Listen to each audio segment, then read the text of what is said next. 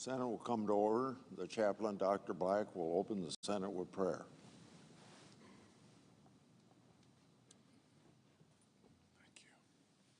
Thank you. Let us pray. God of mystery and clarity, open our eyes to see the unexpected ways you come to us. Lord, reveal to us your presence in the beauties of nature in the promises of sacred scriptures, and in the challenges that deepen our dependence on you. Make clear your plans to our lawmakers and infuse them with confidence in your power. Inspire them to use their talents as instruments of liberation and healing. Lord, keep them purposeful and expectant, so they will experience a deeper friendship with you in the living of their days. We pray in your abiding name. Amen. Please join me in the recitation of the pledge. I pledge allegiance to the flag of the United States of America and to the republic thereof, one nation under God, indivisible, with liberty and justice for all.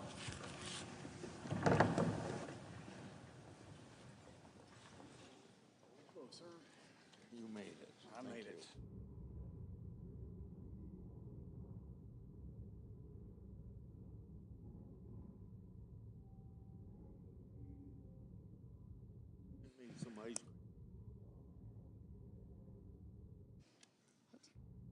Under the previous order, the leadership time is reserved. Morning business is closed. Under the previous order, the Senate will proceed to executive session to resume consideration of the following nominations, which the clerk will report. Nomination, Office of the Director of National Intelligence, Tulsi Gabbard of Hawaii to be director.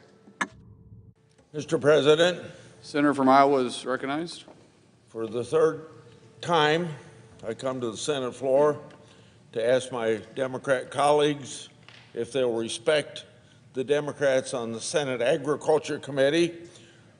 That committee voted unanimously to approve Mrs. Rollins to be Secretary of Agriculture, and there should be no reason to spend 30 hours of debate, and it would show disrespect for the Democrats on the Agriculture Committee not to approve her unless we did it by unanimous consent.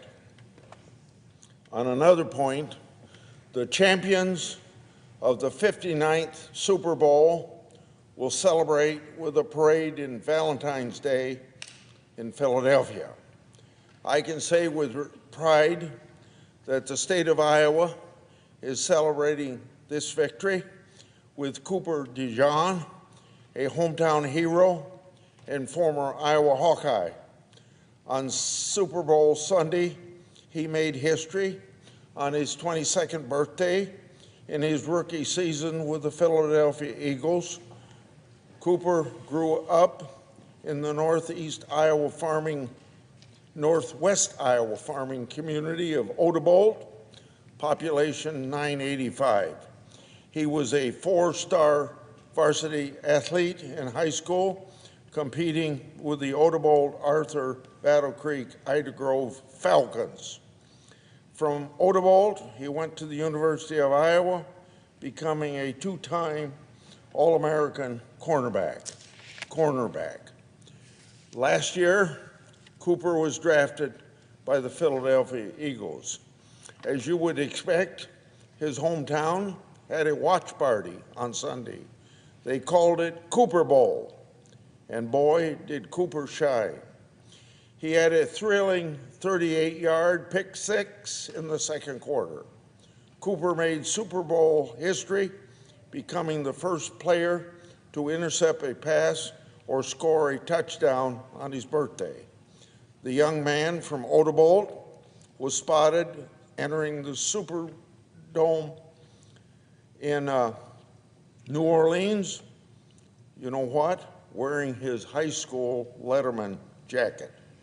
He also had a 712 to 215 printed on his cleats, and homage to his hometown area code and his new Philadelphia area code. So, congratulations, Cooper. You're a role model for young athletes to dream big and put in the work.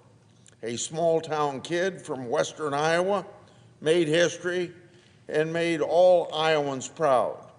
We look forward to watching you shine for many years to come. I yield the floor, suggest the absence of a quorum. The clerk will call the roll. Ms. Also Brooks.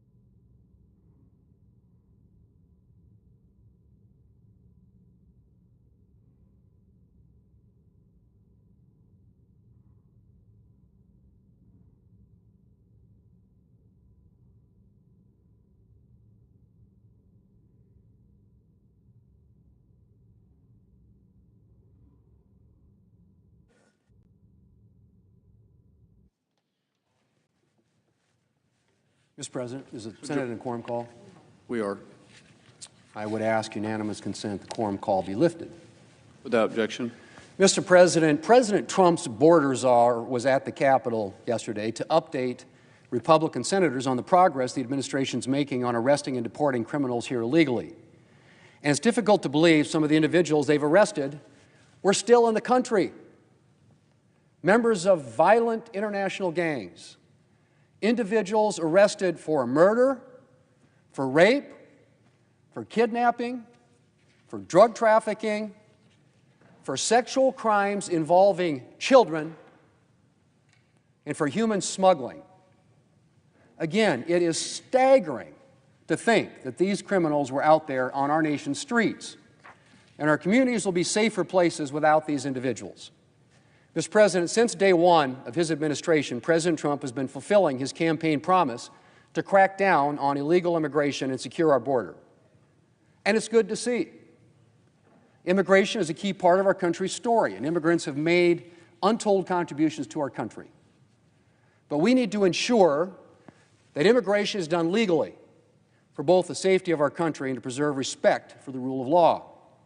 The chaos of the last 4 years was unsustainable, and it was dangerous.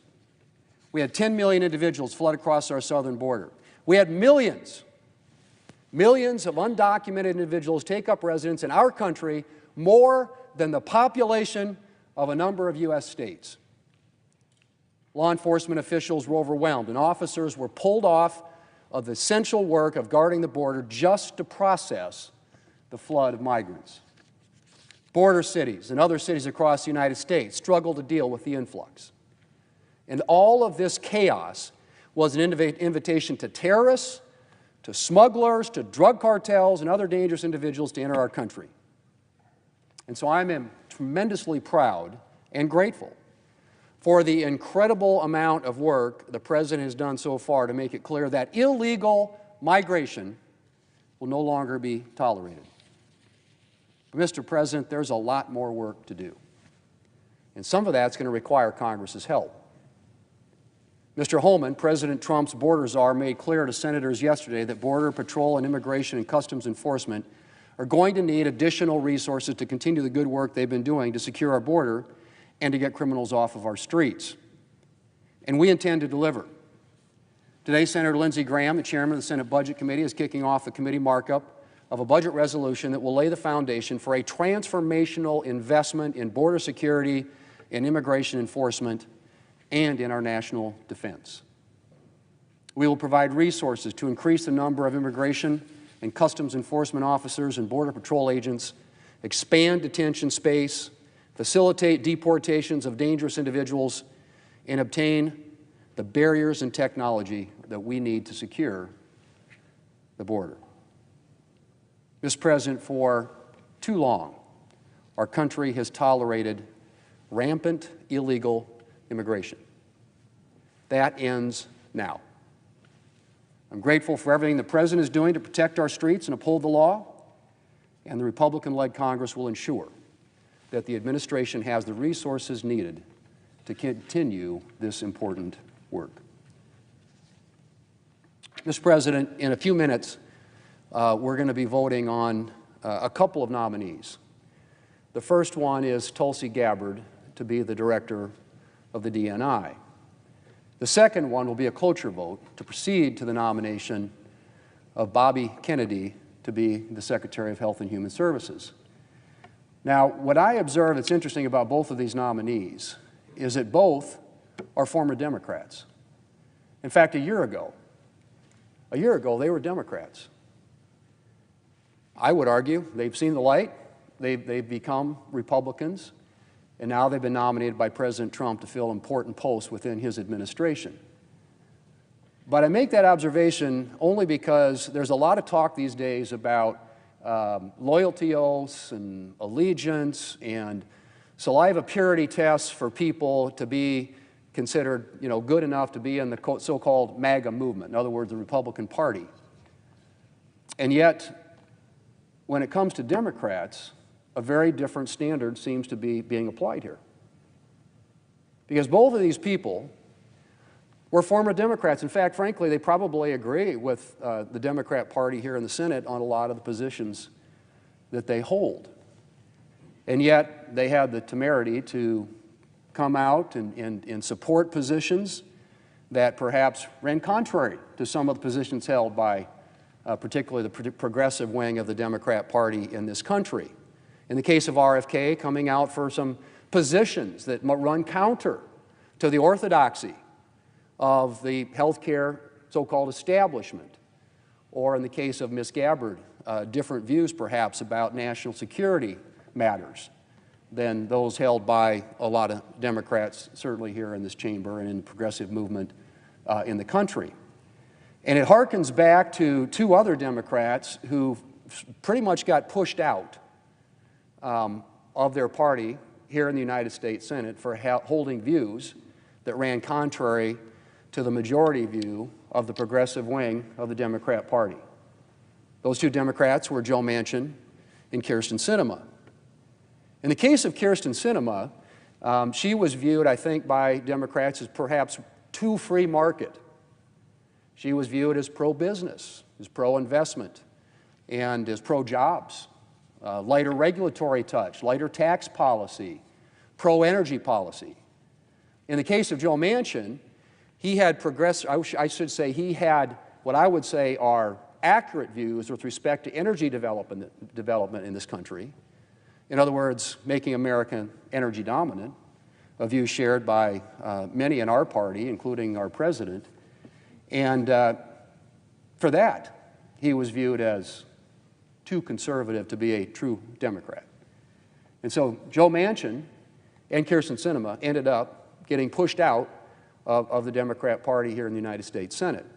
Now, their ultimate cardinal sin, however, in the case of Manchin, as I said, he was pro-energy in a party that is dominated by climate, green, all those, however adjectives you want to use to characterize or describe it. His views ran contrary. In fact, he tried to cut a deal with the Democrats in the Inflation Reduction Act, only to find out that they kind of went back on him, and the deal wasn't what he thought he had agreed to. So his views were out of the mainstream of the Democrat Party, as were Kyrsten Sinema's. But their cardinal sin, Mr. President, their cardinal sin was that they voted against getting rid of the legislative filibuster, a view that was held by, up until just a few years ago, a majority of Democrats here in the United States Senate. There was a letter signed, which I shared the other night, had 32 Democrat signatures on it, pleading with the leadership here in the Senate not to abandon the Senate tradition and heritage with respect to the filibuster, to maintain the heritage and the tradition that the Senate has for open debate and for representation of the minority, for the requirement for collaboration and bipartisanship when it comes to moving consequential legislation. Those are the things that the filibuster traditionally was about. And up until a few years ago, most of my colleagues on the other side, a majority on the other side, signed a letter articulating their views that that ought to be the position of the United States Senate. Well, they tried to push it because they weren't getting the outcomes they wanted on a couple of pieces of legislation when they had the majority a couple of years ago, and they forced a vote on changing the rules, breaking the rules, to get rid of the legislative filibuster and be able to enact an agenda that's more consistent with their liking.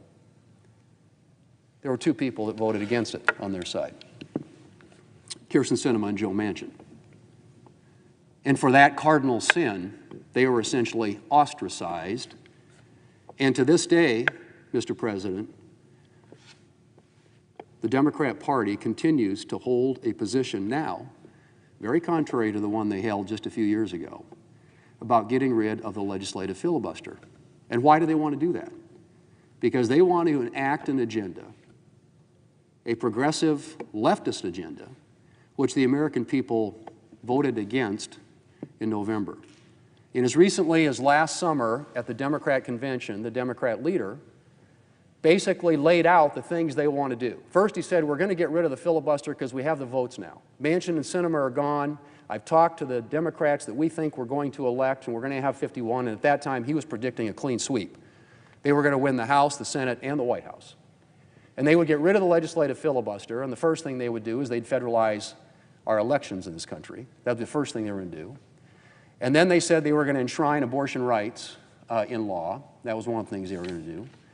There have been many on their side who have talked about packing the Supreme Court, about allowing statehood for Puerto Rico and for Washington, D.C., all elements of the agenda that they want to accomplish through getting rid of the legislative filibuster. That was articulated by the Democrat leader as recently as the Democrat convention last summer. Intentions that they had to get rid of the legislative filibuster so that so that their party is in control, that they could do the things that they wanted to do, that they felt that the American people were asking them to do. Well, it turns out there was an election between last summer and now in which the American people spoke otherwise. And they had a very different view than the Democrats on a whole range of issues. Issues on which I think the left and the Democrat Party is completely out of step with the American people. Not the least of which is allowing boys to play girls' sports. That's a 90% issue with the American people. The House has passed legislation on it. We will vote on it at some point in the future. And I just can't imagine, and I speak as a dad of daughters who were both female athletes, one of whom is in her high school and college Hall of Fame.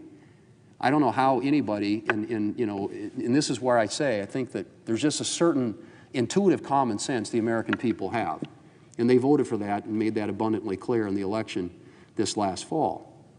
And so I say that, again, just to remind people when you hear this perspective about how Republicans don't have any room for dissent. They all got to be in lockstep. Believe me, we got a lot of dissent on our side. Try leading the Republican conference. The Democrats, on the other hand, you have a dissenting view, particularly on something like the filibuster. Sorry, you're out of here.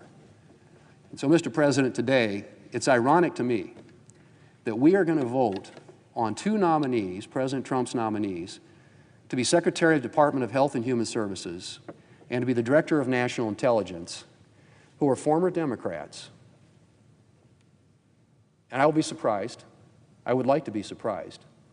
But I don't believe that there's going to be a single Democrat that votes for either of the two people who less than a year ago were members of their party. In some cases, members of their party that goes back decades. The Kennedy family, Democrat politics in America. So you have two nominees who were Democrats a year ago, but because they articulate views now or demonstrated dissent from the ideology of the Democrat Party, are no longer can get even one Democrat to vote for him here on the floor of the United States Senate. Now again, I'm hoping to be surprised. That vote's going to happen in about 30 minutes on Tulsi Gabbard to be Director of National Intelligence. And then shortly after that, we'll have a cloture vote on Robert F. Kennedy to be Secretary of the Department of Health and Human Services. In each of those cases, you got Democrats in good standing, as recently as a year ago, who have been pushed out, come now, they're nominees by President Trump for positions within his administration, and you're not going to see a single Democrat vote for them. But we will confirm them, and we'll get these people into these positions as soon as possible. And answer, I think, the mandate that was given by the American people in November, and that is they want a different track in this country, a different direction. They have a different set of priorities than is being articulated here on the United States Senate. Mr. President, we also had just recently a vote on Laken Riley. And that was probably the most glaring example, again, of Democrats' willingness to filibuster, something they wanted to get rid of 2 years ago. They want to get rid of the legislative filibuster. We get the majority. First time we put a bill on the floor, what do? They filibuster it. And so here we are, slowing down these noms, full 30 hours on Tulsi Gabbard. I assume they'll do the same thing on RFK. But these are people that are going to be confirmed and going to begin working in this administration to implement the agenda that the President of the United States has articulated and the one that he carried to the voters in this last election, and an election in which the voters gave him a decisive majority at the polls. And so, Mr. President, I hope, again, that I'm wrong. I hope that we have a bipartisan vote today on either or both of these nominees. But I will tell you that based on my assessment of where the party is, the Democrat Party in this country, it will come as a great surprise to me if that's the case. Mr. President, I yield the floor.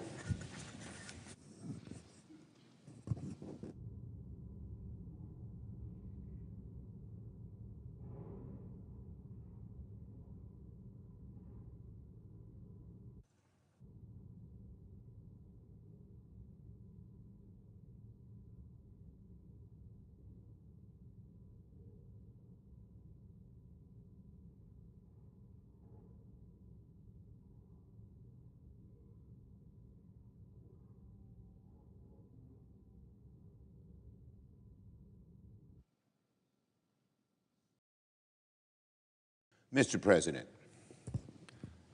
Democrat leader. Mr. President, let me begin with a quote from President Trump during his campaign for the presidency. He said, "When I win, I will immediately bring prices down starting on day one." Well, today is day 23, and prices are up 3%. Let me reiterate. Donald Trump said during his campaign prices would come down starting on day one. It's day 23, and prices are up 3%. Donald Trump is already breaking his promise to the American people. Inflation is the #1 concern of most Americans. And Donald Trump said he'd fight inflation, but he hasn't. Groceries are up 0.5%. Chicken, pork, steak are all more expensive. Egg prices are up 15% from last month. Gas prices are up 2% from last month.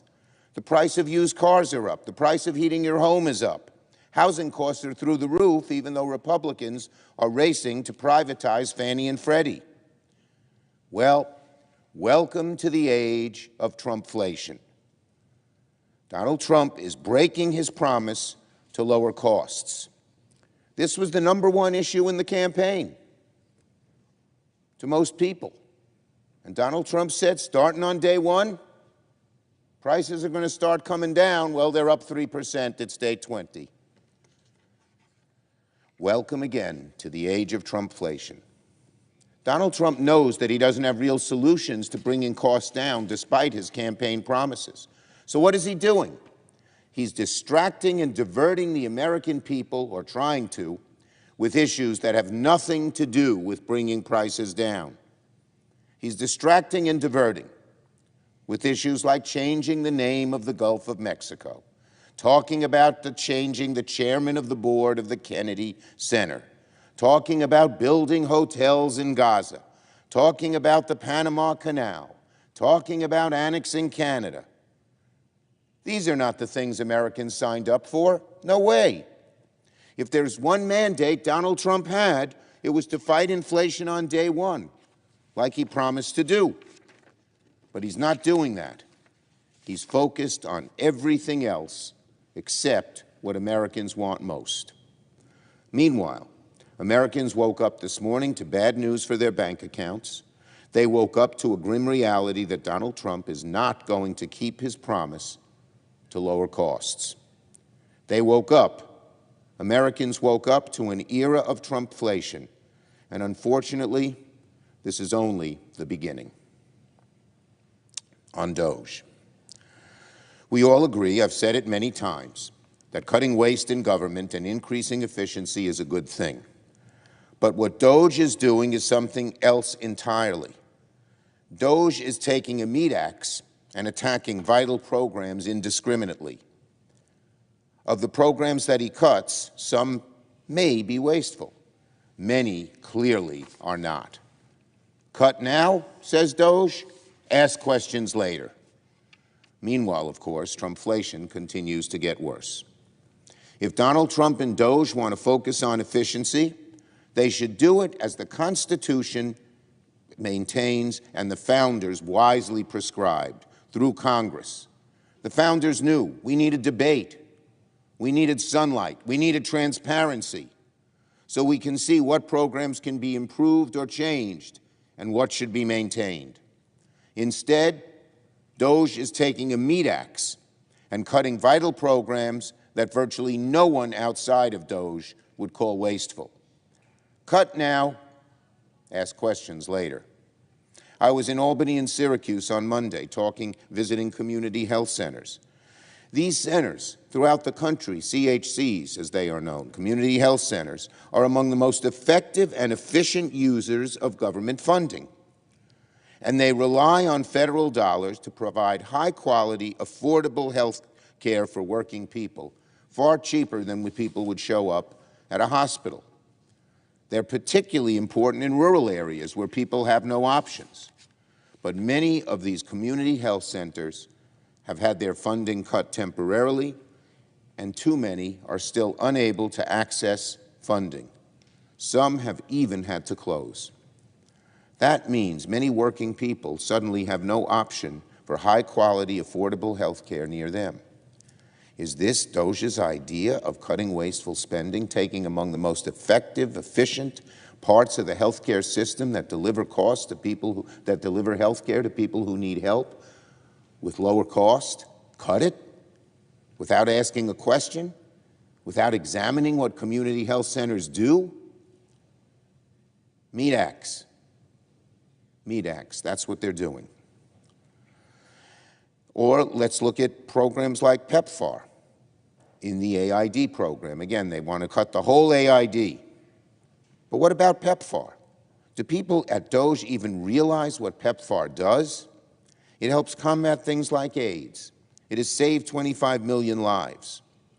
Other programs stop things like Ebola in Central Africa.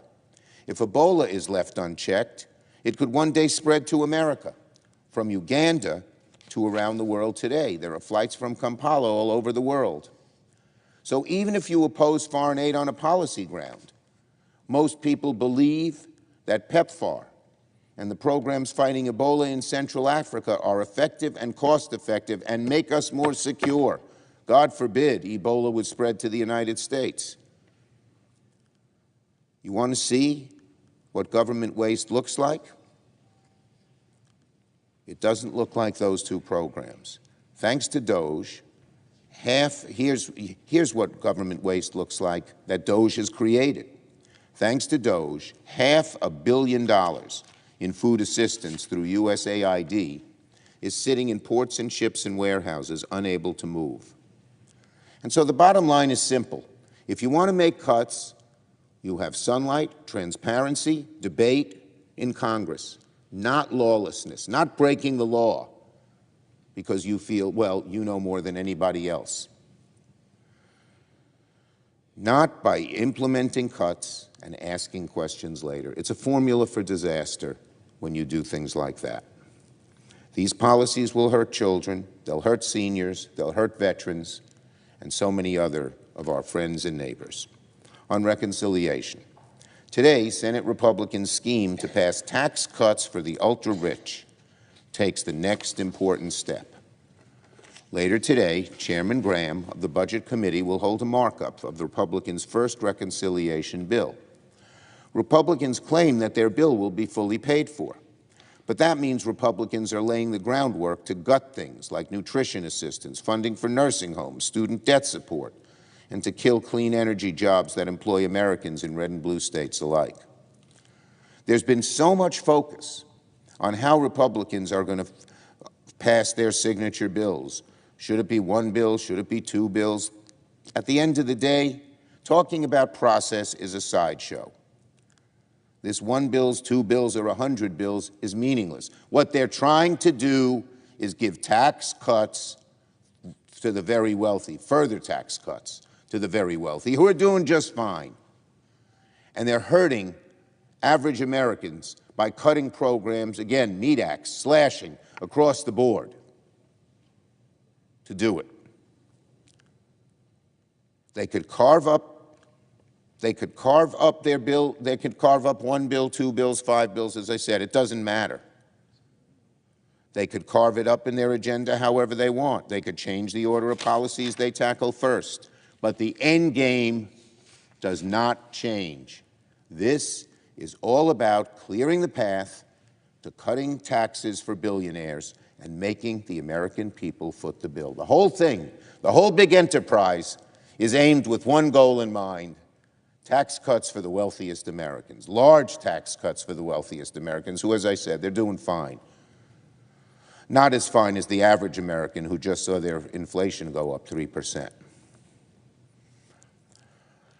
Plain and simple, again, what is their plan?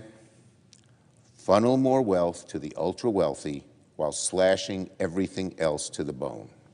Gutting Medicare and Medicaid, yanking school lunches from kids, blocking prescription drug reforms which make drugs cheaper for the average American, cutting funding for cancer research, one of the most popular things we do, cutting research for semiconductor manufacturing, letting China get ahead of us.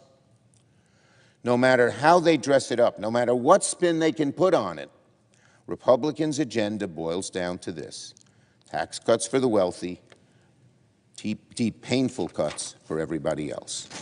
And finally, on the nomination we're about to vote on in a little while, the Gabbard nomination. Every single Democrat, I am proud to say, will oppose the nomination of Tulsi Gabbard, because we simply cannot, in good conscience, trust our most classified secrets to someone who echoes Russian propaganda and falls for conspiracy theories. So before my Republican colleagues cast their vote to confirm Ms. Gabbard, I hope they're going to think carefully one last time, because America's safety, America's security is at stake. Is Ms. Gabbard really who Republicans want leading intelligence agencies? I'll bet not. Is she the best person we could find for the important position of Director of National Intelligence?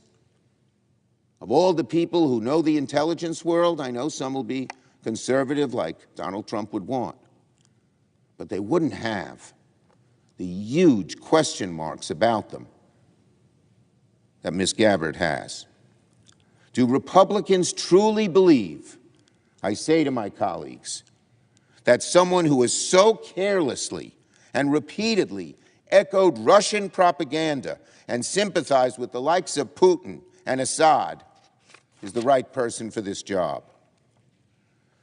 I ask my Republican colleagues to think about the safety of the American people and the concern of our allies and the threats posed by Vladimir Putin before casting this vote. Objectively, I think most senators would agree there are better choices to lead national intelligence. You know what my guess is? If we had a secret ballot, Gabbard might get 10 votes and 40 against her from the other side. People know. That's why they raise so many questions. But Donald Trump and Elon Musk evidently threaten them, and they're changing their view. The Director of National Intelligence must be strong against America's adversaries. This is an amazing one. How could we put someone in when you hear about this? After Assad used chemical weapons against his own people in 2017 and 2018, Tulsi Gabbard turned against U.S. intelligence. By the way, at that point, Donald Trump was president, and sided with fringe conspiracy theorists to cast doubt on these two specific incidents. I want to be clear about how strange and troubling this episode was. On one side, you had the entire U.S. intelligence ecosystem, the intelligence system of the French government, the Organization for the Prohibition of Chemical Weapons, all saying the same thing, that Assad used chemical weapons against his own people in 2017 and 2018. The findings were not speculation. They were based on satellite imagery, witness accounts, medical experts. In other words, the kind of intelligence data that Ms. Gabbard would be responsible for evaluating if she, God forbid, gets this job. On the other side of all these experts and all this evidence, fact-based, you had Tulsi Gabbard relying on the judgment of an individual who had appeared on Russian-funded propaganda outlets, questioning those findings, shielding Assad for his inhumane conduct. I have to say, I have never heard of a DNI nominee who was so ready and willing to question the findings of America's own intelligence operations and yet accept Russian disinformation so easily. And of course, I'm troubled by her long record of showing weakness against Russia when it came to Putin's invasion of Ukraine. On the night Russia invaded Ukraine and launched the first full-scale invasion of a sovereign nation in Europe since World War II, what was Ms. Gabbard doing? She was on Twitter at 11:30 p.m. blaming NATO and the United States for starting the war in Ukraine when Putin invaded Ukraine. She said the war could have been avoided had NATO and the U.S. just accommodated Putin. That's who we want as head of national intelligence? By the way, Russian state TV gleefully aired these comments shortly thereafter. And now Republicans want to make this person the top U.S. intelligence chief. Can you believe it? I really don't believe my Republican colleagues believe she's the right choice. I really don't. I know the pressures that have been placed upon them. There's word in the newspapers and other places that people were told their elections would be opposed, etc. Who knows? But we do know that there was tremendous pressure on Republican senators. But sometimes, my Republican colleagues, you have to buck and stand up to the pressure and say, no, this is the wrong choice, definitely the wrong choice for America. And again, I'd repeat, if there were a secret ballot, I would bet that Gabbard would get no more than 10 votes in the Senate. 10. Maybe. So the nomination of Ms. Gabbard is one of those moments. So again, before Republicans cast their vote to confirm Ms. Gabbard today, please, please, please answer one simple question. Do you care more about doing the right thing for our national security or doing whatever is necessary to keep Donald Trump happy? I yield the floor.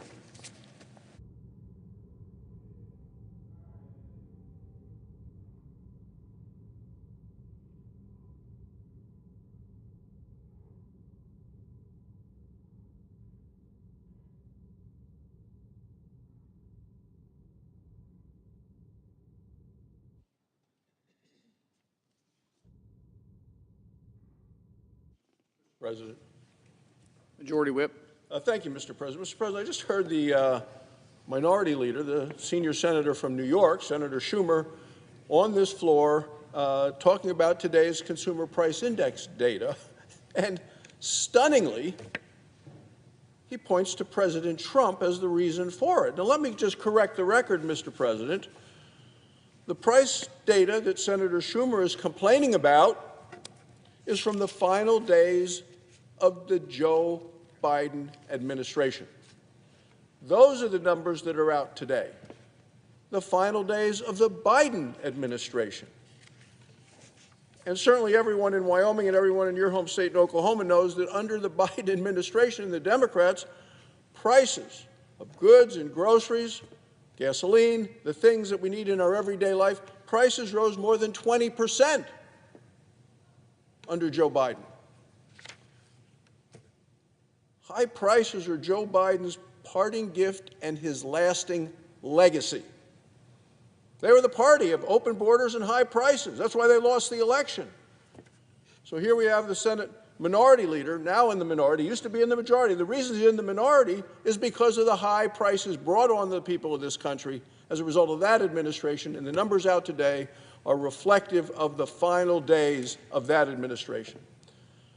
Painfully high prices. They came from Democrats' reckless overspending and their policies. And we're from energy states that was anti-American energy policies. Those are the things that Senate Democrats voted for repeatedly and stood behind and supported. Republicans are focused on making life more affordable for families all across this country, hardworking families. And we have a plan to unleash American energy. And that way, we can keep lowering prices for American families. I just can never forget when Joe Biden said he wanted to prioritize climate over energy that was available, affordable, and reliable. It was a disaster for the country and resulted in defeat of the Democrats. Today, Mr. President, I come to the floor also to talk about confirmation votes. And the Senate will soon vote on the confirmation of Robert F. Kennedy, Jr. to be the Secretary of the Department of Health and Human Services. America needs to be healthy. I'm a doctor, worked with patients for over 20 years, as a surgeon in Wyoming. The problem is our nation faces a chronic disease epidemic. Chronic diseases, including diabetes, cancer, obesity, heart disease, high blood pressure, chronic diseases. They are so widespread that managing them accounts for almost 90% of the federal health care spending in this country. And we spend a lot of our gross national product on health care. Nearly 3 in 5 Americans, adults, and 1 in 4 American children are impacted by this. Our health care system tries to address the problem, but yet by incentivizing procedures over prevention and paying for that, well, it often fails to address what we need to do effectively as well as economically. As a result, Americans are actually becoming less healthy. We need to put America on the path to good health. President Trump has selected Robert F. Kennedy, Jr. to do just that, to make America healthy again. Mr. Kennedy will bring a fresh set of ideas and eyes to important debates surrounding our nation's public health. He's going to be a voice for the vast number of Americans who were failed by the previous administration.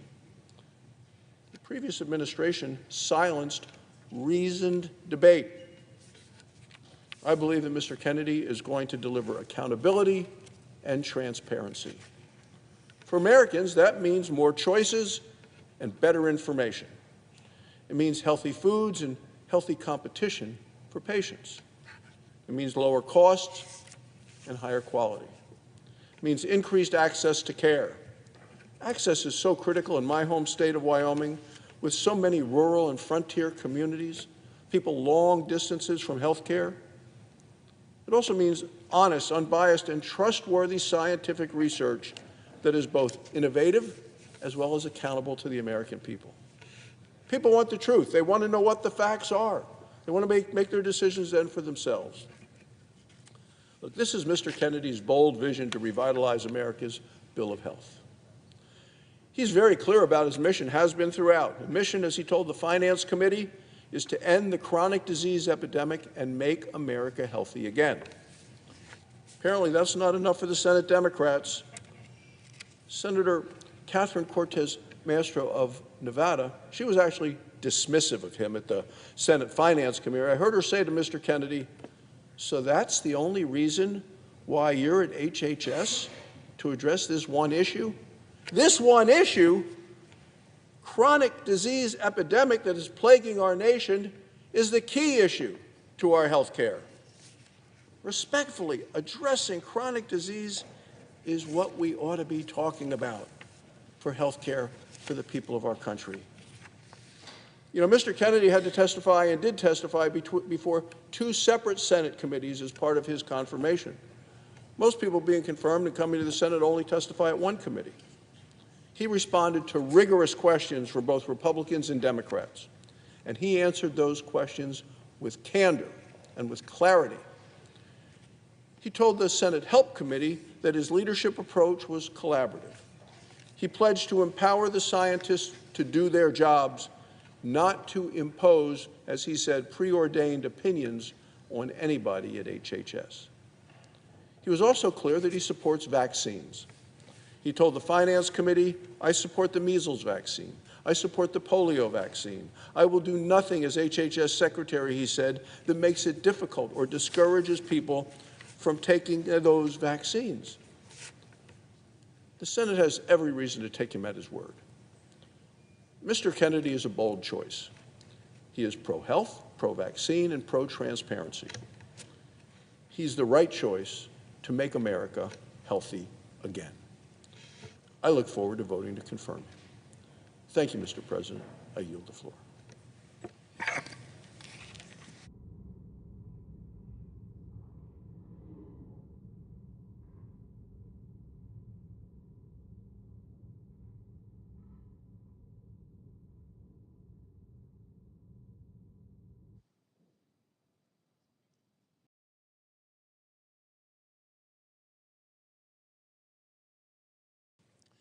Mr. President, Senator from Virginia.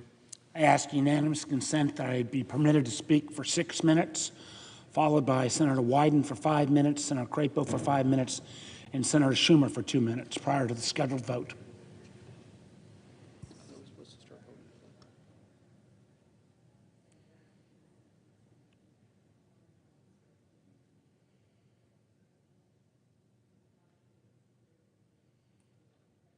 The objection. Thank you. Mr. President, I rise once more to oppose the nomination of Tulsi Gabbard to be the Director of National Intelligence.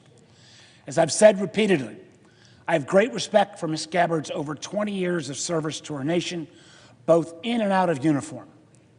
I am, however, profoundly worried that she lacks the qualifications or judgments to be DNI. The job of the Director of National Intelligence is not a duty to be taken lightly. The incumbent serves as the principal intelligence advisor to the President and also bears the weight of responsibility to prevent another 9/11. The DNI must also represent the tens of thousands of intelligence professionals who around the world often toil in anonymity. They serve as America's first line of defense against terrorists, transnational criminals, and adversarial nations who wish to do us harm. And she must also represent America to our allies as a trustworthy partner. Unfortunately, through her own words and actions, Ms. Gabbard has demonstrated she is not up to the task. She took the word of Syrian dictator Bashar al-Assad against the assessments of our own Department of Defense, State Department, and intelligence community when she claimed that, and when she denied that Assad used chemical weapons against his own people. She knowingly met with a Syrian cleric who was vocally threatened to conduct serial bomb attacks against the United States. She sought to blame the United States and NATO,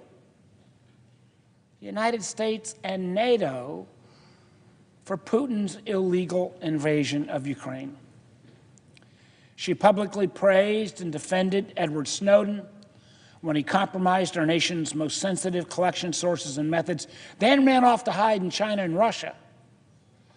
Those compromises put at risk not only our intelligence, but our men and women in uniform in places like Iraq and Afghanistan. And just last week, even with repeated inquiries from her Republican colleagues, she refused to call Snowden a traitor. Now, speaking of China, when asked about TikTok at her confirmation hearing, she refused to acknowledge the threat posed by China owning a social media company that reaches 170 million Americans. And all the way up until she was nominated to be DNI, she publicly advocated for the wholesale elimination of FISA 702. 702 is a tool that we use actively in the intelligence domain, a tool that contributes literally 60% of the information that makes up the President's daily brief. That daily brief, which will also fall under her responsibility, should you be confirmed. The environment facing a new DNI today is complicated and fraught with challenges. Not only had the traditional threats persisted, China, Russia, Iran, North Korea, but we've seen an increased threats from terrorism, cyber actions, and transnational criminal organizations. All the while, the intelligence community itself is under attack. Some of our most senior and experienced law enforcement and intelligence professionals are being asked to take political litmus tests. And those who are seen as insignificantly loyal are being fired or forced to resign. Whole agencies are being eliminated and funding impounded in flagrant defiance of the Constitution, which only gives the Congress, us here in this body, the power of the purse. and unvetted, unqualified individuals illegally burrowing into classified and sensitive information. This very action jeopardizing our national security and violating Americans' privacy. These Doge Bros seem to have no restriction on them at all, and I've seen no evidence that Ms. Gabbard is prepared to deal with this onslaught. Therefore, I must oppose her nomination and urge my colleagues to do the same.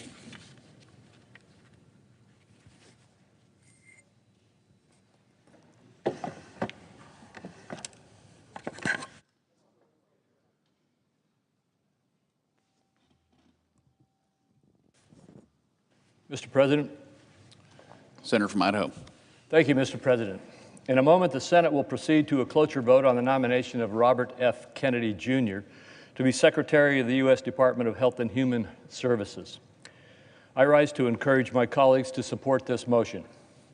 As Secretary of HHS, Mr. Kennedy would oversee our nation's expansive health care system, from sources of coverage to advancement of public health.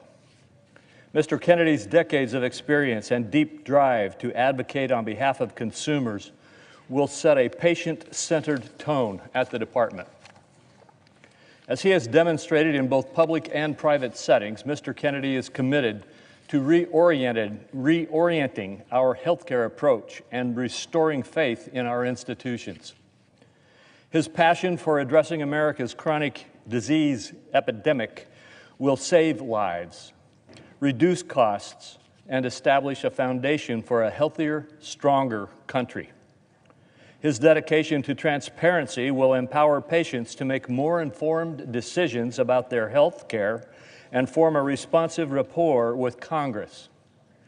As Mr. Kennedy stated during his hearing, if Congress asks me for information, you will get it immediately. Over the course of his vetting process, Mr. Kennedy met with dozens of members on both sides of the aisle, spoke with bipartisan Senate Finance Committee staff, appeared before 2 committee hearings, and answered over 900 questions for the record, not to mention presenting thousands of pages of documents. Mr. Kennedy has gone through the same Office of Government Ethics process as all nominees who come before the Finance Committee and has received support for his efforts. Similar to all other nominees, we have a letter from the Director of the Office of Government Ethics stating, based thereon, we believe that this nominee is in compliance with applicable laws and regulations governing conflicts of interest. He even amended his ethics agreement, going beyond what was required by the Office of Government Ethics in response to the request from one of our Finance Committee members. I urge my colleagues to join me in advancing this nomination so we can begin to make our country healthier. Thank you, Mr. Chairman.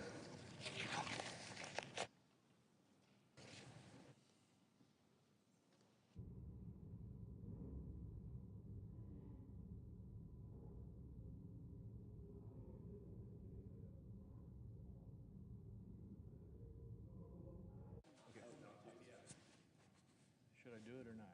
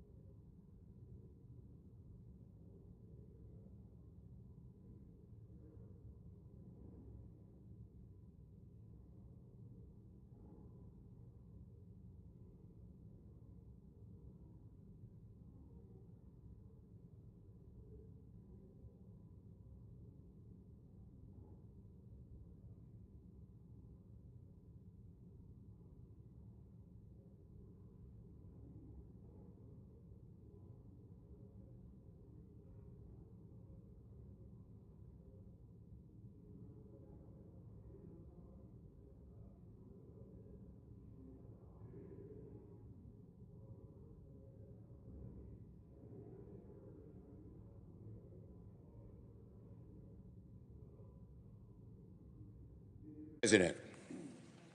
Democratic leader. I know I spoke a little while ago on Tulsi Gabbard, but I feel so strongly I just wanted to make one last plea to my Republican colleagues. In a moment, the Senate will vote to confirm Tulsi Gabbard as the next Director of National Intelligence. Every single Democrat, I am really proud to say, will oppose this awful nomination because we simply cannot, in good conscience, trust our most classified secrets to someone who echoes Russian propaganda and falls for conspiracy theories. It's hard to believe, of all the talented and capable people, that this is the person nominated. It's a person who has said things like the Ukraine invasion was caused by the United States, not by Putin. It's somebody who has denied Assad's use of chemical weapons despite all of the intelligence. It's someone who echoes Russian propaganda and falls for crazy conspiracy theories. I'd say to my Republican colleagues, please think once again about this nomination. This endangers our security. And my guess is, if a secret ballot were cast on Tulsi Gabbard, maybe she'd get 10 votes. You all know how bad she is. And so I know that people feel they want to please the president in his nomination. But there are certain times you have to buck and stand up and say, no, this is just a very bad choice for America. And the nomination of Ms. Gabbard is simply one of those. I plead with my colleagues, I know it's the last minute, to think twice, to vote no, as we all will vote, because this is such an awful nomination who will endanger our national security and our intelligence operations throughout the country and the world. I yield the floor. Absence of a quorum. Clerk will call the roll. Ms. Also Brooks.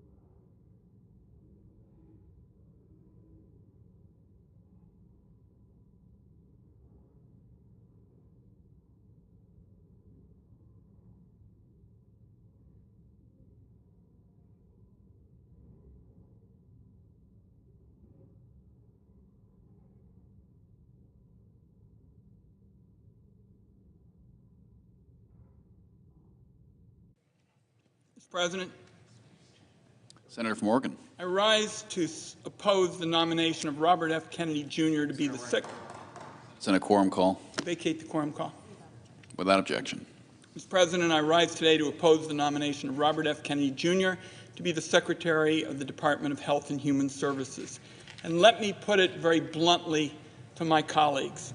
A vote for Robert Kennedy for this position is a vote for a sicker America. And there's irony in that judgment, considering Mr. Kennedy is the figurehead of a mass movement known as Make America Healthy Again. But on issue after issue, Mr. Kennedy refused to stand up for policies that will keep Americans healthy and out of the hospital. From vaccines to affordable health insurance to lower drug prices to women's reproductive health care, Mr. Kennedy, through several hearings, ducked and dodged and weaved instead of answering the basic questions that came from senators of both parties. When he did answer, he demonstrated a shocking lack of knowledge about the federal health programs he'll be charged with running and a willful desire to mislead senators about his views on science matters like vaccine safety. The only conclusion I'm left with is that he stands steadfastly by the outlandish views he's expressed over his two-decade career as an anti-vaccine crusader, and he's fully prepared to implement the Republican health care agenda.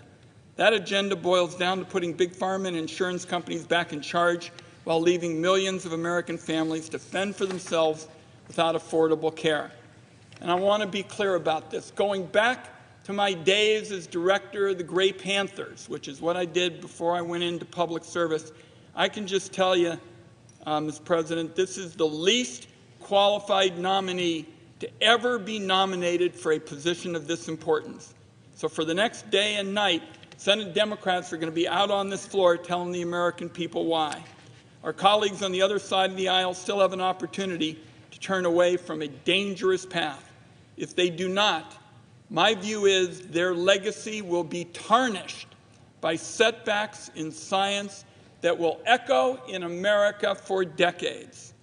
As I mentioned, I spent countless hours as a young man working with seniors to navigate the newly created Medicare program and help them avoid predatory insurance company tactics that remain all too common today. To me and many other Americans, healthcare colleagues is the most important issue, because if you and your loved ones don't have their health, everything else goes by the board. And the reality is, we need to make sure that Americans have the best and most affordable health care possible, rather than having a handful of health care companies being gobbled up in the entire market for health insurance, pharmaceuticals, hospitals, and even doctors. The results have been great for shareholder profits and disastrous for American families.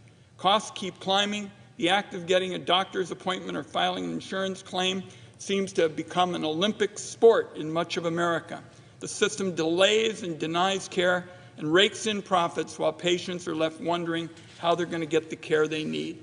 So the question before the Senate now is whether we want America's chief health officer to be somebody who's going to take on those corporate interests, somebody who's going to fight tooth and nail to lower costs and improve care, somebody who's going to work to protect and improve the federal health care programs that tens of millions of Americans rely on them, and not gut. Everything I've seen and heard from Mr. Kennedy over these last few weeks has led me, colleagues, to conclude he is not the person that America needs. Americans have little reason to take Mr. Kennedy at his word. They do, however, have every reason to believe Mr. Kennedy will continue to embrace and amplify anti-vaccine programs. Every reason to believe is he will back up Donald Trump's abortion bans, and every reason exists to examine the prospect that he'll be a rubber stamp for the Republican health agenda that would rip away the health care of so many Americans. Over the next 24 hours, Democrats are going to show the American people why these concerns are so serious. I yield the floor, and I urge my colleagues to oppose this nomination. Right now. All time has expired. The question occurs on the Gabbard nomination.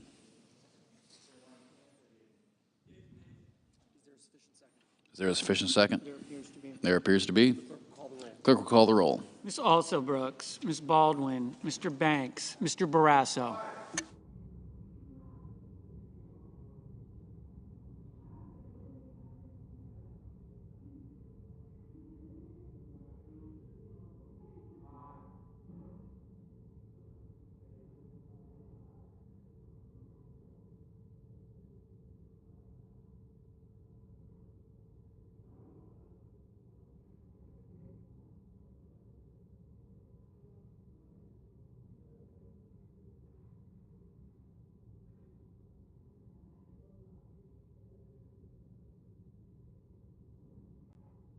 Mr. Bennett.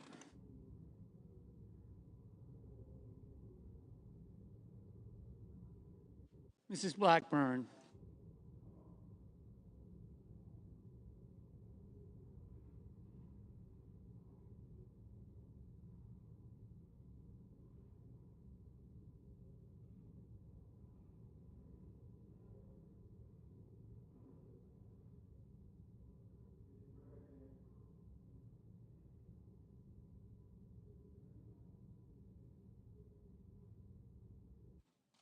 Mr. Blumenthal.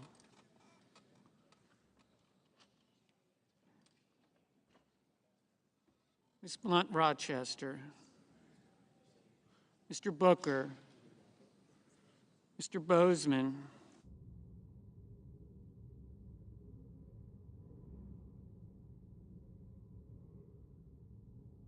Mrs. Brett.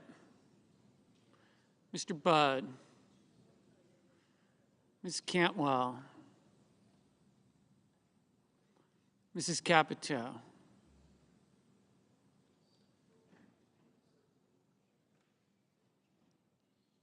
Mr. Cassidy. Ms. Collins.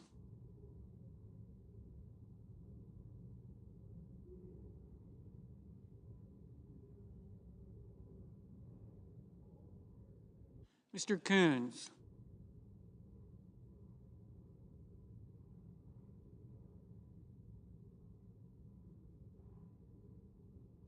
Mr. Cornyn.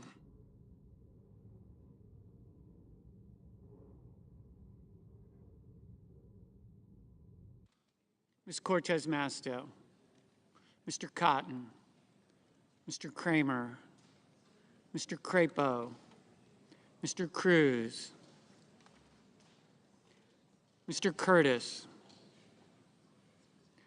Mr. Daines. Ms. Duckworth. Mr. Durbin. Ms. Ernst. Mr. Fetterman. Mrs. Fisher. Mr. Gallego. Mrs. Gillibrand. Mr. Graham. Mr. Grassley. Mr. Haggerty. Ms. Hassan. Mr. Hawley. Mr. Heinrich. Mr. Hickenlooper. Ms. Hirono. Mr. Hoven. Mr. Husted. Mrs. Hyde-Smith. Mr. Johnson. Mr. Justice.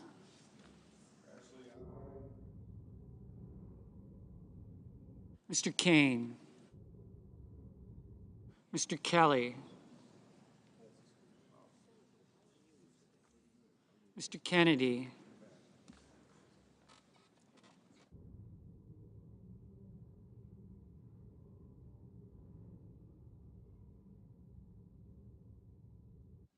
Mr. Kim.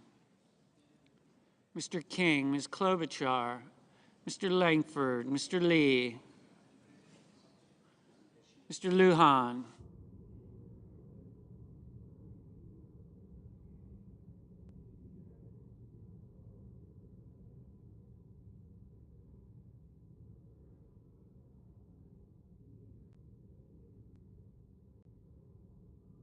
Ms. Lummis,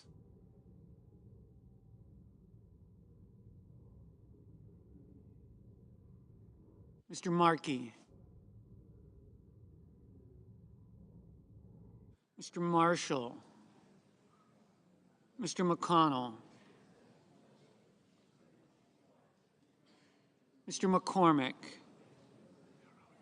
Mr. Merkley,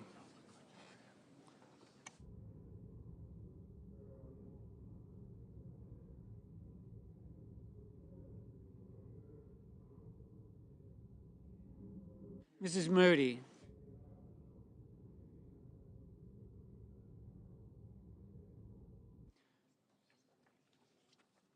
Mr. Moran,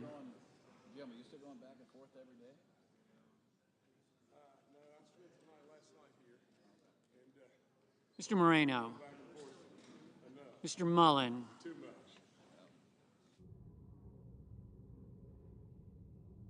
Ms. Markowski, Mr. Murphy,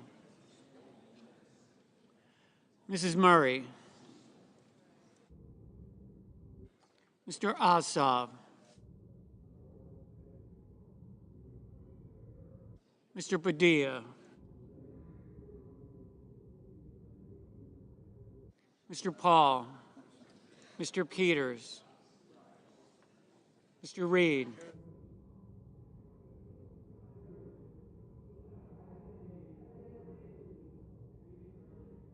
Mr. Ricketts,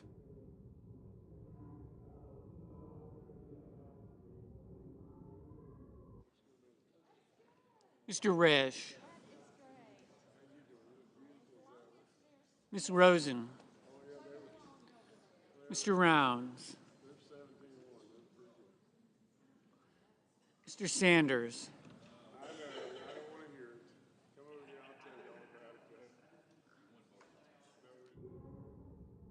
Mr. Schatz,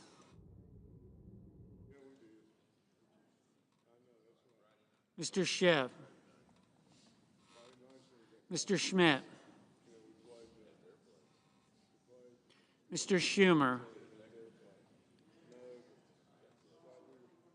Mr. Scott of Florida, Mr. Scott of South Carolina, Mrs. Shaheen,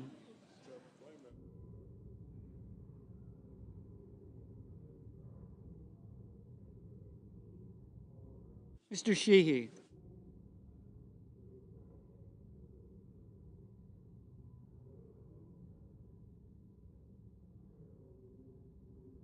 Ms. Slotkin, Ms. Smith,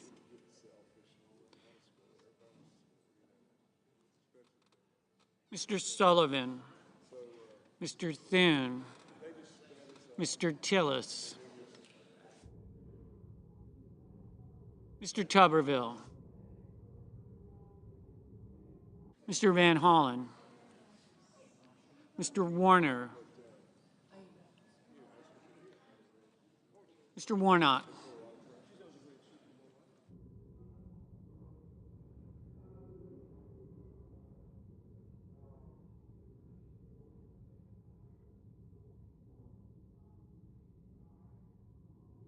Ms. Warren, Mr. Welch, Mr. Whitehouse, Mr. Wicker, Mr. Wyden,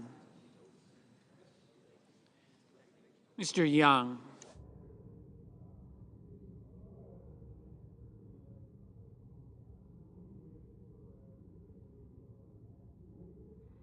Senators voting in the affirmative: Banks, Barrasso, Blackburn, Britt, Budd, Cassidy, Cotton, Crapo, Curtis, Daines, Grassley, Johnson, Justice, Lankford, Moran, Mullen, Risch, Rounds, Schmidt, Scott of South Carolina, Sheehy, Tillis, Tuberville. Mr. Hoeven, aye.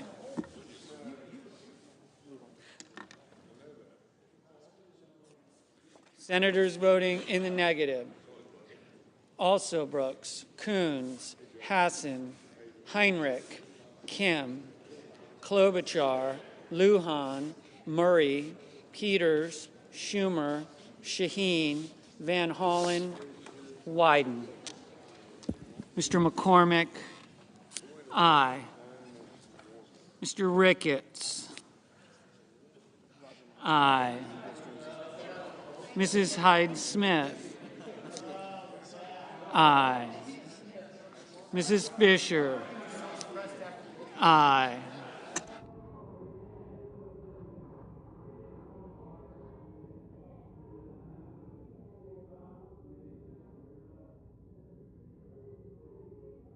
Mr. Schiff, no. Mr. Bozeman, aye. Mr. Schatz, no. Mr. Marshall, aye. Mr. Gallego, no.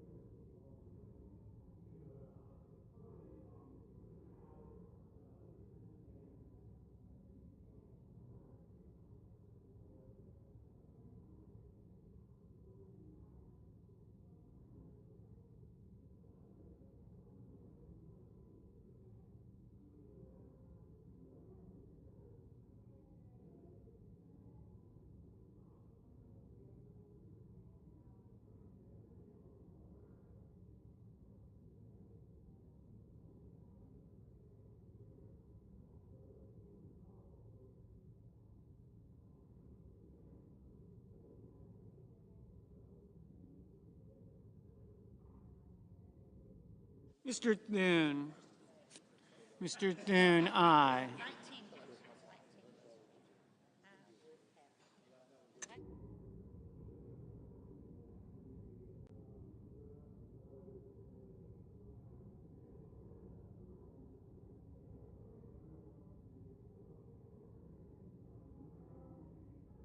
Ms. Duckworth. Ms. Duckworth, no. Ms. Ernst. Ms. Ernst, aye. Ms. Collins. Ms. Collins, aye.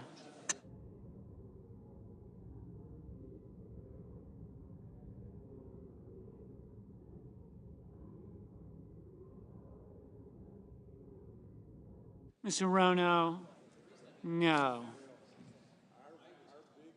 Mr. Merkley, no. Ms. Cortez Masto, no.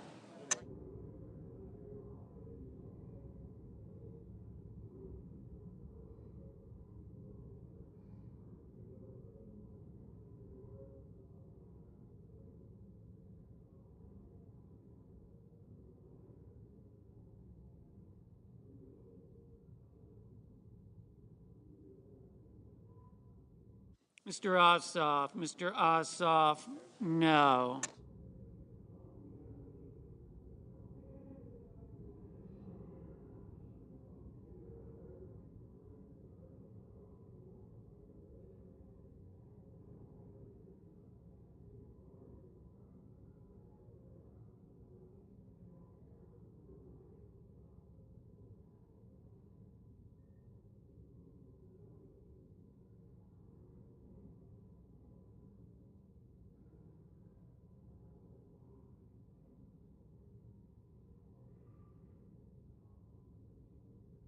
Mr. Welch. Mr. Welch, no.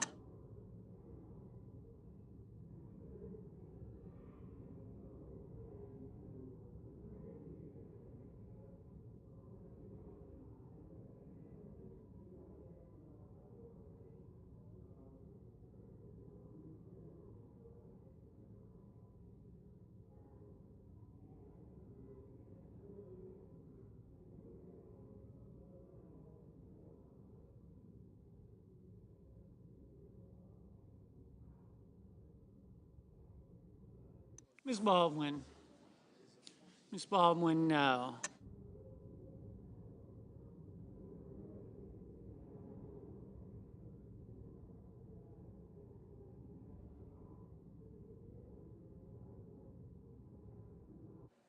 Ms. Cantwell. Ms. Cantwell, no.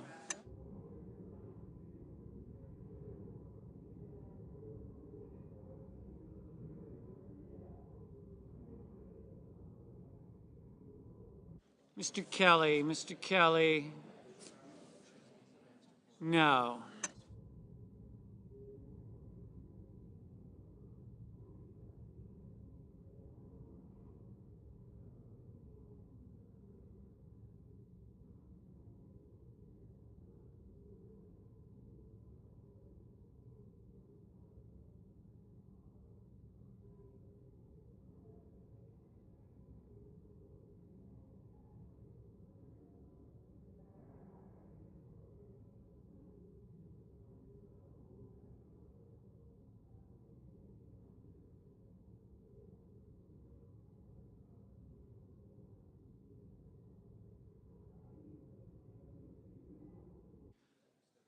Mr. Graham. Mr. Graham, aye. Mrs. Moody. Mrs. Moody, aye.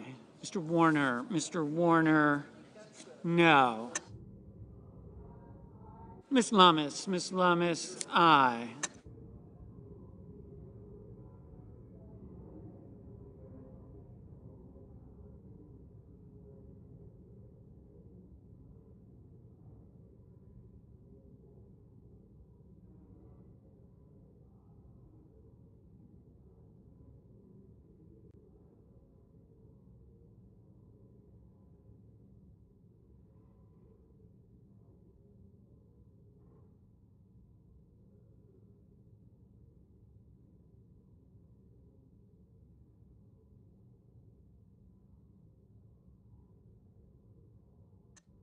Ms. Blunt Rochester. Ms. Blunt Rochester, no. Mr. Husted. Mr. Husted, aye.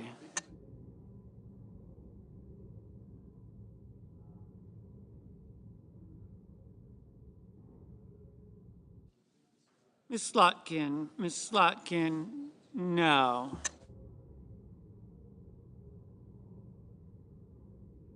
Mrs. Capito. Mrs. Capito, aye.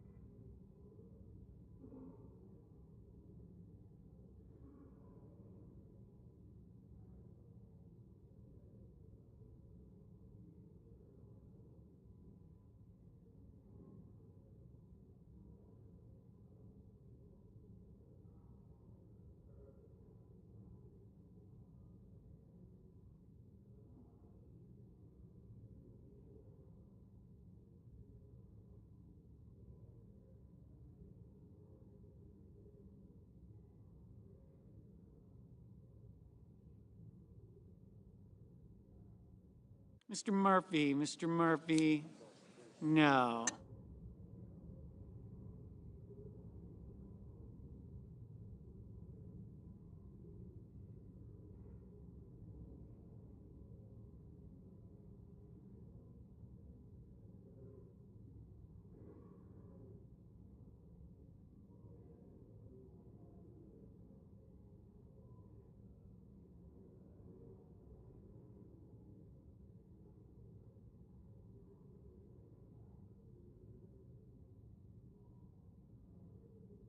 Mr. Blumenthal. Mr. Blumenthal, no.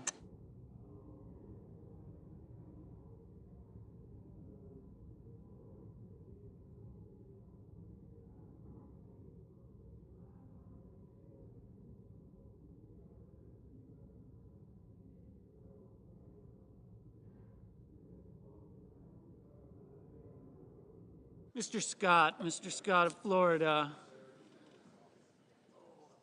aye. Mr. Sullivan. Mr. Sullivan, aye. Mr. Hickenlooper. Mr. Hickenlooper, no.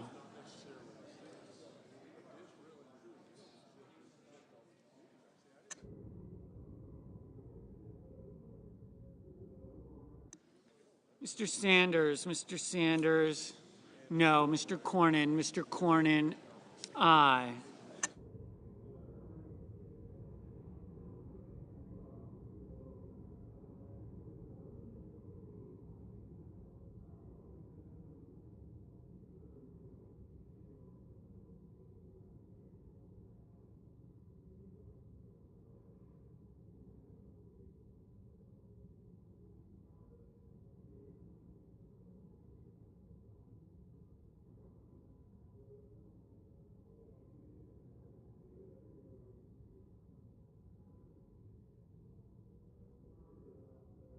Mr. King, no. Mr. Reed. Mr. Reed, no. Mr. Markey, no. Ms. Warren, no. Mr. Kramer, aye. Mr. Paul, aye.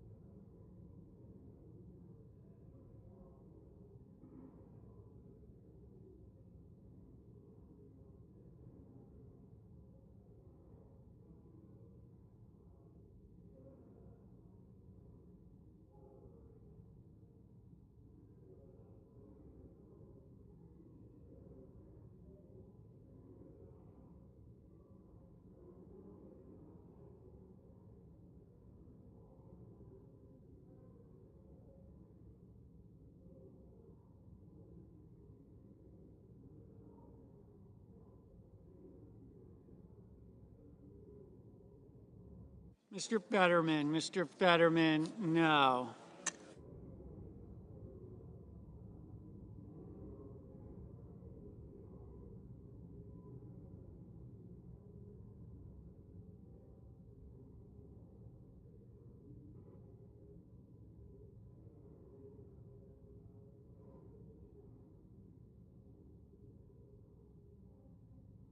Mr. Wicker, aye.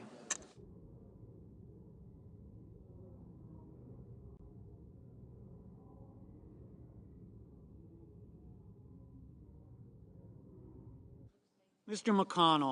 McConnell, no.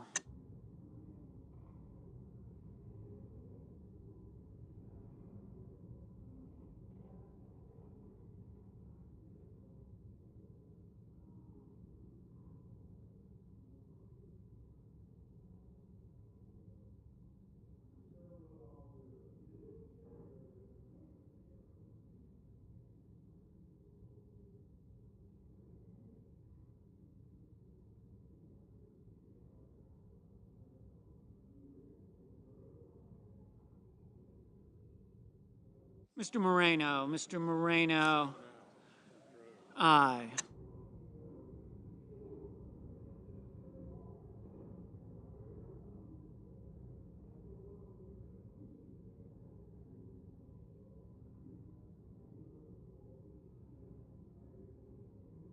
Mrs. Gillibrand, no.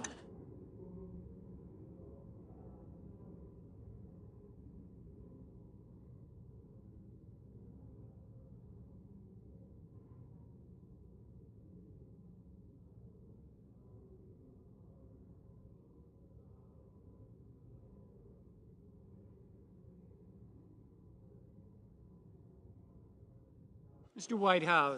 Whitehouse, no.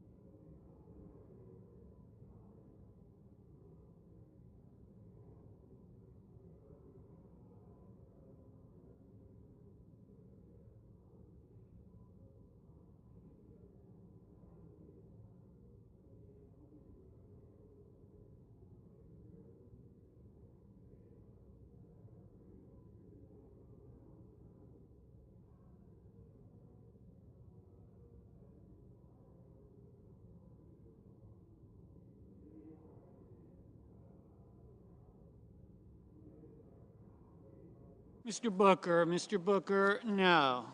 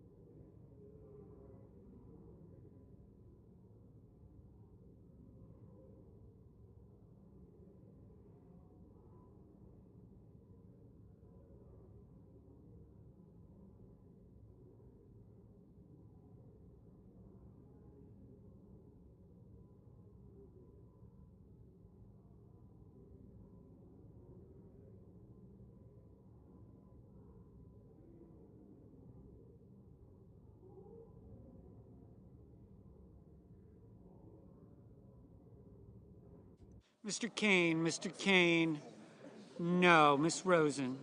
Ms. Rosen, no.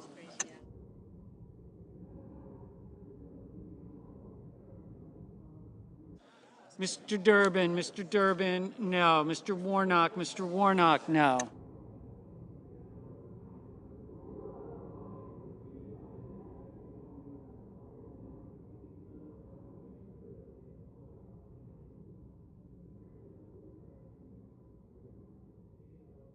Ms. Smith, no.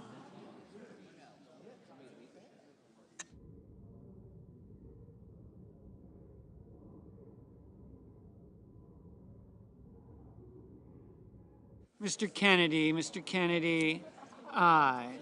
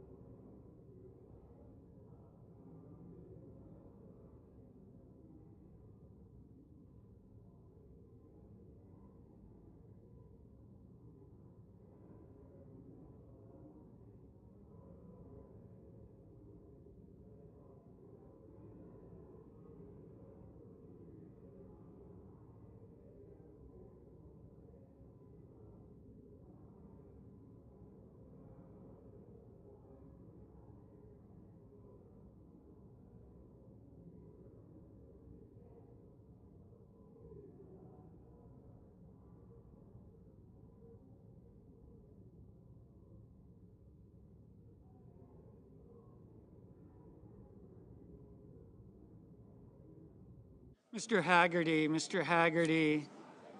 aye.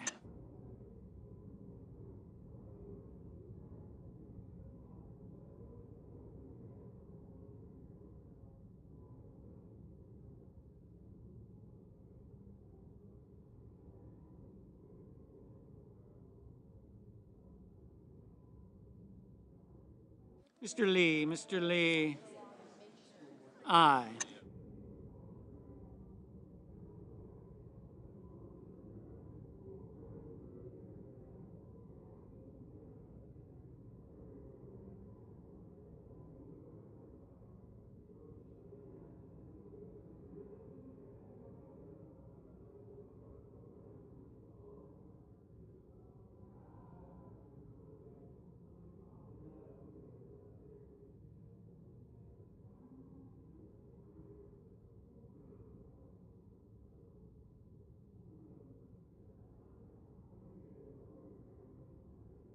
Mr. Cruz,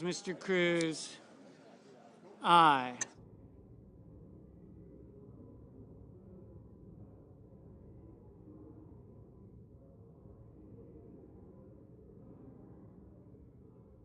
Mr. Padilla, no.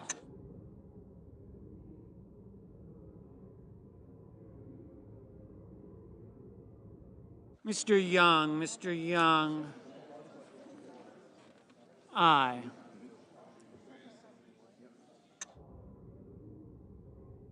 Ms. Markowski, Aye.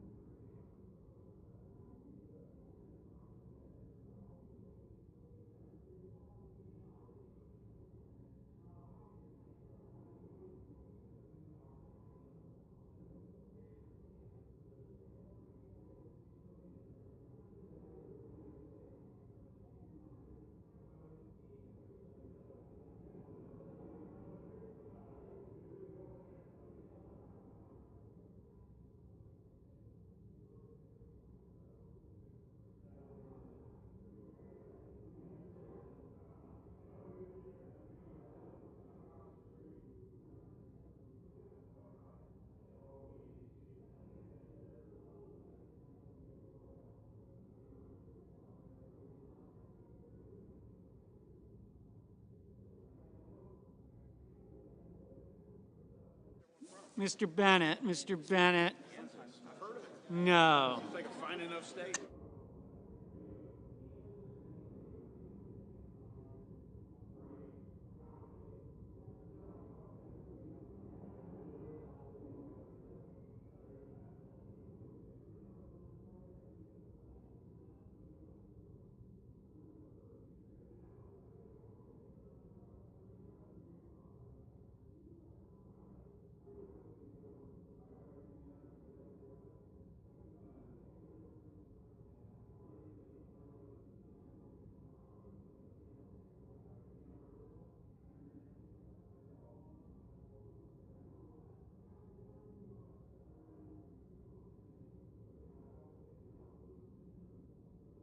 Mr. Hawley, Mr. Hawley. Aye.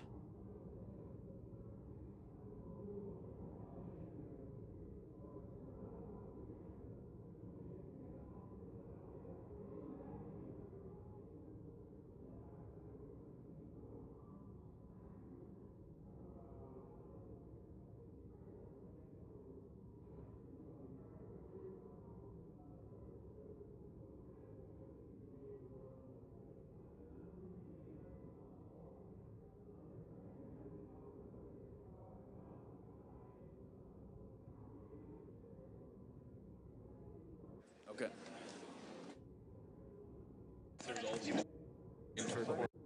Yeas are 52, nays are 48. Nomination is confirmed. Under the previous order, the motion to reconsider is considered, made, and laid upon the table, and the President will immediately notify of the Senate's actions. Mr. President, I Majority Leader. move to waive the mandatory quorum with respect to the Kennedy nomination. Is there objection? Without objection. The clerk will report the motion and invoke cloture. Cloture motion. We, the undersigned senators, in accordance with the provisions of Rule 22 of the Standing Rules of the Senate, do hereby move to bring to a close debate on the nomination of Robert F. Kennedy, Jr.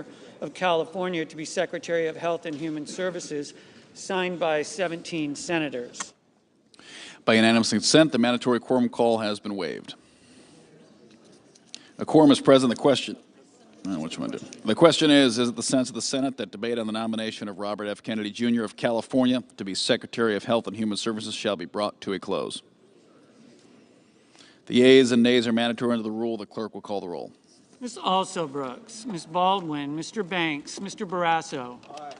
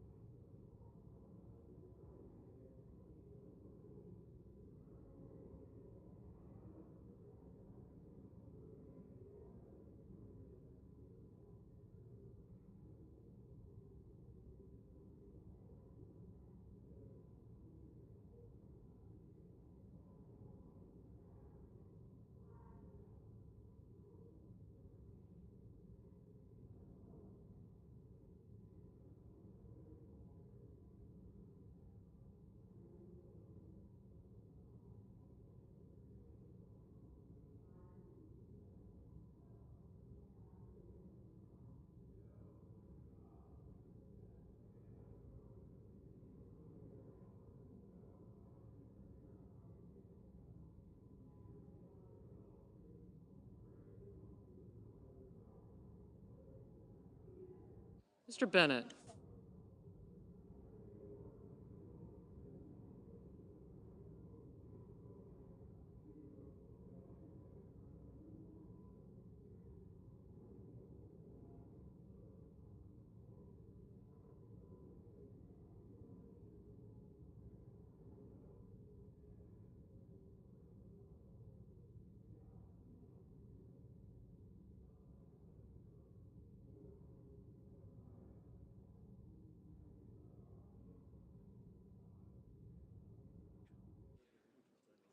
Mrs. Blackburn.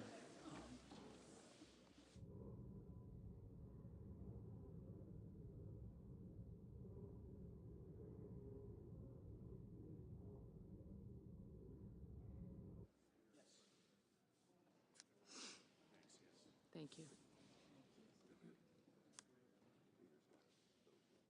Mr. Blumenthal, Ms. Blunt Rochester.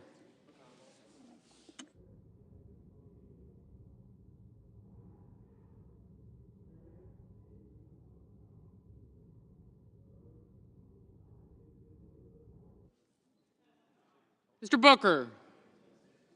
Mr. Bozeman. Mrs. Britt. Mr. Budd. Ms. Cantwell. Mrs. Capito. Mr. Cassidy. Ms. Collins. Mr. Coons. Mr. Cornyn. Thank you. Ms. Cortez Masto. Mr. Cotton. Mr. Kramer. Mr. Crapo. Mr. Cruz. Mr. Curtis. Mr. Daines. Ms. Duckworth. Mr. Durbin. Ms. Ernst. Mr. Fetterman. Mrs. Fisher. Mr. Gallego. Mrs. Gillibrand. Mr. Graham. Mr. Grassley. Mr. Haggerty. Ms. Hassan. Mr. Hawley.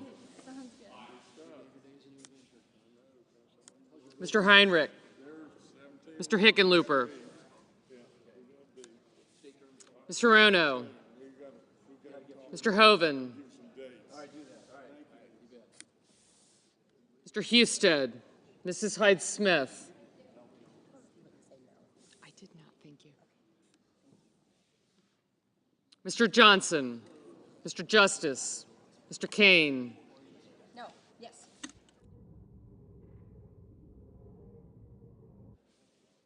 Mr. Kelly. Mr. Kennedy. Mr. Kim. Mr. King. Ms. Klobuchar. Mr. Langford. Thanks. Mr. Lee. Mr. Lujan. Ms. Lummis. Mr. Markey. Mr. Marshall. Mr. McConnell. Mr. McCormick. Mr. Merkley. Mrs. Moody. Mr. Moran. Mr. Moreno. Mr. Mullen. Ms. Murkowski. Mr. Murphy. Mrs. Murray. Mr. Ossoff. Mr. Padilla. Mr. Paul. Mr. Peters. Mr. Reed. Mr. Ricketts. Mr. Risch. Ms. Rosen. Mr. Rounds. Mr. Sanders. Mr. Schatz. Mr. Schiff. Mr. Schmidt. Mr. Schumer. Mr. Scott of Florida. Mr. Scott of South Carolina. Mrs. Shaheen. Mr. Sheehy. Ms. Slotkin. Ms. Smith. Mr. Sullivan. Mr. Thune. Mr. Tillis. Mr. Tuberville. Mr. Van Hollen. Mr. Warner. Mr. Warnock. Ms. Warren. Mr. Welch. Mr. Whitehouse. Mr. Wicker. Mr. Wyden. Mr. Young.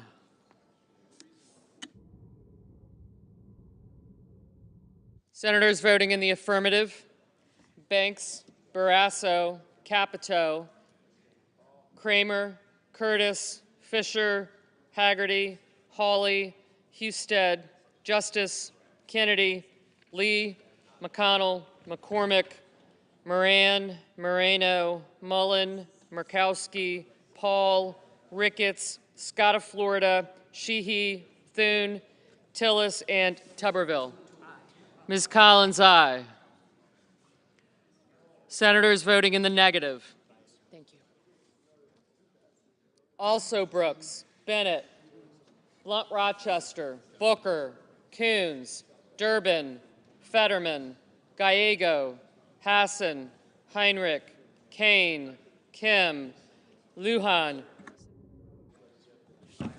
Reed, Rosen, Schatz, Shaheen, Slotkin, and Smith. Mr. Cornyn, aye. Mr. Cruz, aye.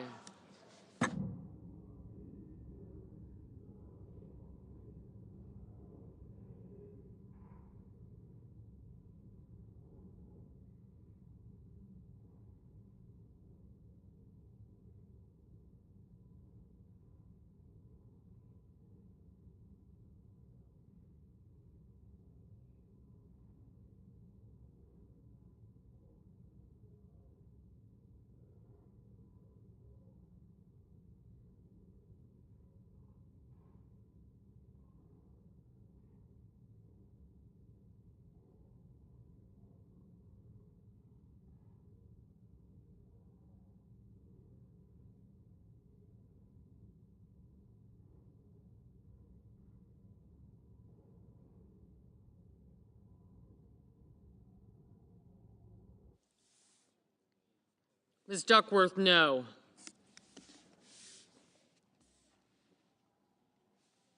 Ms. Cantwell, no.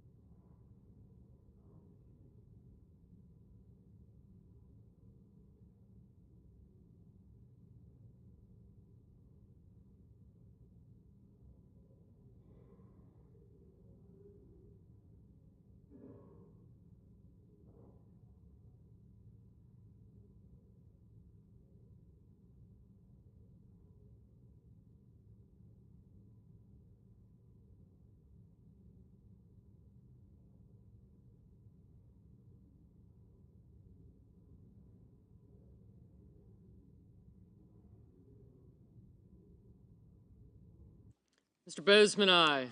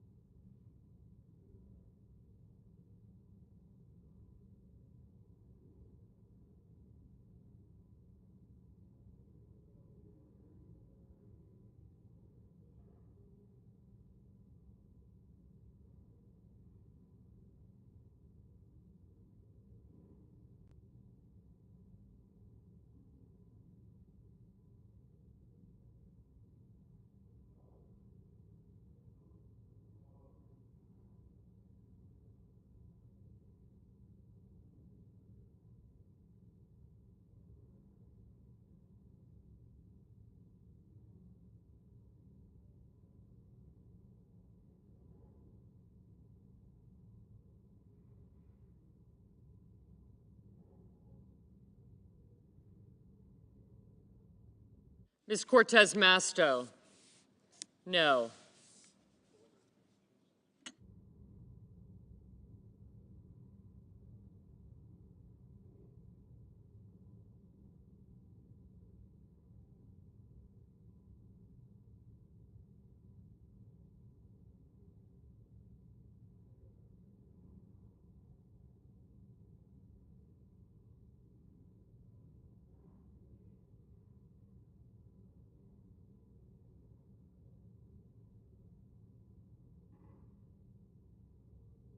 Mr. Peters, no.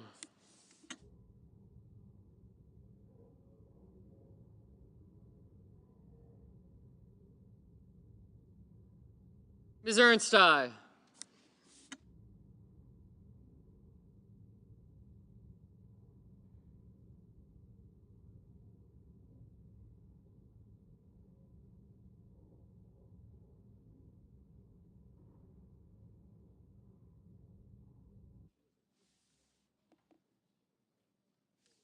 Mr. Johnson, aye.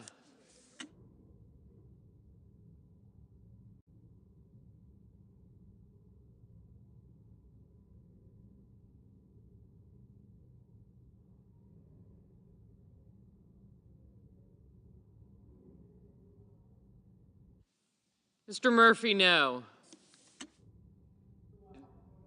Mr. Wyden, no.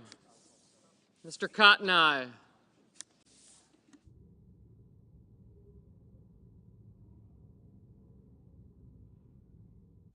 Mr. Crapo, aye.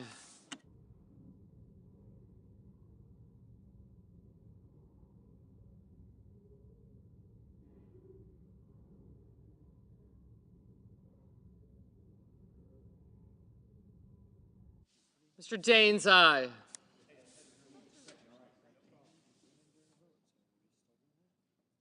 Mr. King, no.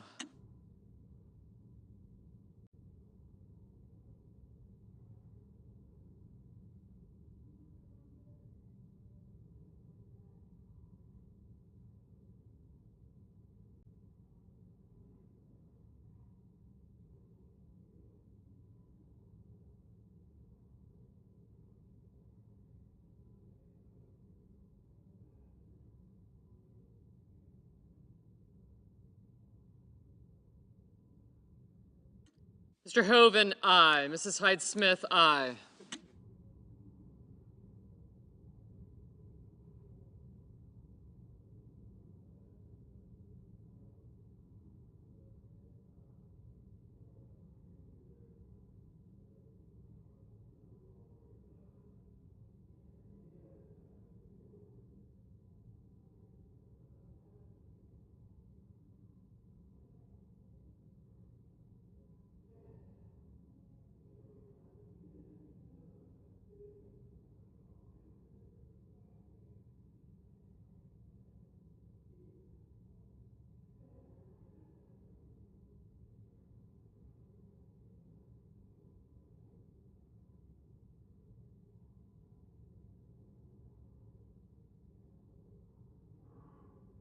Mrs. Blackburn, aye.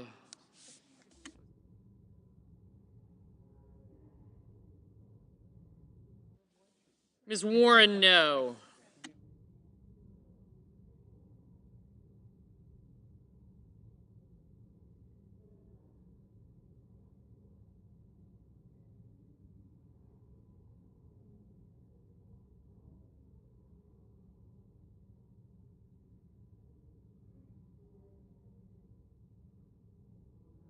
Mrs. Britt, aye.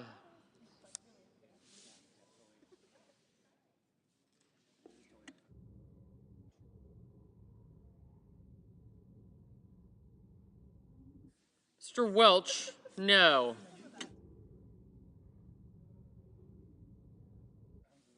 Mr. Rounds, aye.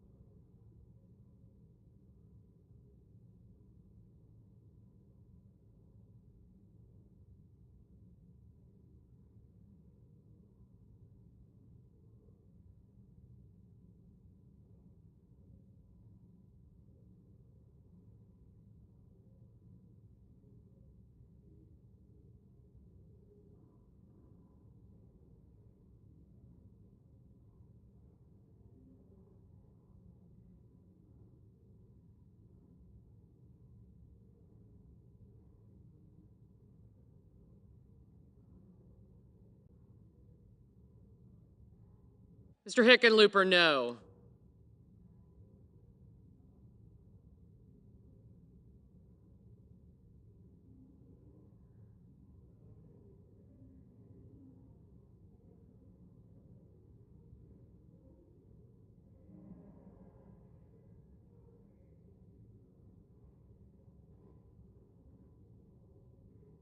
Mr. Kelly, no.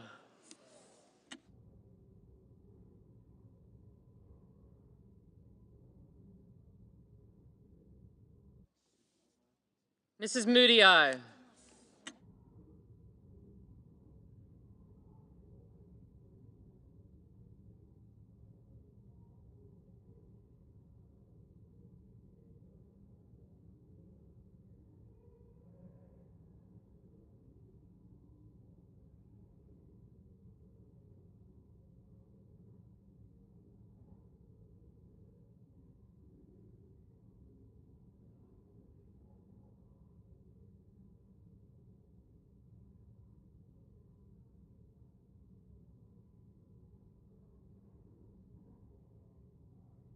Mr. Langford, aye.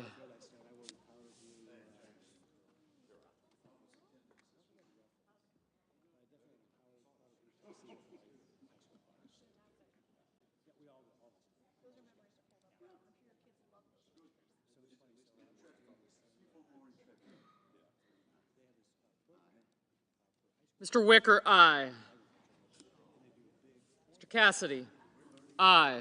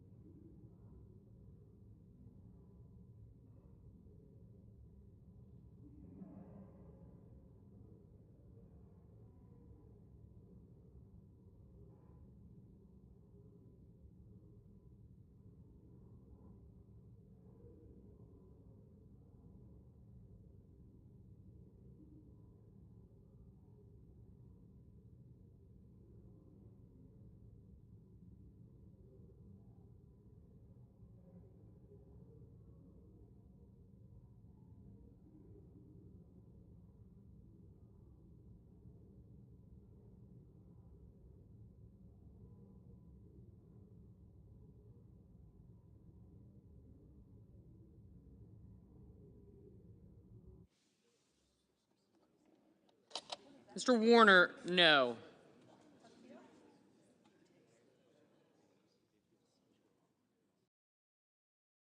Mr. Sanders, no.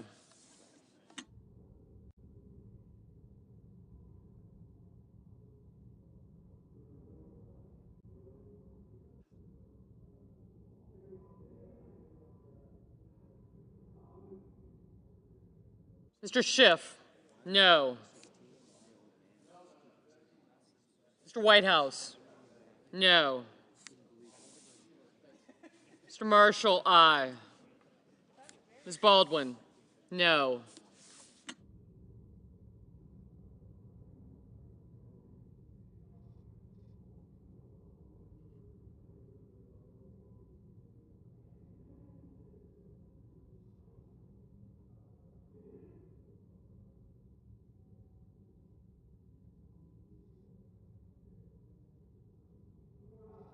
Mr. Warnock, no.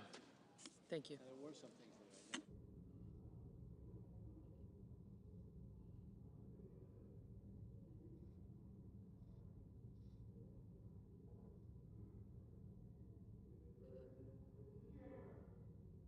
Mr. Schumer, no.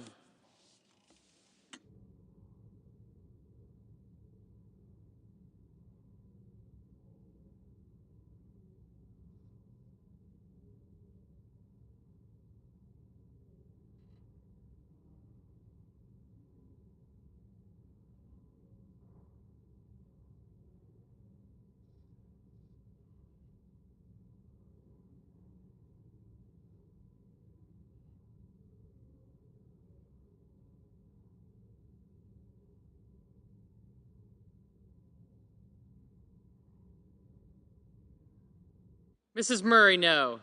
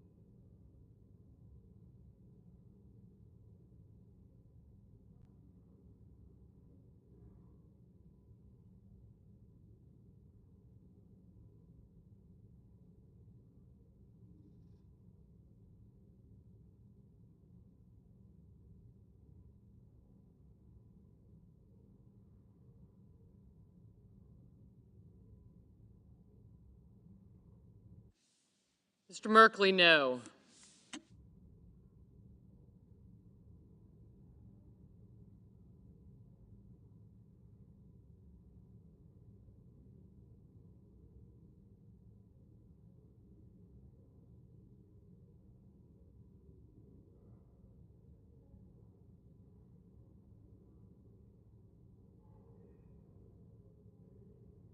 Mr. Graham, aye.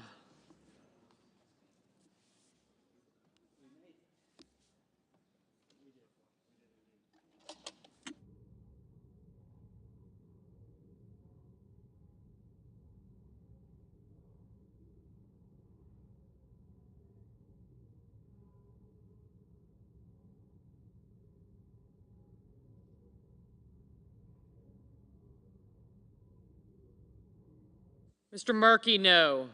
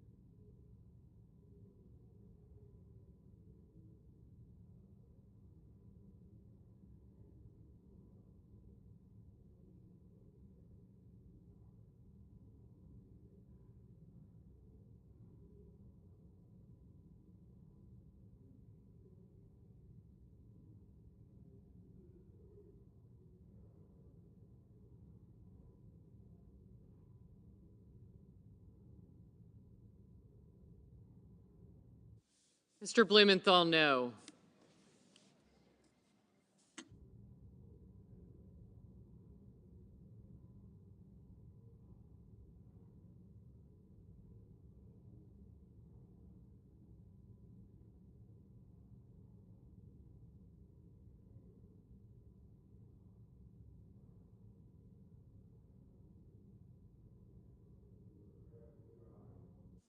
Mr. Grassley, aye.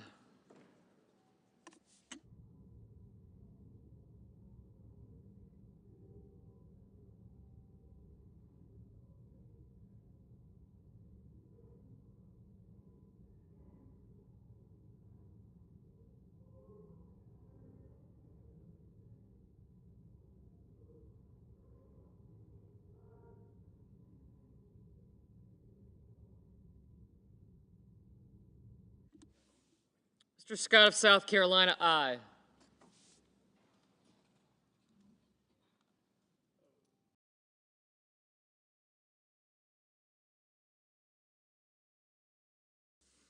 Mr. Ossoff, no.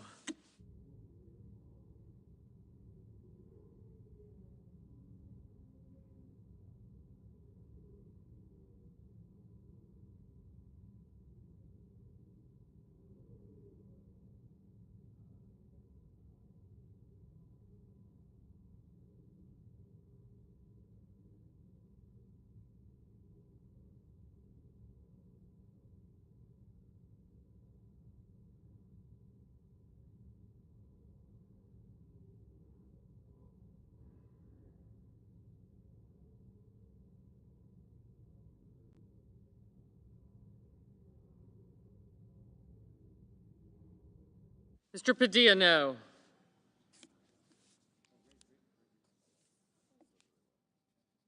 Ms. Klobuchar, no.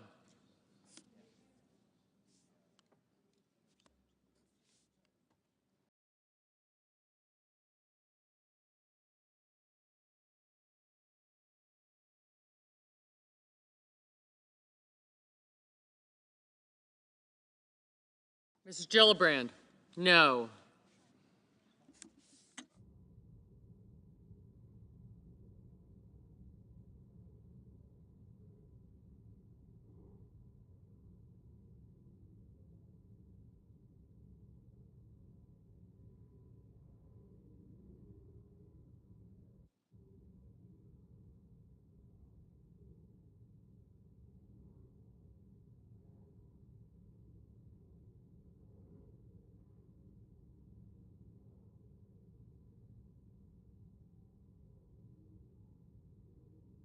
Mr. Risch, aye. Mr. Schmidt, aye.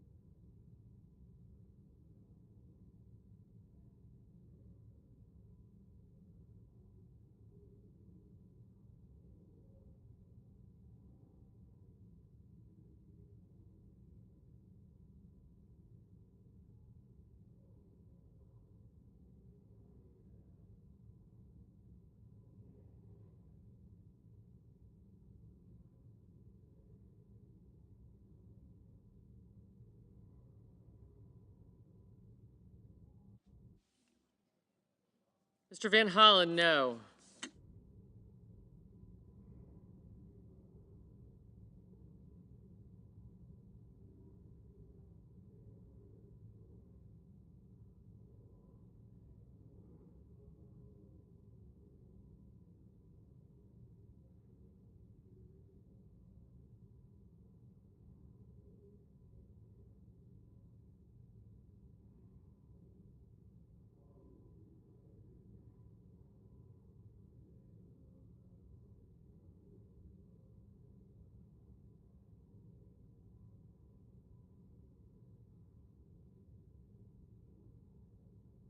Mr. Budd, aye.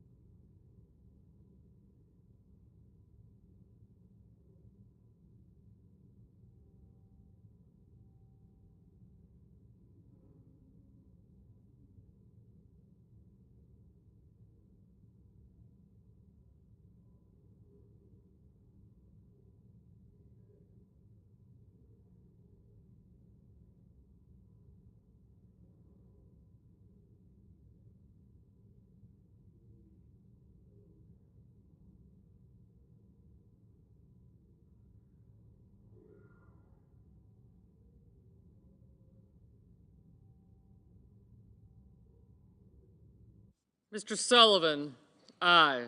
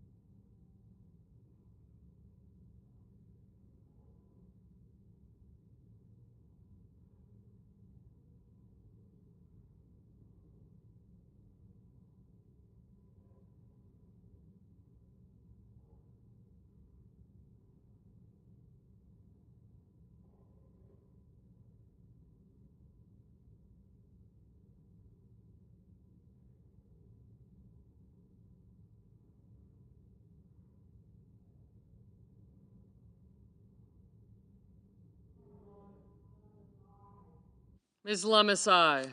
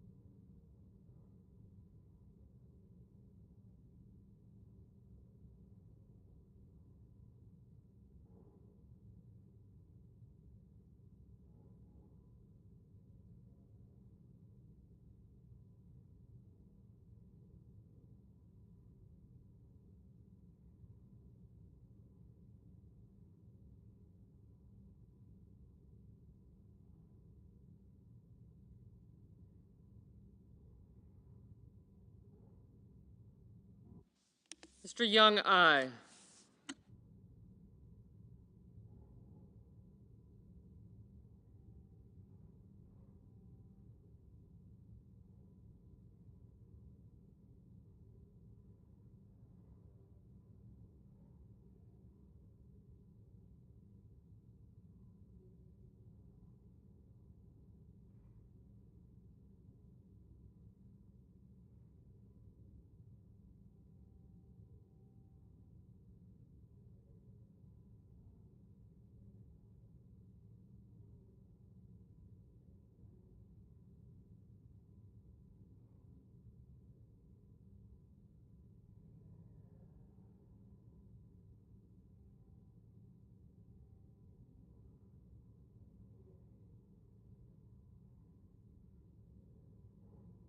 Ms. Hirono, no.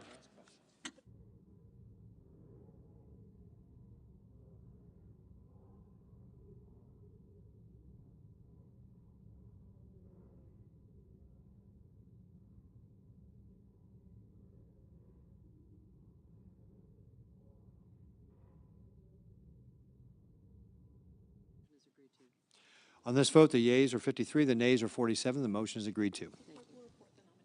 The clerk will report the nomination.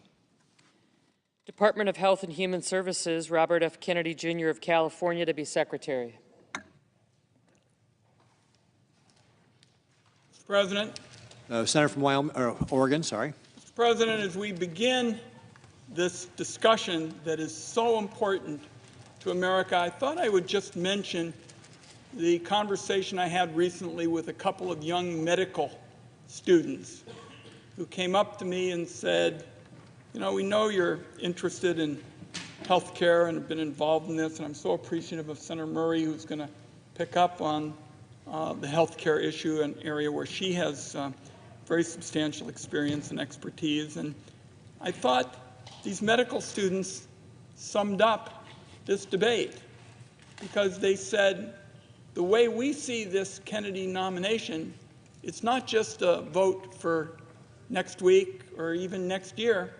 This is a vote with enormous impact for decades because Mr. Kennedy, according to these young students, these young medical students, has a long record of essentially being anti-science. And what we're going to do in our discussion of his nomination is go into that and other issues. And suffice it to say, during his confirmation hearings, and they've been in multiple committees now, he was given ample opportunity from members on both sides of the dais to clarify his views on science and vaccines and our nation's biggest federal health programs. And we're going to, in the hours ahead, touch on each of these and why Mr. Kennedy's failure to demonstrate a basic understanding of these important issues that impact America's health make him a uniquely unqualified nominee to become our nation's chief health care officer. And in beginning my remarks, Mr. President, I wanted to say that ever since my days with the Gray Panthers, I've always felt that health care is the most important issue. If you and your loved ones don't have your health, everything just goes by the board. So that just reinforces what these young medical students were saying about the decision we're going to make in future hours with respect to Mr. Kennedy. And I'm going to start with perhaps the most dangerous aspect of his long history, and that's his embrace and amplification of vaccine conspiracy theories. He's made a lucrative career out of sowing doubt in the minds of parents when it comes to vaccinating their kids. His, quote, nonprofit, the Children's Health Defense, is solely dedicated to peddling these conspiracies. You can even get merch. There are baby onesies, apparently, that read unvaxxed, unafraid, no vax, no problem. He's been the attorney of record on at least 5 cases against drug companies for their vaccines, which he didn't disclose to ethics officials and refused to answer questions about. He also refused to give up his 10% stake in any settlement agreements, instead passing them off to his son. And he refused to recuse himself from taking any actions that might affect his family's financial interest. A vaccine that has become routine for young people about 20 years ago was involved here, and since then, it's successfully cut cervical cancer rates into just a fraction of what they were before the drug came to market. All of this adds up to a future HHS secretary who stands to profit off undermining this vaccine and, as a result, raise cervical cancer rates. To quote my Republican colleague, Senator Cassidy, a physician, Mr. Kennedy is financially vested in finding fault with vaccines. He also played a big role in one of the most deadly measles outbreaks in recent history. In 2019, he traveled to Samoa and used his platform to promote his anti-vax agenda, taking aim at the measles vaccine. The vaccine rate in Samoa plummeted. By 2019, measles had torn through the entire population, making more than 5,700 people sick, and 80 people were killed, most of them young kids. During his confirmation hearing at the Senate Finance Committee, Mr. Kennedy told me, and I quote, "We don't know what was killing them," speaking about those 83 deaths. But just last week, the Director General of the Health of Samoa called this claim by Mr. Kennedy, and I quote here, "a total fabrication." So, Mr. President and colleagues, just put that in your thinking about this consideration. Mr. Kennedy saying that he didn't know what was killing these young people in Samoa, and the Director General of the Health of Samoa called Mr. Kennedy's claim a total fabrication.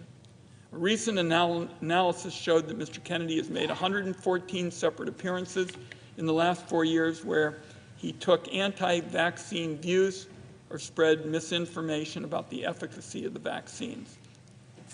In 36 of these instances, Mr. Kennedy directly linked vaccines to autism. Instead of providing the committee with clarity or reassurances about his decades-long career peddling of vaccine conspiracies, what did Mr. Kennedy do? He dodged, he weaved, he bobbed, and gave no indication that as Health and Human Services Secretary, he would stand by settled science that surrounds vaccines.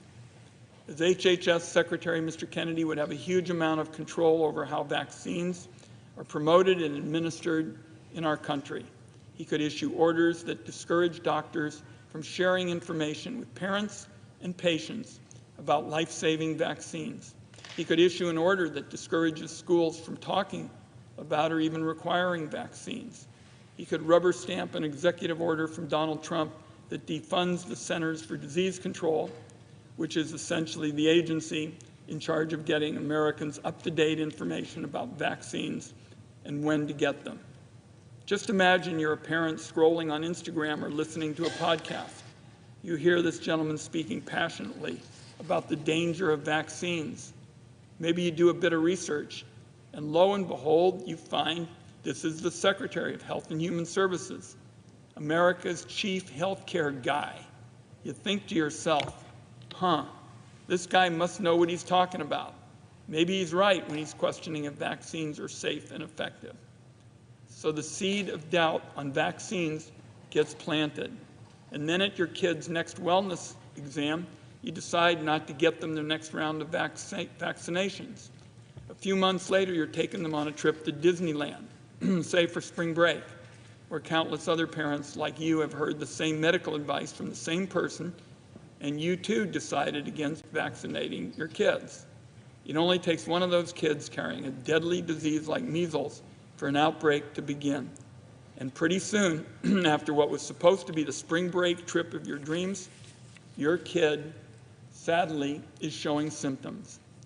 What follows then is a slew of doctor's appointments, maybe even a stay in the hospital, sleepless nights, missed days of work and school, not to mention dread and fear for your child's very well-being. Meanwhile, countless other parents around the country that went on the same trip to Disneyland are now experiencing the same exact nightmare you are. Sowing the seed of doubt in the minds of just a few people can have massive consequences for communities across the country. And it is not hypothetical. Right now, there's a measles outbreak in Texas that sickened more than a dozen kids. The number of kindergartners showing up with an exemption for required vaccinations jumped to a record high last fall. The two facts are connected, and Mr. Kennedy and his allies can take the credit for it. Now, Mr. Kennedy is fond of saying he's not making recommendations about whether parents should vaccinate their kids. He's just asking questions and giving people choices. That's a slippery tactic used by conspiracy theorists to dodge any real responsibility for their words and actions, and it's absurd coming from somebody who's about to be confirmed for a job that is entirely about making recommendations. Mr. Kennedy is also fond of saying that if somebody shows him the science to prove he's wrong, well, then he'll apologize and retract his statements. But when somebody does show him the science proves him wrong, he just brushes it aside and basically will not accept it as fact. Once again, to quote my Republican colleague Bill Cassidy directly, to improve the health of Americans or undermine it, always asking for more evidence and never accepting the evidence that's there. That's why Bill Cassidy told Mr. Kennedy he was struggling with his nomination. So even Republicans like Senator Cassidy, someone I work with frequently on the Finance Committee and respect his opinion, he knows how dangerous this guy is. And it is not hyperbole to say that when Mr. Kennedy becomes Health and Human Services Secretary, if he does, and has control over how our government rolls out vaccines or make them available, I believe kids in America will die. And when disease rates for illnesses that have effective vaccines start to rise in states across the country, and hospitalizations and death tolls mount, my Republican colleagues are going to regret voting, if they do, for Mr. Kennedy today or early this morning.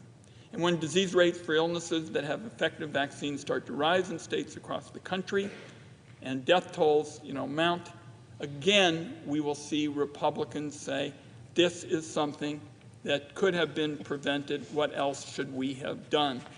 Republicans will be responsible for every child that dies as a result of not being vaccinated because it seems they care more about staying in the good graces of Donald Trump than they do about protecting the lives of kids. Again, this is something they will regret for years to come. Now, before we turn to Senator Murray's remarks, I'd just like to touch on Mr. Kennedy's stance on reproductive choice, an area where Senator Murray has been our leader for years and years in the Senate. In the lead up to and during his failed presidential campaign, Mr. Kennedy repeatedly claimed he supported a woman's right to make her own health care decisions. Less than a year ago, in an Instagram post on June 14th last year, he stated that he supports the emerging consensus in this country that abortion should be legal up to a certain number of weeks. Fast forward to his confirmation again at the Senate Finance Committee a few weeks ago. He was pressed repeatedly by Democrats about his stance on abortion. Instead of clarifying, Mr. Kennedy defaulted to a clearly rehearsed talking point that he repeated over and over again. Quote, I agree with President Trump. Every abortion is a tragedy. While that answer doesn't give us much clarity, it's certainly telling. Mr. Kennedy has a long history of changing his stance on health care issue after health care issue to whatever position benefits him at the moment, as long as it earns him power or it earns him a paycheck. As far as I can tell, Mr. Kennedy will believe, or at least pretend to believe, whatever you want him to. He's willing to give up his principles and all of his beliefs that women and mothers are better equipped to make their own health care decisions than politicians. And it's all about, as we've talked about on this floor, staying in Donald Trump's orbit of power. While Mr. Kennedy recites rehearsed talking points on the subject, this is an issue that has had real, deadly consequences for women, as Senator Murray has said again and again. Donald Trump spent his first term packing the Supreme Court with right-wing extremists willing to rip away the reproductive freedoms guaranteed to us under Roe versus Wade. In the wake of the Supreme Court's gutting Roe, millions of women living in red states have had their reproductive freedoms ripped away from them, all due to Donald Trump. In the years since the overturn of Roe, there have been countless headlines about the consequences of these abortion bans. Women bleeding out in parking lots or in emergency rooms because they were denied care. Women becoming infertile and losing their ability to have kids in the future because they couldn't get care. And in the very worst cases, women dying. So it should horrify every American that we don't actually know where Mr. Kennedy stands. The man who could become our nation's chief health care officer, we don't know where he stands on reproductive health, short of perhaps just saying he's a yes man for anything Donald Trump tells him to do. So I think at this point, Mr. President, I want to yield the floor to my friend and colleague from Washington State, because she knows so much about the challenge of ensuring that women's reproductive health services are being protected. And as Secretary of Health and Human Services, Mr. Kennedy could do so much damage to the well-being and health of women, and I'm very pleased to be able to yield the floor to her to discuss that and other pressing issues. Mr. President. Senator from Washington. Thank you, Mr. President, and thank you to my colleague from Oregon who has very clearly stated why this nominee is not someone who should be holding the title of Secretary of Health and Human Services, and I appreciate all of his work on this and his wise words. I hope everyone heeds them. Mr. President, the American people are watching now with alarm because the vast majority of people know vaccines are safe, they're effective, they are life-saving. But we are now on the verge of confirming as our nation's highest health official, a man who has spent considerable time, money, and effort undermining that basic fact. A man who has abused his platform by refusing to acknowledge the well-established science that shows that vaccines are not linked to autism. Fear about that point, fueled by RFK Jr. and others peddling misinformation, is a leading reason that parents do not get their kids vaccinated against preventable, dangerous diseases. That is why elevating a man like RFK Jr. to lead HHS would be so dangerous. Just giving him any platform to spread vaccine doubt is dangerous, but to give him one of the biggest megaphones in the world, it is truly shameful that we even are debating this. My colleagues should know better. They actually do know better. They are looking the other way. They are choosing to pretend like it is in any way believable that RFK Jr. won't use his new power to do exactly the thing he has been trying to do for decades, undermine vaccines. Never mind the fact that CDC has already modified web pages with information about vaccines and other vital public health information, which a federal judge has now ordered the Trump administration to restore it. Never mind that the Trump administration is also reportedly planning widespread and significant layoffs at CDC and across HHS. This is how RFK Jr. substitutes his own beliefs for science. So when the vaccine conspiracy starts swirling and RFK Jr. turns HHS into ground zero for misinformation, I had no idea it is not going to be an excuse for confirming him. Because at the Health Committee hearing, The chair pressed him repeatedly about the debunked claim that vaccines cause autism. And when RFK Jr. said he needed to see the evidence, he was shown the evidence. But to no one's surprise, he did not keep his word, admit he'd been wrong, and spread the good news that vaccines do not cause autism. He's had 2 weeks since that hearing to look at the same settled science as everyone else. Crickets. But he won't hesitate to quote the latest anti-vax conspiracy. He's totally up to speed on that front. Are my colleagues really buying this guy will take an impartial look at the science? If you think RFK Jr. will change who he is, you are lying to yourself. He has given no evidence to suggest that and all the evidence in the world to the contrary. Given his long and growing track record, we cannot just pretend if RFK Jr. finally gets power to undermine vaccines, a cause he has dedicated a considerable amount of time and effort to, that he'll just give up. That is not believable. And I know I've been talking a lot about vaccines because it is so obviously alarming. But the responsibility he would have goes far beyond that. So let's break some of this down. Both the ways he could undermine vaccines as HHS secretary and the other responsibilities that would be at stake. To start with, the CDC is under HHS. That means that the secretary directly appoints people to CDC's Vaccine Advisory Board. That board is responsible for making recommendations about vaccines, and it is those recommendations that determine whether or not certain vaccines have to be covered by insurance. So simply put, changing those recommendations will change what vaccines millions of Americans, including kids, will be able to get from their healthcare provider. If he is confirmed, there would be nothing stopping RFK Jr. from firing the entire board and replacing them all with vaccine skeptics. After all, he has said many times and in many ways, he thinks CDC is corrupt and bought by pharma, as usual, by the way, without any evidence. RFK Jr. would also oversee the Food and Drug Administration. That is another agency he has repeatedly tried to discredit and attack, where he says he plans to fire hundreds of scientists on day one, and an agency that plays the crucial role of making sure our drugs and our treatments, including vaccines, are safe and effective when we purchase them. Not only would Mr. Kennedy have a key perch from which he would undermine vaccines on a scale like never seen before, he could also use that platform to peddle quack treatments, no basis in science. RFK Jr. would also have jurisdiction over NIH.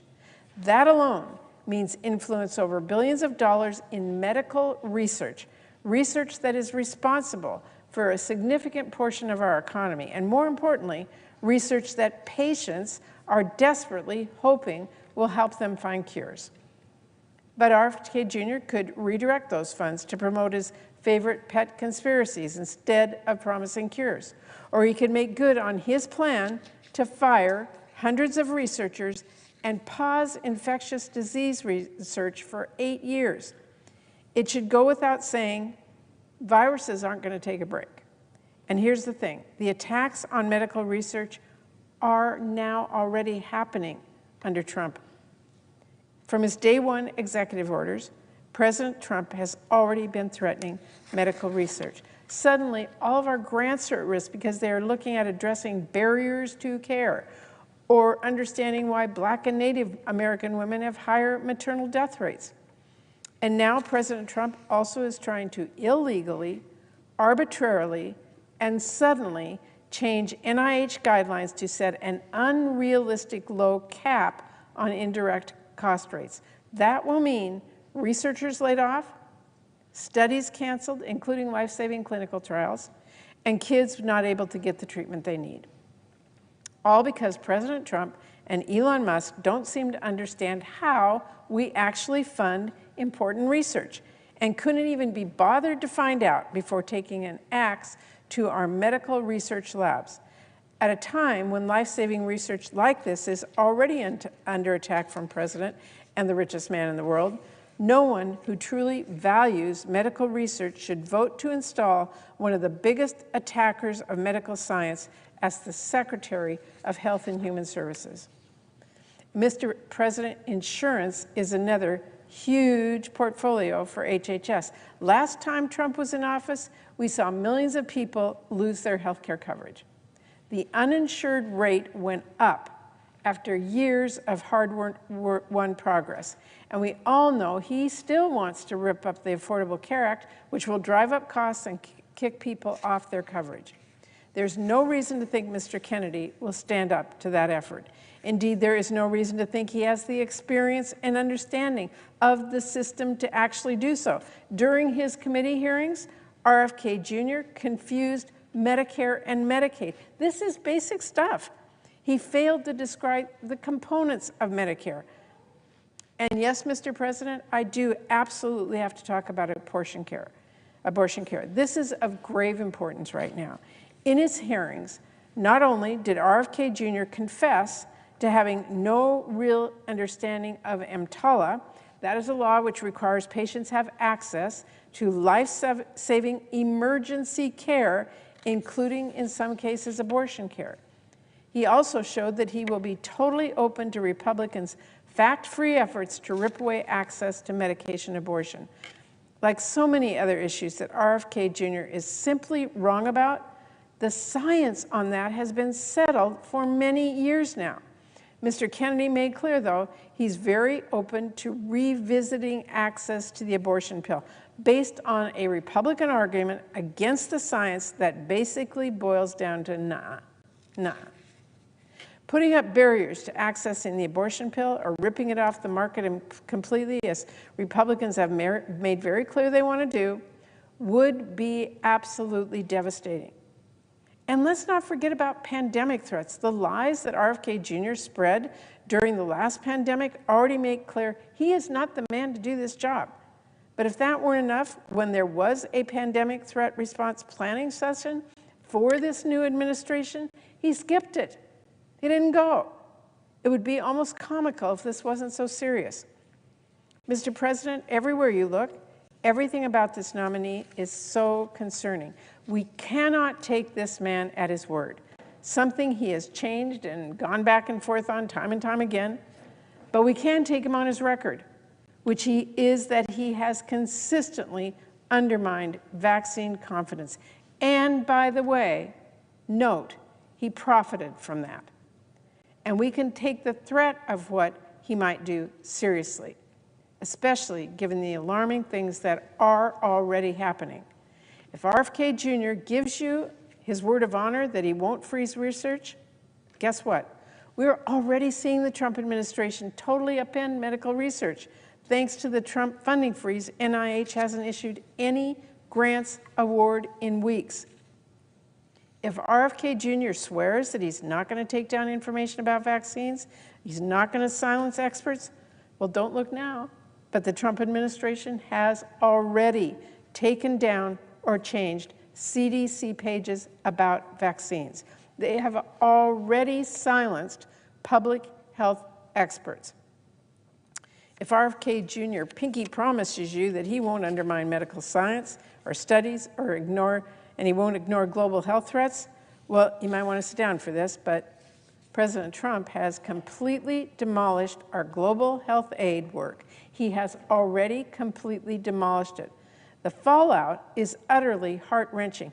Already we know of a woman who died because the USAID-supported hospital she went to for oxygen was forced to discharge her because they got a stop work order from the Trump administration. It's not clear if she was the first death caused by Trump's complete freeze, but there is no question she will not be the last. And Mr. President, let me make a really important point here. It is not just people across the world who will be affected by this. There was a study being done on a new HIV treatment with thousands of volunteers. Study being done, already having 1,000 volunteers doing the treatment. But now, without their regular injections, which are cut off by Trump's move, There's going to be too little of the drug in their system to protect those people from HIV, but enough of the drug that if they contract HIV, it could mutate to become drug resistant. So for all the absolutely unhinged conspiracies we've heard about medical research from RFK Jr. and the like, where is the concern of this actual risk in this actual study happening right now, all because President Trump cut off foreign assistance? RFK Jr. has been silent about that risk, silent about how wrong that is. And so even as he is making these empty promises on one hand to some of our colleagues, he's already standing by as President Trump breaks them on the other hand. Oh, and here's one more. If RFK Jr. says he's going to consult you on healthcare personnel, please do not be fooled. Look, I don't know why my colleagues need me to tell them this. I like to think we have some pretty smart people around here. But this vote, RFK Jr.'s own nomination, this is your consultation on healthcare personnel, not some made-up promise for later. This is the point you have the most power. Whatever he might say, you don't get to choose who RFK Jr. will appoint to this or that. Heck, he doesn't get to choose who President Trump appoints.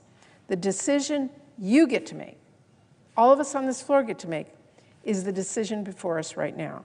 You get to choose who you vote to confirm, and you will have to live with that decision. And if you ignore the warning signs and confirm RFK Jr., then when the wheels fall off the wagon, you may try to tell yourself you were lied to, but you knew who you were dealing with. You knew who you were dealing with. You knew what he said before and what he has refused to say. You had all the knowledge you needed to do the right thing. I cannot tell my colleagues enough, this is not a game. This is not a political role without consequence. The health secretary has real power over whether Americans can get basic information and care that impacts whether they live or die. As I have tried to drive home throughout this process, vaccines save lives. That is not a question. It is not a slogan. It is a fact. If when parents look to you, worried about their newborn, wanting to do what is best for their baby, and trusting your advice as a public health leader, if you cannot tell them the same truth that centuries of science and experience tells us, which is that vaccines are safe and effective and life-saving, then you have absolutely no business leading the Department of Health and Human Services, none. And so just as I did at the hearing, I want to warn all of my colleagues, by merely voting to confirm Mr. Kennedy, we would be telling our constituents he's worth listening to on vaccines. That alone will get people killed before he even lifts a finger, because he does not even need the levers of power to get people killed. All he needs is that megaphone to affirm his views. By voting to confirm him as our highest health official, let's not mince words about what that will mean. When babies die from whooping cough because parents weren't sure if the vaccine was safe, will you be able to look them in the eye? When the flu sweeps our nursing homes, when measles sweep through our communities, will it be worth it? Mr. President, I will end on this. I'm sure there are plenty of members who know perfectly well just how dangerous it would be to confirm RFK Jr. They don't need to hear it from me. In fact, some of them even know the danger better than I do. But here's what I do know. Conscience is a muscle. Courage is a muscle. The less you use them, the more they fade away. So if my colleagues are feeling the pressure from President Trump, or if they're feeling the weight of the richest man in the world on their backs on this vote, I would warn them. This will certainly not be the last test we face here in the Senate. Giving into this pressure now won't make it go away. It won't soften the pressure you face later, and it will not strengthen your resolve when the stakes are higher. It will just show pressure works. If you do not draw a line somewhere, you will cross every line you could ever imagine. You will be pushed further and further into accepting things you thought you never would. things you thought you never could. I think most of my colleagues know what really is at stake here. I think most of my colleagues know what sort of man RFK Jr. is and what sort of damage he could do if he's confirmed. There are political realities, we all get that, but there is also right and wrong. There's fact and fiction. There's people staying healthy and people dying pointlessly, kids dying pointlessly from diseases that we can prevent because they thought Congress took its job vetting our health care secretary seriously. So, Mr. President, I urge my colleagues to show some courage. I urge them to show some conscience. I urge them to vote no on RFK Jr.'s nomination. Mr. President, I yield 30 minutes of post-cloture debate time to the Democratic leader, and I yield the floor.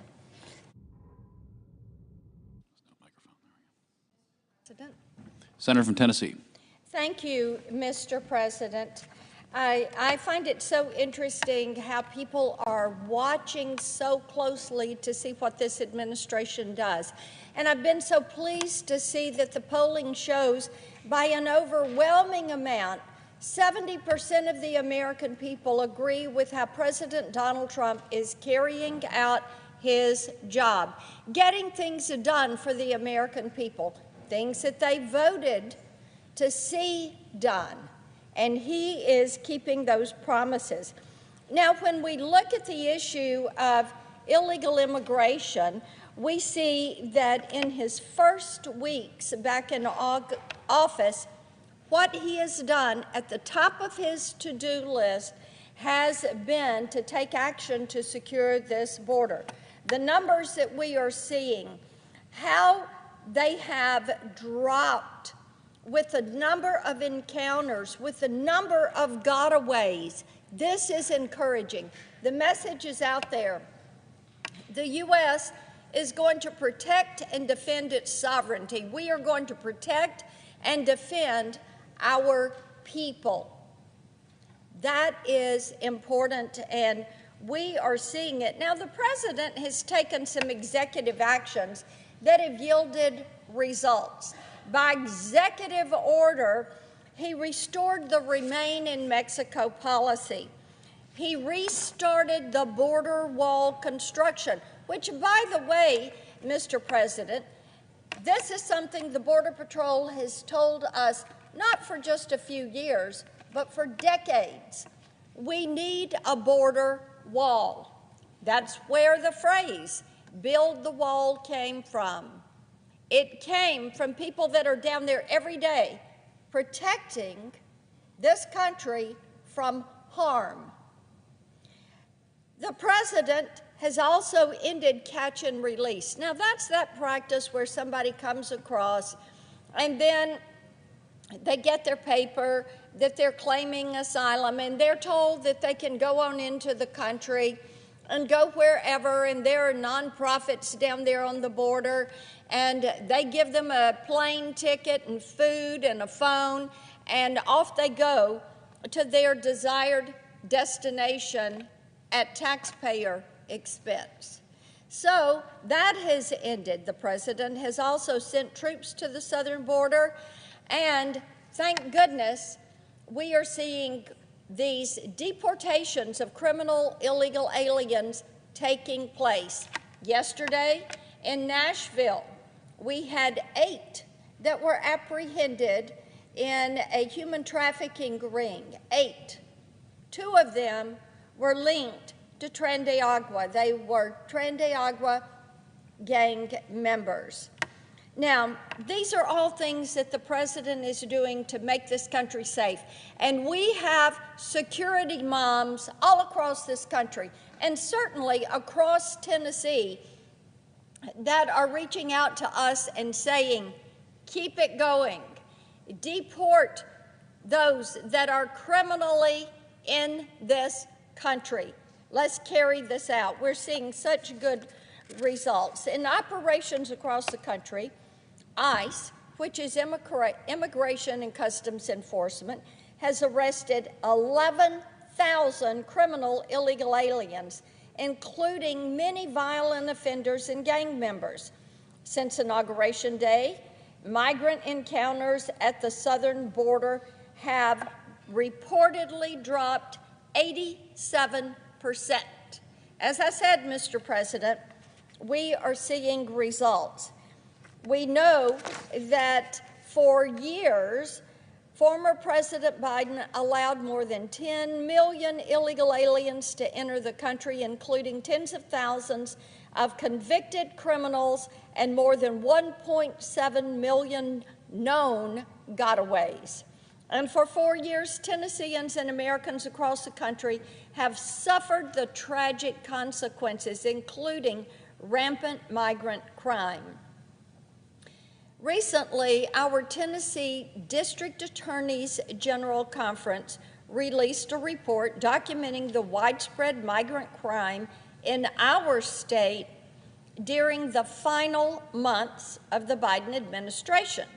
Now, the report confirms what we already know, that during the Biden years, every town was a border town, every state was a border state.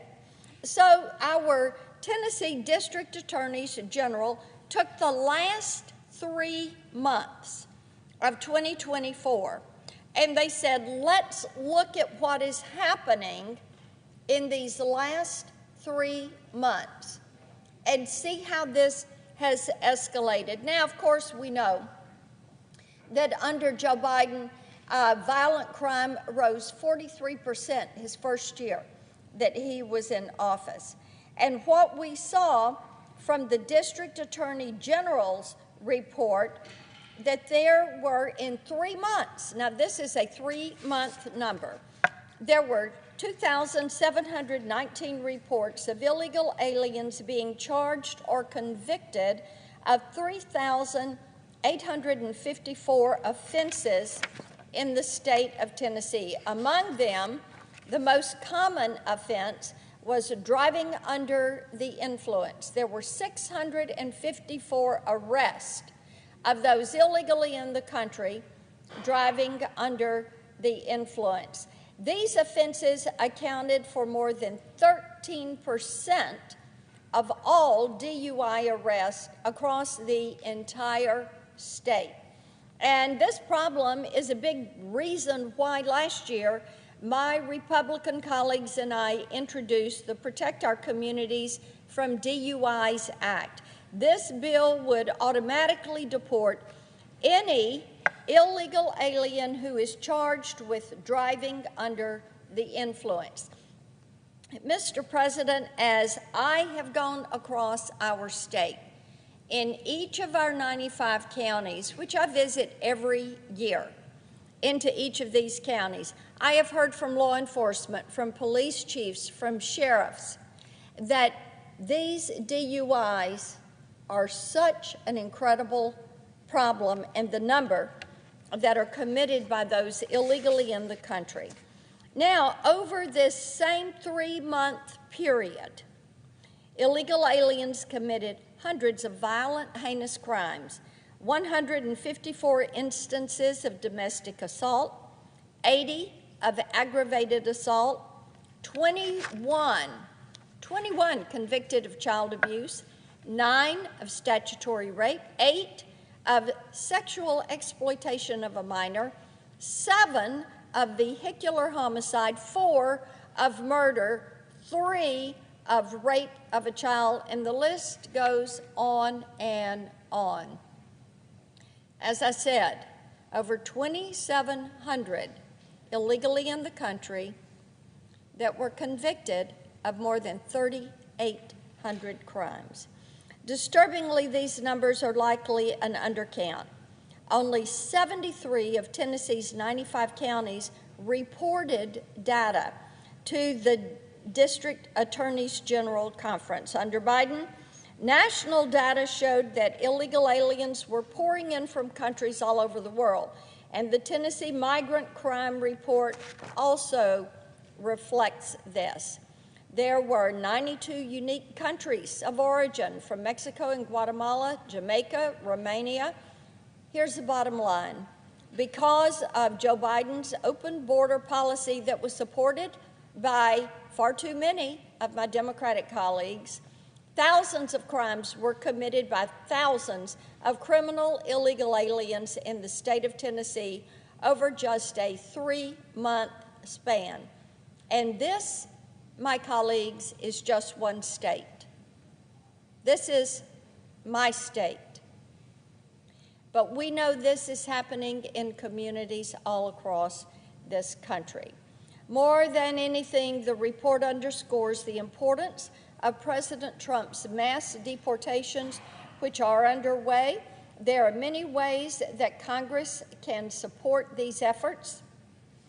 My CLEAR Act, which I've talked about many times on the floor, would ensure state and local law enforcement officials have the tools to help the federal government deport criminal illegal aliens. This is crucial, especially when you've got far-left leaders like the Chicago mayor refusing to turn over criminal illegal aliens to federal custody.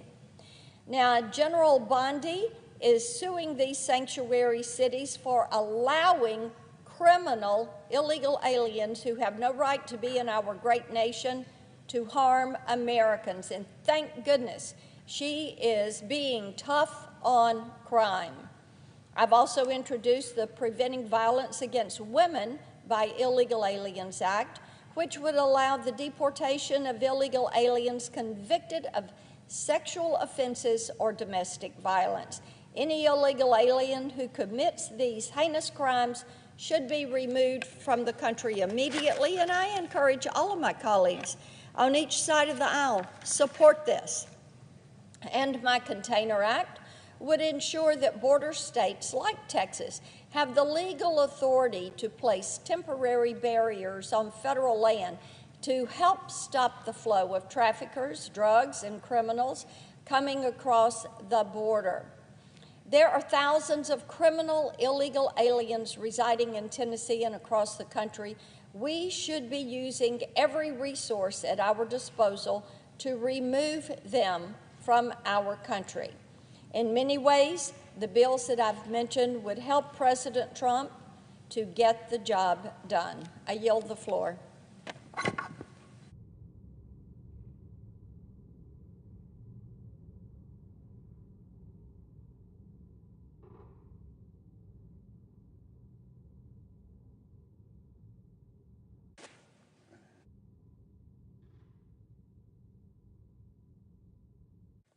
Mr. President, Senator from Hawaii.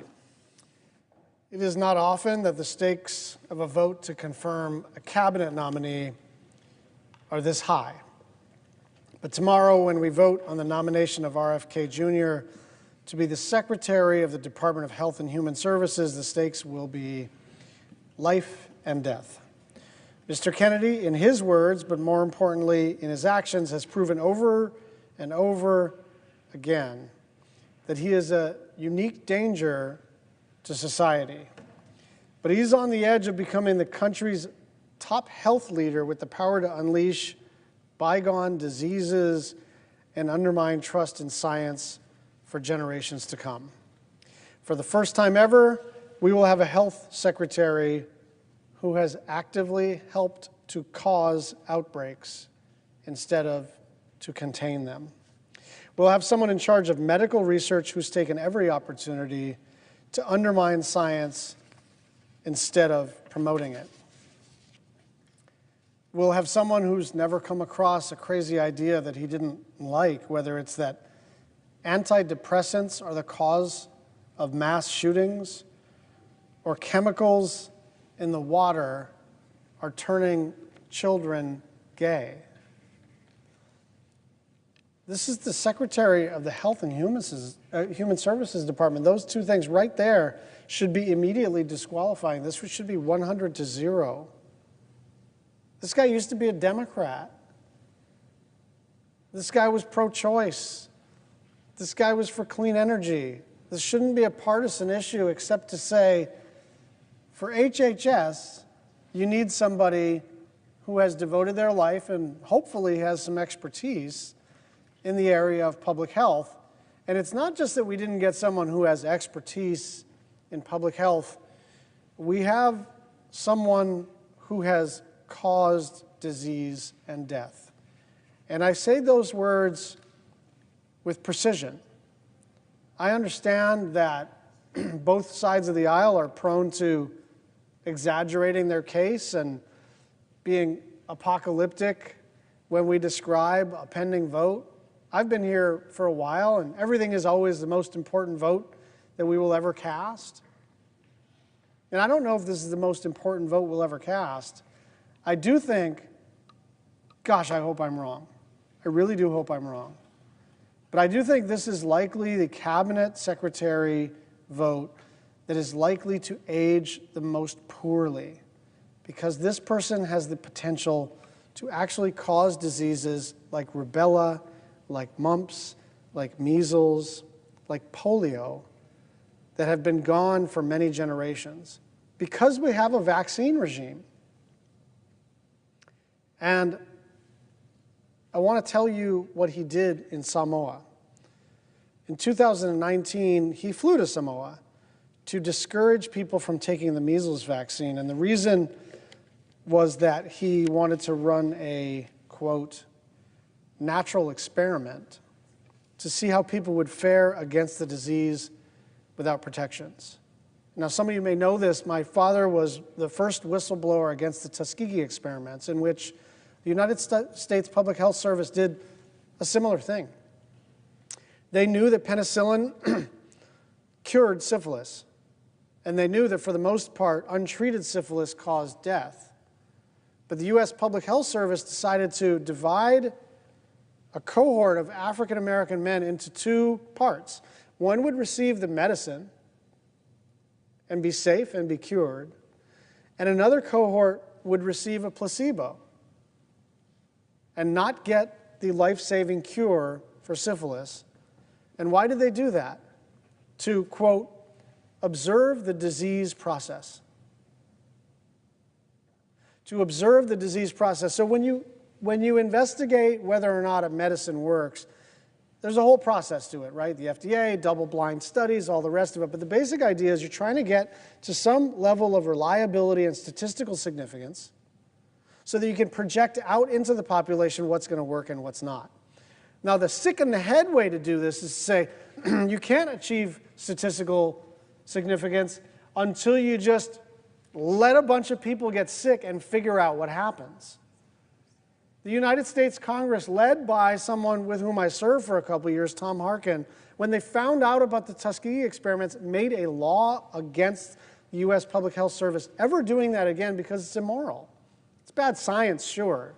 But more than that, it treated these African American men as if they were worth experimenting on, as if this category of human beings in the United States were expendable for scientific research purposes. And that's exactly what happened in Samoa. That is exactly what happened in Samoa. 6,000 people got the measles. 83 people died. 79 of them were kids. It is so chilling to contemplate the idea that someone as recognizable as a Kennedy would fly across an ocean to a small developing country and basically tell everybody, be afraid of this life-saving medicine. And it's not like he did that once and said, I'm sorry, I misunderstood, or I'm being misunderstood. This dude actually sells onesies on his website saying, I think it's like unvaxxed and unafraid, for a little baby. This guy has views that are out of the mainstream of, I would guess, 99 out of 100 United States senators. And I do understand the pressure that some of my colleagues are facing. They're being told, if you vote against one Trump nominee, you will be primaried. So that's not a small amount of pressure. But this one, I just promise you, it's not going to age well.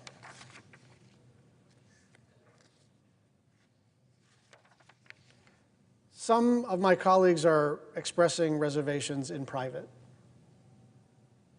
And I think that's better than not expressing any reservations at all.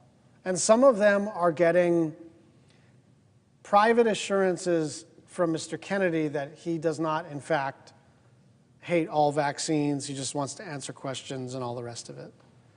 I am not reassured. I think this person has demonstrated over a pretty long career that he says whatever is convenient in the moment, right? This is like an unreconstructed, he's Kennedy. He was running for president in the Democratic primary, and now he's a Trump guy like 10 months later.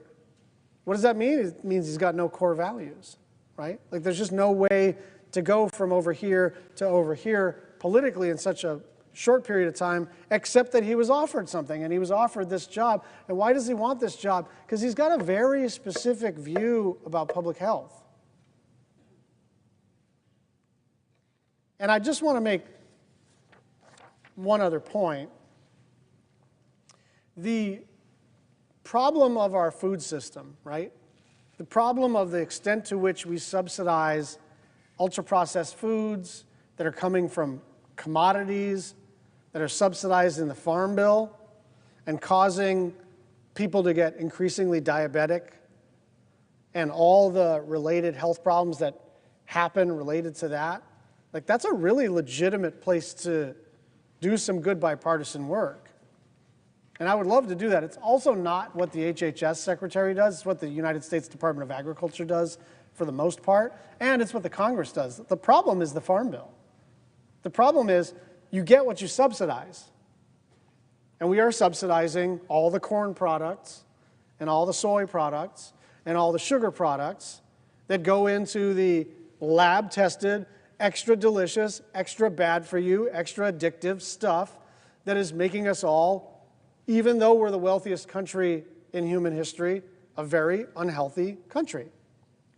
And so if that's all this guy were working on, you could count me in. But if your idea of public health has to do with healthy food, has to do with prevention, has to do with understanding that our food system and our agricultural system and our USDA and our Farm Bill process is essentially broken, you don't actually have to purchase this kind of crazy, evil stuff. You just don't. You don't have to do it.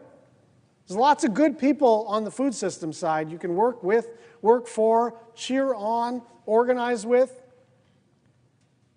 But this man is going around, he's not talking about the COVID vaccine.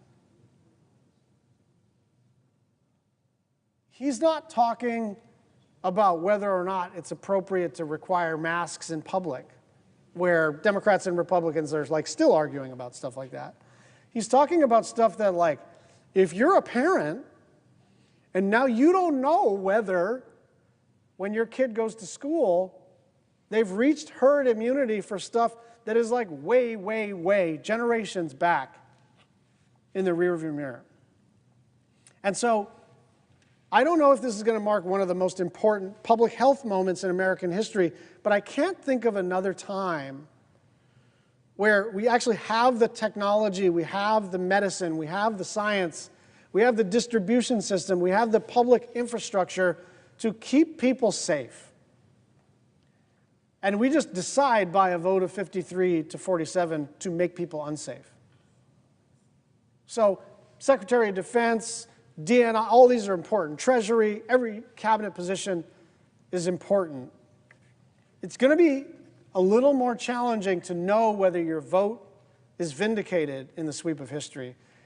I think this guy is going to age very poorly in the job because I think we are going to see bad public health outcomes very, very shortly. This really is a matter of life and death. And I understand. What I have learned over the last 10 days is if Republicans are going to display courage, it's not going to be on the cabinet. There are a few that have voted, not with their party. But for the most part, like, they're in line and Trump is going to get his cabinet. But let this be a marker for everybody. Let today be a marker for everybody. Even if you voted for Trump, if you didn't vote for Trump, if you're not a voter, it doesn't matter. If you think it's a good idea to leave all of these diseases in the rearview mirror, then this is a very, very bad person to have running the Department of Health and Human Services. I yield the floor.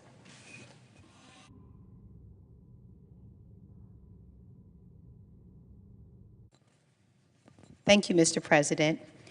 2 weeks ago, I had the Senator from opportunity. Maryland.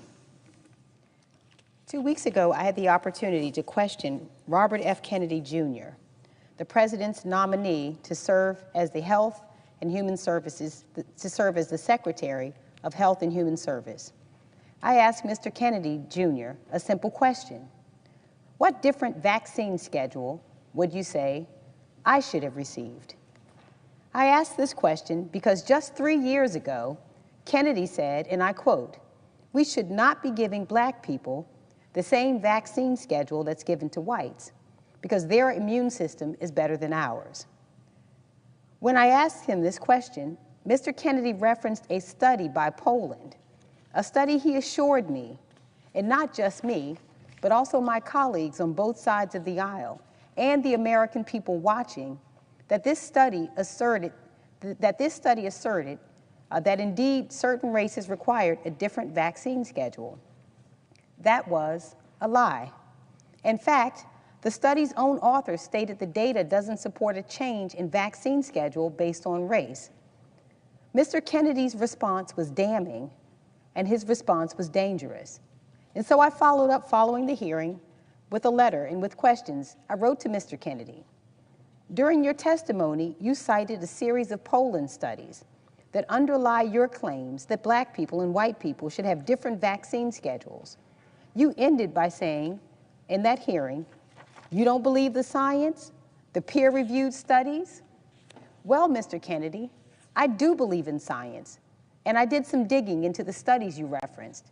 NPR interviewed the authors of the studies you cited, medical experts with years of experience, and they universally disagreed with your assertions. In fact, Dr. Richard Kennedy of the Mayo Clinic, who was involved in a study you mentioned, made clear that the data doesn't support a change in vaccine schedule based on race.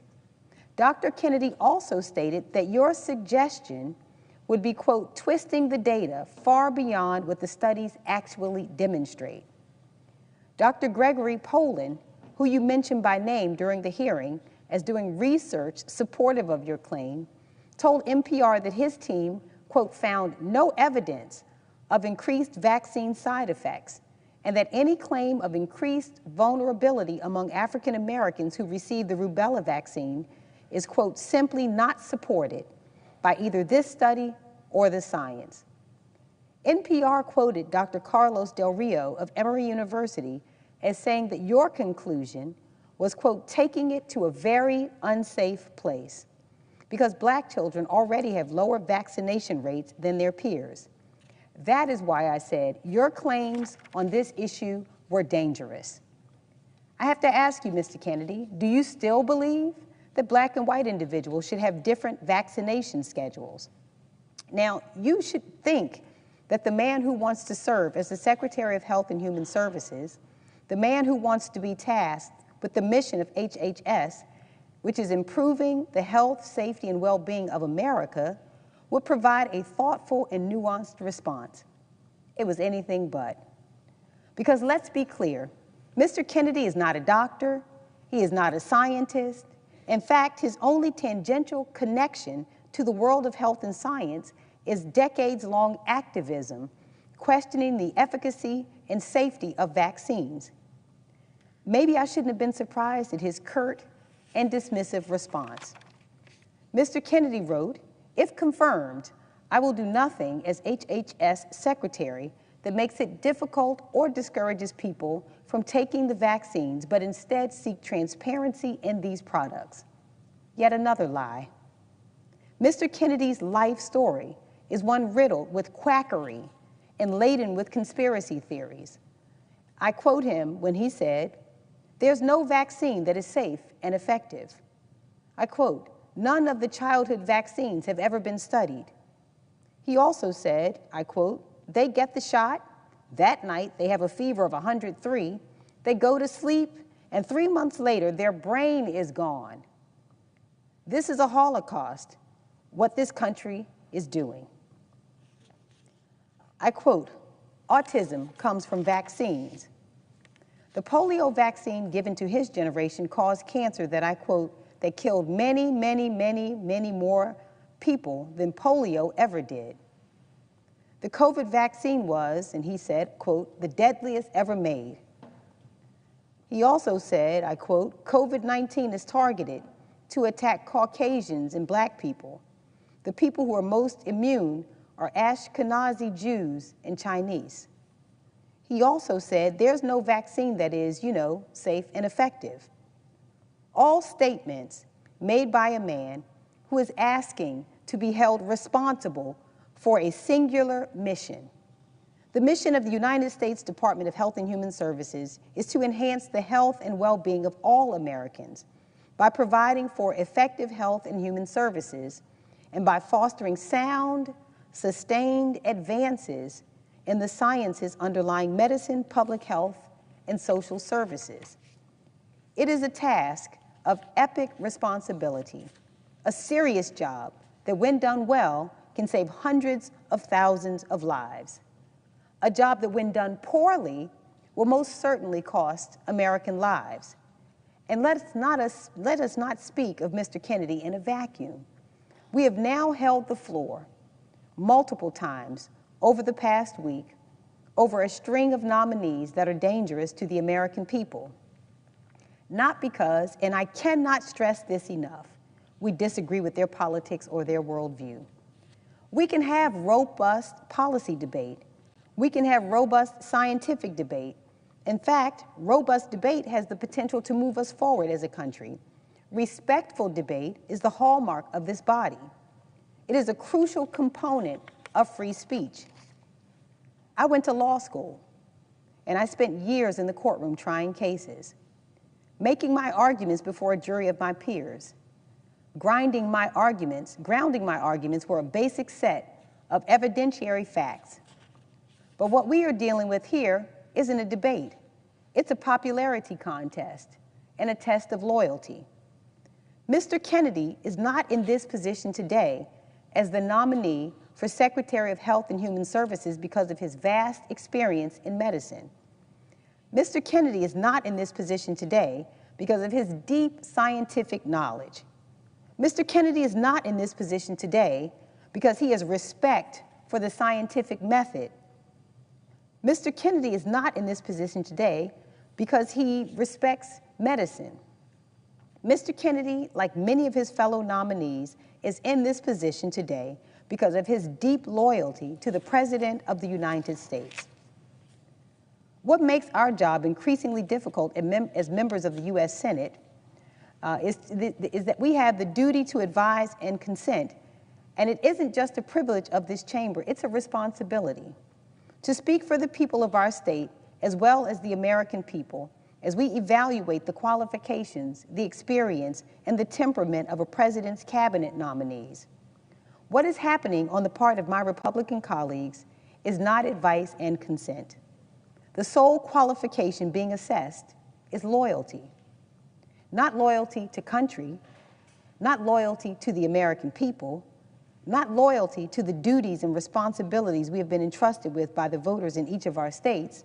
The sole qualification up for assessment is loyalty to the president. And Mr. Kennedy has that in spades. But loyalty to this president comes at a cost. Not a cost to the billionaires, not a cost to the people in this body, a cost to the American people. Democratic Americans, Republican Americans, independent Americans, Americans who voted for this president, Americans who did not, and Americans who did not vote at all. The president has been consistent that he believes the American people delivered him a mandate to carry out his agenda. With respect to the health, safety, and well-being of America, the purview of Health and Human Services, the president believes that cutting funds for medical research into things like cures for cancer is apparently a part of that mandate. Just this weekend, the president announced massive cuts to NIH, an agency which I'm proud to say has its home in Maryland. The mission of the National Institutes of Health is to seek fundamental knowledge about the nature and behavior of living systems and the application of that knowledge to enhance health, lengthen life, and reduce illness and disability. It falls under the very agency Mr. Kennedy is seeking to run. Here are what some scientists, people I implore Mr. Kennedy to listen to despite his apparent distaste for the profession, had to say about these massive cuts. Dr. Richard Huganier, professor and chairman of the Department of Neuroscience at Johns Hopkins University School of Medicine in my state of Maryland, said, and I quote, "We were all just dumbstruck. I'm calling it the apocalypse of American science. This will basically change science as we know it in the United States. The bottom line is that we are going to have a lot less resources, which obviously means we are going to have to lay people off and research will be slowed down." Dr. Otis Brawley, professor of oncology and epidemiology at the Johns Hopkins School of Medicine and the Bloomberg School of Public Policy said, and I quote, "We're going to see health research kneecapped." Dr. Brawley has actually overseen grants at the National Cancer Institute, which is a part of the NIH, as well as received them from his cancer research. He went on to say, and I quote, "People who are getting treated in clinical trials now for cancer will find many of those trials will close down." Dr. David J. Skorton, president of the Association of American Medical Colleges, said, and I quote, "These are real consequences. Longer waits for cures and for diagnosis, slower scientific progress, losing out to competitors around the world, and fewer jobs. Those who are facing any health challenges will suffer from less biomedical research." Dr. Robert Lefkowitz, a Duke University professor, my alma mater, go Blue Devils, professor of medicine who won the Nobel Peace Prize in Chemistry in 2012, said, and I quote, "I think the American people need to understand how devastating it would be if this goes through. A lot of research would just have to stop. I cannot imagine that the shortfall could be met from other sources." NIH funding supports over 600 current and ongoing clinical trials at Johns Hopkins in Maryland. The NIH supports hundreds more critical research projects and clinical trials at the University of Maryland. Clinical trials in cancer, pediatrics and children's health, heart and vascular studies, and the aging brain.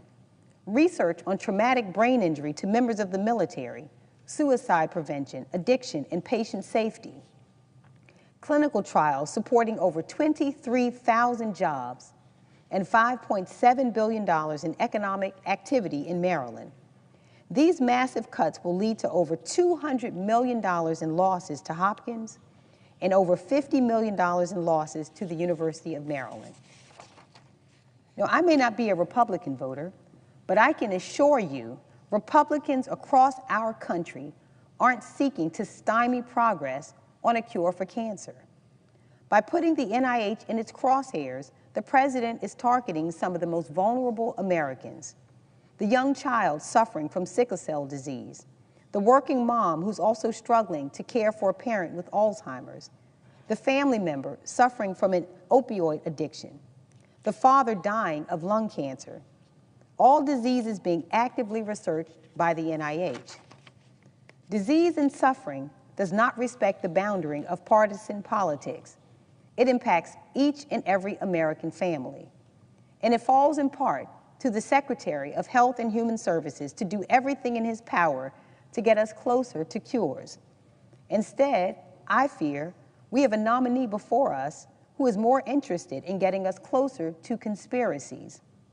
And with loyalty to the man in the White House, as opposed to the health and well-being of the American public, Mr. Kennedy is likely to follow his boss in supporting a tax on Medicaid.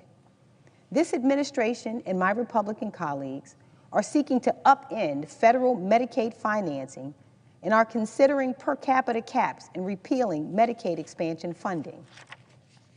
Let me make this simple. The Republican framework to cut Medicaid puts nearly 435,000 Marylanders at risk of losing coverage. It will lead to major gaps in health care coverage and undermine family economic security. It will put quality care out of reach for more families. And at the risk of sounding like a broken record, these are Democratic families. These are Republican families. That shouldn't matter to the president or the nominee for the Department of Health and Human Services. All that should matter is that these are proud American families. The administration's attacks on Medicaid would kick millions of people off their health coverage and force states to make deep cuts to benefits, eligibility, and reimbursement rates. My state can't afford these cuts. Maryland's families can't afford these cuts. 96% of eligible children in Maryland are supported by Medicaid and/or CHIP. Cuts would disproportionately hurt children with the lowest incomes and the highest health care needs. At a time when Americans are struggling under the weight of inflation, scraping to pay for food, gas, and housing, we cannot strip away or cut their health coverage. That's a cruel move that will certainly bankrupt many individuals and families. Many Americans are one catastrophe away from financial ruin.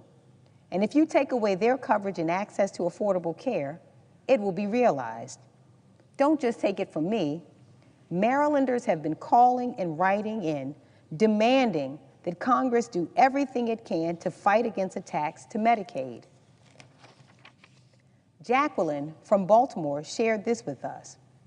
One day I was at work and passed out in the bathroom. Had to be cut out of the restroom by the firemen. After being in a coma for 12 days, it was determined that I was diabetic. Having Medicaid saved my life. If I did not have Medicaid or any insurance, I would have been sent home and who knows what would have happened. Another constituent from Ellicott City shared this. My 22-year-old son has autism and a significant cognitive disability. He is a happy, affectionate person who loves being around people and being physically active.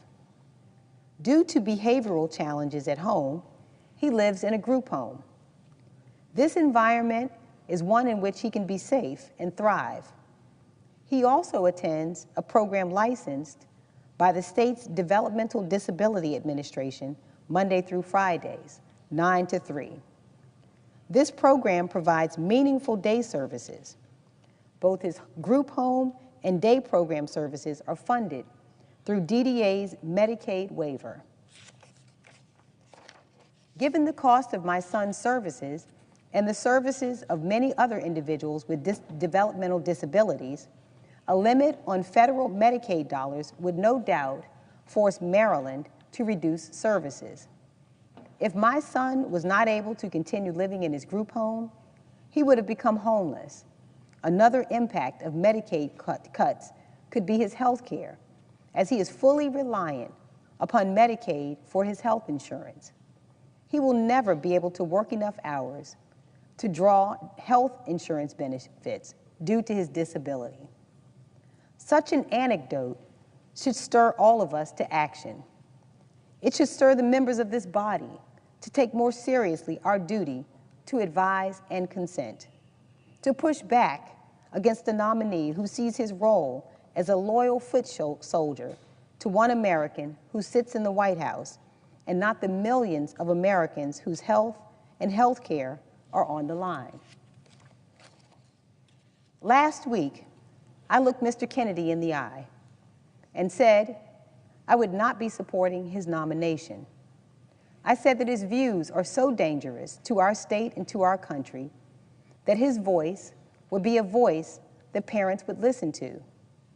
I honored my constitutional duty of advice and consent.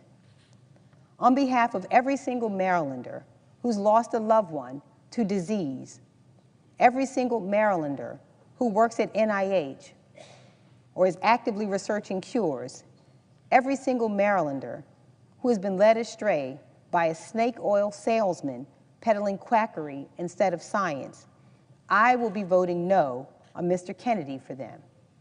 And to my colleagues on the other side of the aisle, I urge you to think long and hard about the phrase that you believe encapsulates your mandate, America First. If we are not putting the people of this country first, then we are most certainly not putting this country first. America First cannot exist if the people in this country are too sick to be strong. And when you have someone like Mr. Kennedy responsible for the health of our citizenry, I fear that it is where we are headed, dead last, literally and figuratively. I may not be able to stop this nominee from being confirmed, but I want every Marylander to know that I will never stop fighting for your health and for the health of your loved ones. Thank you, Mr. President. I yield the floor.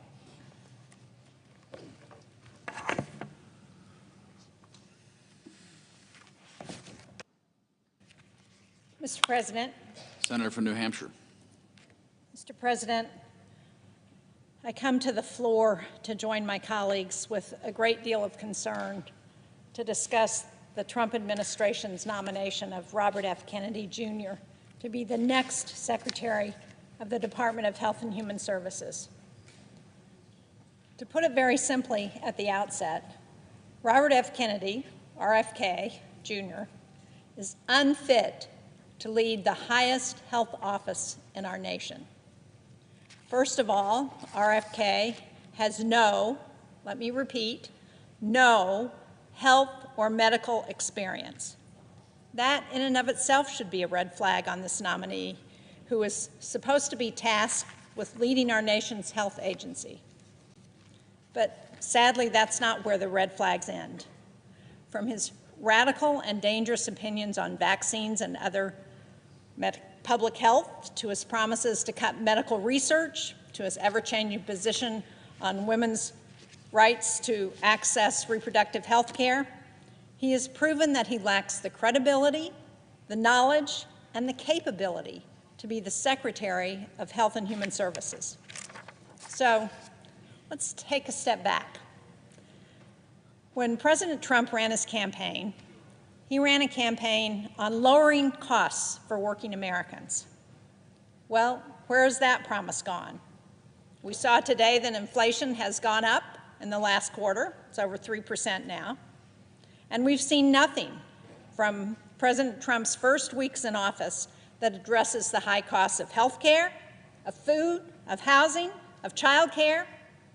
2 weeks ago, this administration, including the Health and Human Services Agency, halted funding across the board for programs like our community health centers and substance use treatment programs. These centers are often the main source of health care for their communities. They serve the people across the states of this country.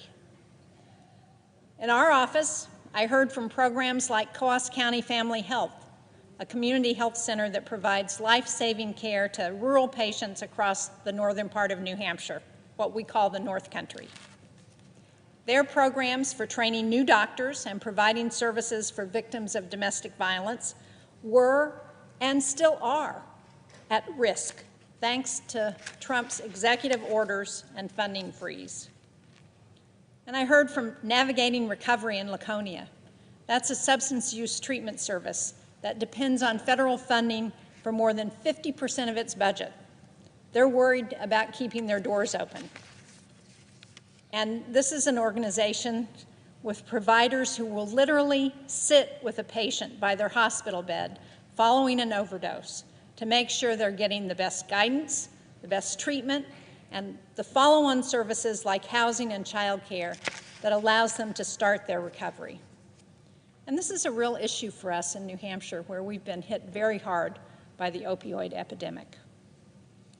The Trump executive orders and funding cuts will force Navigating Recovery to lay off staff and to curtail services should those funding cuts continue. These are actions on the part of the White House that don't lower costs for families. They do just the opposite. They put people out of work, and they weaken our ability to care for our most vulnerable populations. But when he was asked if he would reverse this policy of cutting funding for programs like substance use recovery. RFK refused. The thing is, we should be taking steps right now to lower costs for families and children. Half of the uninsured Granite Staters cite cost as their reason for not being able to purchase health insurance. More than 2/3 of people in New Hampshire have delayed care, and another 25% have delayed buying needed prescriptions or said they have to ration their meds. We could help these people right now. We could pass the Health Care Affordability Act, which would make permanent premium tax credits in the Affordable Care Act that have cut health care costs for 24 million Americans, nearly 70,000 from New Hampshire. Passing that bill would directly help constituents like the man in Newmarket who contacted our office. He's 55 years old. He's a patient at Lamprey Health Care, which is a community health center. He had been uninsured and avoided going to a doctor his whole life. But sadly, he was recently hospitalized for 10 days because of complications from untreated diabetes. He had sepsis and he had an infection in his foot.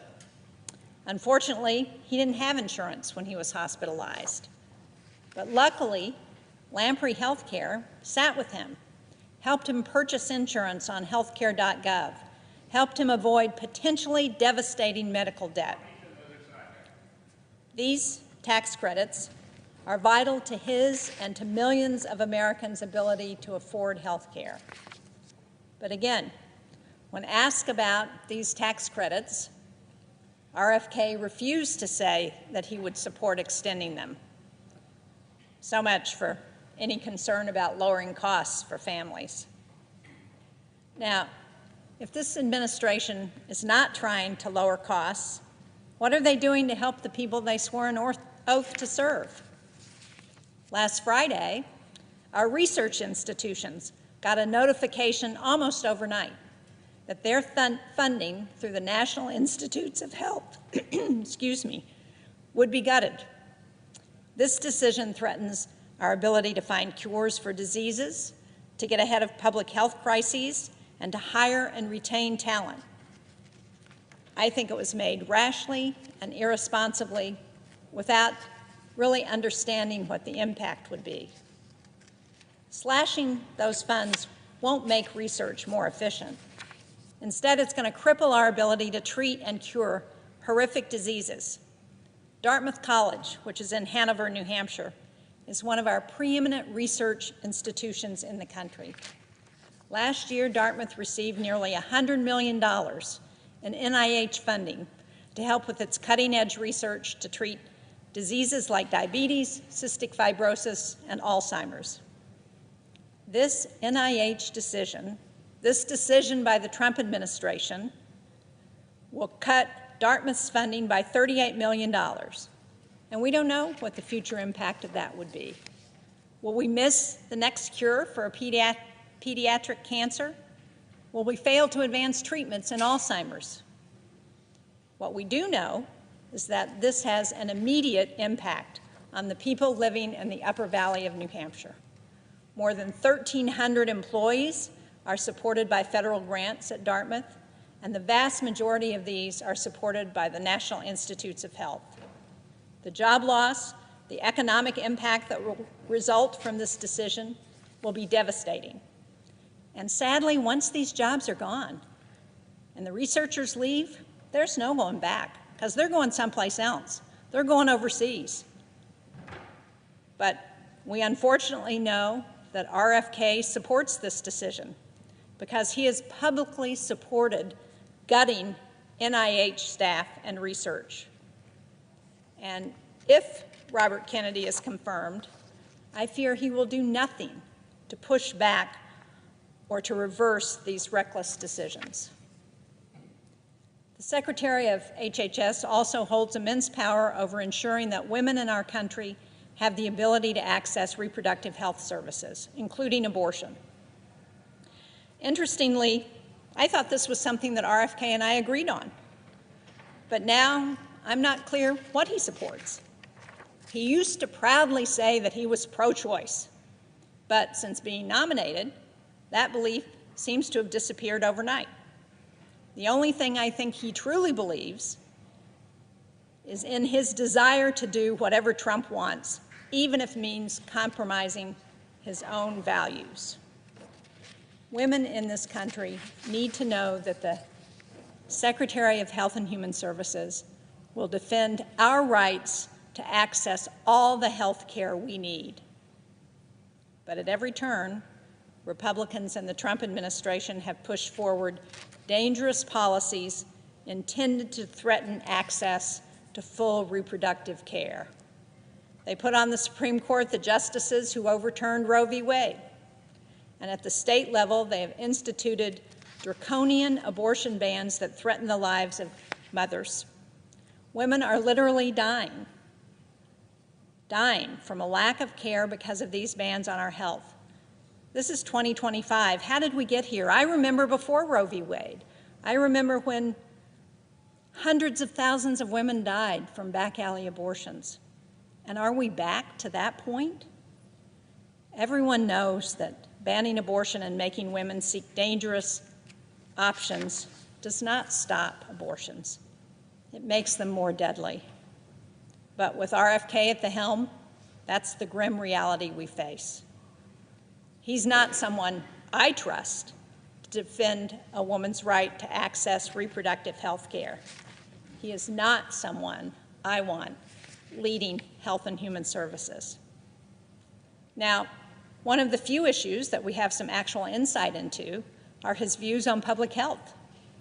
His dangerous, radical, and wrong beliefs about vaccines are well documented. Every child that gets sick or dies from a disease that could be prevented by a vaccine is a tragedy. RFK will not only undermine public confidence in vaccines, he indicated that he intends to continue to profit from anti-vaccine lawsuits. It's shameful and it's corrupt. Now, we've also heard reports that the Trump administration plans to cut as much as 50% of Health and Human Services staff and decimate the work of the Centers for Disease Control and Prevention. The CDC is our first line of defense for public health. Most important, tracking and responding to outbreaks of diseases, not only domestically, but abroad as well. The Trump administration has already taken steps to gut our global health and aid efforts, from withdrawing from the World Health Organization to cutting the CDC and U.S. Agency for International Development. They argue that these efforts are wasteful and unnecessary. But just last Friday, we were notified in New Hampshire that we had only the third confirmed case ever in the U.S. of Clade 1 monkeypox, or Mpox. The case is travel-related, meaning the patient caught the disease abroad and brought it home. Sadly, these diseases don't just stop at countries' borders. They don't just happen overseas. They affect us here at home. The Trump administration's efforts to eliminate our public health infrastructure doesn't make America safer, it doesn't make America stronger, and it doesn't make America more prosperous. It does the exact opposite. And Robert F. Kennedy Jr. is complicit. He's complicit in these efforts, and he will only continue them should he be confirmed. America deserves a leader at HHS who values science, who protects public health, who defends women's rights to reproductive care, to the full range of reproductive care, and who upholds the integrity of our country's core health systems. RFK Jr. has shown time and again that he is not that leader. His dangerous rhetoric on vaccines, his reckless plans to gut critical agencies, and lack of understanding of basic health care make him uniquely unqualified to advance the well-being of all Americans. I urge my colleagues to reject his nomination for Secretary of Health and Human Services. I yield back. Thank you, Mr. President.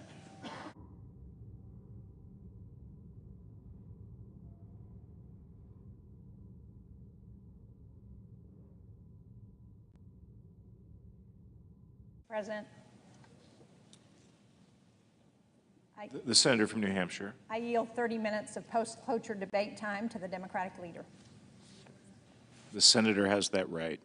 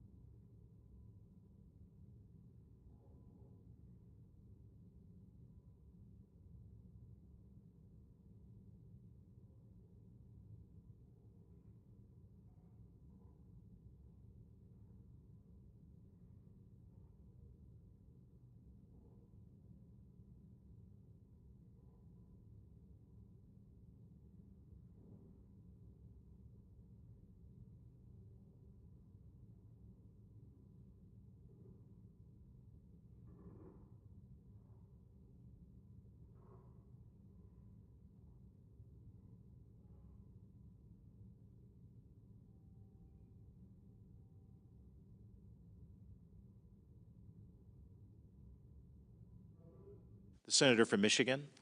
Mr. President, I rise today in opposition to Robert F. Kennedy Jr.'s nomination to serve as Secretary of the Department of Health and Human Services, also known as HHS.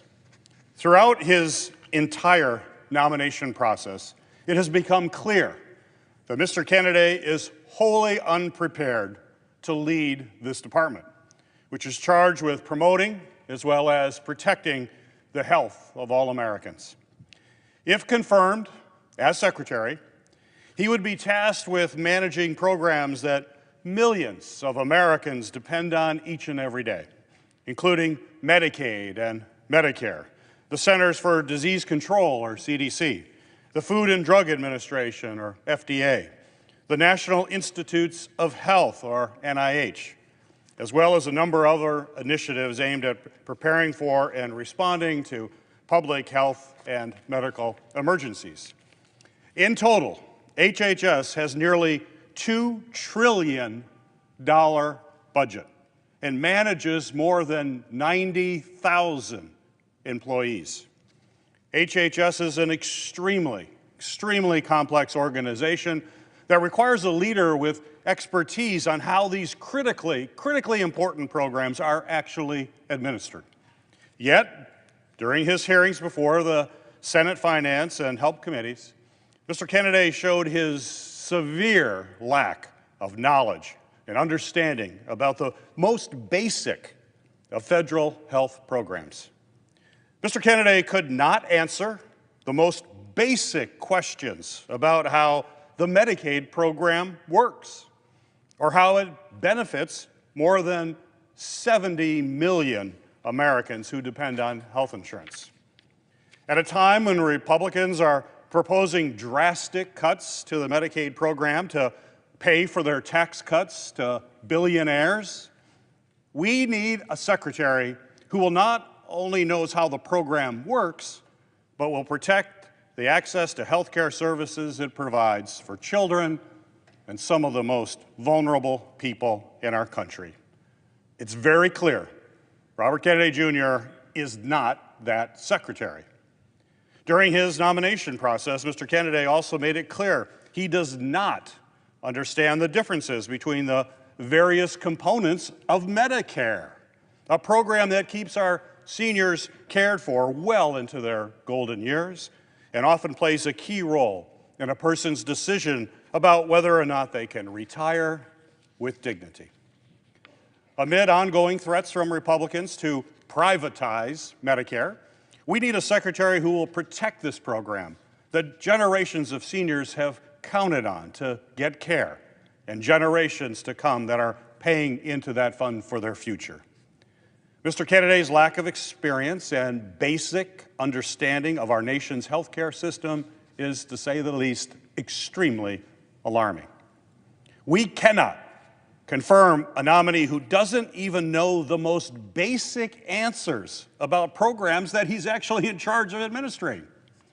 Since Mr. Kennedy was nominated to lead HHS, I've heard from thousands of my constituents from every corner of Michigan, from densely populated cities to some of the most rural areas in our state, who are deeply concerned about his plans for the department would impact families. For example, I've heard from countless folks about the rising cost of health care that is squeezing Michigan families' budgets. Health care prices are rising faster than inflation, making it even harder for people to get the care that they need. I've heard from a constituent who has operated a food pantry in her community for 13 years. She worries about what will happen to the people that she serves if they do not have access to the food security programs made possible by HHS. In her letter, she shared that most of her people in her pantry services are literally one ER visit or one car breakdown away from being able to feed themselves or their families. Public health initiatives are a lifeline for so many in Michigan as well as across our country. When our neighbors have access to basic health resources, it allows them to focus on improving their lives, whether that's gaining meaningful employment or getting an education. So we need an HHS secretary who is focused on improving access to Medicaid and expanding the premium tax credits for the Affordable Care Act that allows millions of Americans to access affordable health care. That clearly is not Robert Kennedy. He would not be that secretary. Instead, he believes that Americans would rather be privatized for-profit care.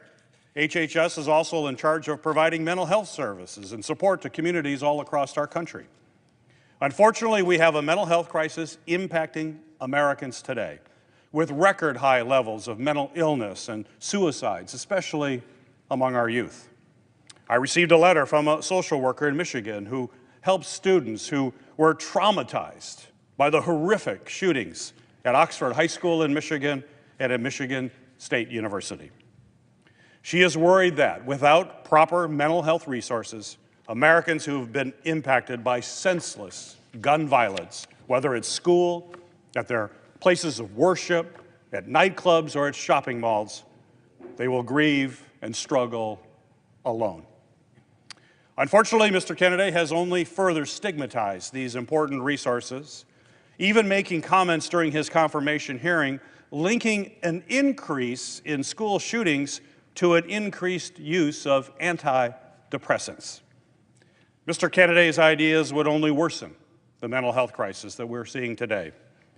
Instead, we need a secretary who will invest in SAMHSA, the Substance Abuse and Mental Health Services Administration. We need a secretary who will ensure that everyone has access to the programs and health professionals needed to address this mental health crisis. Robert Kennedy Jr. is not that secretary. HHS oversees our nation's major medical research, helping to advance breakthroughs in science and development of new treatments for deadly diseases from childhood cancers to Alzheimer's. Research institutions across my home state of Michigan are conducting critically important research to improve health outcomes for Americans who suffer from these diseases. A Michigan scientist who specializes in CDC research contacted my office. They fear that if Mr.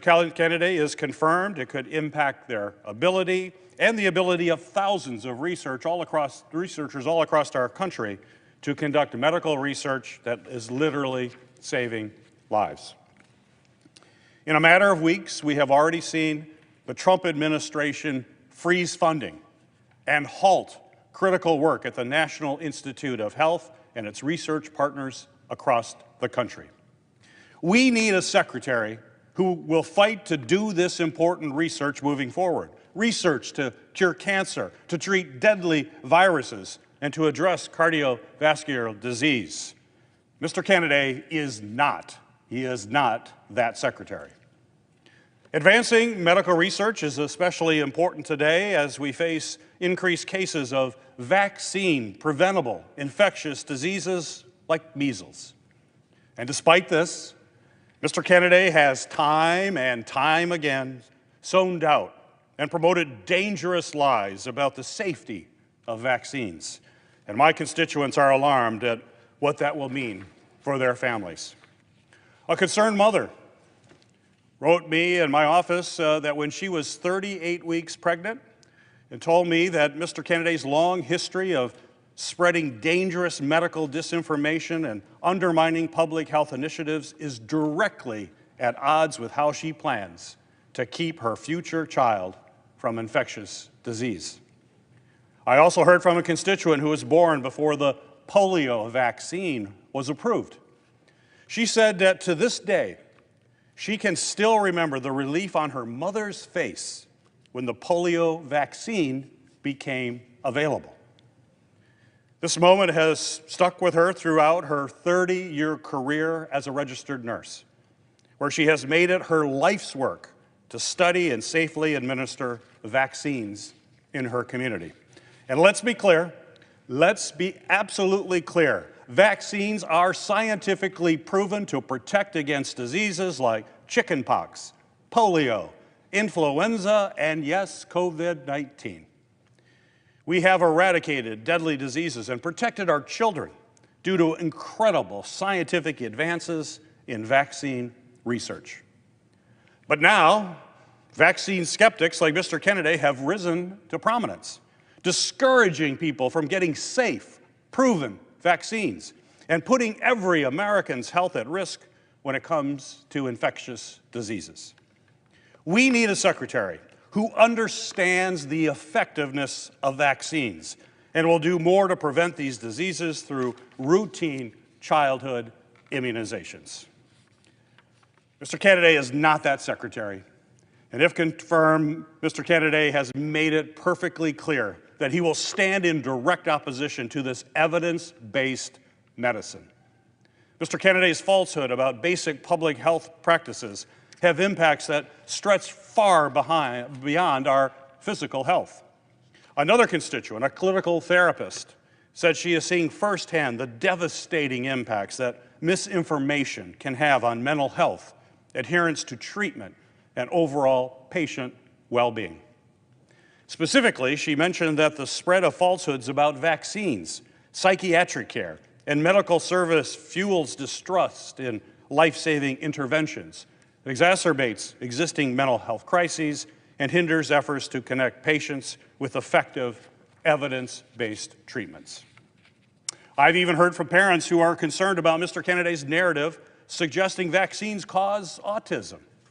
Because he has given credibility to these lies and questioned facts from scientists and doctors, these parents worry that their children will not receive the most basic routine care that they deserve. And in the midst of so many healthcare challenges, from prescription drugs to mental health to various public health threats, we cannot afford to have someone as unprepared as Robert F. Kennedy Jr. in charge of all these public health agencies. Even well-respected organizations know that Mr. Kennedy would be an absolute disaster for our public health. Take the American Public Health Association, for example. And in a letter, they said, quote, "To effectively lead our nation's top health agency, a candidate should ideally be trained in health administration, clinical care, or a related field, and must believe in and follow the scientific evidence that serves as the basics of our nation's system to protect and to promote the public health from all the threats that we face," end of quote. We simply cannot afford to have someone as unqualified as Robert Kennedy Jr. to be in charge of our top public health agency. He has failed to exhibit even the most basic knowledge of how HHS programs are administered to the millions of Americans who depend on them each and every day. He has misrepresented scientific evidence that is at the foundation of what HHS sets out to accomplish, which is keeping Americans healthy and protected from disease. He has demonized doctors, scientists, researchers, and medical professionals who, unlike him, have actually done the important work to keep our communities safe. I urge my colleagues to judge Mr. Kennedy on his lack of qualifications. It is clear he simply does not have the expertise, the training, or even the leadership skills necessary to lead a department as important as HHS. We need a secretary who will protect the health of Americans. Robert Kennedy is not that secretary. And if he is confirmed to lead the Department of Health and Human Services, the American people will ultimately pay the price with their health. I urge my colleagues to join me in voting no.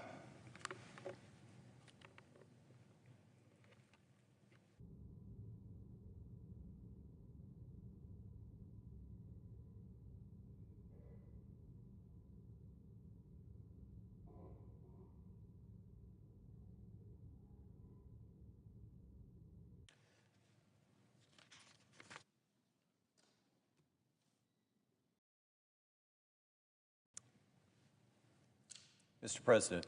The senator from New Mexico. Mr. President, just over 5 years ago, Robert F. Kennedy Jr. traveled to the Pacific island of Samoa. Mr. Kennedy was on a mission to spread baseless and debunked conspiracy theories about the safety and efficacy of children's vaccines. Trading in his esteemed family name and peddling himself as some sort of expert, Mr. Kennedy discouraged parents in Samoa from vaccinating their children. The impact of Mr. Kennedy's visit was undeniable. Health providers in Samoa reported that anti-vaccine voices got louder after his visit, and the rate of measles vaccinations for eligible 1-year-olds in Samoa fell to under 33%, well below herd immunity. 5 months after Mr. Kennedy's visit, Samoa had a massive measles outbreak, with 5,000 of its citizens contracting the disease and 83 Samoans dying, the vast majority of which were children under the age of 5.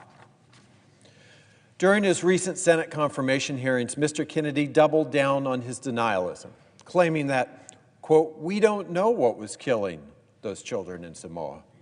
Mr. Kennedy also claimed in written responses to Senate questions that my words had nothing to do with vaccine uptake in Samoa or with the 2019 epidemic.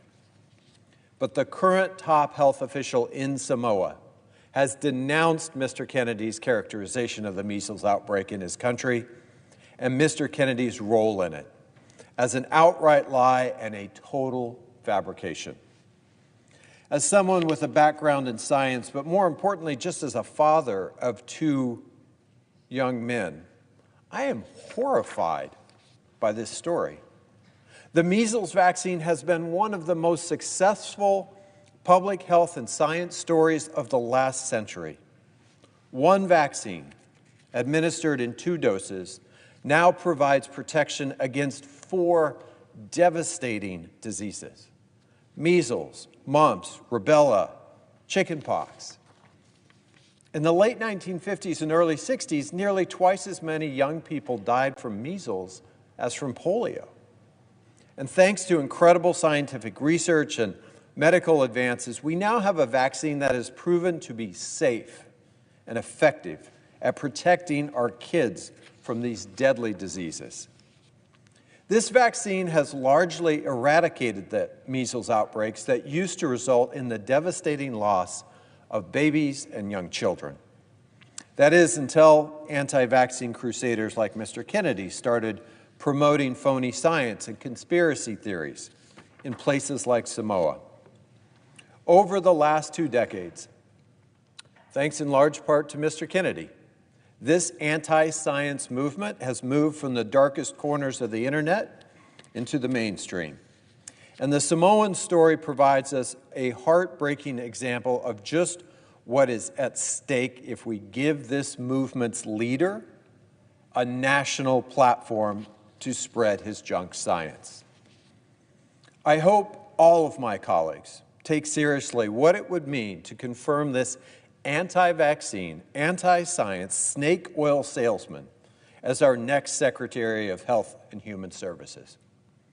As the leader of the largest anti-vaccine organization in the country, the so-called Children's Defense Fund, and I use air quotes for a reason, Mr. Kennedy has repeatedly pushed junk science studies to spread fear and skepticism of vaccines. And it's not limited to the measles. Mr. Kennedy has repeatedly and falsely alleged that safe and effective vaccines for tetanus, for the flu, for COVID, for HPV are dangerous to human health. Mr. Kennedy has even promoted the completely discredited conspiracy theory that vaccines lead to autism. And I want to be real clear that decades of extensive peer-reviewed scientific studies have found no connection, zero connection between vaccines and autism. When he was pressed about this during his confirmation hearings, Mr. Kennedy continued to promote junk science studies rather than walk back his misinformation. In response to Mr. Kennedy's words in his confirmation hearing, Christopher Banks, the president and CEO of the Autism Society of America, said, "The autism community deserves leadership that prioritizes evidence-based policies and respects the lived experiences of autistic individuals and their families. The continued promotion of debunked vaccine theories only serves as a distraction from the critical research needed to better understand autism and provide support for the autism community today." I completely agree with Mr. Banks. Financial disclosures from his confirmation process have also revealed that Mr. Kennedy has made millions of dollars in referral fees from law firms suing vaccine manufacturers based on baseless conspiracy theories. If confirmed, his own personal financial interests could still be tied to these anti-vaccine lawsuits. At the height of the COVID-19 pandemic that led to more than 1 million deaths in the United States alone, Mr. Kennedy campaigned to end the nationwide vaccination effort that helped us save millions more lives. He continued his well-worn and, again, completely evidence-free message that no vaccine is safe and effective. And just like with all vaccines, the COVID vaccines went through independent review and extensive trials to ensure that they were safe and effective. If Mr. Kennedy had had his way, we might still be losing thousands and thousands of our family members and neighbors to that virus. Mr. Kennedy has, again, without any sound evidence, also pushed conspiracy theories claiming that antidepressant medications cause mass shootings and chemicals in our water make children gay. And if those claims sound nuts, it's because they are. Mr. Kennedy has said that he is opposed to promoting prescription medications to treat chronic diseases, including anti-obesity medications like Ozempic that are currently used by millions of Americans. Mr. Kennedy has said that he would eliminate the entire nutrition department at the Food and Drug Administration, jeopardizing the safety of our nation's food supplies. Mr. Kennedy has said that he supports gutting the National Institutes of Health, which supports the development of medicines to treat diseases and delivers untold resources to healthcare institutions in New Mexico and every other state in this country. During his confirmation process, Mr. Kennedy also repeatedly made commitments to my Republican colleagues to support restrictions on mifepristone, a medication abortion and miscarriage management drug. Mifepristone has been approved by the FDA for 25 years. It's true that Mr. Kennedy has made a number of conflicting statements in the past about his personal views on women's reproductive health care. But during his confirmation process, Mr. Kennedy has signaled to Republican senators that he will go along with whatever President Trump wants to further roll back women's reproductive rights. Mr. Kennedy is not who any of us should want to put in charge of our nation's health and food safety. The Department of Health and Human Services oversees health coverage programs that serve half of all Americans. HHS plays a critical role in overseeing Medicare, overseeing Medicaid, and the Affordable Care Act. HHS also supports the medical research that helps us to develop the next vaccines, prevent the next pandemic, and find cures to cancer and chronic diseases like diabetes. We have already seen President Trump, Elon Musk, and his Doge minions target scientific and medical research at agencies like the National Institutes of Health. Just last week, we saw them announce an estimated $4 billion cut for health research at universities across the nation, including an estimated $17 million impact at the University of New Mexico alone. And just like many of the unilateral and illegal actions of this emboldened Trump administration, this one received a temporary halt from a federal judge 2 days ago. But whether this particular attack holds up in court or not, the Trump administration's intention is clear. Dramatic cuts to medical research into treatments and cures that countless Americans are depending on to save their lives. Mr. Kennedy plans to lead this effort and even to expand on it. Mr. Kennedy is not who my constituents in New Mexico want to see leading our nation's health agency. In fact, New Mexicans have raised their concerns in letters and emails and phone calls day in and day out. I'm going to take a few minutes to read to you from some of these New Mexicans who are terrified about the danger that Mr. Kennedy would pose as our nation's health care agency leader. Melissa from Albuquerque is concerned that Mr. Kennedy's past of promoting misinformation about vaccines and his lack of experience will endanger Americans. Melissa said, "This role demands a leader who relies on evidence-based decision-making, upholds public trust, prioritizes the health and safety of all Americans. RFK Jr.'s history of promoting conspiracy theories makes him fundamentally unfit for this critical position. If RFK Jr. were confirmed to head HHS, millions of Americans' lives would be put at risk. His policies would jeopardize public health and undermine efforts to protect our communities from preventable diseases and health crises." William from Albuquerque, a retired University of New Mexico health communications professor and longtime NIH principal investigator, knows that Mr. Kennedy's harmful rhetoric and lies will hurt public health efforts and lead to unnecessary deaths. William said, "My research team and I have had to continually battle anti-vax misinformation. Robert F. Kennedy Jr. is often at the center of that misinformation. I urge you in the strongest possible terms to oppose his nomination as Secretary of HHS. The damage he would do will take decades to undo and will lead undoubtedly to U.S. morbidity and mortality increasing due to infectious diseases. Jane from Albuquerque is concerned that Mr. Kennedy's lack of experience will negatively impact the health of New Mexicans. She said, "The administration has nominated manifestly unqualified individuals and those openly hostile to evidence to head the Department of Health and Human Services and the individual agencies that are charged with protecting the health of everyone in the United States. This abdication of responsibility will undoubtedly impact vulnerable populations most profoundly, including those living in New Mexico."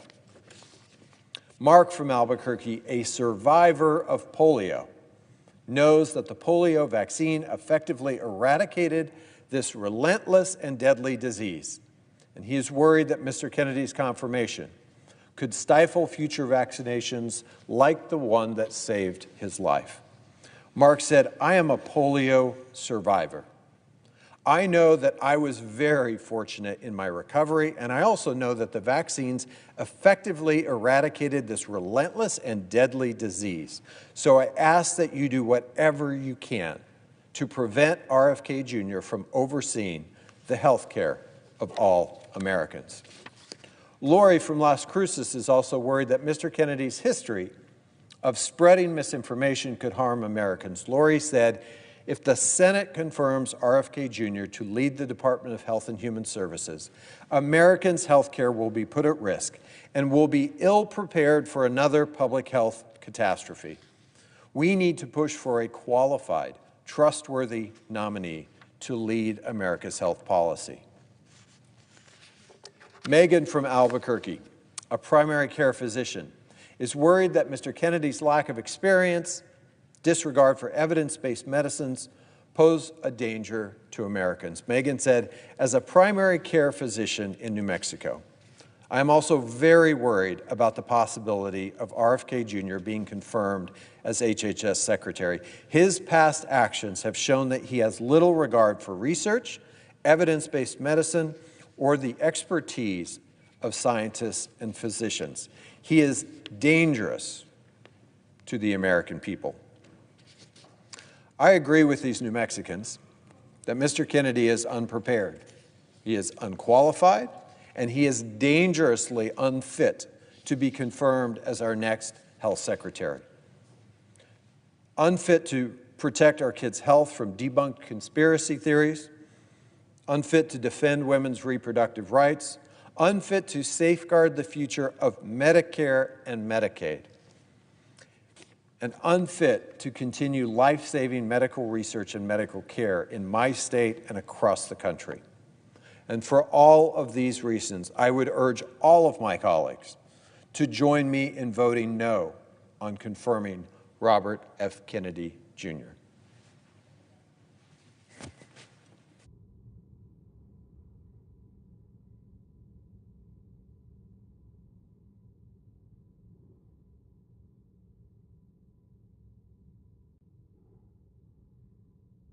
President. The senator from Arizona. Mr. President, I really care about science. I spent my career as an engineer, as a Navy pilot and a test pilot, and as an astronaut. 3 jobs where facts matter, where you make decisions based on science, not superstition. Because when you're launching off of an aircraft carrier or orbiting the Earth at 17,500 miles an hour, there's no room for conspiracy theories. You have to deal in reality. In my career, relying on science literally meant the difference between life and death. And the same is true for the person who is responsible for our nation's health. The Secretary of Health and Human Services is responsible for making sure that the best science guides our health care from developing life-saving medicines to preventing deadly diseases. This job requires a commitment to science, facts, and to public health. But the nominee before us today, Robert F. Kennedy, Jr., has spent much of his career doing the exact opposite, rejecting science, spreading conspiracy theories, and putting public health at risk. That's not someone that I want in charge of keeping Arizonans healthy. And that would be his job, by the way, responding to disease outbreaks, approving new medicines and treatments, overseeing health care coverage for millions of Arizonans and millions more of Americans. So this isn't just some bureaucratic decision that we're about to make. This is about whether the next HHS secretary will protect public health or undermine it with dangerous misinformation. Let's be clear about Mr. Kennedy's record. This is not someone who is simply asking questions about vaccines. Healthy skepticism is one thing, and I always told my space shuttle crew members to tell me when they thought I was wrong, to constantly question the way that we were doing things. We should be doing the same thing here in the Senate. But what Mr. Kennedy has engaged in goes far beyond that, far beyond. Even when presented with definitive science, he's doubled down on conspiracy theories. Because for him, that is what paid the bills. He was the chairman of the most well-funded anti-vaccine organization in the country. The group he led has spread false claims that vaccines cause autism, that vaccines cause cancer, and they cause autoimmune disease. This organization, they filed lawsuits to block children from getting vaccinated. And what happens when people believe that? We get outbreaks of disease that we thought was long gone in the rearview mirror. In America Samoa, he spread misinformation about vaccines during a measles outbreak that killed 83 people. Instead of helping families get life-saving care, Mr. Kennedy sowed fear and doubt. And then he had the audacity to question whether measles was really the cause of those 83 deaths. In Texas, right now, today, there is a measles outbreak. It's in a county that has low vaccination rates. So far, all of the cases are in unvaccinated people. Now, we know exactly what causes these outbreaks. It's not science. It's misinformation. It's people like Mr. Kennedy telling parents that they can't trust their doctors. Mr. President, I'm thinking about this nomination, not as a senator, but as a father and a grandparent. I know how much Arizona families care about their kids' health. All they want to do is do what is right for their family and for their kids. And I know what it means to trust doctors, to trust medicine, to trust science. I want my granddaughter Sage to grow up in a world that is safer and healthier than the one before her, where we don't have to worry about diseases that we already know how to prevent. And I think about my daughter, her mom, who, like any first-time parent, is doing everything she possibly can to make the best decisions for her child. and that's already hard enough. The last thing parents need is one more loud voice, especially one in a position of authority, pushing conspiracy theories that make it harder to know what is true. It's bad for kids across Arizona and across the country. And when he spreads these conspiracy theories about vaccines and autism, it has cascading effects. Senator Hassan made this point, I think, better than anybody else could, just last week or the week before. After speaking about her son, who has cerebral palsy, Senator Hassan said, it's a quote, "The problem with this witness's response on the autism case, or the autism cause, and the relationship to vaccines is because he's relitigating and churning settled science, so we can't go forward and find out what the cause of autism is and treat these kids and help these families." She continued, she went on and said, "Sometimes science is wrong, but we do make progress and we build upon the work and we become more successful. But when you continue to sow doubt about settled science, it makes it impossible for us to move forward, and it freezes us in place." So you see, the job of HHS Secretary isn't about chasing conspiracy theories.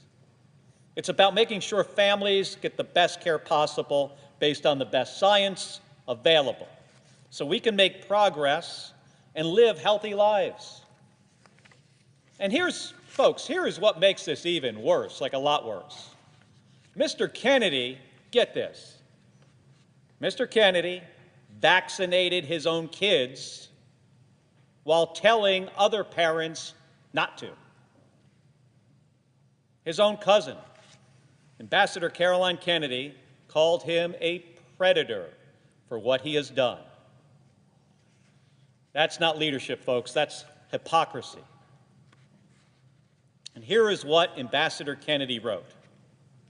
"Bobby preys on the desperation of parents of sick children, vaccinating his own children while building a following by hypocritically discouraging other parents from vaccinating theirs." She went on, "Even before he fills this job, his constant denigration of our healthcare system and the conspiratorial half-truths he has told about vaccines, including in connection with Samoa's deadly 2019 measles outbreak, have cost lives." She continued, "And now we know that Bobby's crusade against vaccination has benefited him in other ways too. His ethics report makes clear that he will keep his financial stake in a lawsuit against the HPV vaccine.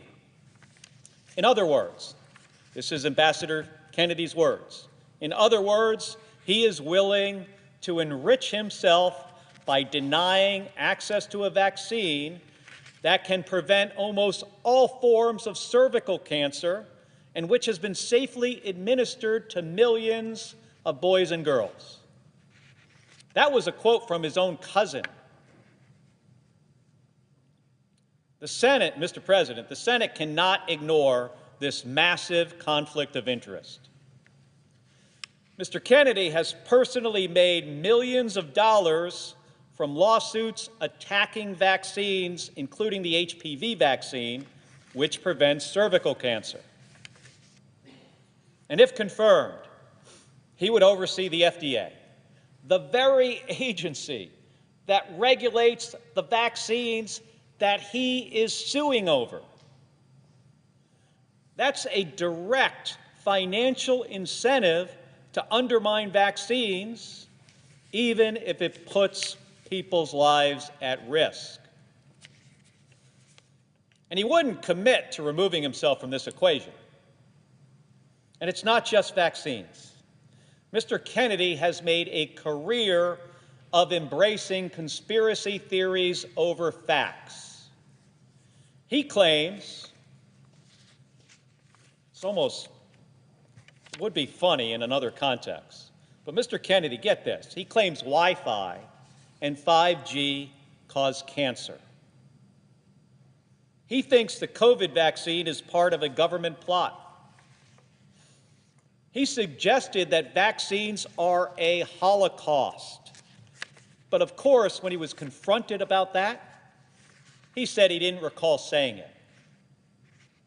He believes that the people who are running our vaccine programs should be in jail. And when asked about 9/11, one of the most defining moments in our nation's history, he refused to say who was responsible. And his response? He said, "It's hard to tell what's a conspiracy theory and what isn't." Well, Mr. President, we cannot put somebody in charge of our nation's health care who doesn't know how to separate fact from fiction.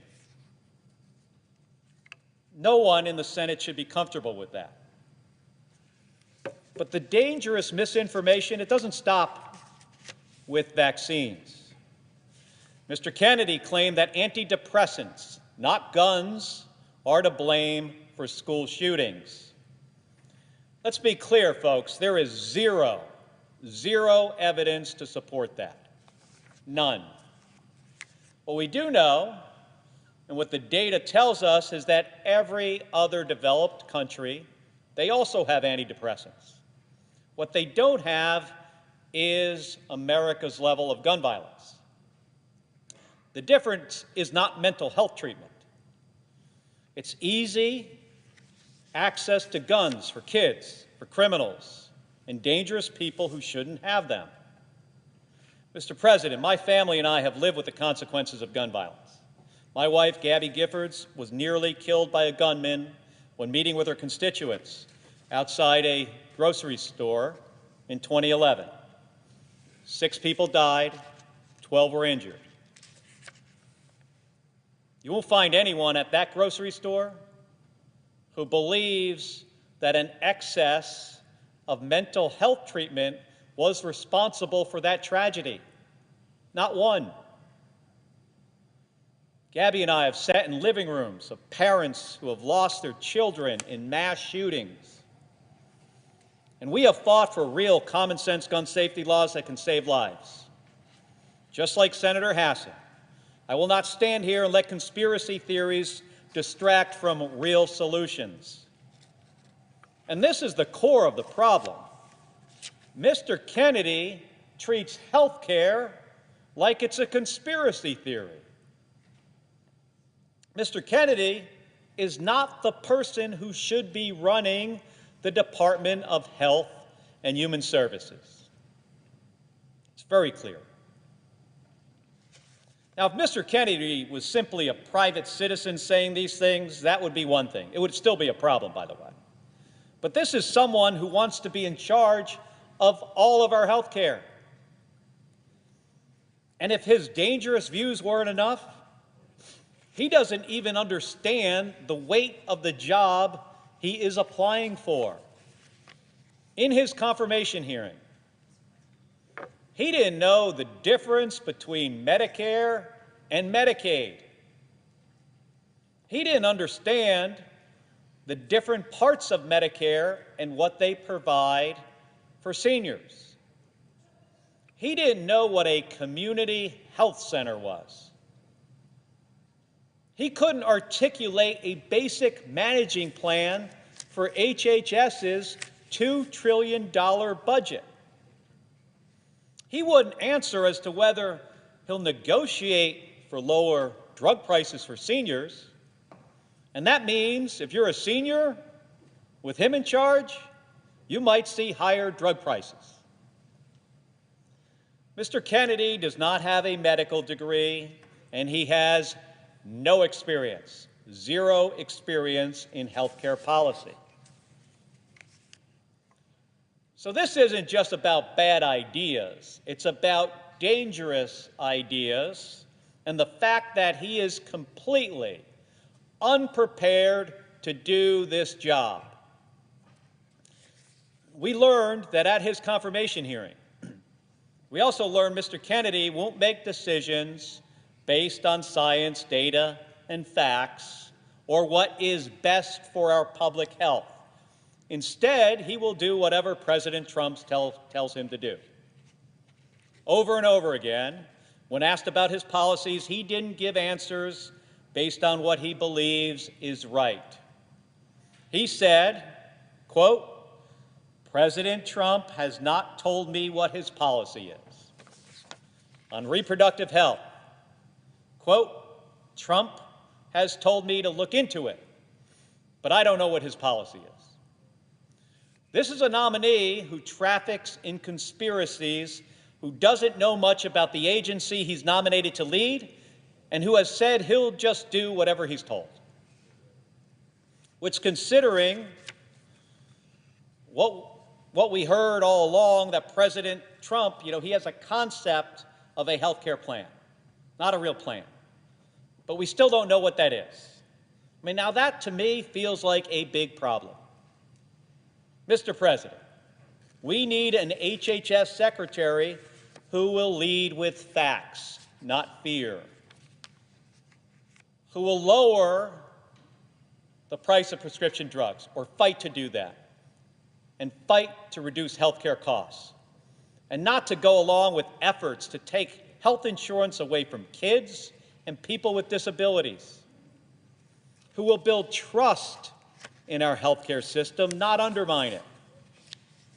Mr. Kennedy has built a career out of rejecting science, spreading misinformation, and profiting off of fear. He has compared vaccine scientists to Nazis. He has refused to say if 9/11 was a conspiracy theory. And when it comes to leading this nation's healthcare system, he has no plan, no knowledge, and no independence. And he says he will do whatever President Trump tells him to do. So, my colleagues, we all have to ask ourselves, are we really willing to put the health of American families in his hands? Are we? Mr. President, I know my answer, and I urge everyone in this chamber to think very hard about theirs. And Mr. President, I yield 30 minutes of post-cloture debate time to the Democratic leader. The senator has that right. Mr. President. The senator from Illinois. Mr. President, if you go back exactly 20 years ago today, I could tell you exactly where I was. I was a patient at Walter Reed Army Medical Center. I was staring at the beige-colored walls, and amidst the pain in every inch of my body, I was trying to muster the strength to sit up, or to take a step, or even just to breathe. I spent months and months and months in that hospital room, hooked up to machines, getting wheeled in and out of surgeries, learning how to live again in my new post-shoot-down world. But despite it all, looking back, I consider every one of those days in that hospital room lucky days. Because when the worst happened to me, when that RPG exploded in my lap in Iraq and I needed serious, sustained medical attention to survive the hour, the day, the year, I had health care I could rely on. The same cannot be said for countless Americans. Americans whose health care costs have already been too high and whose access to care is in even greater danger if this chamber is foolish enough to confirm Robert F. Kennedy Jr. as our next Secretary of HHS. Put simply, Mr. Kennedy cannot be trusted with the grave, grave responsibility that comes with this job. He cannot be trusted with our lives. He is focused on pushing his agenda regardless of the cost to middle-class Americans. And if this man is confirmed, more Americans will die preventable deaths because of his policies. Next month will mark the 5-year anniversary of when COVID shut down our nation. In this moment, it is dangerous, reckless, and heartless to everyone who lost a loved one in the pandemic to even consider nominating a guy who has stated that, quote, no vaccine is safe and effective. And if our Health and Human Services Secretary refuses to ensure children are protected against preventable yet deadly diseases like measles, RSV, whooping cough, or polio, it will be our kids, not Mr. Kennedy, who pay the price. I've gotten letter after letter from my constituents begging me to try to reason with my colleagues, to do whatever I can to prevent a man so ignorant of all things science and medicine from holding a position of such power over our children's next breath. One pediatrician in Illinois wrote to me, and I quote, I will always remember the 9-month-old infant with whooping cough who could not be saved despite every high-tech ventilator and medication we had available. Another said, I recall a father screaming and punching a hole in the wall when his 4-year-old son died of chicken pox. The stories, the letters, the avoidable tragedies go on and on.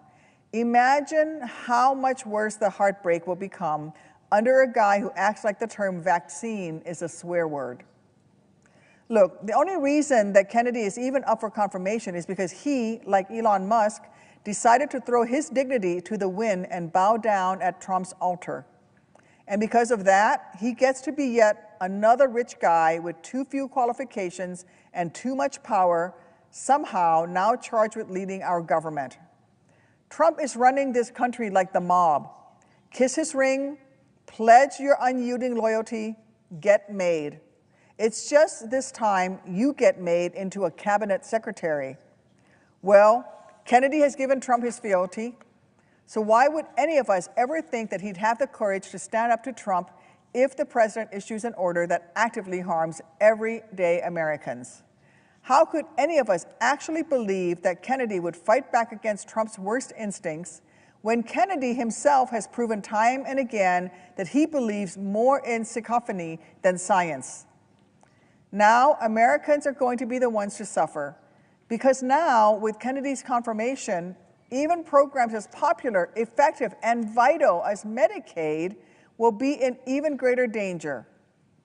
Republicans told us in Project 2025 that they would come for Medicaid, and this is the rare case when the GOP has actually kept its word, putting at risk roughly 80 million Americans who rely on Medicaid.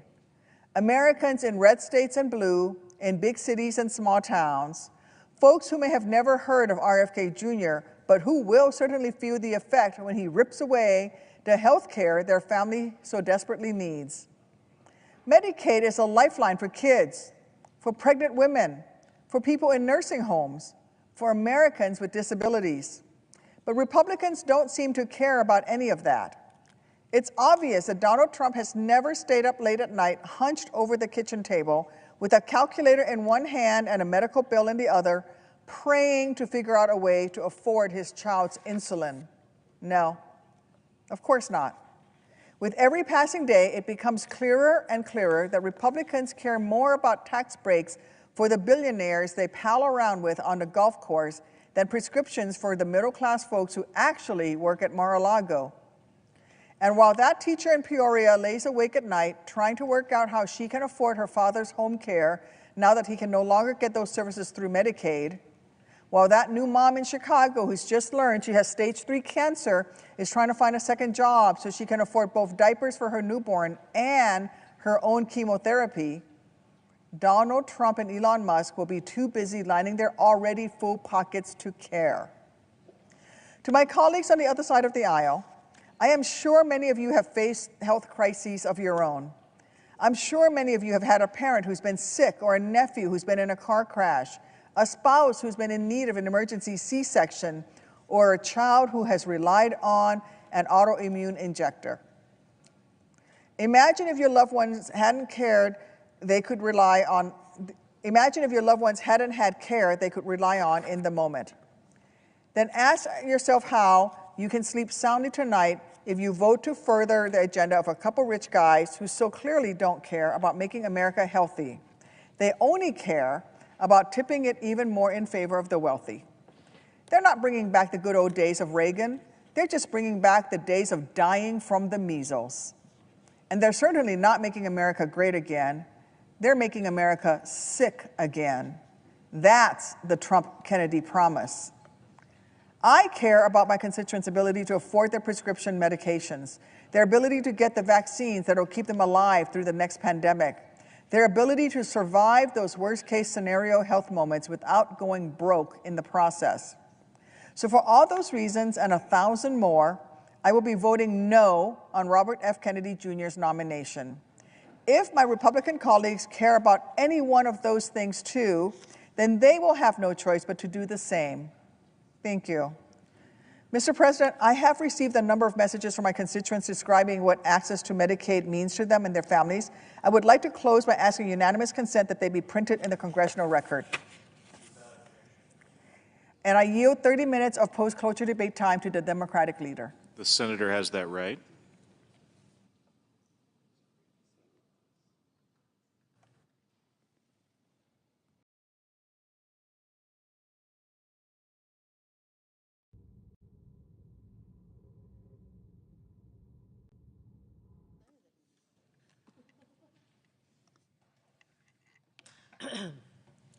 Mr. President. The senator from Nevada. Thank you, Mr. President. Today, we're here to discuss President Trump's nominee to lead the Department of Health and Human Services, Robert F. Kennedy, Jr. It confirmed Mr. Kennedy would be in charge of a department with power to, well, regulate the food we eat, the medicines we take, and the vaccinations we depend upon. He would oversee agencies that provide health care to almost 170 million Americans, including hundreds of thousands of Nevadans who are on Medicare, Medicaid, and the Children's Health Insurance Program. I'm here today to oppose Robert F. Kennedy, Jr. as our next Secretary of Health and Human Services. Confirming him would have disastrous consequences for our public health, for our seniors who rely on Medicare, for our families who get their health care through Medicaid. Well, let's start out with his lack of qualifications. Well, Mr. Kennedy, he's never worked in health care or federal government. He's probably best known for his skepticism of vaccines and spreading dangerous conspiracies and outright lies. Mr. Kennedy's history of promoting anti-vaccine misinformation, it's well documented and deeply troubling. Vaccines have saved millions of lives throughout history, and they remain one of the most effective tools we have to protect public health. Yet, Mr. Kennedy has spent years promoting debunked claims linking vaccines to autism, cancer, allergies, and autoimmune diseases. He spread lies about vaccine safety, making people fearful and increasing rates of unvaccinated people, which put all of us at risk. He's previously stated, and I'm going to quote, that no vaccine is safe and effective, end quote. He said that the polio vaccine, I'm going to quote again, killed many more people than polio ever did, end quote. And Mr. Kennedy has called the COVID vaccine, again I'll quote, the deadliest vaccine ever made. This rhetoric isn't just reckless, it's dangerous. If Mr. Kennedy had been around during the first Trump administration, he would have undermined President Trump's Operation Warp Speed and efforts that helped us end the pandemic. And he doubled down during his confirmation hearing, even though he was asked multiple times. Mr. Kennedy refused to acknowledge that vaccines don't cause autism. He's also engaged in Holocaust distortion to push his dangerous views. While attending an autism conference, he was asked why the CDC wasn't acknowledging autism as an epidemic. And he said, I'm going to quote again, these are his words, "To me, this is like Nazi death camps, what happened to these kids. I can't tell you why somebody would do something like that. I can't tell you why ordinary Germans participated in the Holocaust. End quote. And frankly, Mr. President, these aren't the words of someone you want to be in charge of America's public health. These are not the words of someone you want anywhere near the White House, anywhere near our health care, our safety.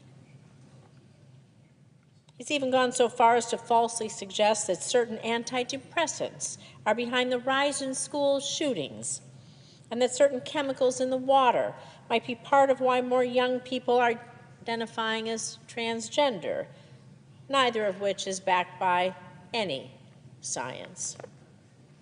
And we can't allow someone who spreads this kind of vitriol and dangerous misinformation to lead the Department of Health and Human Services.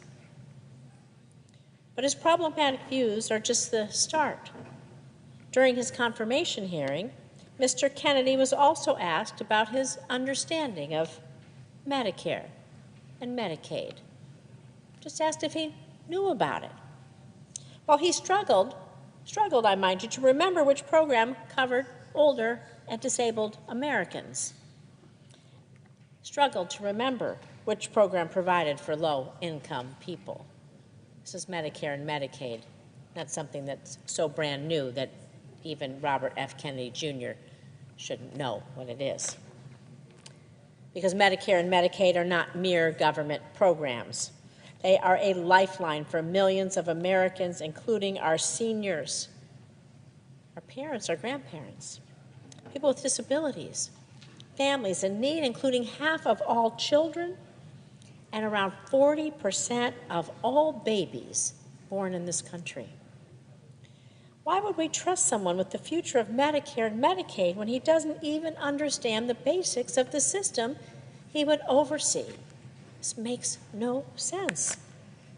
And we can't overlook the broader impact of Mr. Kennedy and President Trump's proposals on medical research, safety, and innovation. We're already seeing devastating attempts to go after the National Institutes of Health, or NIH, the very institution that has pioneered life-saving research in areas like cancer, heart disease, and diabetes. And this is not just any research, this is life-saving research. We're talking about research and clinical trials, well, in my home state at the University of Nevada, Las Vegas, and the University of Nevada, Reno, to better understand Alzheimer's disease and improve care for patients. We're talking about advancing breast cancer therapy at the University of Nevada, Reno, and clinical trials on treating and preventing cancers at the Southern Nevada Cancer Research Center.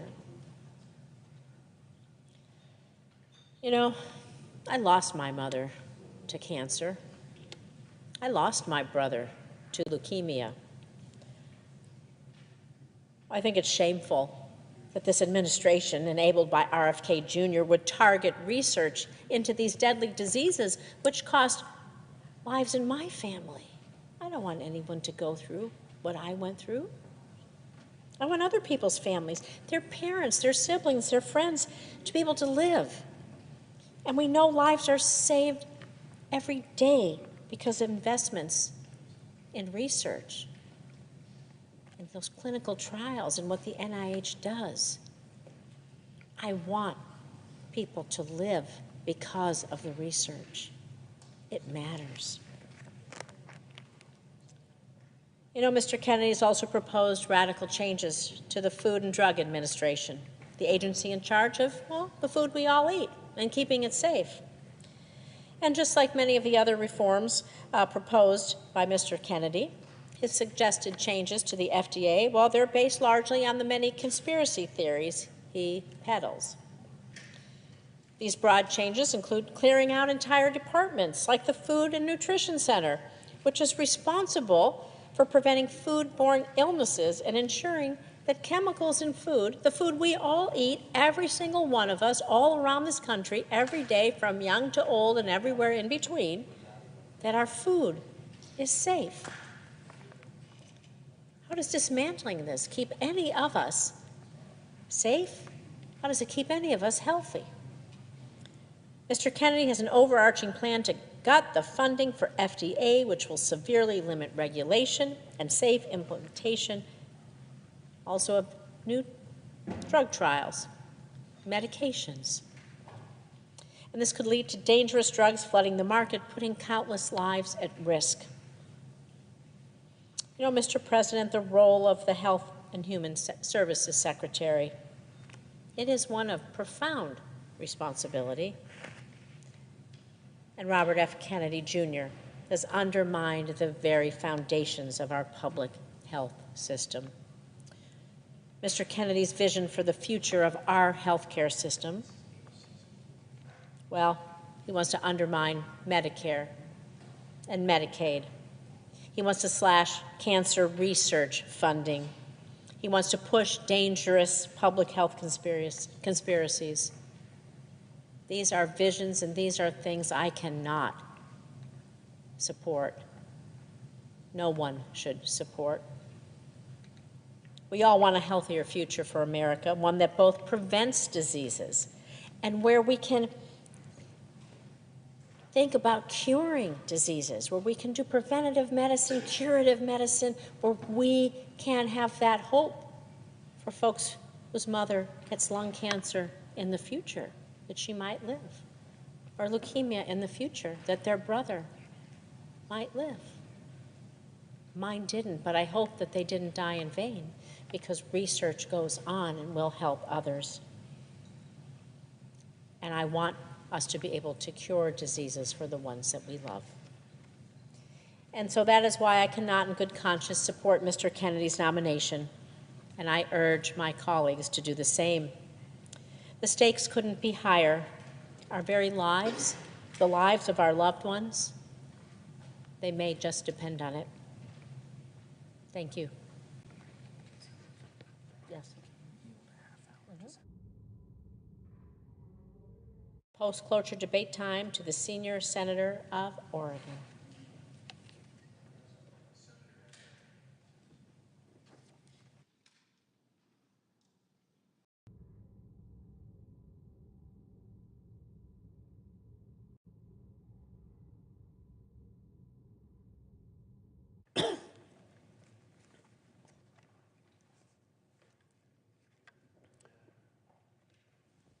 Mr. President. The senator from Massachusetts. Thank you, Mr. President. Mr. President, I stand here in strong opposition to the nomination of Robert F. Kennedy, Jr. to serve as the Secretary of Health and Human Resources for the United States of America. The American people know that our health care system is broken. Families have to work through too much health insurance red tape, only to be denied care or forced to pay out of pocket. Medical debt is the leading cause of bankruptcy in the United States. Families are saddled with medical debt from prices that are too high and burdened by quality of care that is too low. When they need to get an appointment, they have to wait months, drive hours, or simply go without the care which they need. Pharmacies, hospitals, community health centers struggle to keep their doors open, and communities are watching health providers and workers burn out under the strain of a healthcare system that is increasingly being sold out to greedy investors and the billionaire class. The American people deserve a real healthcare system, not the current sick care system. And they deserve leadership which will recognize all of these problems and commit to solving them. Instead, Donald Trump and Elon Musk are only making things worse. To Elon Musk, move fast and break things is not in the United States Constitution. That's why these federal district court judges are stopping your actions.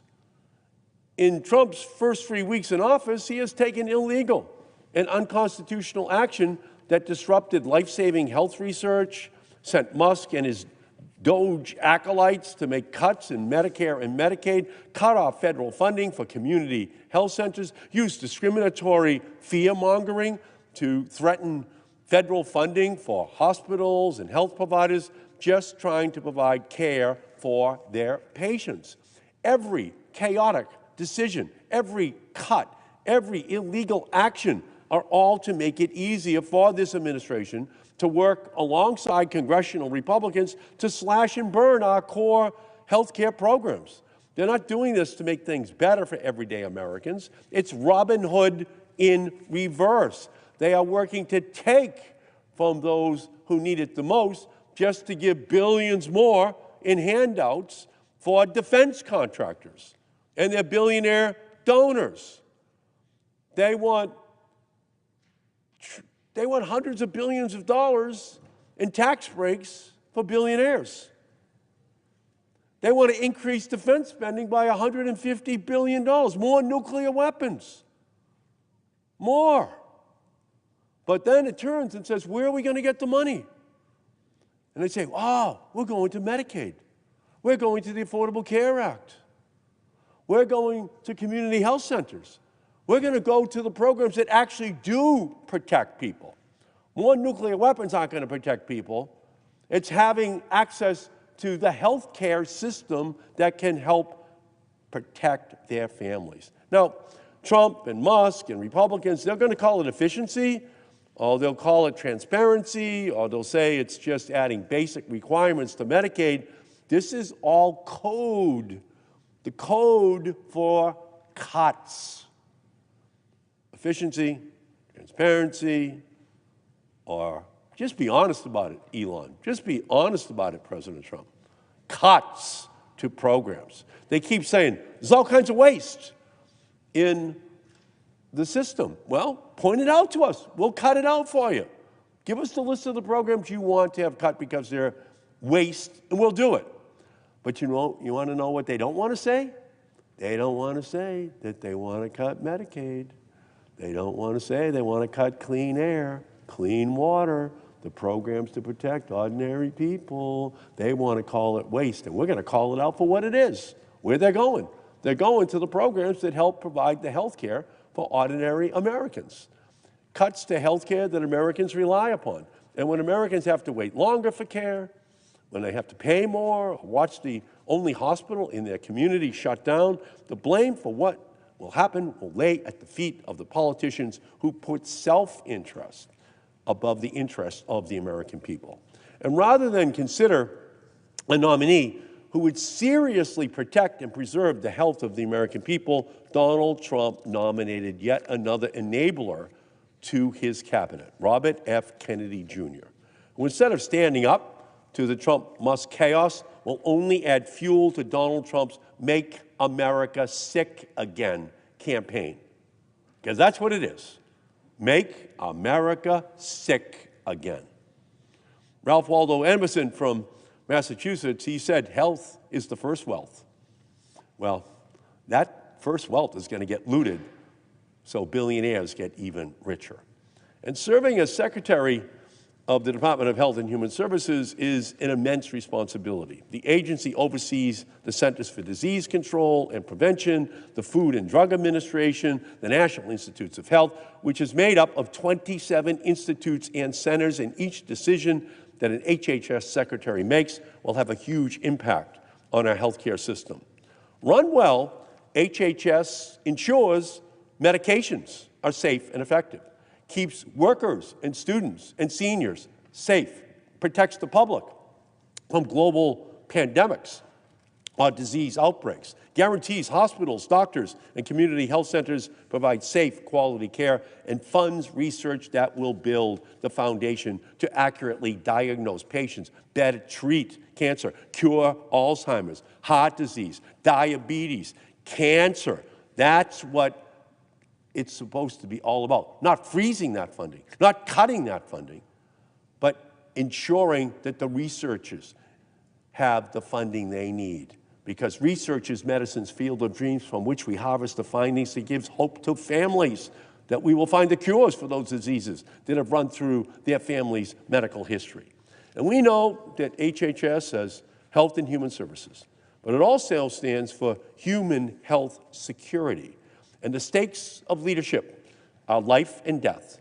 But instead of nominating a serious and qualified candidate, Trump selected a candidate who questioned the well-proven conclusion that HIV causes AIDS, made millions by spreading lies about vaccines, compared vaccine mandates to Nazi Germany, said Wi-Fi and cell phones cause leaky brains, threatened to remove fluoride from drinking water, and made baseless claims about medication for depression that it would lead to mass shootings. Well, Mr. Kennedy's track record shows that he is a danger to the health of America.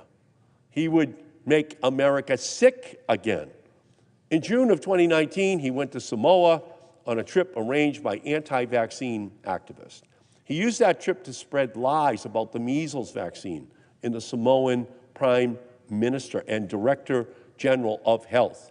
He and the organization he led amplified activists who spread false information about the measles vaccine. And after a measles outbreak broke out in Samoa and 16 people died, rather than intervene and help, Mr. Kennedy sent a letter to the Prime Minister to blame these deaths on the vaccine rather than the absence of vaccines. The death count in Samoa grew to 83. Volunteers in New Zealand sent tiny coffins to help bury the dozens of children who died. A New Zealand vaccinologist later said the impact of Mr. Kennedy's role in the outbreak was devastating. In a moment, when Robert F. Kennedy Jr. could have used his influence for good, he fueled disinformation that cost lives. When Robert F. Kennedy Jr. was asked about Medicare and Medicaid, he could not answer questions in his confirmation hearing about the most basic questions, demonstrating that he would be at HHS only to make whatever cuts that Trump and Musk and Doge dictate at the expense of the health care of the American people. Now he's in line to be the #1 healthcare official in the United States. That would be a disaster. Mr. Kennedy has reportedly given reassurances on his position on vaccines or on his position on food and chronic disease.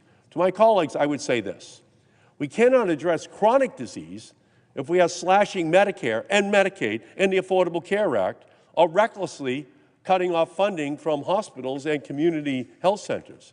If we are battling vaccine misinformation, it will make it much more difficult to take on chronic disease like heart disease or diabetes. The long-term impact of food on children's health doesn't matter if children are dying from preventable infectious diseases because their families believe misinformation spread by the nominee for Secretary of Health and Human Services. And even with the promises he has made on the vaccine misinformation, Robert F. Kennedy Jr. has not demonstrated that he will fulfill his promises. He has used his position to lead people down the dangerous path of vaccine misinformation, and when asked about his role in the Samoa measles outbreak, he lied. The stakes are too high to take a risk on this nominee.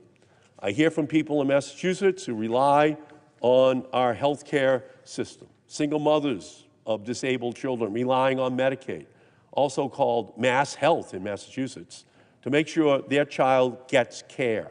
I hear from people living with cystic fibrosis, or parents of children on the autism spectrum or with Down syndrome who could only afford their medication or coverage with Mass Health Medicaid coverage. For them, Medicaid is the lifeline. And when that lifeline is cut, their lives get harder. And that's what this administration is aiming to do with Robert F. Kennedy Jr. in the lead. The American people deserve more than what they have now. They should be able to get health care when they need it, and they should not have to worry that it's available. They should be able to go to their doctor or to their pharmacy without running up their debt or being forced to choose between paying their rent or a medical bill. They should have health providers that aren't too overworked and burned out to provide them quality care. They should have primary care, mental health care, addiction care, dental care, cancer treatment, and more available to them without waiting months or traveling for hours or being left to hope for for an available clinical trial. Americans should have unquestioned health care access and quality, and I want to deliver on that for every single American. But Robert F. Kennedy Jr. will only make this harder by embracing Donald Trump, Elon Musk, and the spread of vaccine disinformation. I'm not alone in my concern. I've received over 1,000 calls and emails to my office opposing his nomination. I have also received letters from over 20,000 physicians, including thousands of pediatricians, internal medicine, emergency medicine, doctors representing all 50 states and Puerto Rico, over 800 public health officials, 75 Nobel laureates oppose his confirmation, chairs of pediatric departments across the country, and statements from the Massachusetts Teachers Association representing over 11,000 educators, and from the National Nurses Union representing 225,000 nurses, all opposing Robert F. Kennedy Jr. Every single one of them expressed concern and dismay about having a Secretary of Health and Human Service that doesn't believe in vaccines that save lives. We need to listen to the people on the front lines, the health providers, who have dedicated their lives to serving their patients, the researchers who have committed to finding life-saving treatments and cures, and the educators who care for our nation's children each and every day. They are all saying no to Robert F. Kennedy Jr. He is unqualified, and his confirmation would be dangerous to the health of our nation. And with that, Mr. President, I yield back.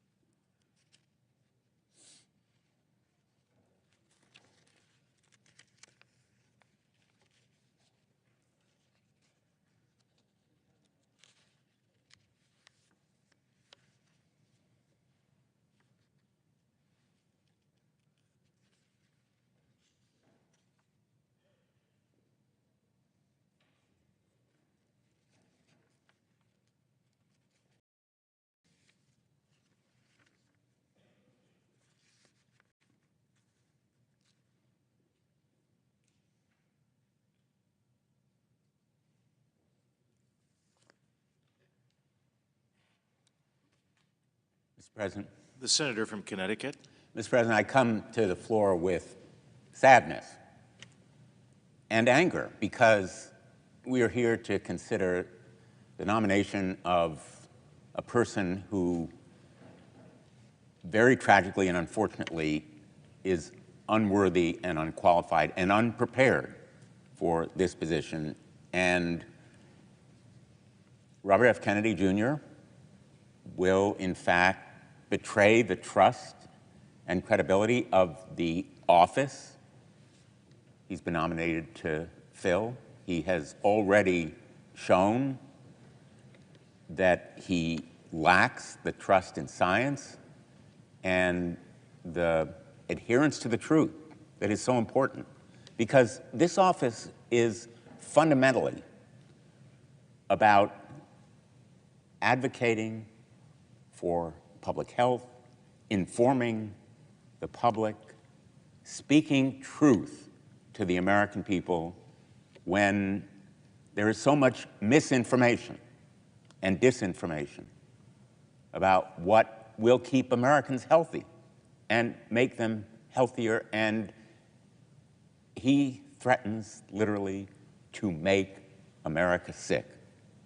Whether it's make America sick again or just make America sicker, the fact is he has supported conspiracy theories and distorted views of what is important in public health that threaten the American people. The Nobel laureates, the healthcare professionals,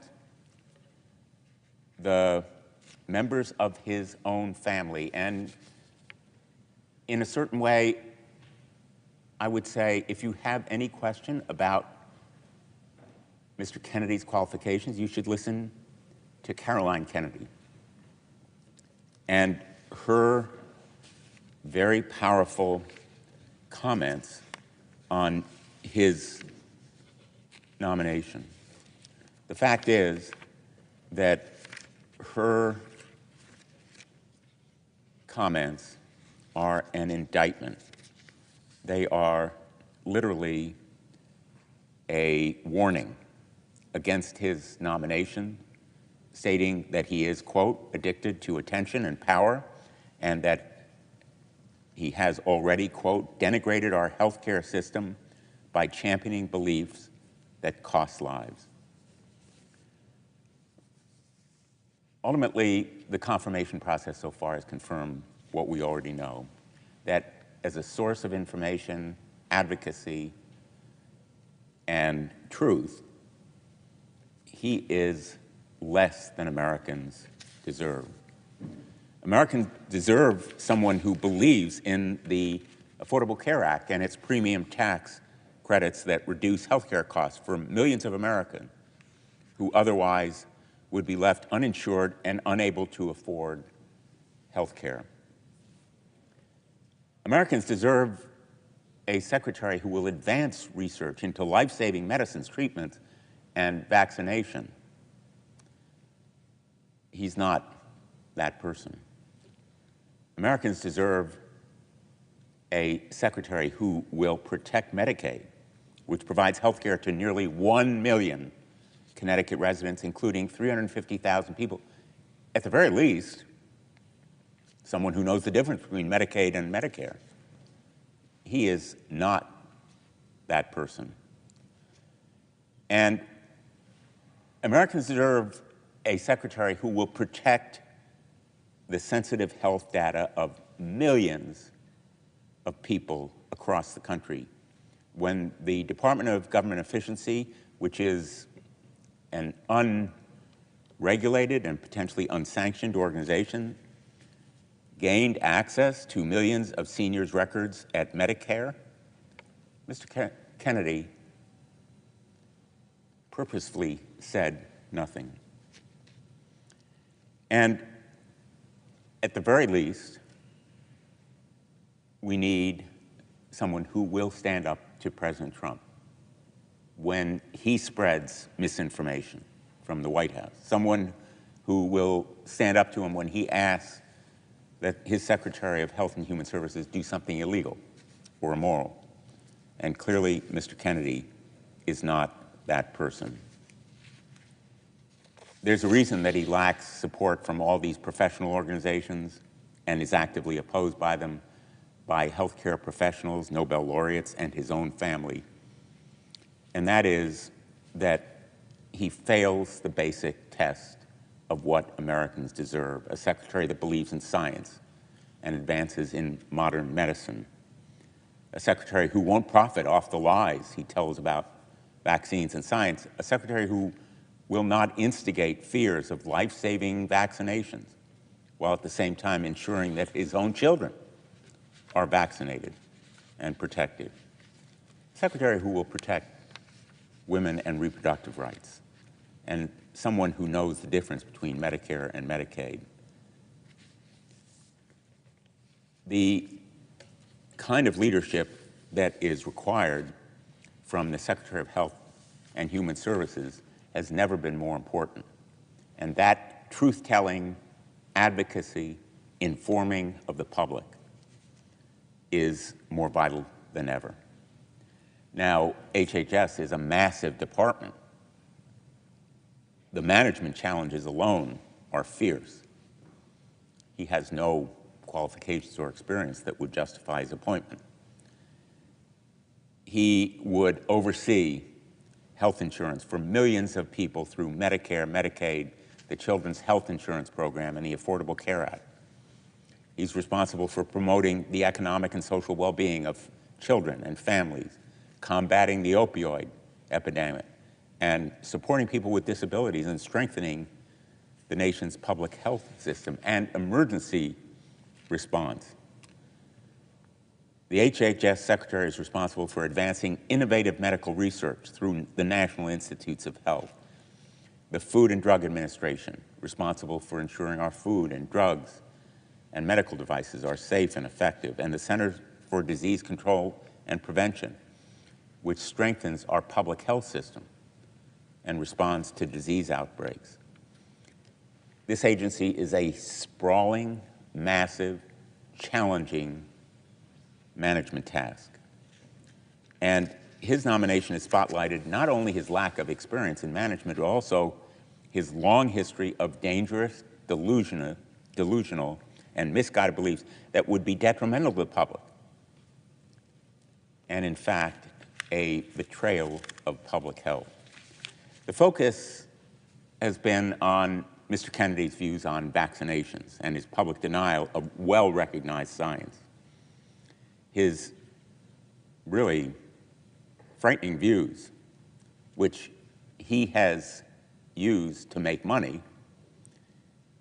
and have endangered the lives of countless children and families, ought to be disqualifying on their own. He admits to vaccinating his own children. Vaccines are safe and effective enough for his family, but not others, it seems. Fact is, vaccines are safe and effective. To be clear, over the last 50 years, vaccines have prevented 154 million deaths, including 146 million among children younger than 5 years old. They undergo exhaustive tests and trials and independent review to determine whether they are safe and effective. And they continue to undergo rigorous review even after they approve. This system works, but Mr. Kennedy has a long history of weakening and weaponizing parental instincts to protect their children and to spread disingenuous and life-threatening misinformation. These lies are attributable to his bad judgment as well as self-enrichment, exactly the opposite of what a Secretary of HHS should exemplify. He supported the dangerous, unproven lie that African Americans can use weaker vaccine schedules because black people have stronger immune systems. This disgusting, appalling claim has been disavowed by the medical community and renounced by the authors of the studies that Mr. Kennedy has incorrectly cited in espousing these lies. But these lies exacerbate racism. And it is a weakness in our public health system that this racism may continue to exist. To exacerbate it threatens people's lives. The anti-vaccine group he founded has maintained that measles, mumps, and rubella vaccine is linked to higher rates of autism in black children. Again, flat-out lie, racialized comments that are intended to stoke fear in the public health system and exploit the very caution that many communities of color approach the healthcare system with. His lies will, again, exacerbate the clear disparities that exist in healthcare for different racial groups. And the inequity of those disparities is a glaring weakness in our current healthcare system. But he will be sprouting those kinds of disinformation, spouting on podcasts, espousing in the media as the highest-ranking health official in our country. The notion that the public health of the nation, credibility, trust, truth-telling would be put in the hands of this man is truly frightening. Now, he's attempted to backtrack since his nomination. He's claiming he's not anti-vaccine, but when he was asked point blank, under oath during confirmation hearings, in effect, he ducked and dodged. Some of my colleagues have claimed that Mr. Kennedy privately told them he'll work with existing vaccine approvals and safety networks, and that he won't undermine vaccines in his role overseeing them. In private, that's what he said. Why wouldn't he make these commitments during public confirmation hearings? Why couldn't he make them when he was under oath? The threat is that he will do exactly the contrary. The American people deserve more than backdoor, private, confidential conversations and quiet promises about what the HHS Secretary will do.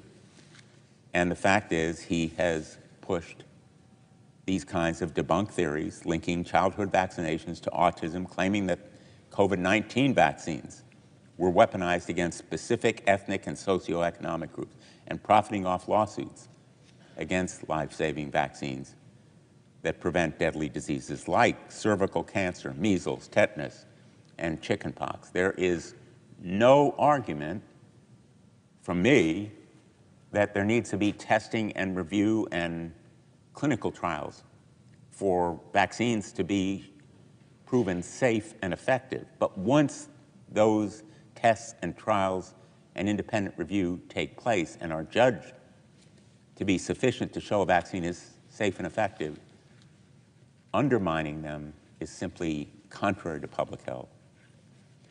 Now, Mr. Kennedy would also threaten reproductive care and reproductive freedom. During his 2024 presidential campaign, he consistently downplayed the importance of reproductive health, claiming that abortion was, quote, just a little issue, end quote. Abortion was hardly a little issue for women across the country, especially women who have literally died or come close to death as a result of denial of this essential health care and freedom. The Americans deserve a Secretary of Health and Human Services who respects women and who works against politicians telling women what they can do with their bodies and trusts women to make decisions about what is right for them.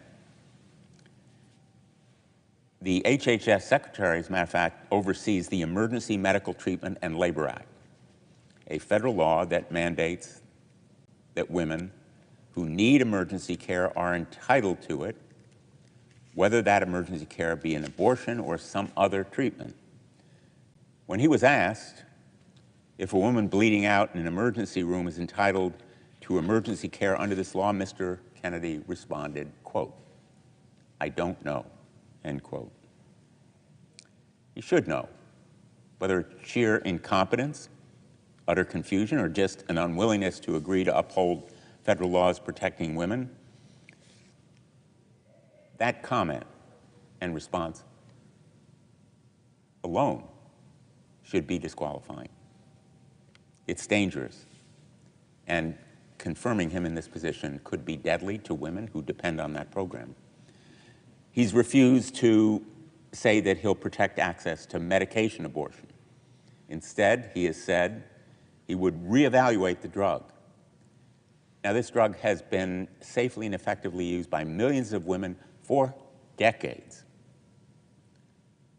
His response is code for making it harder to access or ban it altogether.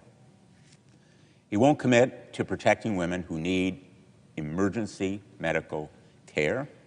He will not commit to keeping safe and effective abortion medication available. He will limit access to abortion services, and his confirmation poses the danger of catastrophic consequences for women. How can women trust him to protect their interests and safeguard their health? The women of America deserve better. Mr. Kennedy has a long history of making baseless and damaging claims about the LGBTQ+ community, including the absurd lie that environmental chemical exposure somehow causes children to become gay or transgender. Boggles the mind. Incredibly dangerous to the health and safety of LGBTQ+ youth. But it is his stated belief, or it has been at various times in the past, and adding to those harmful ideas is his belief that HIV does not cause AIDS. He has supported bans on gender-affirming health care for transgender individuals and spread information about what gender-affirming care actually looks like in the real world. And if he continues to spread this unscientific rhetoric as Secretary of HHS, he will cost people's lives. Members of the LGBTQ community already experience significant health disparities, and Mr. Kennedy's false views on health, sexual orientation, and gender identity would make these disparities, like racial disparities, even worse. To serve in this position, Mr. Kennedy need not be the world's greatest scientist or the most erudite professor or the most astute researcher, but he needs to have a respect for science and medical professionals. He lacks it. He made abundantly clear during his confirmation hearing he has none of those qualities. And, in fact, demonstrated an inadequate understanding of the very programs that he is supposed to be administering if he's confirmed, like Medicare and Medicaid.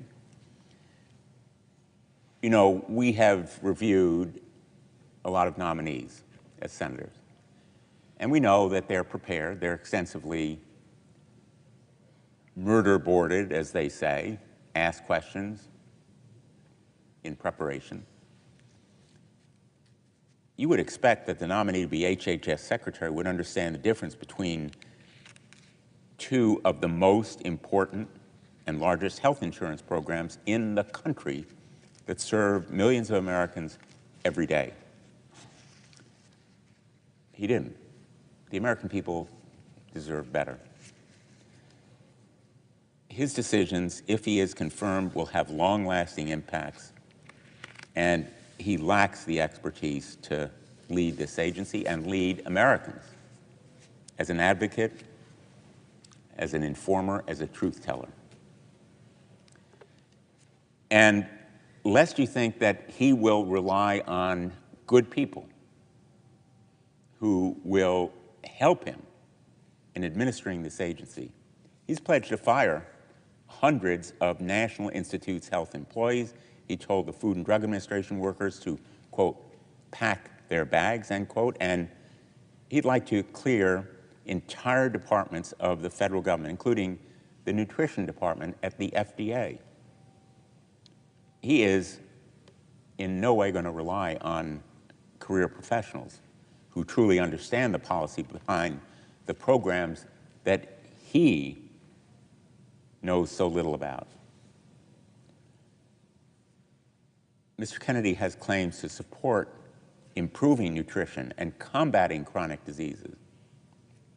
And many of us support those programs to eliminate additives, for example, or provide better nutritional information, front of package labels showing nutritional content, and enabling Americans to be healthier by eating better and by being better informed. But instead of surrounding himself with experts, his potential top advisors include people who want to change or abolish the nutrition guidelines, like the dietary guidelines for Americans, which will bolster industry profits, not health. The dietary guidelines for Americans provide science-based advice on what to drink and eat to meet nutrient needs. They promote health. They reduce the risk of chronic disease. This dietary guidance is critically important because 3 in 5 adults live with chronic disease. Let me repeat, 3 in 5 adults live with chronic disease that could be improved with better nutrition. And it informs all federal nutrition programs, meaning that these dietary guidelines impact 1 in 4 Americans through programs like the National School Lunch Program, the Supplemental Nutrition Assistance Program, known as SNAP, the Child and Adult Care Food Program. These programs follow those dietary guidelines because they are based on science. But Mr. Kennedy lacks respect for science. The fact that he espouses better nutrition isn't translated into real-world support for action that benefits Americans. His opposition to those guidelines benefits the food industry. Having a science denier surrounded by potentially lobbyists at the helm of this agency is not going to make Americans healthy. Again, it is going to make them sicker. It is going to potentially sell them out for profit.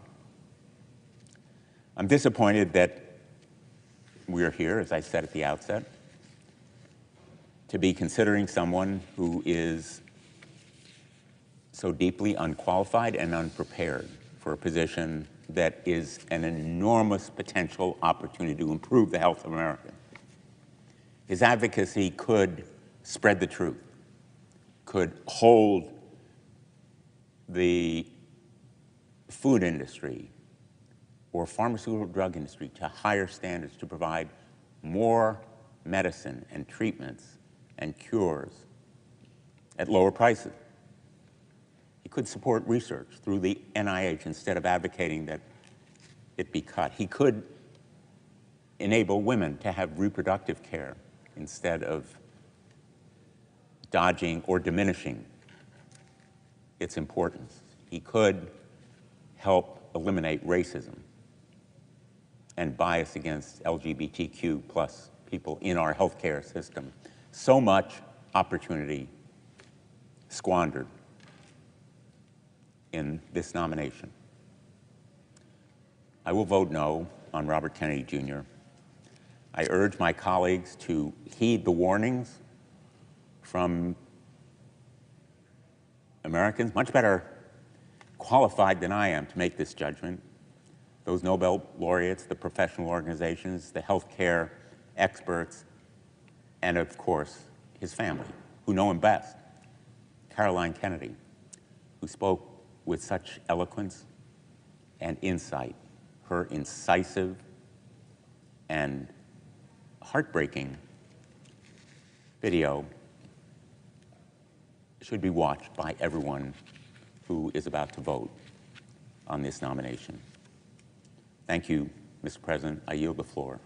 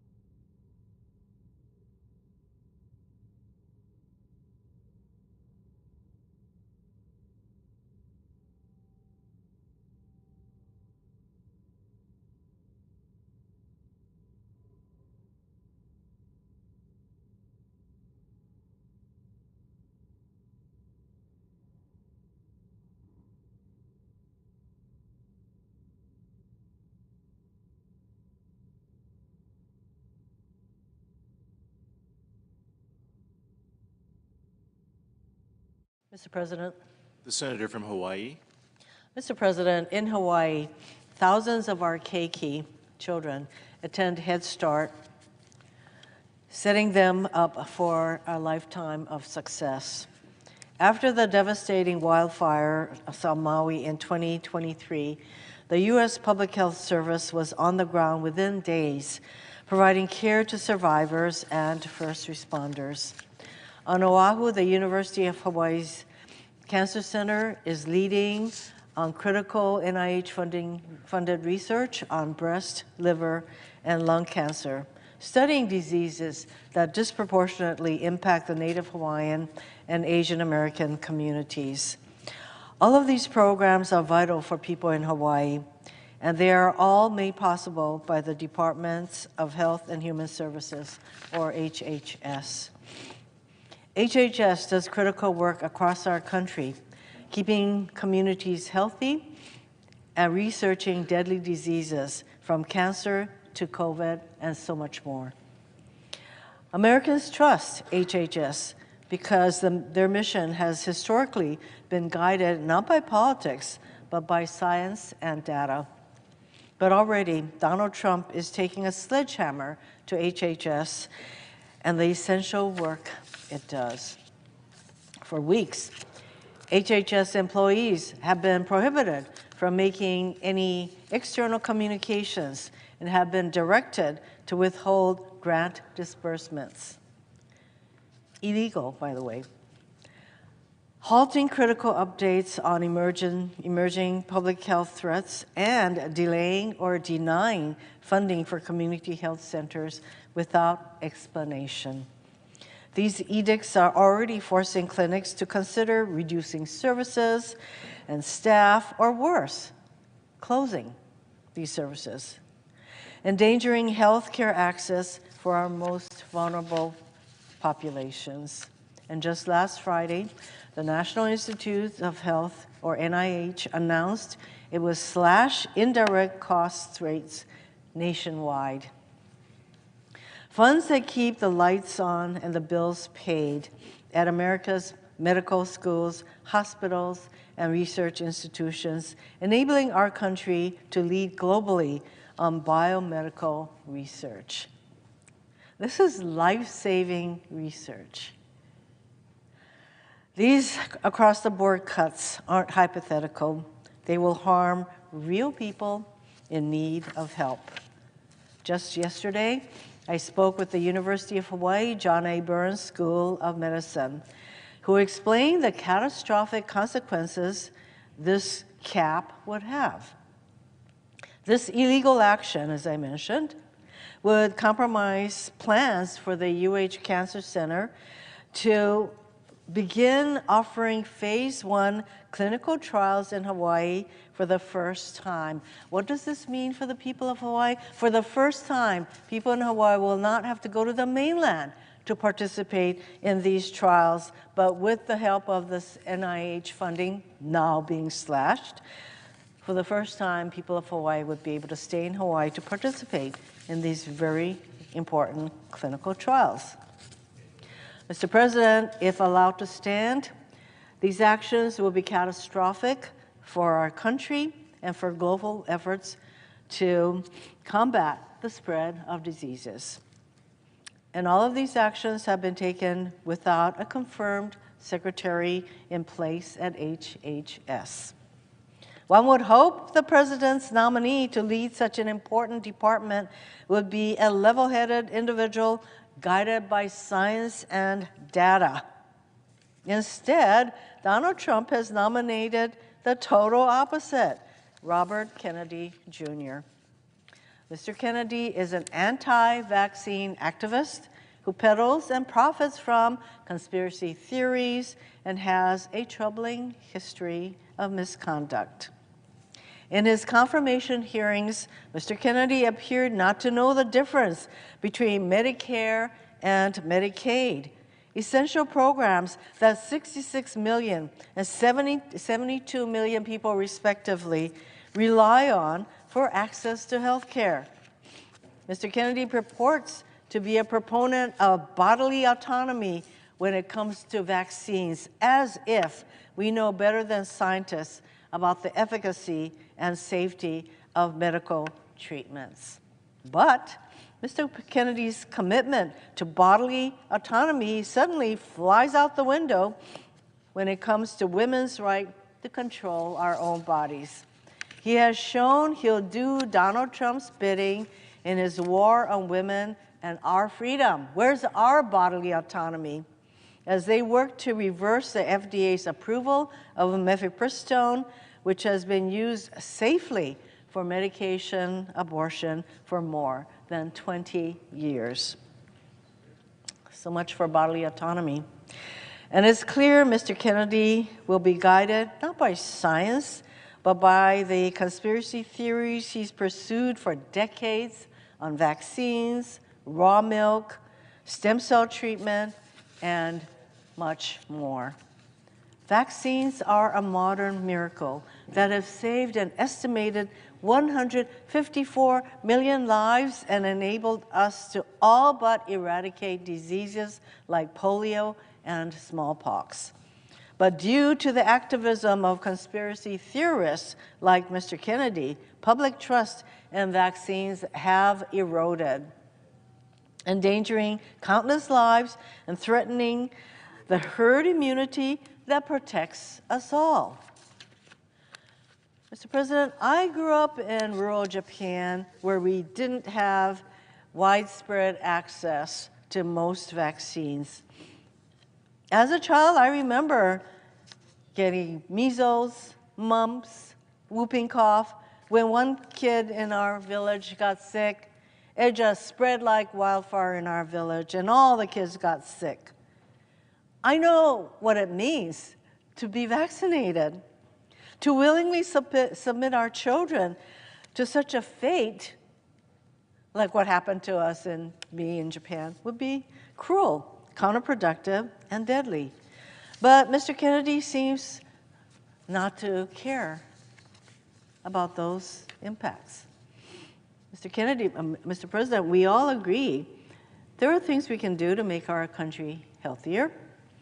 And I stand ready to work with my colleagues to do that important work. But eliminating access to health care, promoting conspiracy theories, firing researchers, and undermining evidence-based policymaking will do nothing to make us healthier. It will instead unleash chaos on patients, providers, and countless other Americans who rely on the services, funding, and research emanating from HHS.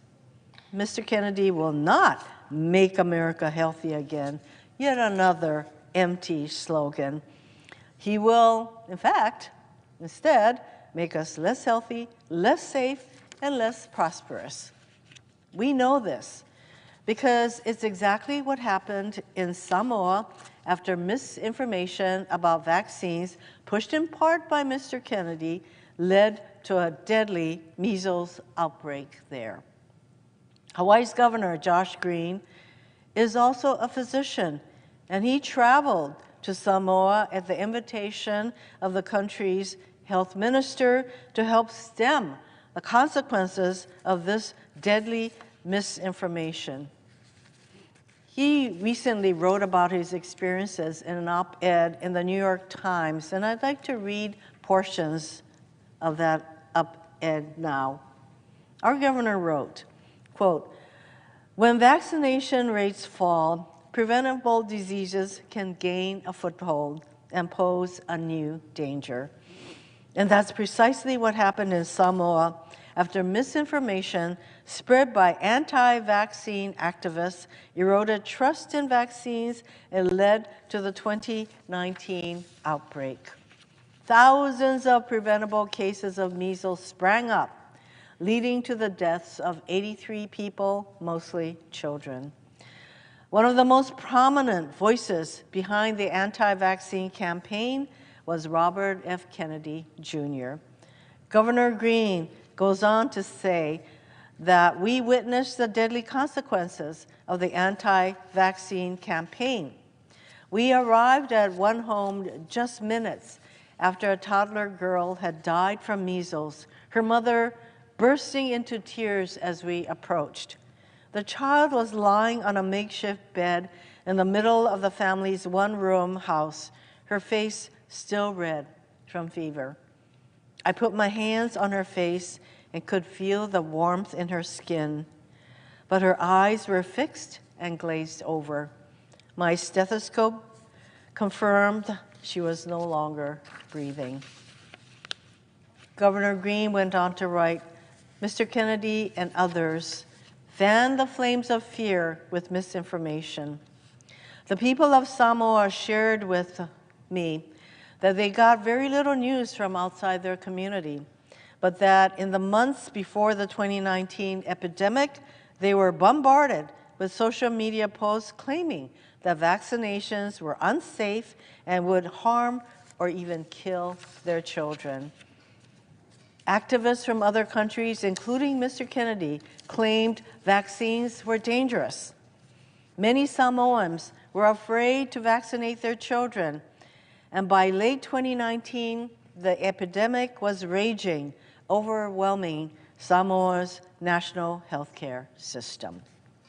Governor Green concluded by saying, as we look to the future, the possibility of his being confirmed, he's talking about Robert Kennedy, being confirmed as the Secretary of Health and Human Services is cause for grave concern.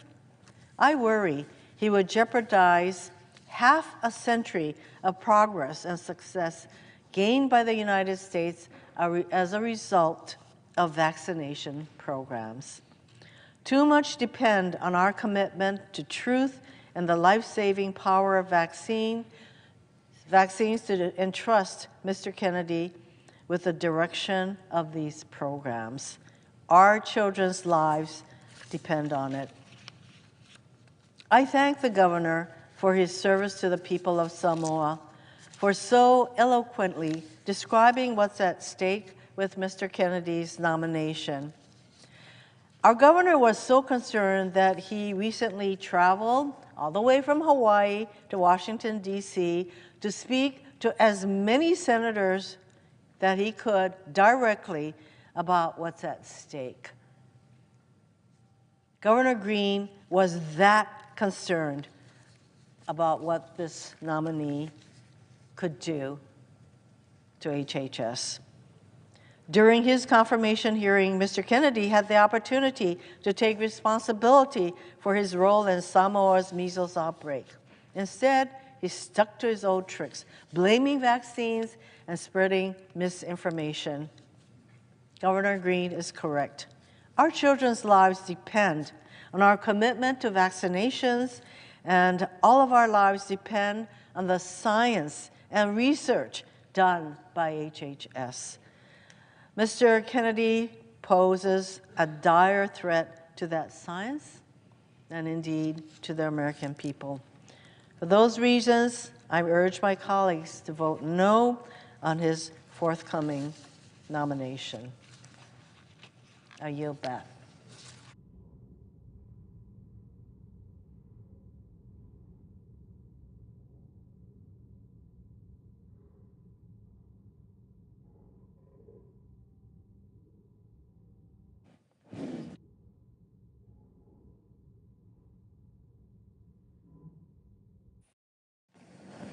Mr. President, Senator from Hawaii. I yield 30 minutes of polls cloture debate time to the senior senator of Oregon. The senator has that right. Mr. President. Senator from New Hampshire. Thank you, Mr. President. I rise today to join my colleagues, to join the many Granite Staters who have written my office and expressed their grave alarm in opposing the nomination of Mr. Kennedy as the next Secretary of Health and Human Services. Robert F. Kennedy Jr. is without experience or qualification for this post. He is uninformed about and apparently uninterested in the most basic elements of health care policy. He entertains and spreads conspiracy theories that virtually everyone in this body knows to be dishonest and dangerous. In a different time, in a different political moment, with a different president, members of this chamber would have joined together to resoundingly reject Mr. Kennedy's nomination. In fact, in a different time, where qualifications and character mattered, Mr. Kennedy's nomination would never have made it to the floor. But here we are. Today, it appears that Mr. Kennedy will be confirmed and that members of the United States Senate, the so-called world's greatest deliberative body, will sacrifice the health of our fellow Americans by failing to stand up for science and for the truth. For even the most skilled and experienced person, running the Department of Health and Human Services is a really daunting task. We expect and trust the HHS Secretary to direct the administration of critical programs like Medicare or Medicaid, to direct research so that we can find cures for cancer, Alzheimer's, and other diseases, to help bring new life-saving medications to market, and to find ways to make medicine and care more affordable, to help ensure that our children grow up healthy and that our parents age with dignity. When a crisis hits, we look to the Secretary of Health and Human Services for leadership to help lead the fight against fentanyl or to protect our communities from a pandemic. There is perhaps no aspect of public policy as complicated as healthcare, and there are few aspects of life as fundamental as being healthy. And to be sure, there are grave healthcare challenges facing our country. The cost of healthcare is too high, the cost of prescriptions too steep. While we've made extraordinary progress in recent generations, we know that too many diseases still cry out to be cured, and too many people struggle to get the care that they need, where and when they need it. The challenges are real, but progress is possible. When I was governor of New Hampshire, I worked with Republicans and Democrats in the legislature to help our state adopt Medicaid expansion. And during the first Trump administration, we came together to end surprise medical billing with a new bipartisan law. Of course, there is much more work to do. The point is that when we work together, embrace common sense solutions, and have the right leadership, we can forge progress. But it takes hard work. It takes seriousness to tackle a challenge as daunting as healthcare. It takes experience, talent, and ability. We're talking about the health of our country and of our children. This is a job that requires us to search far and wide across our country to find the right person, someone who is informed, capable, and forthright, someone who has a proven track record of leadership, and someone willing to tell the truth in service to the goal of helping every American to be healthy. Instead, the President of the United States offered us Mr. Kennedy. It's entirely unclear to me what qualifications Mr. Kennedy brings to this office. He's never run an organization or a business even 1/100th of the size of the Department of Health and Human Services. He has no background in medicine, science, health policy, or government. Most concerning, though, is his complete and utter lack of even the most basic knowledge of the department he is supposed to lead, or the health policy debates and challenges that our country has been grappling with over the last several decades. It's not simply that we have been asked to hope that Mr. Kennedy learns on the job. It's not simply that we're being asked to grade Mr. Kennedy on a curve. It's worse than that, because even for his confirmation hearings, Mr. Kennedy couldn't be bothered to even do his homework. During his confirmation hearing, I asked Mr. Kennedy some fairly basic questions about Medicare and Medicaid, the most well-known health programs overseen by the department he seeks to lead, programs which tens of millions of Americans count on for their care. He couldn't accurately identify a single part of Medicare. He got every question I asked wrong. When it comes to Medicaid, which among other things provides coverage for about half of the births in the United States, he wrongly said it was fully federally funded, which it isn't. Let me be clear, the administration is asking the American people to place these critical health programs in the hands of a man who has no idea what they even are. That's a big ask. And it's an ask we wouldn't make of our own constituents. No one in this body would hire even an entry-level healthcare staffer who did not understand the basics of Medicaid and Medicare. Why should we exercise a different, weaker standard for the person who's supposed to be in charge of both? Why, with this administration, does the bar go even lower when the office becomes even higher? If Mr. Kennedy cannot be bothered to learn the basics about Medicare and Medicaid, he will certainly not bother to stand up for them. This administration has made clear that it is willing to gut Medicaid in order to pay for tax breaks for billionaires. The President's new director of the Office of Management and Budget has in fact proposed that the administration cut Medicaid, a program that provides health insurance coverage for approximately 80 million Americans, by more than 1/3. Does anyone think that Mr. Kennedy will be a voice of reason, that he will speak out on behalf of American families and make the case for saving Medicare or Medicaid? He can't even describe what they are.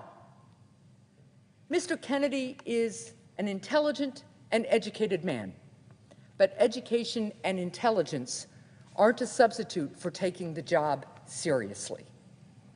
If Mr. Kennedy were in the running for a different post, his failure to understand the basics of our healthcare system might not be relevant.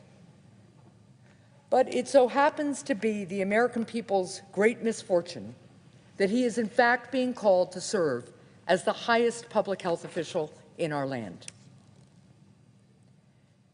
Mr. Kennedy's lack of qualifications and knowledge about healthcare have real consequences.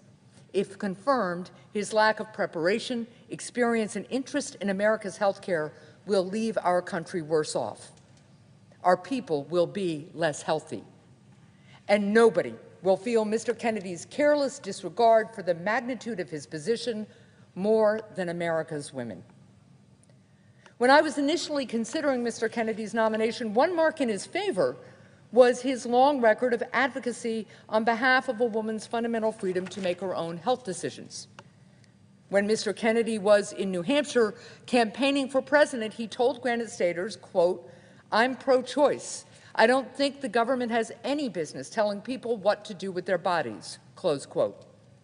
But since he came out in support of President Trump, Mr. Kennedy has made a remarkable discovery. He decided at the age of 71 that his long-held belief in reproductive freedom for women was wrong. All of his principles about women making their own choices were suddenly no longer true. Instead, as the nation's leading public health official, he has said that he will faithfully and enthusiastically carry out the anti-choice policies of an administration that continues to dedicate itself to undermining and taking away a woman's fundamental freedom. This isn't a hypothetical issue.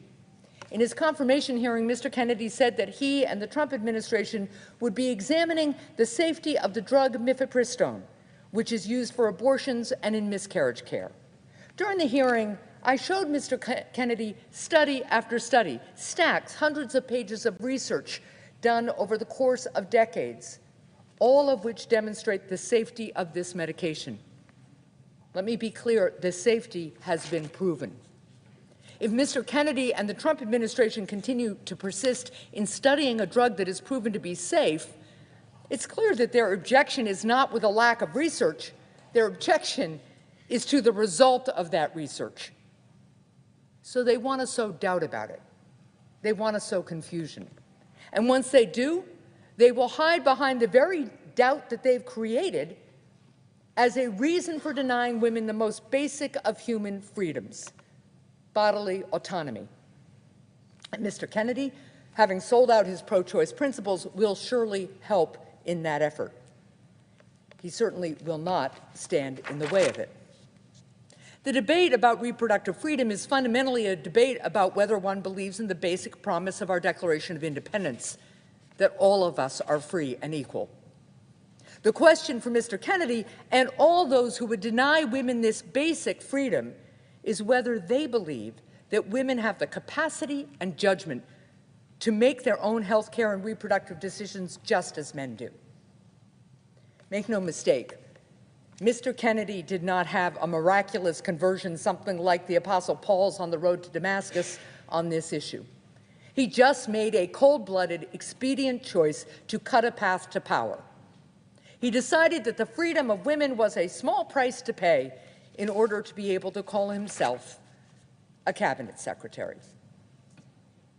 I have had good faith disagreements with friends and colleagues on the issue of abortion. But Mr. Kennedy is different. Mr. Kennedy has spent his lifetime arguing for a woman's reproductive freedom. But he now abandons what he used to refer to as a core value for a title and for what he apparently thinks is more important than freedom, being in Donald Trump's orbit. Americans have a particular disdain for those who sell out the freedom of their fellow citizens in pursuit of power. We call such people many things. We seldom call them Mr. Secretary. Even if Mr. Kennedy was not inexperienced, even if Mr. Kennedy had basic knowledge regarding our health system, even if Mr. Kennedy was not willing to imperil freedom for women, members of both political parties should reject his nomination. Because Mr. Kennedy, who has forged a career of peddling cynicism and conspiracy regarding vaccines, is perhaps the most uniquely dangerous man ever nominated to head America's Department of Health and Human Services. Vaccines are among the greatest achievements in human history, and America has been at the center of that success. Our doctors and scientists were instrumental in helping vanquish smallpox and banish polio. Because of vaccines, more than 20 million people walk today who otherwise would have been stricken with polio. Hundreds of millions of people are alive today because of vaccines. I'm reminded of the words of a previous HHS secretary, quote, "Vaccines are some of the most thoroughly tested medical products we have. Vaccines are safe, effective, and life-saving," close quote. HHS Secretary Alex Azar, who was appointed by President Trump, said those words during his first term. He was right when he said this 6 years ago. But today, Mr. Kennedy asserts that this statement is wrong. Mr. Kennedy has a long history of dealing in both outright lies and clever half-truths to sow cynicism, mistrust, and confusion regarding vaccines. He has, at various times, discouraged people from getting vaccines for measles and polio. Mr. Kennedy has led litigation to discredit the HPV vaccine, a vaccine which has led to a dramatic decrease in cervical cancers among young women. When the pandemic hit, President Trump helped marshal America's scientific resources in Operation Warp Speed to produce a COVID vaccine in record time. This was, in my mind, one of the greatest public health achievements in decades and a real credit to President Trump. But Mr. Kennedy helped lead efforts that attempted to revoke President Trump's COVID vaccines authorization. And for more than 25 years, Mr. Kennedy has helped perpetuate the dangerous lie that vaccines cause autism. During his confirmation hearings, my colleagues virtually begged Mr. Kennedy to recant these views.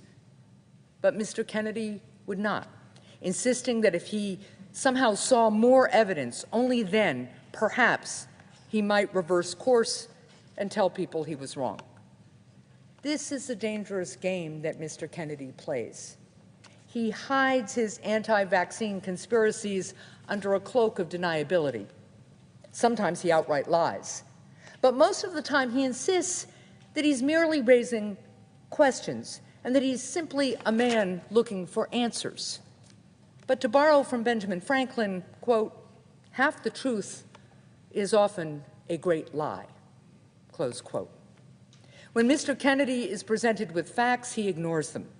He ignored the conclusive data that my colleagues showed him, proving that vaccines do not cause autism. He instead continued to rely on one tiny, outdated, faulty, disproven study from way back in 1998, a study that the journal that originally published it has since withdrawn to support his claim, instead of relying on the exhaustive studies that have been conducted since then that prove there is no link between vaccines and autism.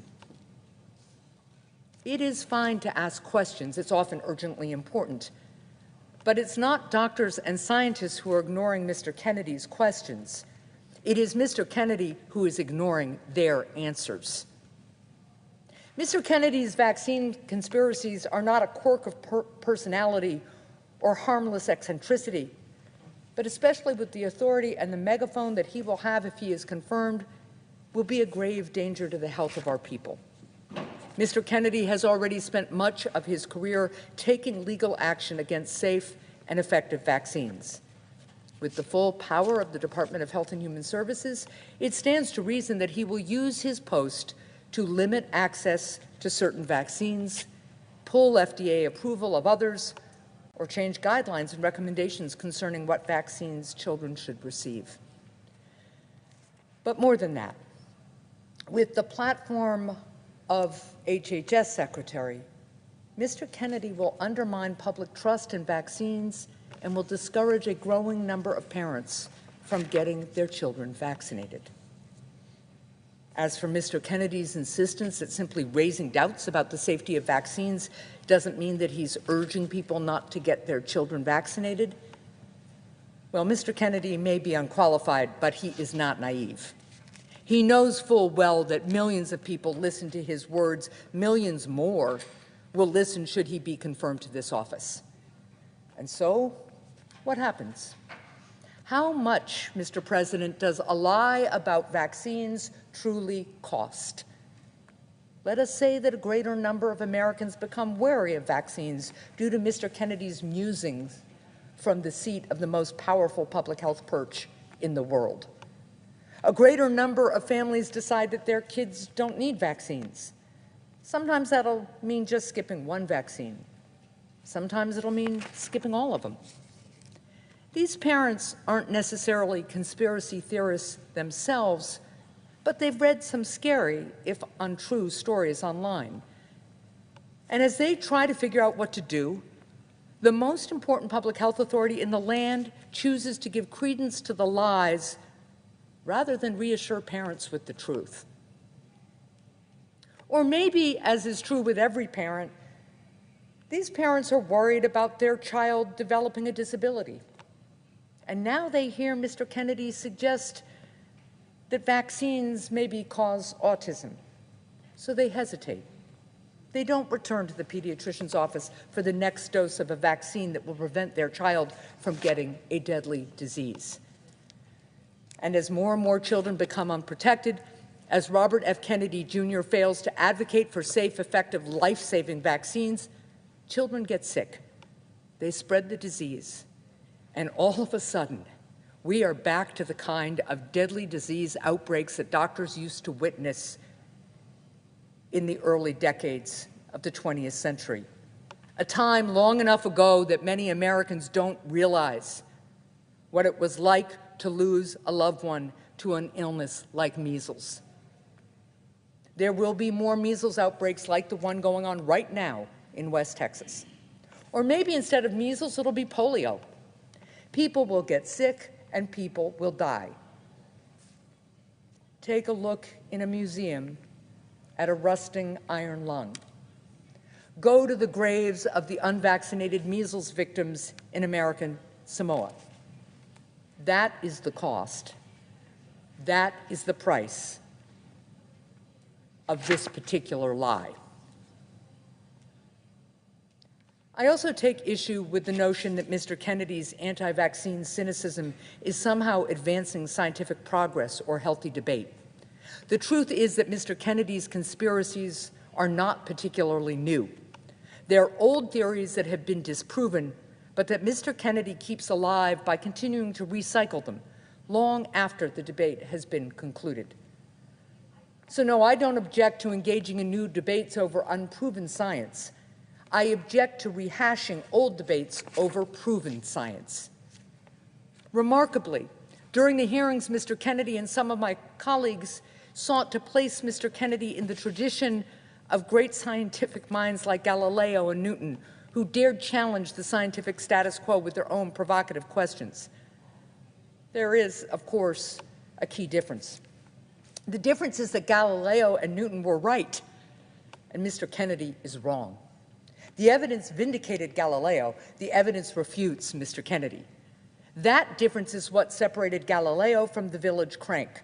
That difference is what separates a witch doctor from a real one. This never-ending cycle of cynicism, of relitigating old debates about whether vaccines cause autism, it doesn't further scientific progress. It doesn't unlock new truths or cures. It keeps us stuck in the past, stuck having the same debates over and over and over again. All that changes is that the mound of evidence disproving Mr. Kennedy grows higher and higher. In his hearing, Mr. Kennedy said that he wouldn't apologize for asking what he called uncomfortable questions because, quote, we have massive health problems in this country that we must face honestly, close quote. The problem is not that Mr. Kennedy is asking uncomfortable questions. The problem is that Mr. Kennedy himself is not willing to accept the answers to them. The problem is that Mr. Kennedy is wasting our time and our money with dishonest and already settled debates, debates that distract us from the task at hand, the task of tackling the real and significant health problems that are facing our country. Because in his lifetime of fear-mongering, what good has Mr. Kennedy actually contributed to the mission of public health? Mr. Kennedy says he wishes to make America healthy again. But when Mr. Kennedy suggested that the polio vaccine gave people cancer, what child did he make healthier? Mr. Kennedy says he's trying to promote vigorous scientific debate. When Mr. Kennedy suggested that the United States of America developed Lyme disease as a bioweapon, what medical breakthrough did that yield? What disease did he help cure then? Mr. Kennedy's vaccine fears garner him headlines, but have they made health care more affordable for a single American family? Think about the hours and resources that Mr. Kennedy has urged his followers to invest in relitigating proven science. And what progress could instead have been made if that money was invested in finding treatments and cures to diseases? That is the price of Mr. Kennedy's insistence that we remain frozen in time in our understanding of science. Mr. Kennedy has not made America healthier in his career thus far, nor will he if he is confirmed. He will make America less healthy, more doubtful, more divided, more cynical, and further away from finding cures and making scientific progress.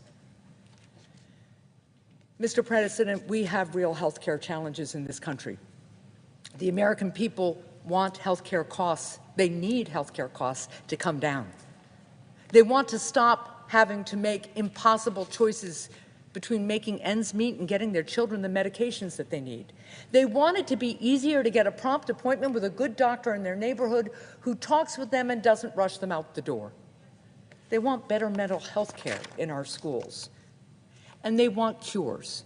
They want their loved ones to stop being held back by chronic diseases. They want to say fewer early goodbyes because of cancer, Alzheimer's, and other diseases. They want to be able to age at home with dignity and high-quality home care. Making our country more healthy, that is no small task, but we can do it. We live in a great country. The American people are talented and imaginative. And when we work together, we have the capacity to do extraordinary things. We can make our country better. We can save more lives. But we cannot move forward if we confirm a cabinet secretary who engages in the same tired debates over and over again. If we confirm a cabinet secretary who goads us into fighting each other rather than fighting for cures or for lower health care costs. If this body confirms Mr. Kennedy, it will, in effect, be declaring that experience doesn't matter and qualifications do not count. It will be ignoring plain truths and suspending our capacity for reason, all because a president demanded that the majority of this body do so. If this body confirms Mr. Kennedy, it will be betraying who we are as Americans. It will be sacrificing a better future for the sake of needlessly relitigating the past. It will be confusing a charlatan with a prophet and cynicism with wisdom. And in the end, if this body confirms Mr. Kennedy, more parents will reject vaccinations for their children, more people will get sick, and a growing number of children will likely die. The exact impact of Mr. Kennedy's confirmation in terms of lives lost or progress thwarted will, of course, be hard to quantify. But regardless, what we do know for certain is that senators on both sides of the aisle are willing to denounce the lies that Mr. Kennedy spread. We saw that in our hearings. But colleagues, the issue in this moment isn't whether you'll stand up against lies. The issue is whether you will stand up to the man who tells them. And in this moment, in this chamber, it appears that not enough of my Republican colleagues are willing to do that. I hope I'm wrong. I urge my colleagues to reject Mr. Kennedy's nomination, and I yield the floor.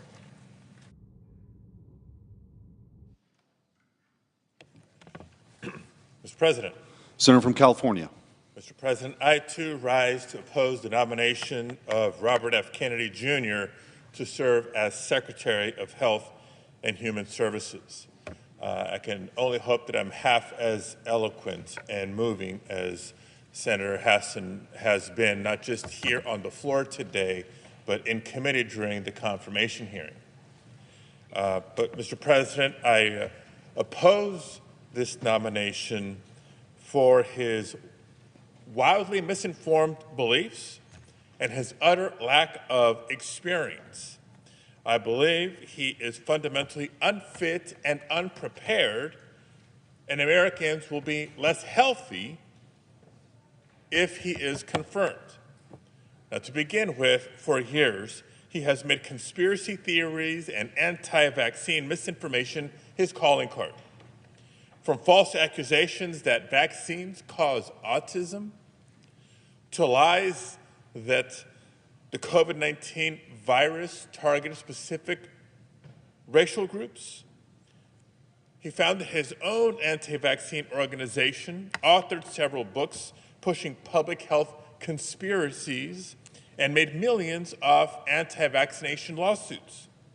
It all points to a dangerous principle at the core of Mr. Kennedy's beliefs, and I quote that there's no vaccine that is safe and effective. Mr. President, as you know, my background is in engineering. I am not a scientist, but I am an engineer. And as an engineer, I trust the experts who have spent their lives researching, conducting clinical trials, and collecting data.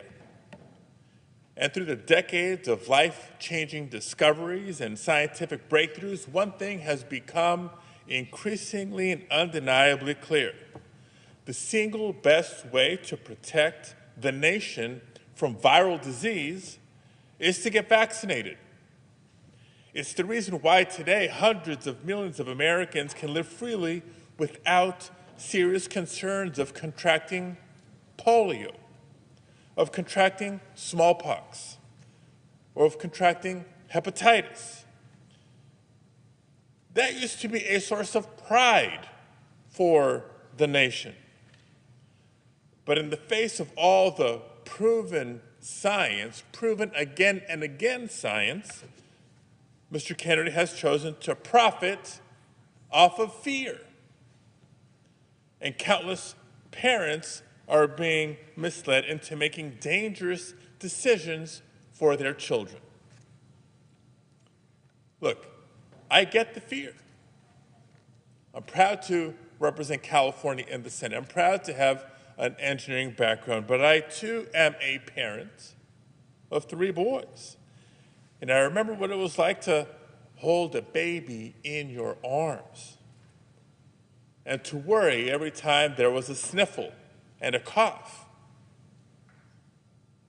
I'd do anything to protect my children just as you would do anything to protect yours. But where families have reasonable questions on everything from doctors to diets, Mr. Kennedy simply sees dollar signs. Now, today we find ourselves in yet another viral outbreak. A bird flu has shown some early signs of transmission to humans. I can't think of a worse idea than to install an anti-vaxxer as Secretary of Health and Human Services.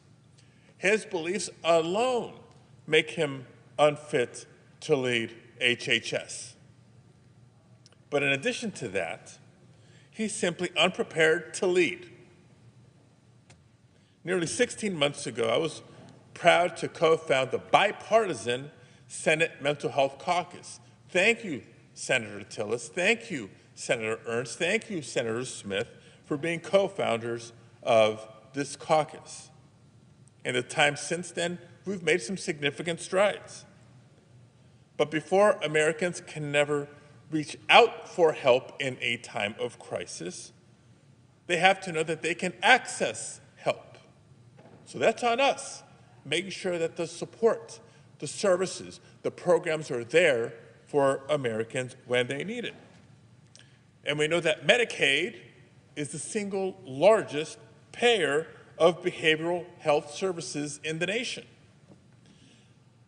So at a time when Republicans are looking to cut funding for life-saving services, I'd rather see a fierce defender of Medicaid at HHS. Yet during his confirmation hearing, Mr. Kennedy failed to show even a basic understanding of Medicaid. Not the sources of funding, not the benefits, and at one point he even seemed to conflate or confuse Medicaid and Medicare. Colleagues, I shouldn't have to say this. This is not a learn-on-the-job nomination. But President Trump knows just how unprepared Mr. Kennedy is for this job. Reporting from Semaphore just a few days ago tells us that during Mr. Kennedy's confirmation hearing, President Trump was watching. He saw just how poorly the confirmation hearing was going for Mr. Kennedy. So what did President Trump do? He does what he does best. He leapt into action to distract and divide. He held a press conference simply to throw out the latest controversy to reporters, and he took the attention off and the pressure off this dangerous nominee.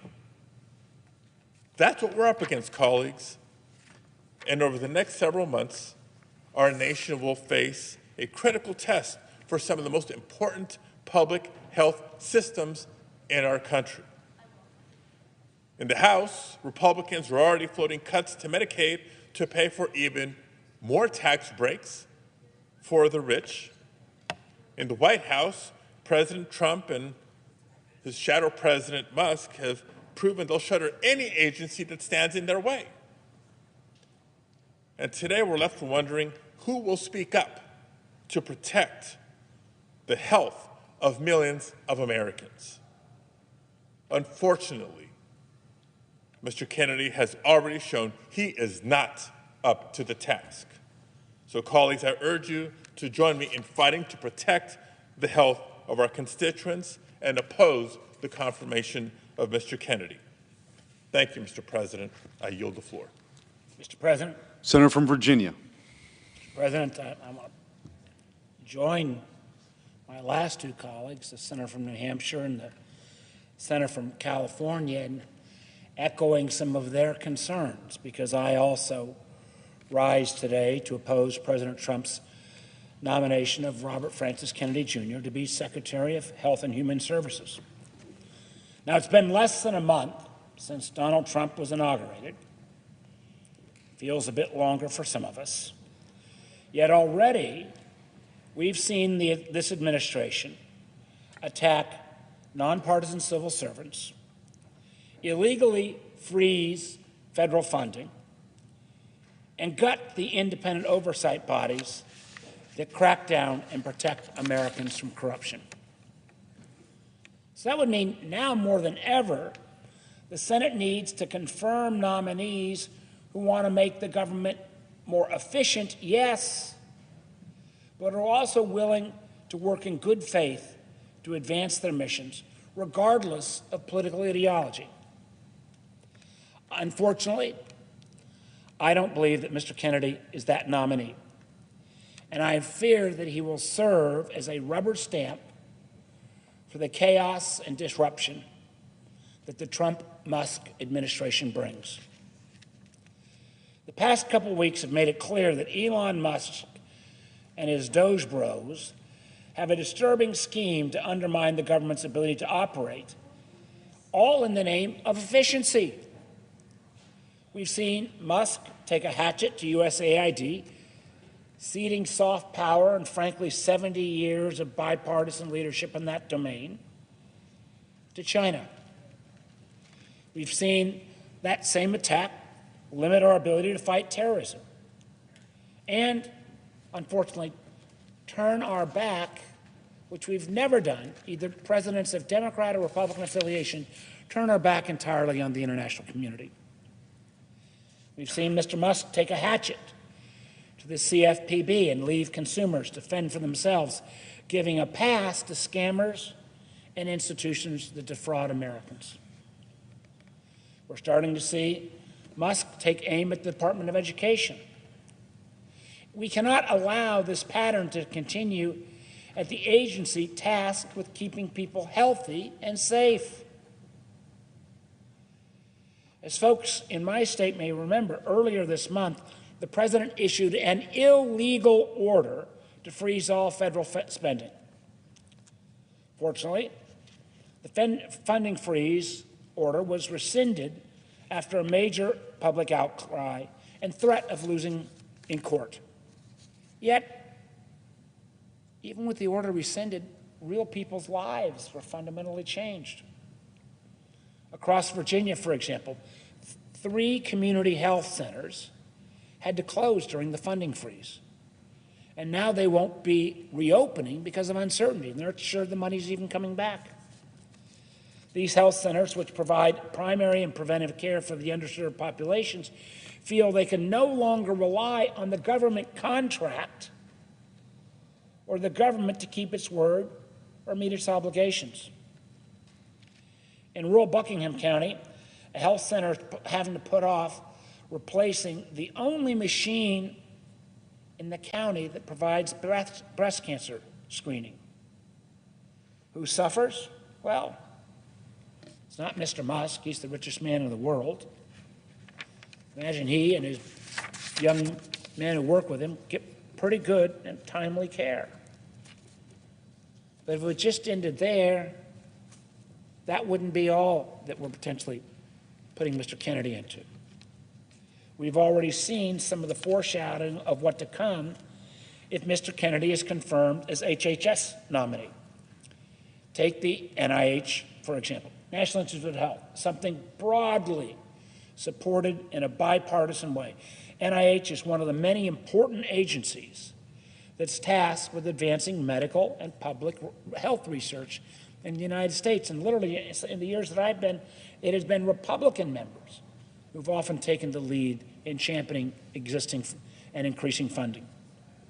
Unfortunately, many of the medical achievements, which started off as NIH grants, from cancer immune therapies to heart valve replacements to medications for many health conditions, all started at NIH. Yet earlier this week, the Trump administration put forward a plan to cut $4 billion in federal funding for research at hospitals and universities, like those in Virginia, which conduct some of our nation's top research. This basically cuts the legs out of a lot of NIH funding. This illegal and short-sighted maneuver could decrease the kind of work that leads to medical cures and scientific breakthroughs. It could devastate a major research ecosystem in Virginia. eliminate 21st century jobs, hurt countless American families who've been touched by cancer and other devastating diseases. Now, I'd have no earthly idea why the president would choose to cede American R&D leadership in bio at this moment to China. But what I do know is that Mr. Kennedy will do nothing to stop it. What we need at HHS is a nominee who is willing to go in with a scalpel, not a hatchet, to make our healthcare system better.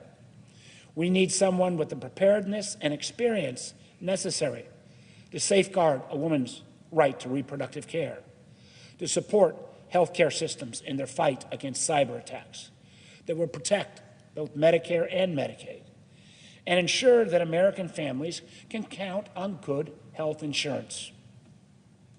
Rather than focusing on any of these things, Mr. Kennedy, as you've heard from my colleagues, has expressed that he would like to gut our nation's top health agency. Specifically, he said he would like to oust 2,200 nonpartisan health experts at HHS. At his hearing before Senate Finance Committee, I asked him a very simple question. Which ones? Which of these nonpartisan health officials have you got slated for the chopping block? I wonder, was it the folks who keep our food safe from salmonella? The individuals who examine medications we give our kids? He couldn't even answer the question who he wanted to cut. Now, I do appreciate Mr. Kennedy's concern with chronic illnesses and the obesity epidemic. I also agree that not enough Americans have access to healthy food. However, having met with Mr. Kennedy in private and having questioned him in the hearing, I don't believe he's the right person to tackle these complicated issues. I don't have the confidence that he will be willing to consider the science or consult nonpartisan health experts when necessary. I certainly don't have the confidence that he would ever be willing to stand up to Donald Trump or Elon Musk. And frankly, at least in Virginia, I'm not the only one who feels that way. Let me take a moment to share some concerns I've heard from Virginians. Catherine, an ICU nurse in Charlottesville, wrote, quote, I cared for critically ill and dying patients during COVID-19 pandemic, while public health conspiracies were spread by figures like RFK Jr. with no scientific or medical training. I've seen the potentially deadly consequences of spreading misleading health and safety information. Or take Talia, an Alexandria resident who suffers from chronic illnesses. She wrote, quote, my ability to access effective treatments relies on accurate research and development of medicine. She fears, if nominated, Mr. Kennedy will cut progress in science and medical research. Another constituent from Nokesville wrote, my mother contracted polio at age 2.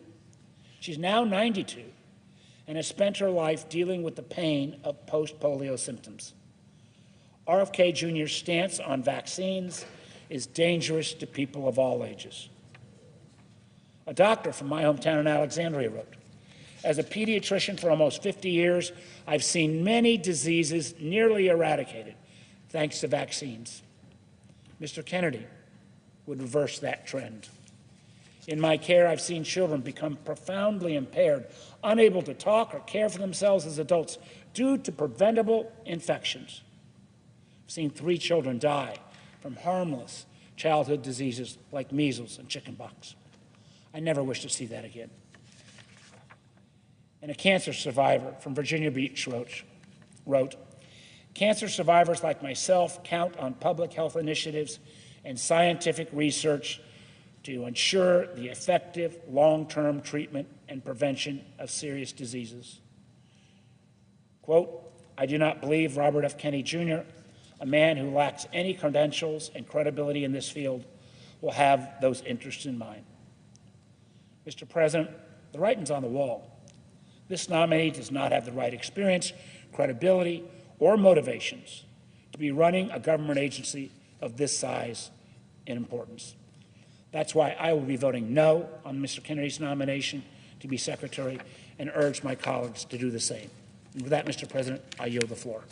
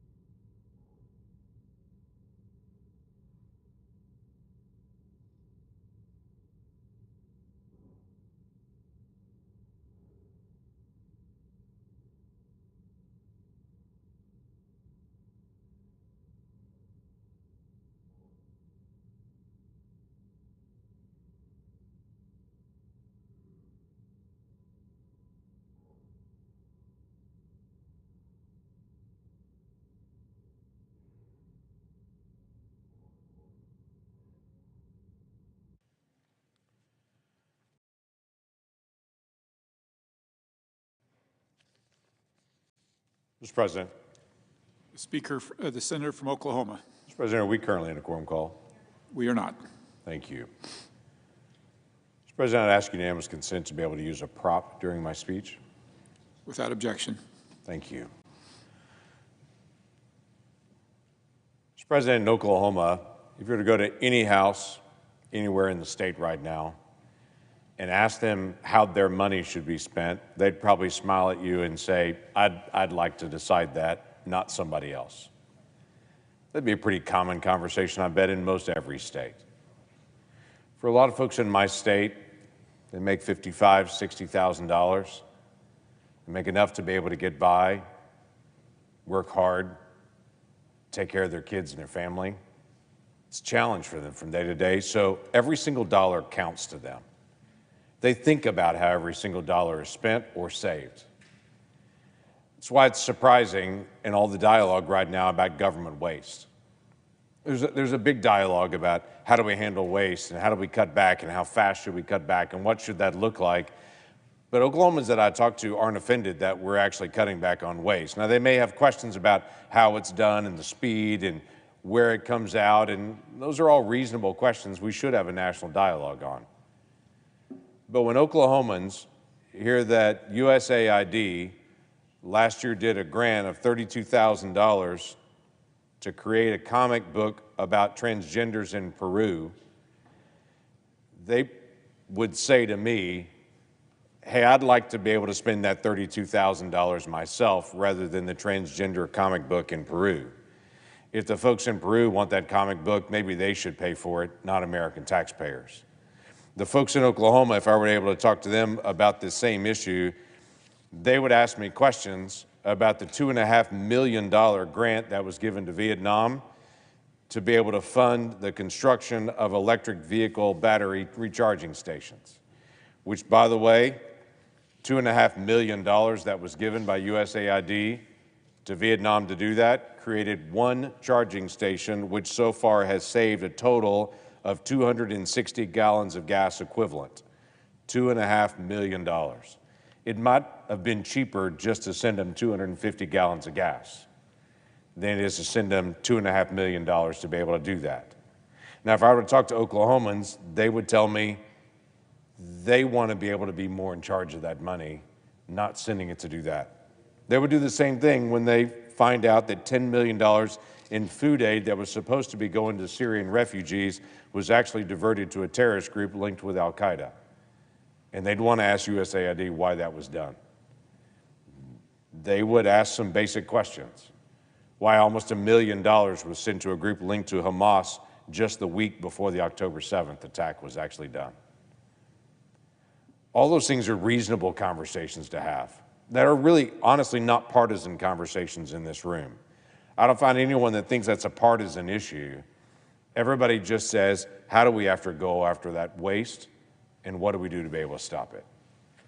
For the last 10 years, I've stood in this room, and I've talked about my federal fumble book.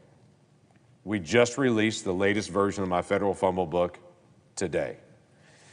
The federal fumble book that we put out each year is not trying to be overly critical of government. We released it under Republican and Democrat presidencies and Congresses.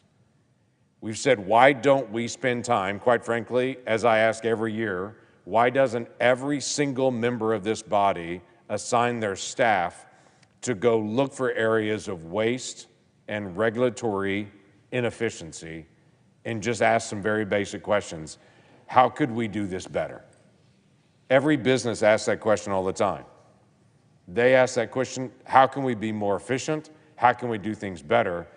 But we in government ask more, what can we do next? And very seldom stop to evaluate what's already been done.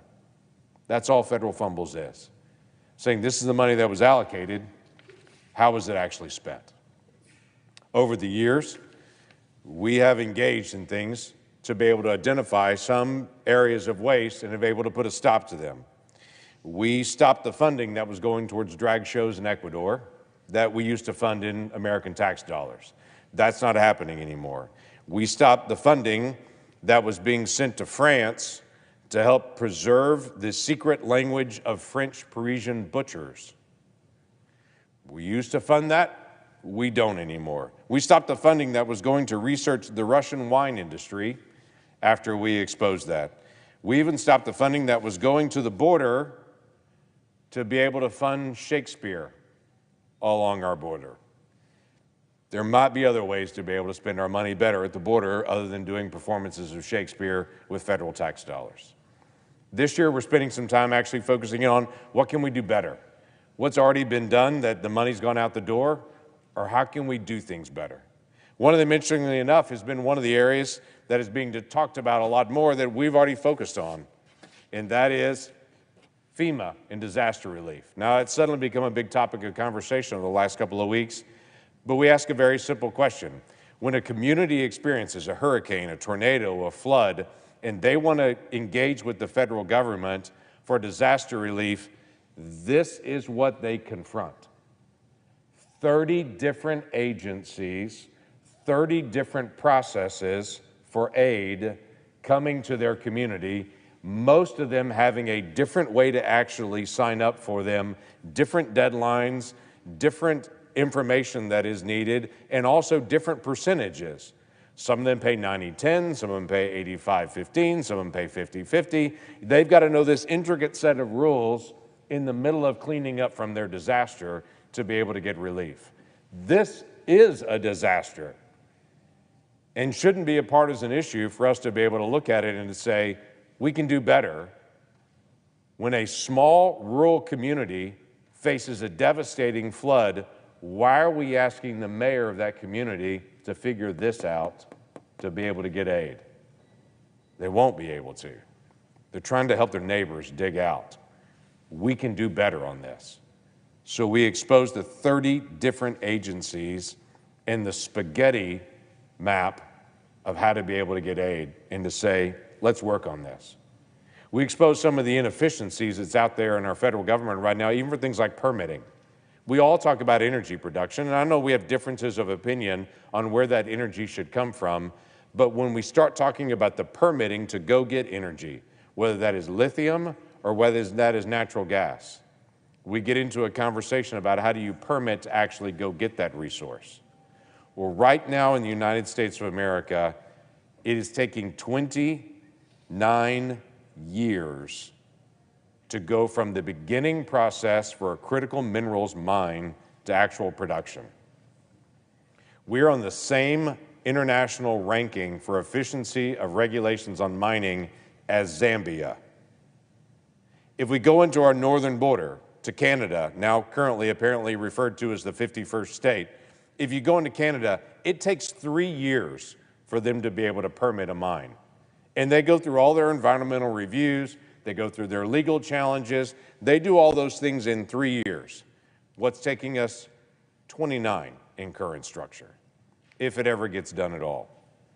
We can do better on that. If we want to increase our use of American-made minerals and our American-made production on that, we as the federal government, we as the United States Senate, have got to be able to reform the way that we're doing our permitting processes so that we can produce that American energy. If we have some belief that China or Central Africa or the Middle East is producing energy cleaner than we are, we're kidding ourselves. We'll produce it cleaner if we can get to it at all. In this federal fumble book, we've walked through a lot of areas of just waste that we've identified and said, hey, let's find some common areas of agreement that we should all be able to look at. Let me raise one that's controversial, the SNAP program. I don't know a person in this room that would say they want to end the SNAP program. That's food stamps for some people that still use the old term. But over $10 billion was actually allocated in the SNAP program last year of what they called improper payments. That is, we don't know if they qualified or not for the program. Now, a lot of folks in Oklahoma would say, I don't mind people getting some help when they need it, but for folks that don't qualify, why are they actually getting access to that? We have the same issue in the Medicare-Medicaid program. We don't want to do anything to be able to hurt that program. We've got a lot of things we need to do better in that program to deliver. But over $100 billion in Medicare and Medicaid last year was designated as improper payments. That is, we don't know if it's an appropriate payment that was done or not. That's something we should actually spend some time investigating. $100 billion seems like real money to me. Last year, there was $1 billion that was allocated in subsidies to a Chinese solar manufacturing facility. $1 billion in American taxpayer subsidies. If I went to the folks in Oklahoma and said, where should we get solar power? Not a one of them would say China, and if they did, they certainly wouldn't say we should give $1 billion to a Chinese company to be able to subsidize them to be able to send solar panels to us. If I were to walk around Washington, D.C. right now, current stats are there are 17 agencies in Washington, D.C. that are using 25% or less of their real estate. 17 of our agencies using 25% or less of their occupancy building space. That is billions of dollars in costs in electricity. That is billions of dollars of costs in furniture for a simple question. Because it's not a business, they're not having to pursue efficiency. We have 75% of the building unused. That's an area that we should actually ask some very simple questions about and to say, what can we actually do better on this? Listen, these aren't partisan things. If I sat down with my Democratic colleagues, they would nod their head and say, let's take a look at that. Let's figure it out. The most simple thing that we do every year when we bring out this federal fumble book is say, here are things we can talk about. Now, I understand the DOGE conversations become controversial with Elon Musk and some of the tactics and the speed that they're moving. Completely understand that. Respect the conversations about that. But government inefficiency shouldn't be partisan, shouldn't be controversial. And for those that have joined all of us that have worked on this for years to expose waste in government, welcome to the club. We're glad to have folks engaging on this. I'm not critical. I'm excited that you're here because we need more help. Because when the federal government fumbles taxpayer dollars, people in Oklahoma, my state, lose their hard-earned tax money on things that aren't education, aren't roads, aren't national defense. They're waste. And that's what people want to see it stop. So I not only encourage people to be able to just take a glance, it's easy reading, lots of pictures. I not only encourage people to take a glance at our federal fumble book when it's released, but I encourage every member of this body to assign their staff to go look for waste, and then let's sit down together and see if we can figure out how to make it stop. We should waste less and save more. It shouldn't be that hard. With that, I yield the floor. Mr. President. The senator from Rhode Island. Thank you, Mr. President. Mr. President, I rise today in strong opposition to President Trump's nominee for the Department of Health and Human Services, Robert F. Kennedy, Jr. The department he has picked to lead is charged with protecting the health of all Americans, from safeguarding Medicare and nursing home care for seniors, to investigating medical research, to safeguarding the nation's food supply, and supporting public health programs such as lead poisoning prevention and suicide prevention. One of the most important public health inventions of the last century is vaccines, making many deadly and debilitating diseases a thing of the past. The Secretary of Health and Human Services has an outside role in making vaccines available to children and adults throughout the country. And that is something that gives me great pause about Mr. Kennedy's nomination. For those of us who grew up in the 50s and 60s, polio was an insidious threat that sent fear literally through every home in this country until Dr. Salk invented a vaccine. And it literally saved the lives, many, many lives, of generations of Americans. It was improved as it went forward, but I can recall lining up, in fact, my parents pulling me along and urging me to stand in line and get the first shot, and then the following year get the next shot. Because for them it was not just a medical routine, it could eliminate the constant worry and concern that one day their child could be subject to polio. So this notion of vaccine that is prompted by Mr. Kennedy is, I think, contrary to the great experience, at least of those who have been through that period of time. Mr. Kennedy has spent the last decade or more spreading lies about vaccines and encouraging families not to vaccinate their children. He's not just an advocate with a loud bullhorn spreading that message. Indeed, Mr. Kennedy has made a living, making millions of dollars, no less, questioning the safety of vaccines, safety that has been proven time and time again. Mr. Kennedy chaired one of the most prominent anti-vaccine organizations, the Children's Health Defense, for almost a decade, stepping aside only to run for president in 2023. Mr. Kennedy had a long and successful career as an environmental lawyer, and he has a compelling personal history overcoming addiction and should be commended for that. However, Mr. Kennedy's only work in the health space has been deeply detrimental to the public health of the United States, and indeed across the globe. There's no starker example of this than his work in Samoa 5 years ago. In 2018, in a tragic mistake, 2 infants in Samoa died after receiving their measles vaccine.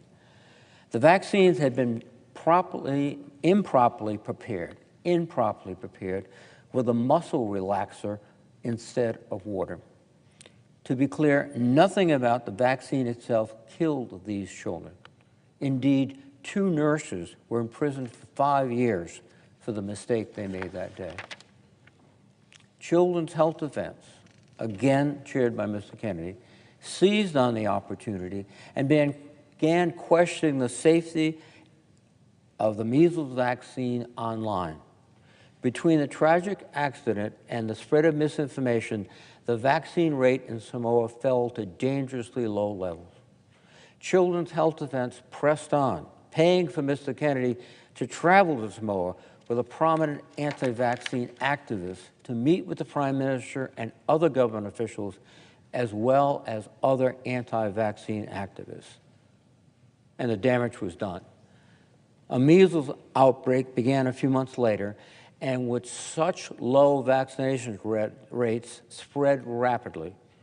By January 2020, there were almost 6,000 cases of measles, which resulted in the death of 83 people. And nearly all of the deaths were in children under the age 5.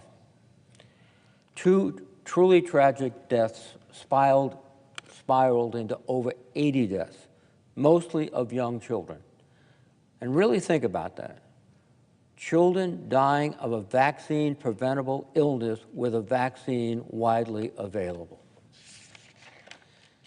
And Mr. Kennedy was one of the leading voices opposing vaccination, encouraging places like Samoa to embrace a natural experience to see what happens when we stop routine vaccinations.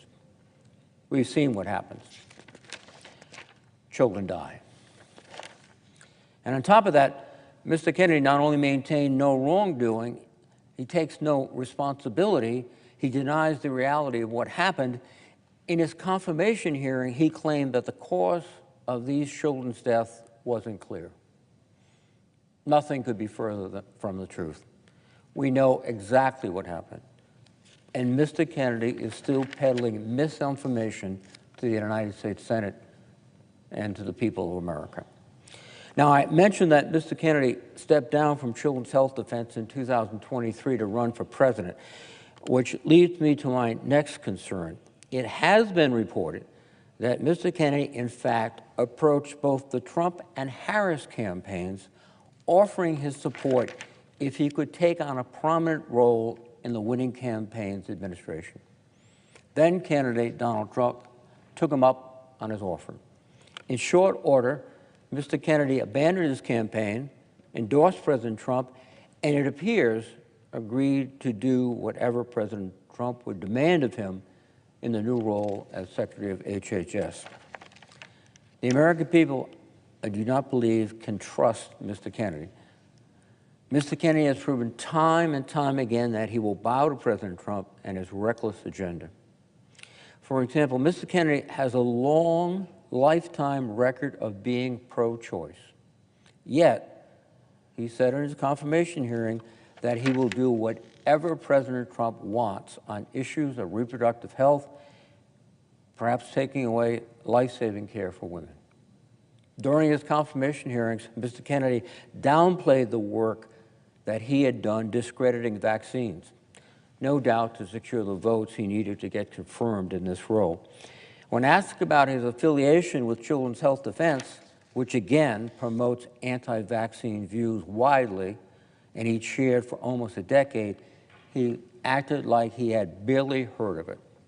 When asked about his previous statements sowing doubts about vaccines, he claimed it was taken out of context or misrepresented, yet these anti-vaccine statements are not things he has said once or twice.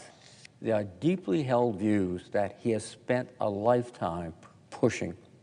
In 2015, for example, Mr. Kennedy falsely associated autism with vaccines, saying, quote, they get the shot, that night they have a fever of 103 degrees, they go to sleep, and 3 months later, their brain is gone. This is a Holocaust, what this is doing to our country. He did later apologize for equating autism with the Holocaust, but he has only doubled down on his lies about vaccines and autism. As recently as 2023, in an interview, he said, quote, I've read the science on autism, and I can tell you, if you want to know, David, you've got to answer this question. If autism didn't come from the vaccines, then where is it coming from? Well, ask scientists, not Robert Kennedy. However, this wasn't the first time he had made references to such despicable examples as Nazi Germany when talking about childhood immunizations. When speaking at a conference in 2013 about his claim that vaccines cause autism, a claim that has been debunked decades before and many times since, he stated, quote, to me, this is like Nazi death camps. What happened to these kids? When asked why the CDC would cover up a supposed link between vaccines and autism, Mr. Kennedy said, quote, I can't tell you why somebody would do something like that. I can't tell you why ordinary Germans participated in the Holocaust. This is not the language of a thoughtful, insightful person dealing with a subject so critical to our country as vaccines. This is inflammatory, outrageous, and I think consistent with his behavior, unfortunately. Now, Mr. Kennedy has also said that vaccine scientists should be imprisoned for their work. At the same conference, he said of vaccine researchers, is it hyperbole when I say these people should be in jail? They should be in jail and the keys should be thrown away. In 2021, speaking on a podcast about how he encourages people not to vaccinate their children, he said, quote, if you're walking down the street, and I do this now myself, which is, you know, I don't want to do, I'm not a busybody. I see somebody on a hiking trail carrying a little baby, and I say to him, better not get him vaccinated. And he heard that from me. If he hears it from 10 other people, maybe he won't do it. You know, maybe he will save the child. In case it wasn't clear, he repeated his position later in the same podcast, saying, if you're one of 10 people that goes up to a guy, a man or a woman, who's carrying a baby and says, don't vaccinate that baby, when they hear that from 10 people, it'll make an impression, you know. And we all kept our mouths shut. Don't keep your mouth shut anymore. Confront everybody on it. In the summer of 2023, speaking on a podcast, he was asked if there any vaccine he thought was good, and we responded, quote, there is no vaccine that is safe or effective. That says it all. He has a long, long record of opposing vaccines and discouraging families from getting vaccinated. But now that Mr. Kennedy is facing a nomination vote in the Senate, he changes his tune. Mr. Kennedy said in his own confirmation hearing that he did not oppose vaccines and had, in fact, gotten all of his kids vaccinated. That's a hard pill to swallow for the families in Samoa whose children died after Mr. Kennedy and his organization convinced them not to vaccinate their children. If confirmed to this role, I don't know which Robert Kennedy will get. The pro-choice environmental lawyer with a penchant for conspiracy theories and pushing anti-vaccine propaganda, or a mouthpiece for President Trump pushing an anti-choice agenda, putting women's lives at risk, advocating for an end to Medicaid and the Affordable Care Act, and allowing Elon Musk and Doge to undermine HHS at every turn. Mr. President, either outcome is dangerous to the American people and their health, and I will oppose his nomination. And I yield the floor.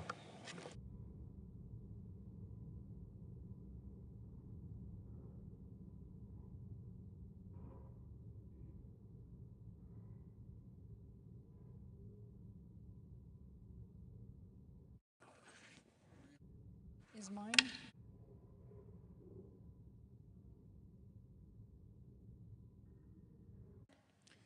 The senator from Washington. Mr. President, I rise to share my deep concerns about entrusting our nation's ability to respond to another pandemic, our world-leading medical innovation infrastructure, the ability of women in my state to choose a medical abortion, and continued research for health care of millions of Americans, putting that in the hands of the HHS Secretary nominee, Robert F. Kennedy.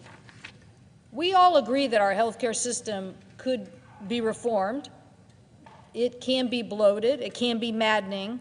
Too many people have gotten the dreaded letter from an insurance company telling them, sorry, your procedure isn't covered. And if you don't have insurance, you avoid that doctor visit and you pay out of pocket, or maybe you wait till you end up in the emergency room and have to deal with medical debt.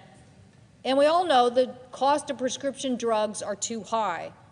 We agree that we're spending way too much and that we need better outcomes. So you only have to look at the health outcomes of virtually every other industrialized nation to know that they spend less and get better results. But rather than choose a new leader for the Health and Human Services Agency that would lead us down that better path, President Trump nominee would get us stuck in conspiracy theories that would cost us lives. The nominee has been a purveyor of disinformation, as my colleague from Rhode Island just mentioned, sowing doubt about life-saving vaccines. He said, quote, the COVID-19 was a bioweapon that spared Jews and the Chinese, end quote. Achieving better health outcomes, both today and in the future, happens when we follow science, not conspiracy theories, but science. I happen to represent a very innovative science state. And right now, it's a choice about innovation versus the skepticism represented by this nominee. Instead of speeding up innovation under Mr. Kennedy, we would be taking a risky step backwards. The COVID pandemic showed us, in my state, one of the first, actually the first in the nation known cases of a COVID-19 case. And 5 years ago this month, some of the first deaths occurred in my state. Sadly, there were many more. And trust me, I came back here to Washington, D.C., and people talked as if business was usual. All the while, it was spreading across my state. Ultimately, this pandemic killed more than 1.2 million people, and it devastated our economy. It had an impact on our children's education, and it has long-term health care effects on millions of survivors. Now, we are at the possibility of the beginning of another crisis, the avian flu. This crisis is yet another reminder of the importance of medical research and collaboration. I'm not sure our chart is high enough for people to see, but these two stories were on the front page of the Seattle Times just yesterday. The cost of eggs skyrocketing, caused by the avian flu, and the proposed cuts to NIH. Now, what do people not understand? Does it make sense to cut science at the time we might have another pandemic? Does it make sense to continue to cut the collaborative efforts of research? The Washington Animal Disease Diagnostic Laboratory at Washington State University is on the front lines of the avian flu. One of my institutions is on the front line. They test animals from across the state so they can be identified and stop the flu from spreading. And we want to cut those dollars? Americans already see the impact of the avian flu every time they go to the grocery store. And now people in Seattle and Spokane are saying it costs $7 for a dozen eggs. Some stores are limiting how many eggs you can buy. So as you can see, this issue is on the top of mind of constituents, and they want to know what kind of leadership we are going to provide here in Washington, D.C. to lower costs, particularly at the grocery store, but to also lower costs in health care. Putting someone in charge who is a skeptic of medical science in response to the avian flu is just wrong. It's a catastrophic mistake for America's health care. Now, I'll admit my state is a global leader in medical innovation. From research to biotech to getting drugs to the market, in 2023, the National Institutes of Health awarded $1.2 billion in highly competitive grants to 65 different organizations in the state of Washington. This supported about 12,000 jobs and generated close to $3 billion in economic activity. So yes, we know a little something about global health and innovation. But we know something else, Mr. President. The kind of research we're talking about here is the kind that saves lives. And this ultimately is about making an investment in saving the lives of people. Last Friday, when the Trump administration announced it was reducing crucial funding for NIH grants, you're talking about our medical institutions that need this to build services and equipment, train the next generation of researchers. For example, as I mentioned, the Washington State University avian flu. They actually help pay for backup generators. These generators keep the systems working in case of power outage so the pathogens can't escape.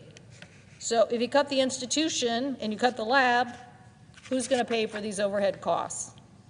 Or will they have to cancel their research or stop training the PhD students? So this week, a court stepped in and blocked the NIH headcount cuts for now. But believe me, people are afraid that their life's work will be gone. At the University of Washington Medicine, they are testing treatments for kidney disease, diabetes, Alzheimer's, and pediatric cancer. So if the so-called DOGE cap goes into place, these are programs that will see a shortfall. They tell me they have to stop admitting new patients to clinical trials, that they'll have to scale back. And we can't just start and stop medical research like a faucet. Once these people leave, the programs are stopped, it takes a long time to get them started. Once halted, the research data, the clinical trial, the patients, the laboratory, the equipment that led to those innovations will be lost. Now, if you ask me, that is throwing taxpayer dollars away. When you have an opportunity to cure a disease that affects millions of people and can save taxpayers billions, but somebody is arbitrarily going to cut these NIH funds thinking they're saving the American people, they're not saving them. They're causing harm. Cutting NIH and scientific research funding have consequences for every state in this union. North Carolina is home of the famous Research Triangle and receives about $2.2 billion in NIH funding. Texas is home of Baylor School of College of Medicine and receives about $1.85 in NIH funding. As a country, we should be working together to do more research, create more jobs, and decide what are the life-saving science and medical innovations that we want to invest in and are represented in a budget process here in the United States Senate. not the arbitrary decisions of someone who hasn't even been elected to make these decisions. But the risks don't stop at our medical labs. Republicans are proposing to cut $2.3 trillion in federal Medicaid funding so the administration can afford to lower taxes on some of the most extreme wealthy Americans. More than 1.8 million Washingtonians are enrolled in Apple Health, Washington's Medicaid program. So that's 1 in 6 adults, 2 in 5 children, 3 in 5 nursing home residents, 3 in 8 people with disabilities. I'm not confident, Mr. President, that Mr. Kennedy understands how critical this process is and the provisions of Medicaid are to people in my state. We know that we had this debate before, and only because a very small bipartisan group of senators helped save Medicaid from a crazy block grant idea that would have taken a very big building block out of our healthcare delivery system. Thanks to all my colleagues on this side and those on that side who stood up for that and said block granting was the wrong idea. Well, believe me, they're at it again.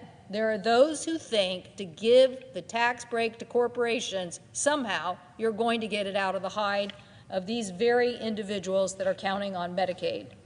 I do not believe Mr. Kennedy will stand up to President Trump and be an advocate for those who rely on Medicaid. I know my constituents know what's at stake with this vote, and they know that our healthcare delivery system is about science, it is about innovation, it is about making the investments to keep Americans healthy. I urge my colleagues to vote no on this nomination, and I yield the floor.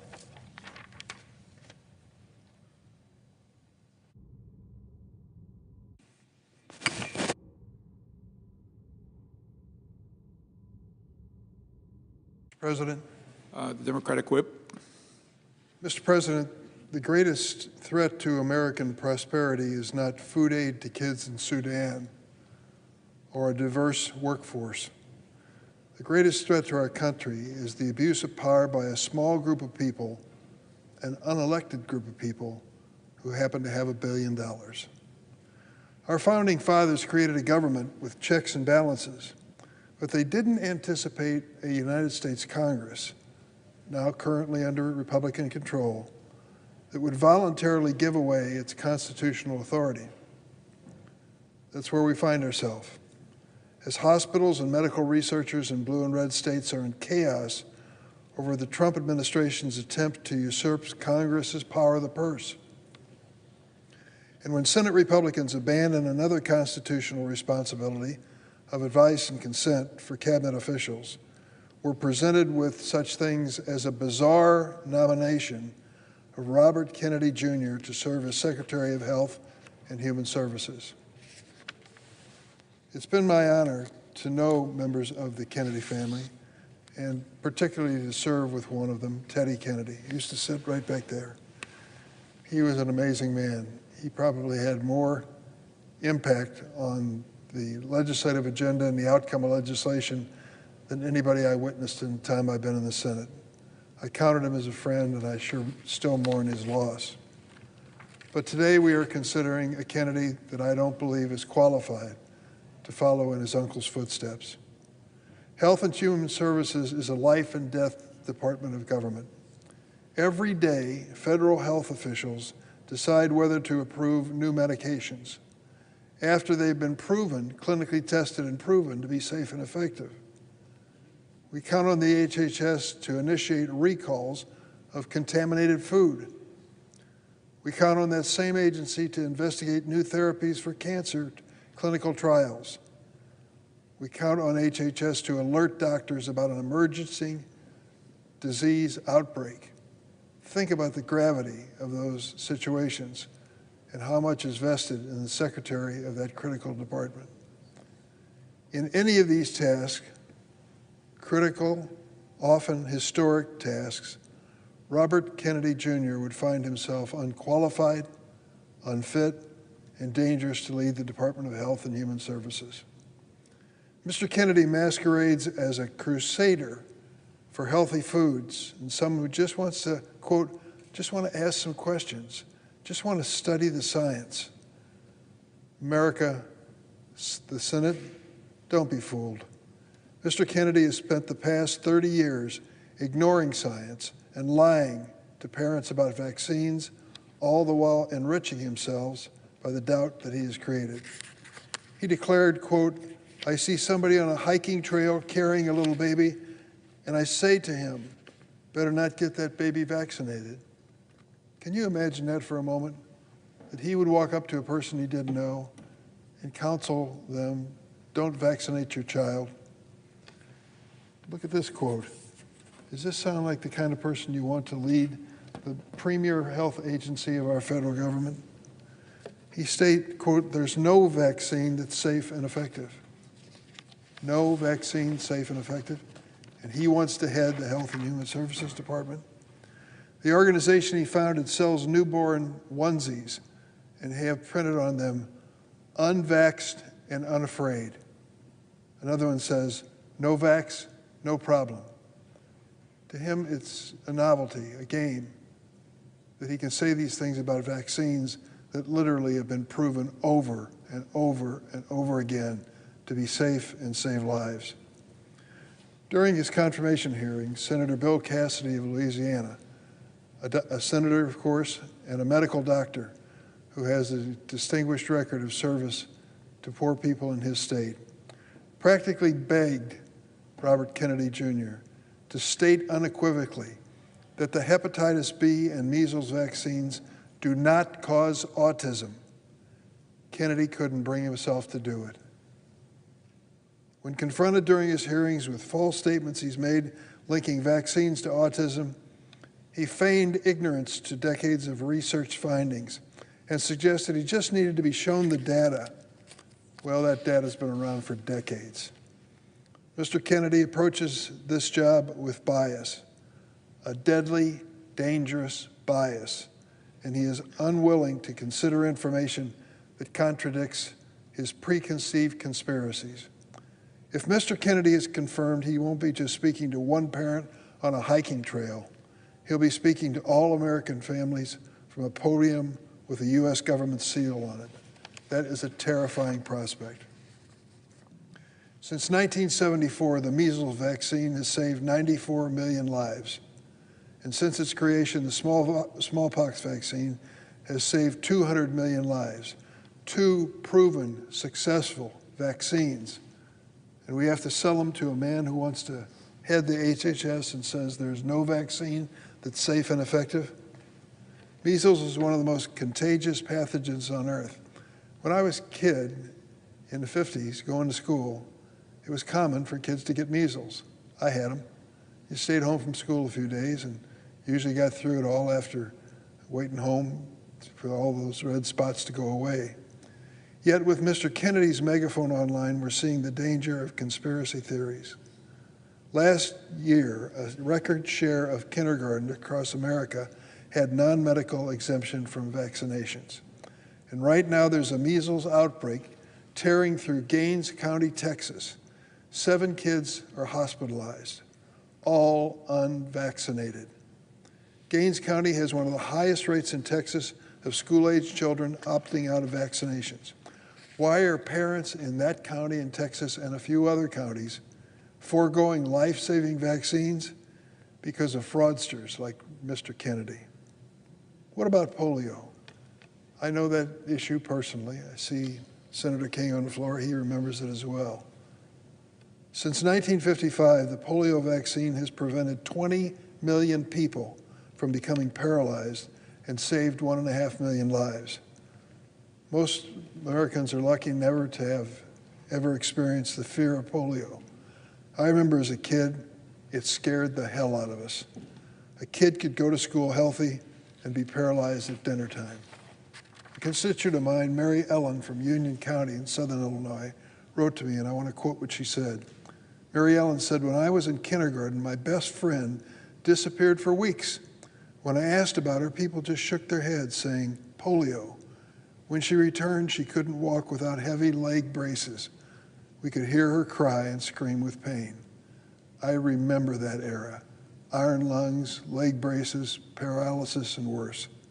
Had Mr. Kennedy been our nation's health secretary at that time, would American families have access today to life-saving measles and polio vaccines?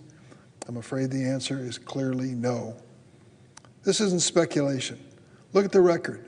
Mr. Kennedy and his associates have filed petitions with the Food and Drug Administration to remove the COVID, hepatitis B, and polio vaccines from the market.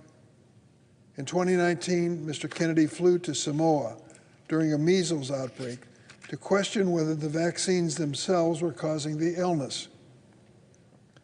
As a result of that, 83 people died in Samoa. When asked by Senator Warren, Mr. Kennedy said he would not do anything differently about that dangerous trip. 83 people died as he spread those falsehoods about the vaccine. Senator Cassidy aptly wondered, and I quote, "Does a 70-year-old man who spent decades criticizing vaccines and was financially vested in finding fault, can he change his attitude?" Mr. President, I'm sorry, but we know the answer. Listen, I understand we have a great health system in this country, but I also understand it's flawed in many ways. I spent years in my Senate and House career to lower drug prices, rein in Big Pharma's influence, and stop big tobacco from peddling poison to our kids. But just because he might talk about the right problems doesn't mean Mr. Kennedy has the right solutions. In fact, over 2 days of hearings, he did not offer a single concrete idea on how to improve the delivery of primary care or preventive health care services. It was clear Mr. Kennedy didn't understand the difference between Medicaid and Medicare. Mr. President, I will tell you that that is an issue that you take up in Congress 101. Nobody believes Kennedy will stand up to President Trump or Elon Musk's assault on medical research. I understand the urge to shake things up, to address failures of our healthcare system, but Mr. Kennedy brings an unacceptable prejudice that will only cause harm and be dangerous to American families. Neil Steinberg writes for the Chicago Sun-Times. He wrote, "When you're claiming you want to study the issue where the science is settled, that's code words for dismissing facts that don't serve your personal bias. I fear there's a sense that being an outsider is qualification enough. But how far can Senate Republicans be willing to go if they pursue that dangerous path? Make no mistake, if the political tables were turned and it were Democrats proposing this man for this job, he wouldn't get a single Republican vote in the Senate. He'd be decried as a pro-choice, anti-vax, uninformed conspiracy theorist who trades on his family name to peddle dangerous misinformation that benefits him financially. And guess what? This nominee is all of those things. But because he was nominated by President Trump, has the MAGA seal of approval, my Republican colleagues can't wait to march down and support his nomination. Many of them secretly, privately, quietly know better. Some of them are doctors or parents themselves who trusted doctors to vaccinate their kids, or people who spent their lives trying to really improve our health system. They know Mr. Kennedy is not the right choice for the job, and they know our children will suffer the most if he becomes HHS Secretary. I hope they'll find the courage to join me and reject his nomination. And let me add this point that it's related to this whole issue, and I'll make it brief. On Friday, the Trump administration issued an illegal order to impose an arbitrary cap of 15% on indirect costs that the NIH pays to grantees for essential research expenses. Without this funding for specialized equipment, data processing, safety materials, and the maintenance of labs, universities and hospitals nationwide will not be able to afford the technology that allows them to continue life-saving research. This is a critical moment in America's history.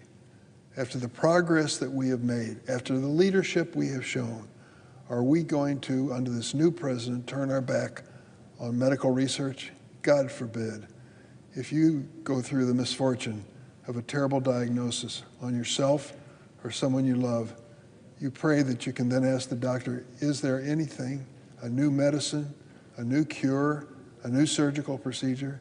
And you're hoping that medical researchers lead that answer to yes at that one moment in your life. In 2017, the last time President Trump attempted to cut NIH funding, the now House Appropriations Committee Chair Tom Cole of Oklahoma called the proposal, quote, arbitrary, unreasonable, and ultimately destructive of research enterprise. Chairman Cole understood that cutting funding means clinical trials will be delayed, new breakthroughs and cures will be put off, and promising researchers will get discouraged and leave the field. A constituent and doctor from Palos Heights, Illinois, wrote to me, and I quote him, I care about this issue because I know new research on immunology kept my stage 4 cancer patient wife alive for 10 years, enough to see our youngest son graduate from high school. This sudden, announced, indiscriminate cut to medical research violates federal law, which blocks NIH from deviating from its current indirect cost policy. Thankfully, my Attorney General in Illinois, Kwame Raoul, and 21 other states filed a federal lawsuit to temporarily halt this senseless cut. Remember, tweets from Elon Musk forced a bipartisan pediatric cancer research bill to be cut from the government spending bill just a few weeks ago. Now Mr. Musk is at it again, only this time he's targeting cancer, Alzheimer's, and diabetes. If Elon Musk were to get sick, I'll bet the richest man in the world would find the doctor he wanted. I'm sure he would.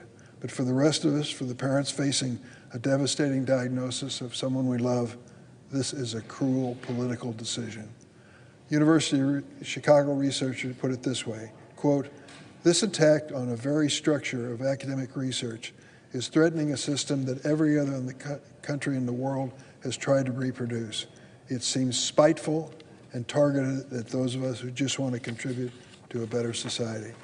Mr. President, I don't know that this will continue to be a problem and challenge, but I promise you this, as long as I have the power to stand and speak out in favor of the National Institutes of Health, I'm going to do it. This country is a great country. It has greatness that includes medical research, maybe the best in the world.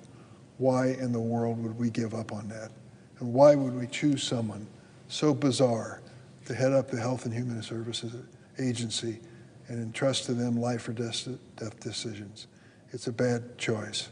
I'll be voting to oppose Robert F. Kennedy Jr., doing everything in my power to restore that spending for medical research in America. And I yield the floor.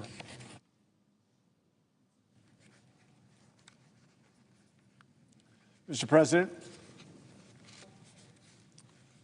The senator from Colorado. Thank you. I appreciate what the good senator from Illinois has gone through and enunciated in great clarity. Our government plays a critical role in informing the public. The American people look to us for trust.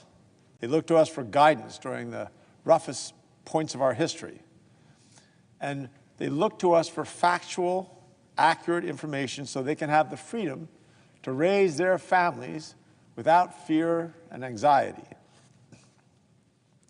That trust is broken when partisan officials use their platforms to spread reckless and damaging information. They attempt to overwhelm Americans with views that push anti-science narratives or foreign propaganda, often that threatens our national security.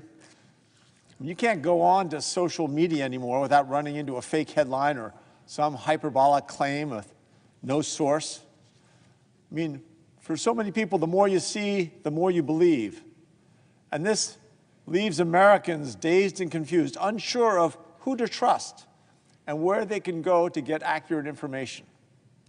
Unfortunately, the new administration has shown a bias towards elevating people who peddle disinformation, spreading seemingly random falsehoods about our voting systems, marginalized groups, or our public health. This has real negative impacts on Americans. Now, way back in 1980, I graduated with a master's in earth sciences. I moved west to work as a geologist. Earth sciences kind of low on the Maslow's pyramid of science. But I've published peer-reviewed studies. I have a reverence for the scientific process. I think I understand how it makes, despite the fact that there are not that many of us left around here anymore. But I'll be the first to admit that science can sometimes surprise us.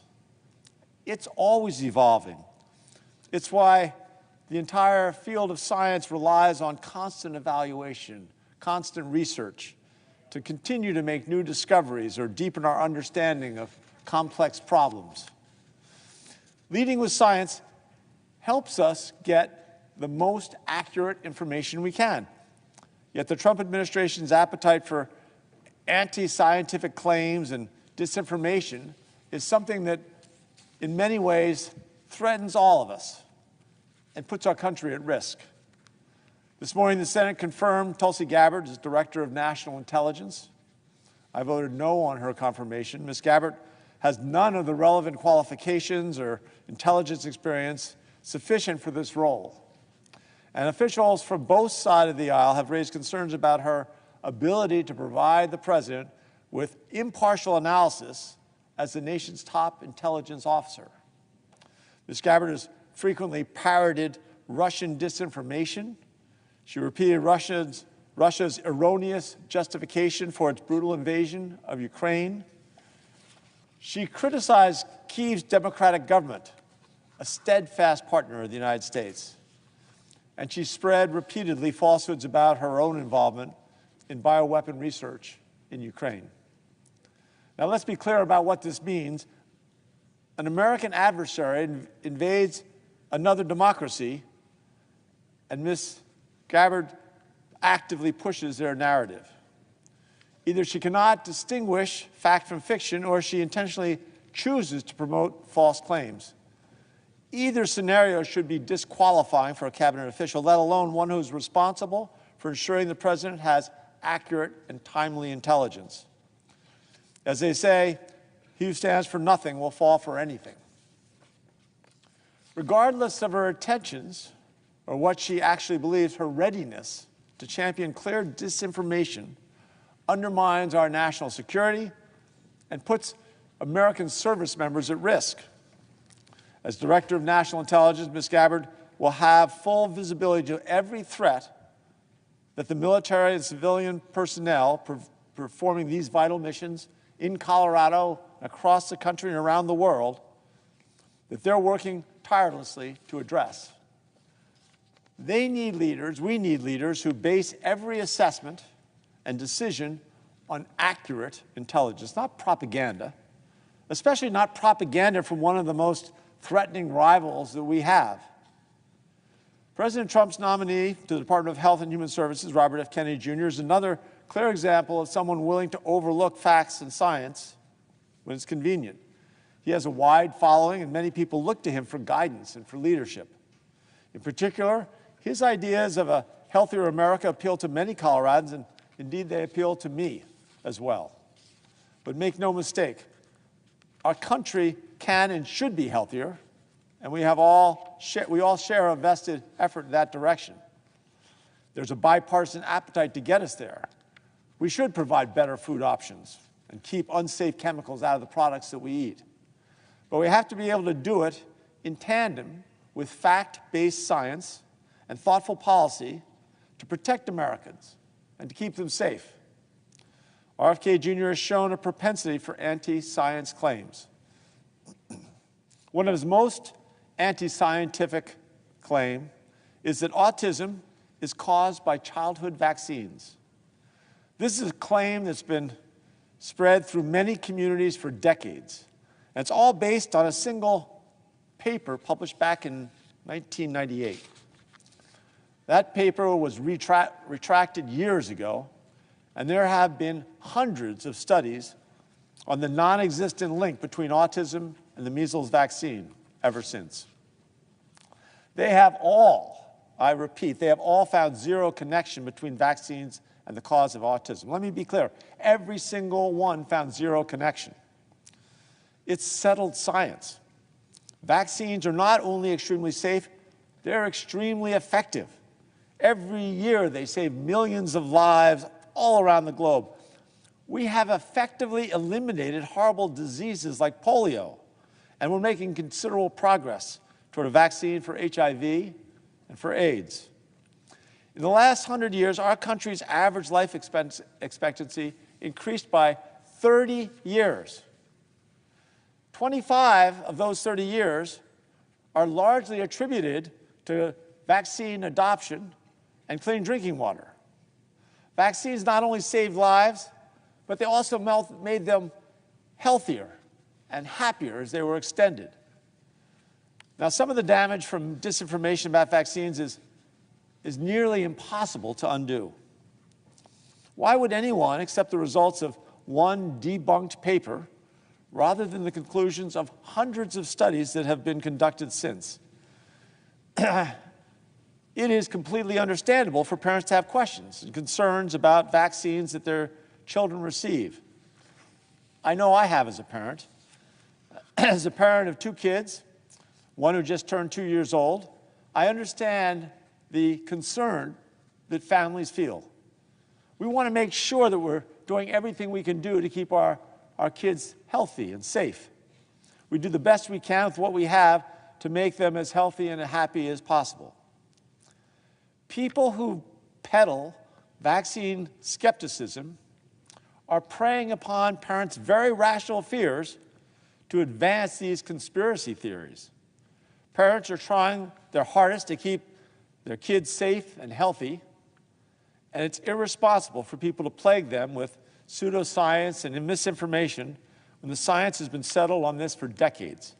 The measles vaccine is safe and does not cause autism.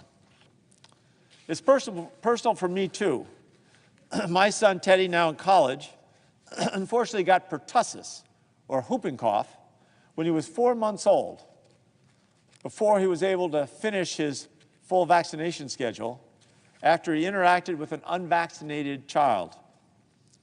Because of how rare whooping cough is now, it took us a while to get the correct diagnosis. Finally, when we got him into Children's Hospital, I remember staying up all night, 2 nights in a row, to blast little puffs of oxygen into his coughing face to snap him out of those coughs about every 10 minutes and to prevent his oxygen blood levels from dropping too low.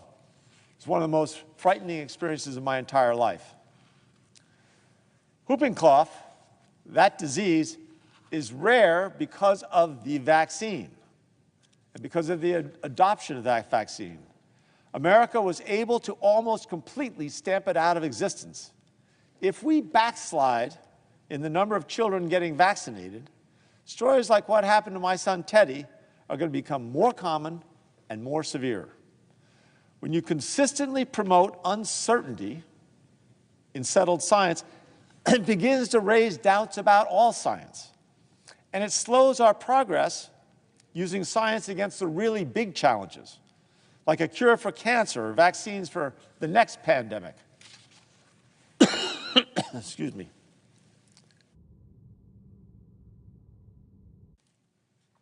In President Trump's first full term and at the height of the COVID-19 pandemic, Operation Warp Speed helped bring vaccines to the public in record time. The National Institutes of Health estimate that Operation Warp Speed saved over 140,000 lives by speeding up the development of vaccines by more than 5 months.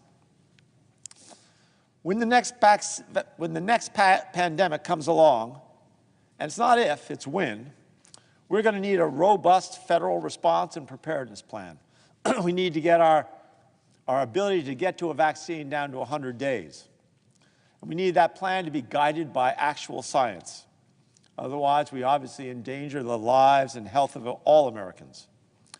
The Department of Health and Human Services also oversees federal medical research, as Senator Durbin pointed out. The research has unlocked groundbreaking achievements in public health and will continue to help us cure diseases and work towards solutions for a variety of illnesses. However, the White House announced late last week that they are slashing funding for the National Institutes of Health. This will have devastating impacts on research projects in Colorado and across the United States, including places in Colorado like CU Anschutz, Fort Lewis College, and National Jewish Health. Our Colorado institutions are at the forefront of medical research for everything from clinical trials for veterans struggling with PTSD to individuals with Down syndrome. These cuts for research institutions, rural hospitals, for our veterans, will impact our most vulnerable communities. All this to give tax cuts to the wealthiest Americans. Again, I'm all for making government more efficient and smaller. If you want to seriously look at how we spend money and where we could cut actual fraud and waste and abuse, I'm in, I'm game. But I struggle to understand how stripping funding for cancer research or Head Start or hiring programs for law enforcement officers is wasteful. These cuts throughout our government are exaggerated by the extreme nominees who are really ill-equipped and ill-experienced to manage large governmental organizations. The administration also continues to illegally dismantle agencies without congressional approval. They have attempted to freeze federal funding, something the courts have halted, but the White House continues to pursue. Colorado and the American people are caught in their crosshairs. I've committed to opposing nominees that pose a genuine threat to Coloradans. We've also helped support lawsuits and oppose some of these executive actions. I'd be the first to admit our government isn't perfect. Government never will be. I'd be the first to recognize that it takes all of our elected officials to do their duty to the American people and to be truthful, and for our constituents to hold us accountable. The American experiment in democratic government is just too important to confirm people who actively spread disinformation and refuse to follow science. It threatens Coloradans. It puts all of us at risk. Mr. President, I yield back the floor.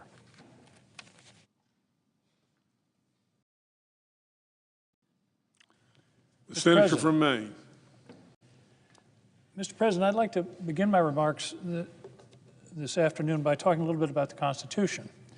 I spent some time last week talking about the Constitution and our failure to observe that the constitutional fundamental structure of the division of power between the Congress and the executive is being violated, and the Congress is allowing it to happen. Another provision of the Constitution is the provision in Article 1 about advise and consent. It's a fundamental check and balance built into the Constitution by the framers for a reason. It wasn't a throwaway line or a few sentences that were put in because they wanted to fill the paragraph out. Again, it's part of this structure that was designed to protect us from tyranny. And the structure involved the division of power, the separation of power, because the framers knew that if all power was concentrated in a single individual or a single institution, that institution or that individual would inevitably abuse our people. That's human nature. That's 1,000 years of human nature. All power corrupts, and absolute power corrupts absolutely. So the advise and consent provision was in the Constitution for a reason. It was in there for a reason in order to provide a check on the executive and the people who were going to be put in charge of running the administration. By the way, I want to stop for a minute and focus on the word administration and the word executive, because it really goes to the discussion we're having in this city, or in this country right now, about how our government is supposed to work. The executive comes from the word execute. And the word execute means put into action. It doesn't mean initiate the action, it means put it into action. The same for the term administration. There's a reason we call it the administration. They are to administer the laws. In fact, the obligation on the president in Article 2 is to see that the laws are faithfully executed. And it does not give the president the power to ignore laws or to decide which laws he or she thinks are okay, to ignore the responsibility and constitutional authority of the Congress to define spending. It does not give the president that power, although the fellow we approved for the Office of Management and Budget last week thinks he has that power, or this president or any president has that power. That's absolutely antithetical to the whole concept of the Constitution as established by the framers. So, administration means administer the laws. The executive means execute the laws, not make them. We make the laws here. And the administration is to faithfully execute those laws. Now let's talk about advise and consent. Advise and consent means we have a responsibility, a constitutional responsibility, to consider each of the president's nominees for these important jobs. This isn't something that we may do or occasionally do. This is a fundamental part of our job. We take an oath when we come here to defend the Constitution against all enemies, foreign and domestic. I think it's interesting. They knew in 1787 that there was a potential for domestic enemies of the Constitution. So we have an obligation to take advise and consent seriously. Now, I'm a former governor, as is the presiding officer. And as a former executive, I believe the executive should have the ability to choose the team that they want, to choose their advisors, to choose the people that they will work with some limitations. In other words, I start with the premise of the person elected should perhaps get the benefit of the doubt is a little too strong, but I start with the premise that they were elected and they should be able to choose the team that they're going to be working with. However, I think there are two qualifications. And by the way, this has been my stated position on this subject since I entered the Senate. Benefit of the doubt to the executive. However, the nominee must be manifestly qualified and not hostile to the mission of the agency to which they've been appointed. Two criteria that for me give life to the idea of advise and consent. Okay, let's talk about Robert F. Kennedy Jr. He unfortunately checks both of the boxes as to being disqualified. Number one, he's not remotely qualified to run an organization of the magnitude of HHS. He has no background in management, no experience in running anything remotely like the scope and scale of the Department of Health and Human Services, no executive experience in that sense. So that's number one. Is he qualified? No, he's grossly unqualified. But the second box is my criteria. Is he hostile to the mission of the agency? And if the mission of the agency, HHS, is to protect the health of the American people, I would argue he is manifestly hostile to that mission. There's been a lot of discussion here today, and I think it's interesting. I don't know how this debate has gone. I haven't heard too many people come up on the floor and support this nominee and tell us why he should be approved. Because you know what, Mr. President? If this were a secret ballot, this man wouldn't get 20 votes. Everybody in this body knows he's not qualified. Everybody in this body knows he has no business anywhere near this position. But here we are. We're going to take a vote. Unfortunately, it will probably be on a party line basis. But let me focus on just one little piece. On January 29, barely a week ago, before the Senate Finance Committee, here's what Mr. Kennedy said. Quote, "News reports have claimed that I am anti-vaccine or anti-industry. I am neither. I am pro-safety. All of my kids are vaccinated." I'll bet that came as news to a lot of the people he's been leading astray over the last 25 or 30 years. All of my kids are vaccinated, and I believe vaccines have a critical role in health care. I'm reminded of Saul on the road to Damascus, a miraculous conversion. A bright light was shown, and suddenly the scales fell from his eyes in his confirmation hearing. Okay, let's go back a little over a year, July 6, 2023. This is a quote, a direct quote, there is no vaccine that is safe and effective. He later said on the same podcast, vaccines are inherently unsafe. Mr. President, this man shouldn't be confirmed because he told the committee and the Senate something diametrically opposed to the position he's taken all his last 30 years, all his adult life. Maya Angelou said, if somebody tells you who they are, you should believe them. And he's told us repeatedly. And he has acted on his vaccine skepticism. This isn't something that was rumbling around in his head. He's traveled the world. He's written articles. He's gone on podcasts. He's gone on TV. And he's discouraged people from being vaccinated. And now he has this miraculous conversion 10 days ago. All my kids are vaccinated. I believe vaccines have a critical role in health care. The same thing during COVID. He said, it is criminal medical malpractice to give a child one of these vaccines. Wow. Criminal malpractice. And of course, it's been discussed. He said, I do believe that autism does come from vaccines. July of 2023, there was one study in England, I think it was in 1998, that purported to show a tenuous connection between vaccines and autism. I'm reasonably confident that one of the authors of that study recanted it. It was withdrawn, and it's been debunked over and over and over again. But this man has been peddling this lie for 20 years. And who knows how many parents have fallen for that, and who knows how many children have paid the price. Just to talk about vaccines, at one point during the pandemic, there was a survey, July 2021, remember that was the height of it. They surveyed 50 hospitals in 17 states. 94% of the patients hospitalized in July of 2021 were unvaccinated. What does that tell you? Vaccinations worked, and people who were unvaccinated were at enormously higher risk. 94% of the people were unvaccinated.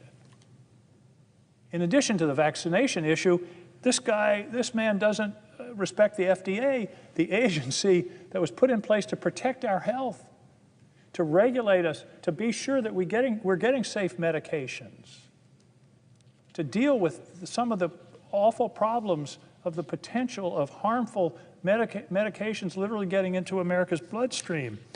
In December of 2024, barely a couple of months, 2 months ago, he said he would fire officials at the FDA. And in October 2024, he said on X, FDA's war on public health is about to end. If you work for the FDA and are part of this corrupt system, I have two messages for you. Prepare your records and pack your bags. He didn't say a certain office in the FDA or a certain part of the FDA, or maybe there was one provision or part that he didn't think was helpful. He said, if you work for the FDA, that's everybody. Preserve your records and pack your bags. This man is not only unqualified, he's anti-qualified. He's a danger. We have physicians in the Senate. I believe that the Hippocratic Oath, do no harm, should apply to Senate votes. You should not be voting for somebody who you know is going to do harm to the public health. So this is it's really a kind of surreal debate, because everybody in this chamber knows this man should not be Secretary of Health and Human Services. Now, I want to end with a personal story. One of the few advantages of being older is that you have a long memory. And in 1952, I was entering the 3rd grade at MacArthur School in Alexandria, Virginia. And in my class in the 3rd grade was a kid named Butch.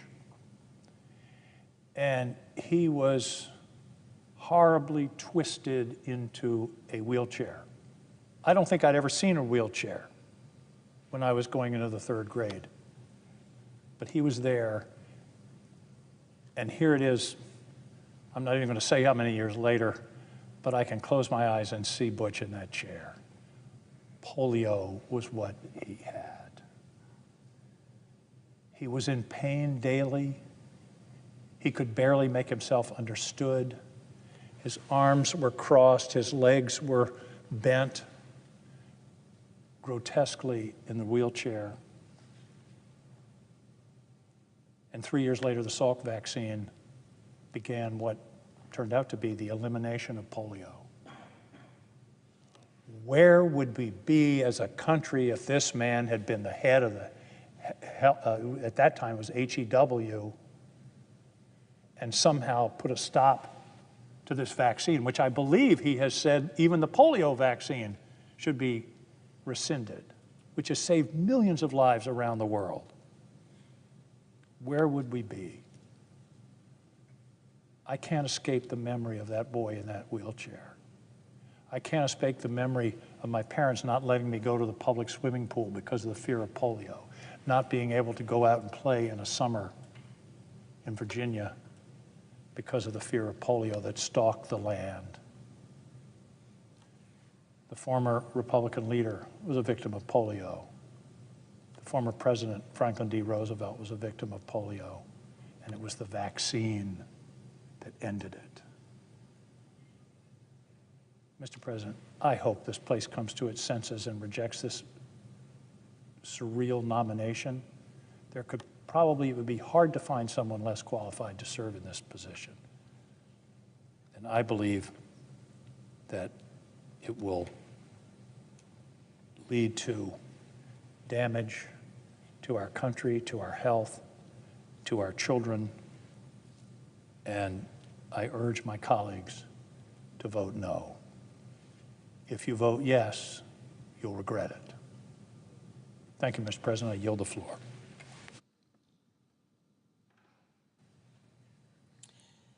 Mr. President. The senator from Minnesota. Thank you, Mr. President. Before I begin, I want to ask unanimous consent that the following fellows in my office be granted floor privileges for the remainder of the first session of the 119th Congress. Mary Fernandez, Sarah Goldman, Adam Haas, and Alyssa Rudelis. Without objection.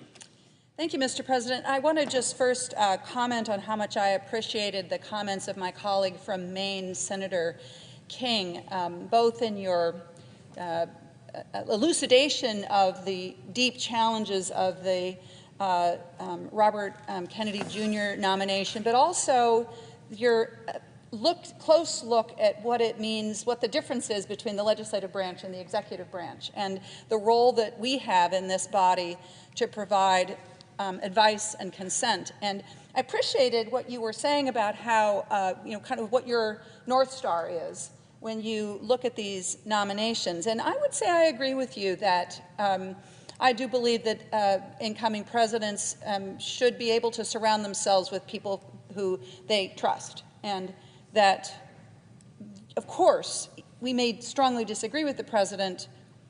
However, he has the right to have people around him who agree with him. But I think that there's something that you said, Senator King, that was extremely important. I also look at these nominations in terms of whether I believe they have the base level qualifications to do the job. And then the second thing that I ask myself is, can I trust these individuals? Can I trust Robert Kennedy to follow the law? I mean, that is fundamentally what their responsibility is, to certainly be loyal to the person who put them in that role, but also at a base level that they're going to follow the law. And so, Mr. Speaker, I rise today, Mr. President, I rise today to highlight what I consider to be the threat of Robert F. Kennedy, the threat that he poses to Americans' health and safety and well-being. And in fact, I have concluded, I've talked with him, I've listened to him, I've asked him questions, both in a private setting and also in committee, and I've read his words and his history, and I can only conclude that he cannot be trusted with this important job, that I cannot trust him to follow the laws of this land. I believe that Mr. Kennedy is wholly unqualified for the position of Secretary on Health and Human Services, and that he is unprepared to lead. And I think that he cannot be trusted with the health and the well-being of Americans, particularly in this moment. Now, If you're listening to this and you don't really know that much about the Department of Health and Human Services, you've got a busy life, you're trying to figure out how to afford your life and how to kind of hold it together in what is a very busy and complicated world, I want to just be clear about what I think that Mr. Kennedy's confirmation would mean for Minnesota families. If he is allowed to become secretary, I have concluded that your family will be less safe, that your loved ones will be more likely to get sick, and that you and the people that you care about will be less likely to get the care that you need. You know, as I have thought about this, what I find most disqualifying about Mr. Kennedy is how he has basically made his career, he's built a career around saying what he needs to say in order to get attention. And by getting attention, he's making money. I think it's just important to understand this.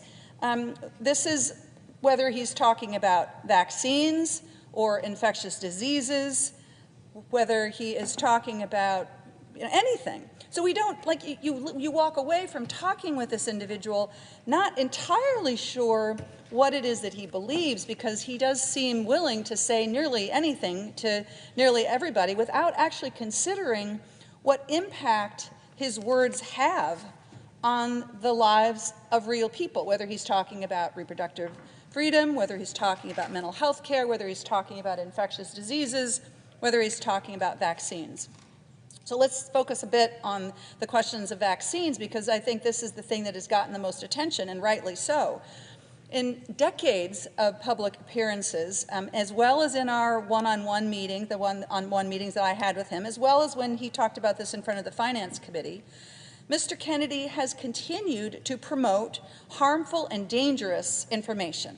Information that if people followed and they paid attention to him and they did what he suggested, it could do real harm to their families. It could hurt them.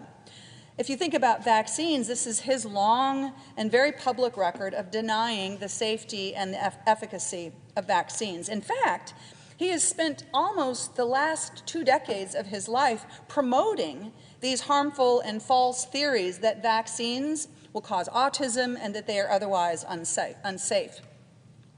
As an example, in 2021, he proudly described stopping strangers out, on hikes and telling them not to vaccinate their babies. Can you imagine that? You're out walking around and Robert F. Kennedy Jr. comes up to you, man of stature and power, and says, don't vaccinate your children.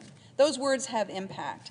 During a podcast interview in July of 2023, Mr. Kennedy said, and I quote, I believe Senator King quoted this as well, there is no vaccine that is safe and effective. So, okay, just think about that. He's saying, don't pay any attention to the science, don't pay any attention to the experts. I'm going to tell you that there is no vaccine that is safe and effective. Those words have consequences. The online store is another example that Mr. Kennedy's organization, the Children's Health Defense, there's an online store. You can all go on and check it out, and you will find there they're still selling little baby onesies and T-shirts for little children that have messages on them like unvaccinated and unafraid.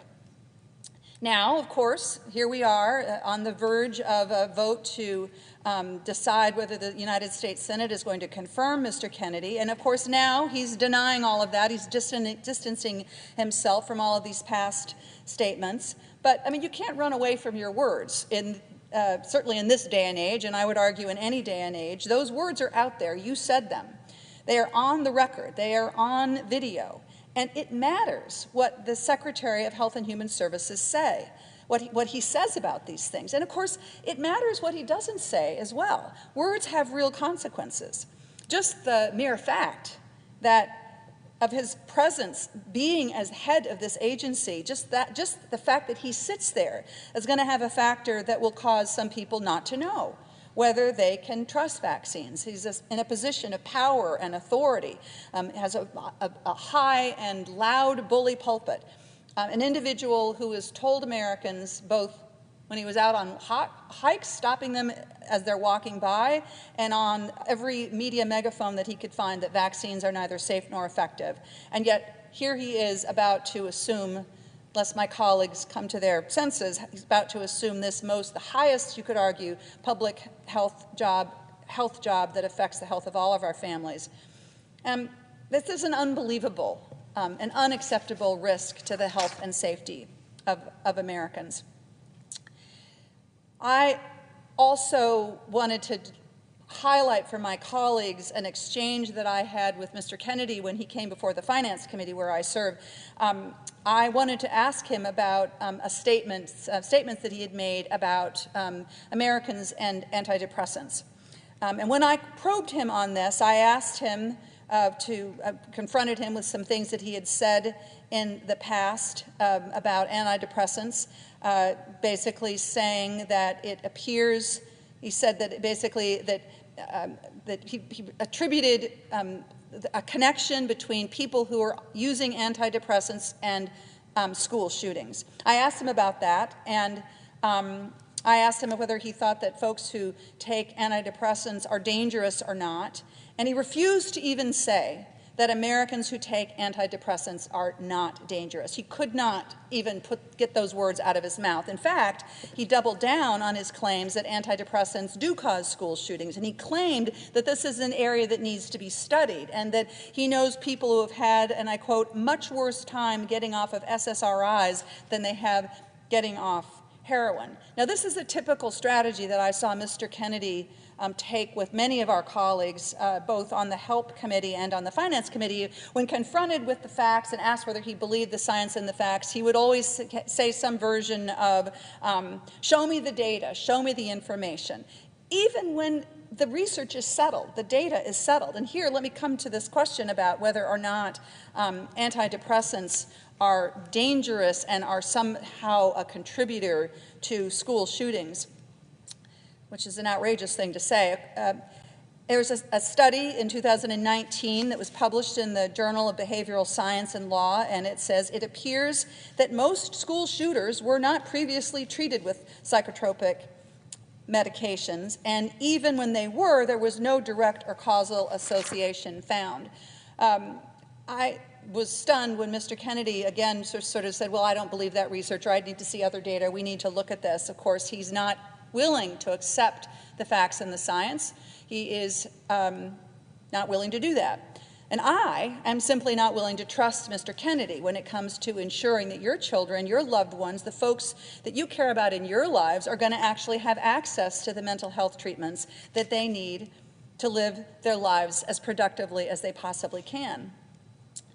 It also, I think, is worth noting, Mr. President, that these comments that Mr. Kennedy is making, linking antidepressants to school shootings, what it does, of course, is it perpetuates the stigma that so many Americans who struggle with mental illness, mental health, so many of those Americans struggle with the stigma, and those who, they already feel that, and yet here is potentially the next head of the Health and Human Services who is perpetuating this stigma in a very real way. I have seen this in my own life. I have seen people who have been bowed down by this feeling that they can't talk about their challenges with their mental health because people are going to think less of them. It is a stigma that I have spent my time in the Senate working in a bipartisan way to try and break down. And so to see it perpetuated in this way by Mr. Kennedy is just such a clear reason why he cannot be trusted. The rigorous peer-reviewed research on SSRIs, common form of antidepressant, is not only the science that is the science that Mr. Kennedy has willingly chosen to ignore, but it's not the only science that he has willfully chosen to ignore. Mr. Kennedy said during his confirmation hearings that if President Trump directed him to go after mifepristone, one of the key drugs that is used in medication abortion, he would do whatever the president ordered, even though this is a medication that has been proven safe and effective for more than 2 decades. Yet Mr. Kennedy said that he would follow the guidance of the president and not the law when it comes to the safety of mifepristone. And in fact, as my colleague Senator Hassan made so abundantly clear in the committee, over 40 safety studies have demonstrated what Mr. Kennedy was not willing to see, which is that there is clear evidence that this medication is safe. On reproductive freedom, Mr. Kennedy has proven himself wholly untrustworthy, repeatedly flip-flopping on his position, depending on who he's talking to. Now, this is something that many of us have seen in our lives, the person who will say one thing to one person and another thing to another person, all with the goal, it seems, of winning friends and influencing people. But this is not the kind of character that you want to see in this most important job of the federal government, leading the Department of Health and Human Services. Here's just a bit of an example of how this has played out with Mr. Kennedy on the issue of reproductive freedom and abortion rights. On the morning of August 13th, 2023, Mr. Kennedy said, and I quote, "I believe a decision to abort a child should be up to the woman during the first 3 months of life." Now, people may agree or disagree with this view, but it's clear what he's saying here. Next day, the very same day, his campaign followed up by saying that his position on abortion is that it is always the woman's right to choose, and that he does not support legislation banning abortion. So on the same day, two different positions. And then on May 19th, 2024, a few months later, in a podcast interview, he said, "I wouldn't leave it up to the states." This is a quote. "I wouldn't leave it up to the states. My belief is that we should leave it up to the woman. We shouldn't have government involved, even if it's full term." Okay, so there's a completely different view. And then the very next day, he tweeted, "Abortion should be legal up to a certain number of weeks and restricted thereafter." Mr. Kennedy seems to change his mind so often that we don't know what he actually thinks, what he actually stands for. But when you're the Secretary of Health and Human Services, you have to stand up for something. You have to stand up for the laws of the land. And what is clear through all of this back and forth, it is clear to me, is that the Trump administration and Mr. Kennedy are more than willing to restrict or even ban access to medication abortion, despite the fact that they've been determined to be safe and effective, and that he and Mr. Kennedy and President Trump are in fact dangerous to a woman's access to medication abortion. And I want people just to think about this for a minute. If you live in a state like mine in Minnesota, where the state has determined that abortion should be accessible, that this is a decision that is up for people to be able to make on their own without government interference, and roughly 60%, maybe a bit more now, of abortions are done through medication abortion. Robert F. Kennedy Jr. and Donald Trump are going to affect your rights in Minnesota if they take away the right to mifepristone, just as much as they affect the rights of somebody who's living in Texas or any of our states. Mr. President, I want to change topic to discuss a bit the question of infectious diseases and how Mr. Kennedy has taken similarly unfounded positions that are not based on the science at all. On infectious diseases, he has taken positions that I think could put Minnesota families at risk. Here's an example of that. At a Children's Health Defense Conference in November of 2023, the anti-vax organization, this is the anti-vax organization that Mr. Kennedy led for the last 7 years, Mr. Kennedy said, and I quote, that he's going to say to the NIH scientists, "God bless you all, thank you for public service, we're going to give infectious diseases a break for about 8 years. Now, Mr. Kennedy and President Trump may want to give infectious diseases a break for the next 8 years, but I'm pretty sure that infectious diseases are not going to give the United States of America a break for the next 8 years. Across the country, here's a classic example of that. Across the country, we are facing a very real public health threat from avian flu. In Minnesota, farmers and producers know this better than anywhere. Although it's certainly not affecting only Minnesota, it's affecting many of our states. So this is an infectious disease that is infecting flocks of wild birds and also domesticated poultry. And nearly 150 million chickens across the United States have had to be culled, to be euthanized to prevent the spread of the virus. And in the last year, Bird flu has jumped from poultry to livestock, often to dairy cows, and then from livestock to humans. Often the individuals that are working in livestock operations.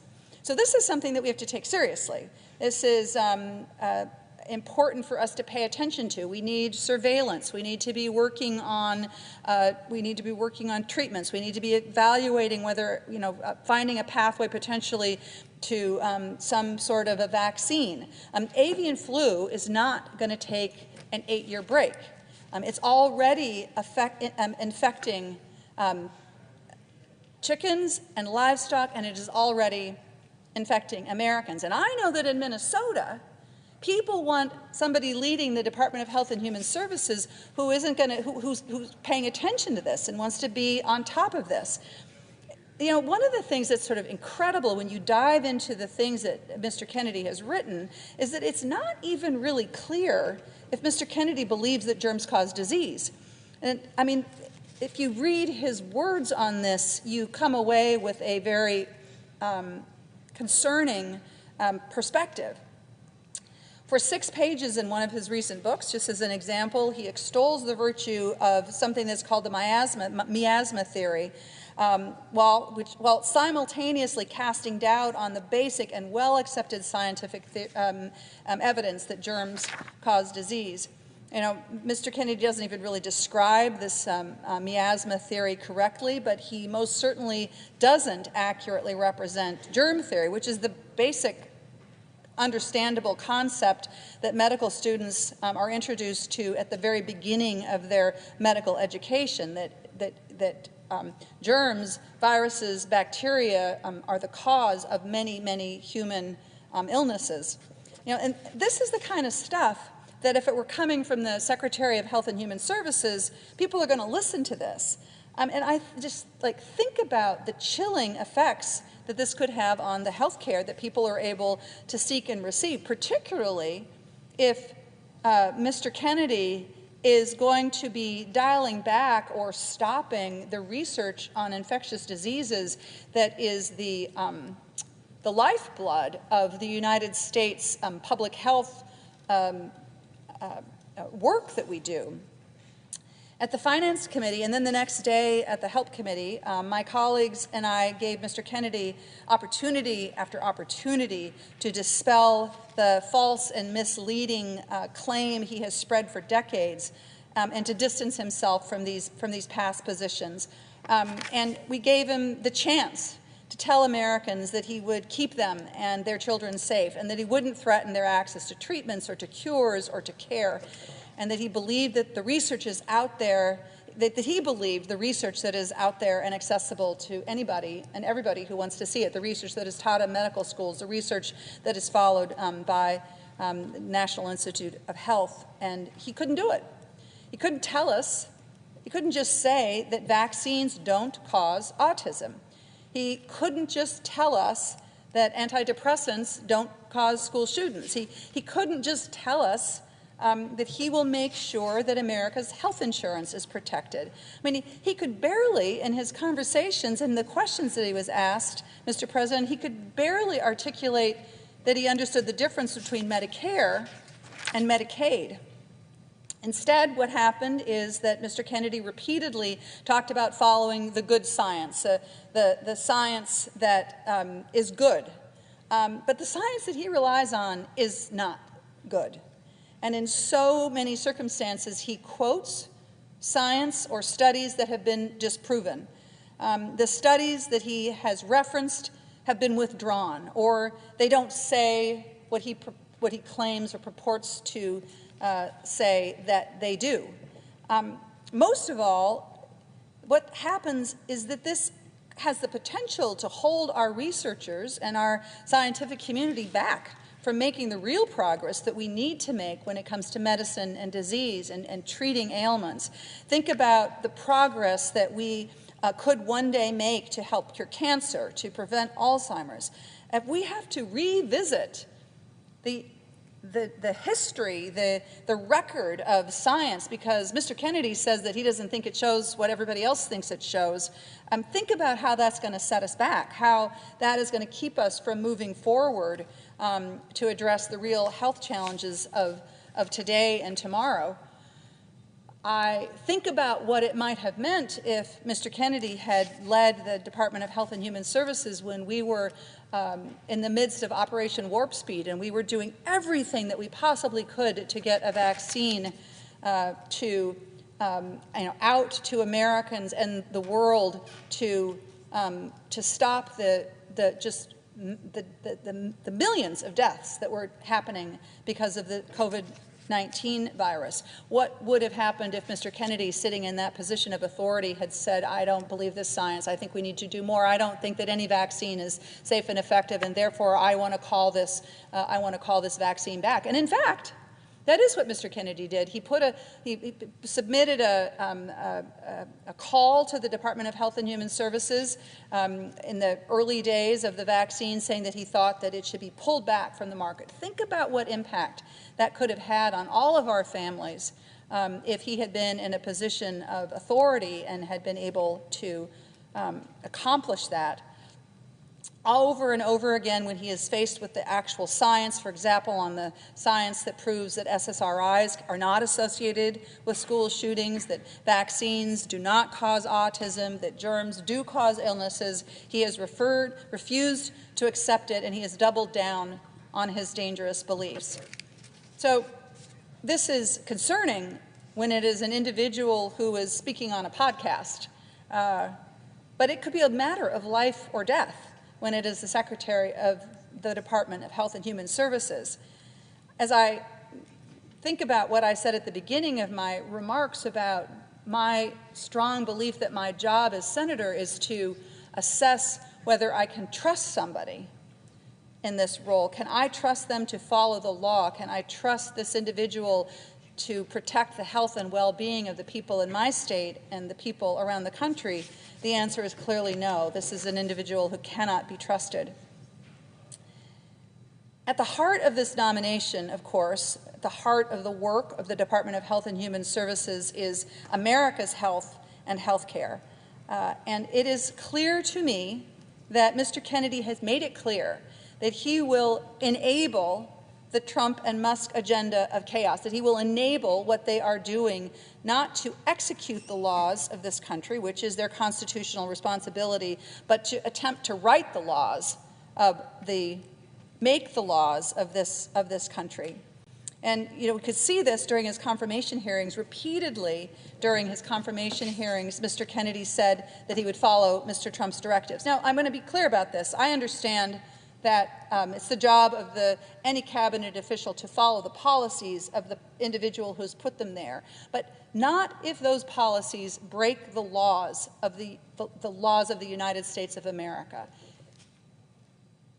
Department heads, cabinet heads, the head of the Department of Health and Human Services is required to execute the law, not to execute the will of the president, because the president is a president. He is not a king.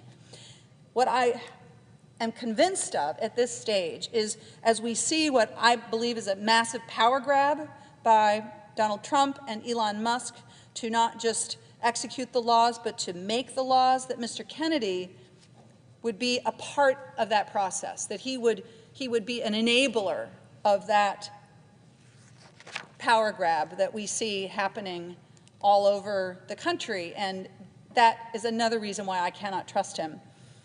I want to take a look for a minute at the directives that President Trump has put out already. Let's take a look at these. These directives of stopping lawfully executed payments to healthcare organizations that have been made following the will of Congress, the people who are supposed to be making the laws in this country.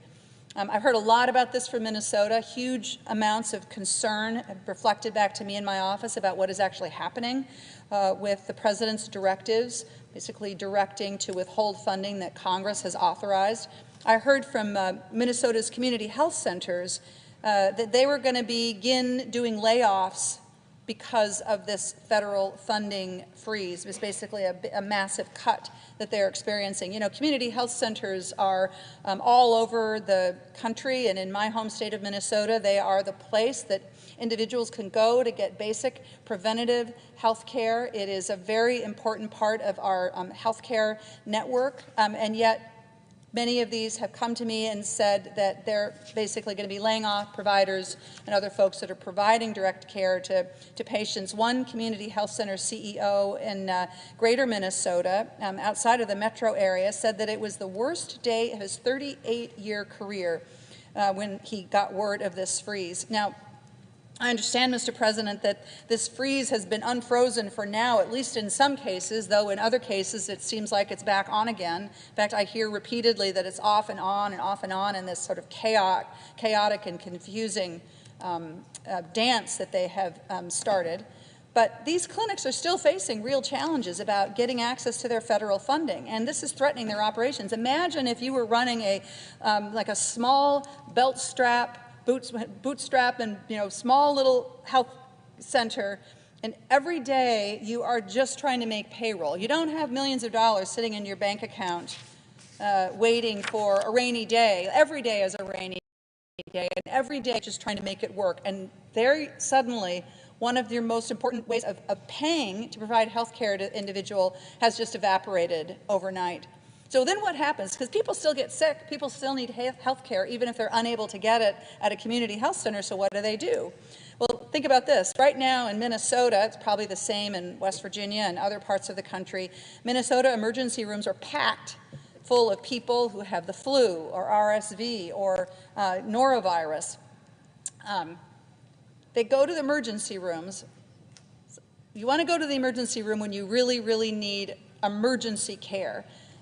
You go to a community health center when you need to be able to get access to urgent care, but the care that you need right now.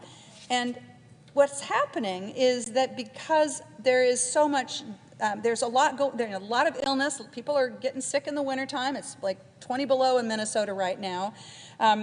If they can't get their primary care in a doctor's office, in a clinic, they're going to end up in the ER. And then what happens to all the rest of us who really might need emergency care? The ER is jammed to overflowing. There's no space. You have to wait 5 hours to get the to get the care that you need. That's what's happening with this funding that is being put in jeopardy. That means that community health centers might not be able to help the patients that they typically help. And I'm not talking about a small number of people here. That's 170,000 people in Minnesota who rely on community health centers. And what's going to happen? Those folks are going to end up in emergency rooms, and that's going to increase wait times, and it's going to stress the capacity of hospitals to provide care that people need. President Trump did this. Robert F. Kennedy, if he were head of Health and Human Services, I have no reason to trust that he would stop this. In fact, I believe the opposite. I believe he would enable it, and this is why I think his nomination will end up making all of us less healthy and less safe and less secure. President Trump, in another example, unlawfully cut National Institute of Health grant funding earlier this week. This amounts to millions of dollars that supports life-saving research into Alzheimer's and cancer and Parkinson's disease. And I'm just talking about in Minnesota there. This was retroactive. It happened overnight. Hospitals are left struggling. Big research hospitals like the University of Minnesota and the Mayo Clinic are suddenly looking at massive cuts to their research. They have trials for important, treatments and cures for serious diseases that are suddenly thrown into chaos. And you have individuals who are part of those trials who are hopeful that they're going to be getting. They're hopeful that in some way that this is going to help them to find a cure for what disease is ailing them. And with this cut to NIH funding overnight, massive cuts, what does that mean for people's health and safety and security? It means people are less well off. National Institute of Health is under the umbrella of the Department of Health and Human Services, the organization that Mr. Kennedy is asking Congress to provide advice and consent on. Again, I have no confidence. In fact, I am sure that Mr. Kennedy would be an enabler to President Trump's power grab here and his undermining, along with Elon Musk, his undermining of this extremely important research that keeps all of us, helps us be healthy, helps us find the treatments and the cures for diseases that are a threat to all of us. So I see my colleague from Massachusetts is here. I know she has an important perspective on this, with Massachusetts being another, as is Minnesota, is another center of research and education and medical education, and I suspect that we agree with one another when it comes to the threat that Robert F. Kennedy poses to all of our health and well-being. And so with that, Mr. President, I will yield the floor to my colleague from Massachusetts. Mr. President.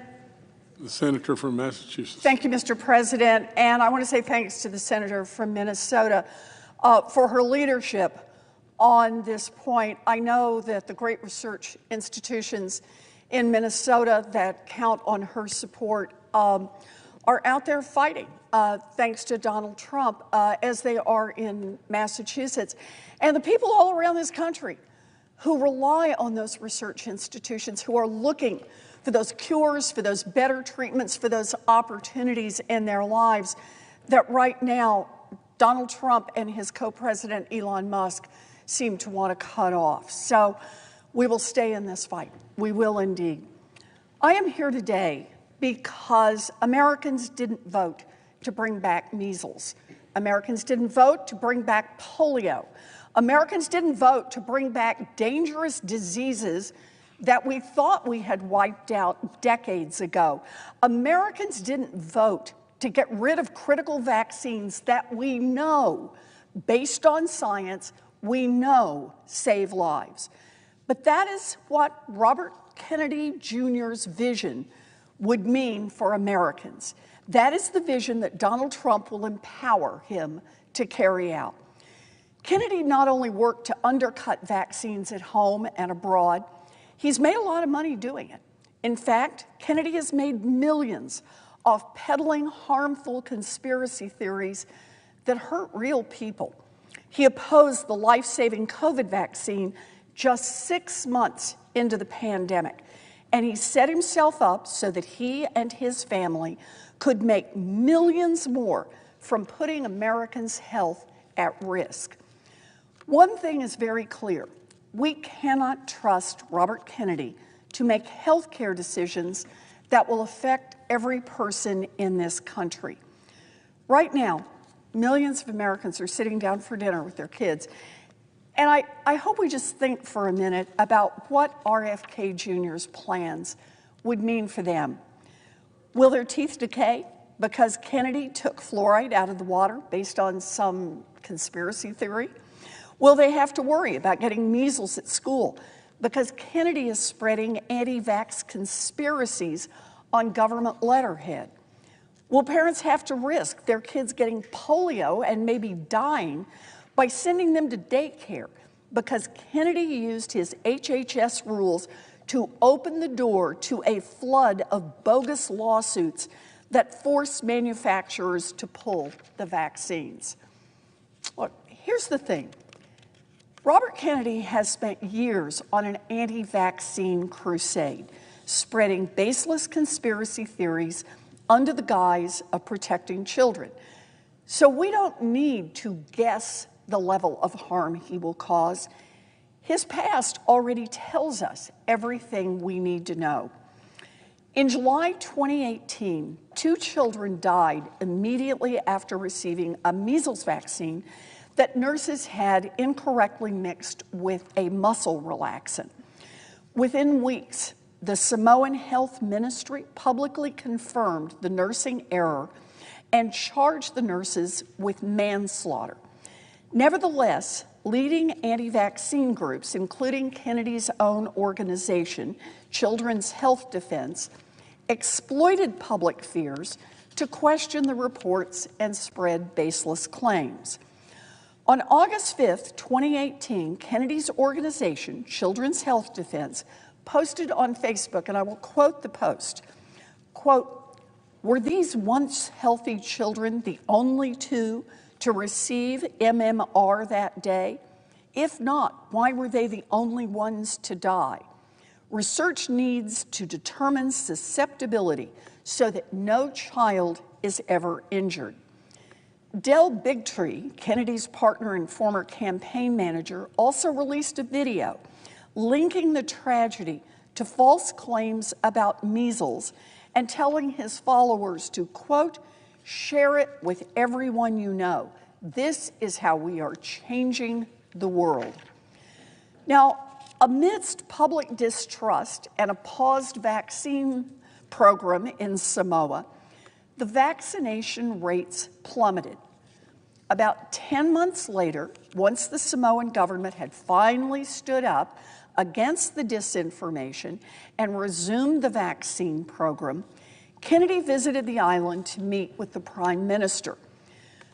Later, recognizing the blowback that comes with how much went wrong when a conspiracy theory cost people their lives, Kennedy has since denied that his visit had anything to do with vaccines and said that anything suggesting otherwise was, quote, "an industry propaganda trope." In other words, totally false. Industry propaganda trope. Kennedy lied.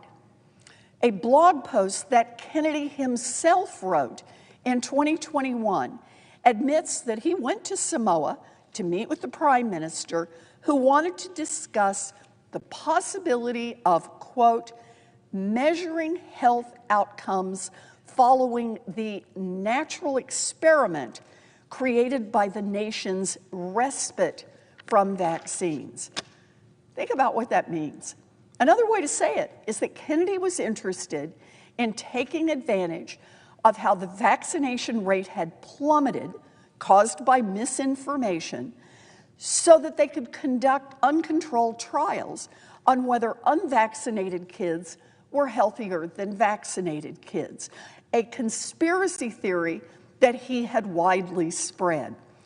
You see, at the time, one of his traveling partners was working on a similar study with two anti-vaccine activists, which was ultimately retracted following an investigation that, quote, raised several methodological issues and confirmed that the conclusions were not supported by strong scientific data. Now, there's no surprise here. The Prime Minister of Samoa declined Kennedy's outrageous proposal. He didn't want his country to be Kennedy's guinea pig. He didn't want unvaccinated children to be studied to see what happened to them when measles or other diseases broke out. But that didn't stop Kennedy from spreading his message.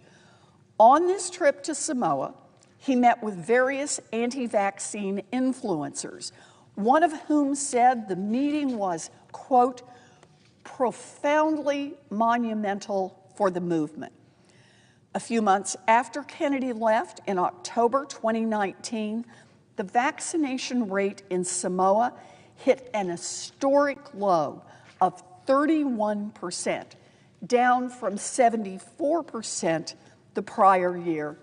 And no surprise, a massive measles outbreak erupted. So here is Kennedy telling us now, no, he had nothing to do with this. His trip to Samoa had nothing to do with the measles vaccine, and calling any claim industry propaganda trope.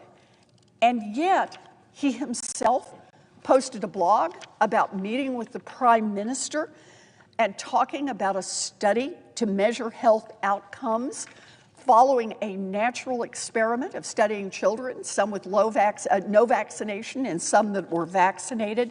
And the anti-vax groups he met with talked about how profoundly important it is. Then Mr. Kennedy leaves, vaccination rates drop down to 31%. The measles outbreak was truly tragic. In total, more than 70 children died, right up until a door-to-door vaccination campaign brought the disaster to an end. As HHS Secretary, Kennedy would be responsible for whether we keep our children vaccinated or subject them to, in his words, the same natural experiment that he was interested in testing in Samoa. Is that really what we want for our kids? Is that what we want for our elderly parents? That is a living nightmare, and it could truly be our reality with Kennedy heading up the Department of Health and Human Services. And all the while that this is going on, while Kennedy is promoting this anti-vax theory, he and his family are profiting off the plan. Now, I've been sounding the alarm about Kennedy since the minute Donald Trump announced that he would nominate him for HHS Secretary. It's not just that he is unqualified. His long history of promoting anti-science conspiracy theories make him disqualified. This is a man who claimed, quote, "There is no vaccine that is safe and effective." No vaccine. He said that the polio vaccine, quote, killed many, many more people than polio ever did. Now, Kennedy came to our committee and said, don't worry.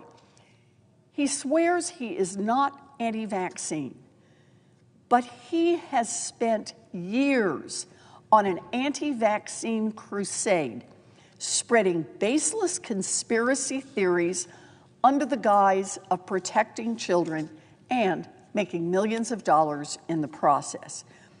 And when, in Senate hearings, he was confronted with his own words, he simply denied saying them.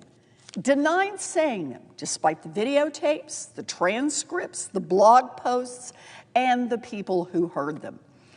Kennedy thinks he knows what he needs to say to try to get the job that will put him in charge of our vaccine program. So he says he didn't say exactly what he said.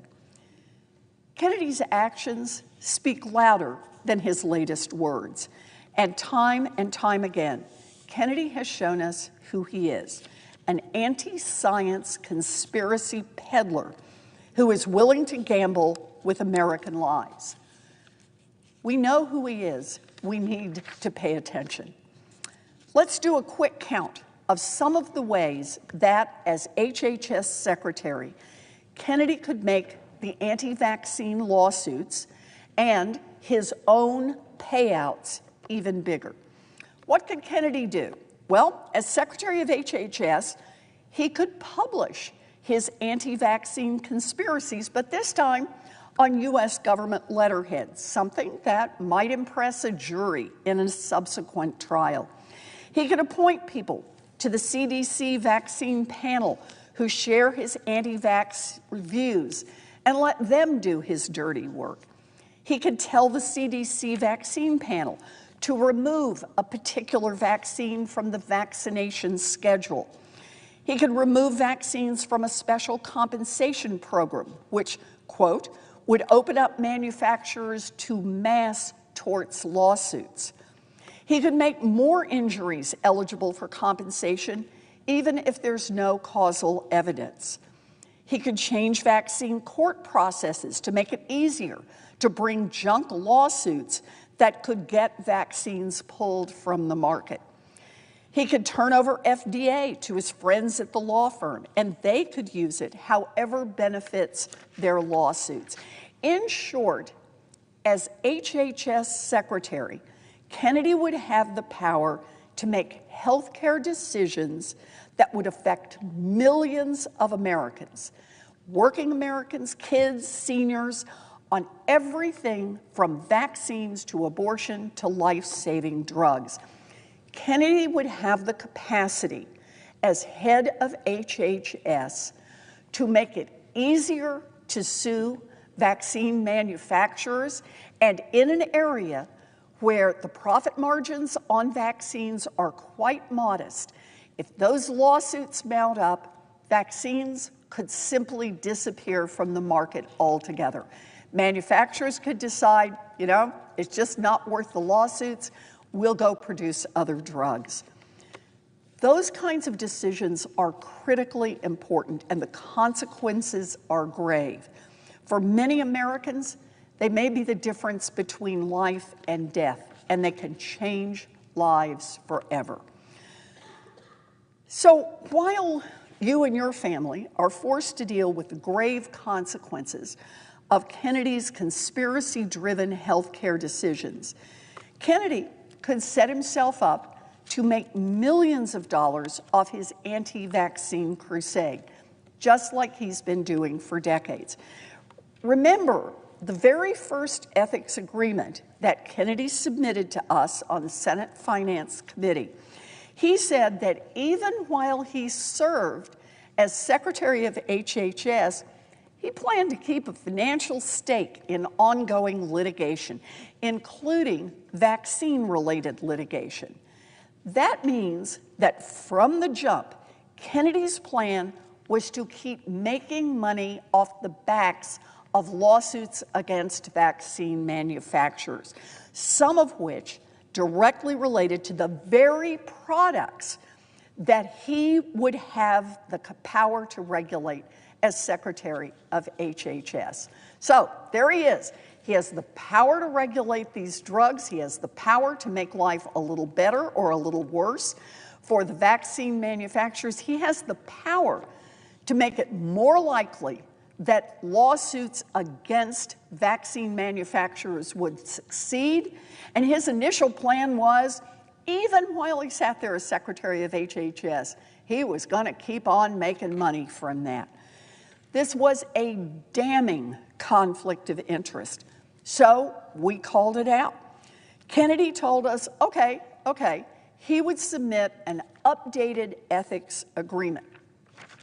Sounds good? What was his update? Well, he said instead of personally keeping the millions that he would make off these ongoing lawsuits, he would hand that money directly to his son. Later, he confirmed that the son he's handing his interests off to is the one who works at Wisner Baum, the same law firm that Kennedy has maintained this very lucrative arrangement with over the years, so far netting him a reported $2.5 million just in the last few years. And Kennedy has made clear that he can use his tools as HHS Secretary to open up the door for more anti-vax litigation, and once he's through as Secretary of HHS, go right back to Wisner Baum and cash in on the new flood of cases that Kennedy himself has unleashed. So that is Kennedy's idea of fixing an ethics issue. And beyond that, Kennedy has flip-flopped countless times in his answers to the Finance Committee. He is untrustworthy. He has made so many contradictory statements that it has come to the point it is hard to believe anything he says is true. For example, Kennedy originally said he was not an attorney of record in any of these vaccine-related lawsuits. But we did a little homework, and we found at least 5 cases related to the vaccine litigation that hadn't been disclosed where Kennedy appears to be the attorney of record. That is important because what it means is that Kennedy is a lot closer to these cases than he's revealing. Cases that he and his family will be able to make bank off even if as he serves as Secretary of HHS. The importance of this litigation cannot be overstated. Just 20 years ago, we watched vaccine makers pull their products off the market because they didn't have protection from these kinds of lawsuits. The consequence of Kennedy's ability to make those lawsuits easier is also the ability to shut down access and manufacturing for vaccines for every one of us. And I think that is a terrible mistake. Kennedy claims that he is taking on Big Pharma, but that is the lie he is peddling to hide his conflicts. I pressed him on real ways to take on the industry, including using march-in on Big Pharma's patents when they use taxpayer funds to bring drugs to market and then turn around and jack up prices on hardworking Americans, and by having the government negotiate prices directly with Big Pharma on behalf of Medicare beneficiaries. But Kennedy, after talking a big game about taking on Big Pharma, said, nah, he doesn't support march-in rights, and no, he didn't want to commit to defending Medicare price negotiations, two proven methods to take on the drug industry and put money back into Americans' pockets. So whose side is he on? Well, one thing for sure, RFK Jr. is on the side of his own bottom line. He has also refused to share a list of cases that he stands to benefit from. Now, I told you, he said, nope, he was not attorney of record on any cases. We dug around and we found 5. How many more are there? Well, here's what Kennedy said when we said, just give us a list of the cases that you're participating in so we can take a look at the possible conflicts. His answer, the list is so long and the conflicts so clear that evidently it would be more damning than what we already know.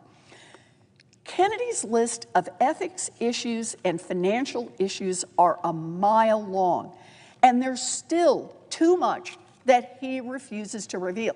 Think about this.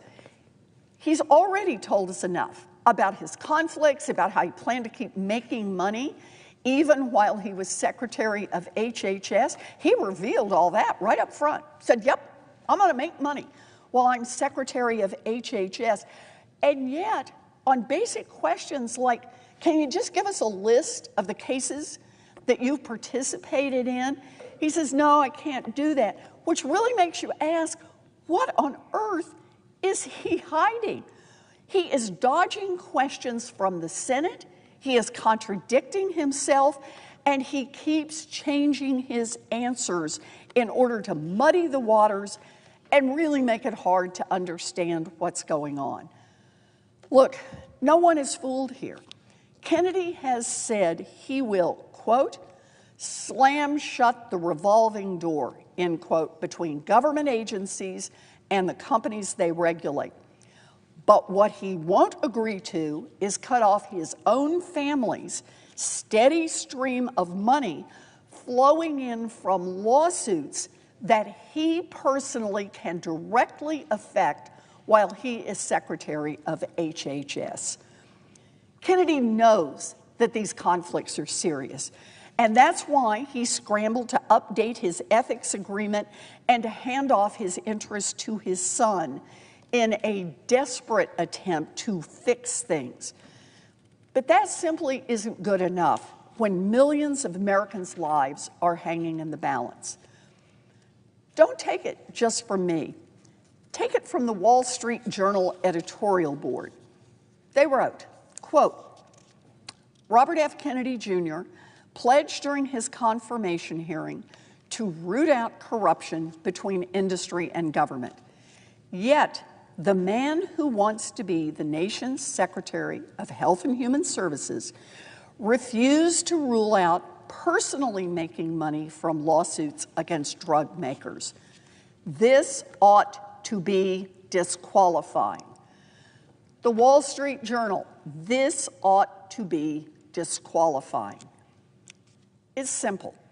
If Kennedy wants to prove that he was serious about, quote, slamming the revolving door between industry and people making money from their positions in government, I laid out a list of commitments that he should make immediately. Senator Wyden, the ranking member on the Finance Committee, and I wrote, quote, 1, if confirmed as secretary, you will recuse yourself from all vaccine-related communications and decisions. Given the breadth of your involvement in vaccine litigation, such a recusal would help ensure that you and your family do not benefit financially from official government actions that you will oversee and control. Such recusal will also ensure vaccine-related policymaking and communications are not inappropriately skewed by your personal views at the expense of scientific evidence. That was part one that we wanted. Part two, if confirmed as secretary, you will recuse yourself from all matters related to HHS-regulated entities that are involved in cases or litigation that you or your family have an interest in. This will help ensure, for example, that you could not leverage your position as secretary by conditioning a company's request regarding an unrelated matter. So, for example, an FDA approval on such company agreeing to settle an anti-vax case in which you or your family have a financial interest. Part three, if confirmed as secretary, you will not litigate cases involving vaccines, represent parties in VICP-related cases, or have a financial interest in such litigation or cases for at least 4 years after leaving office.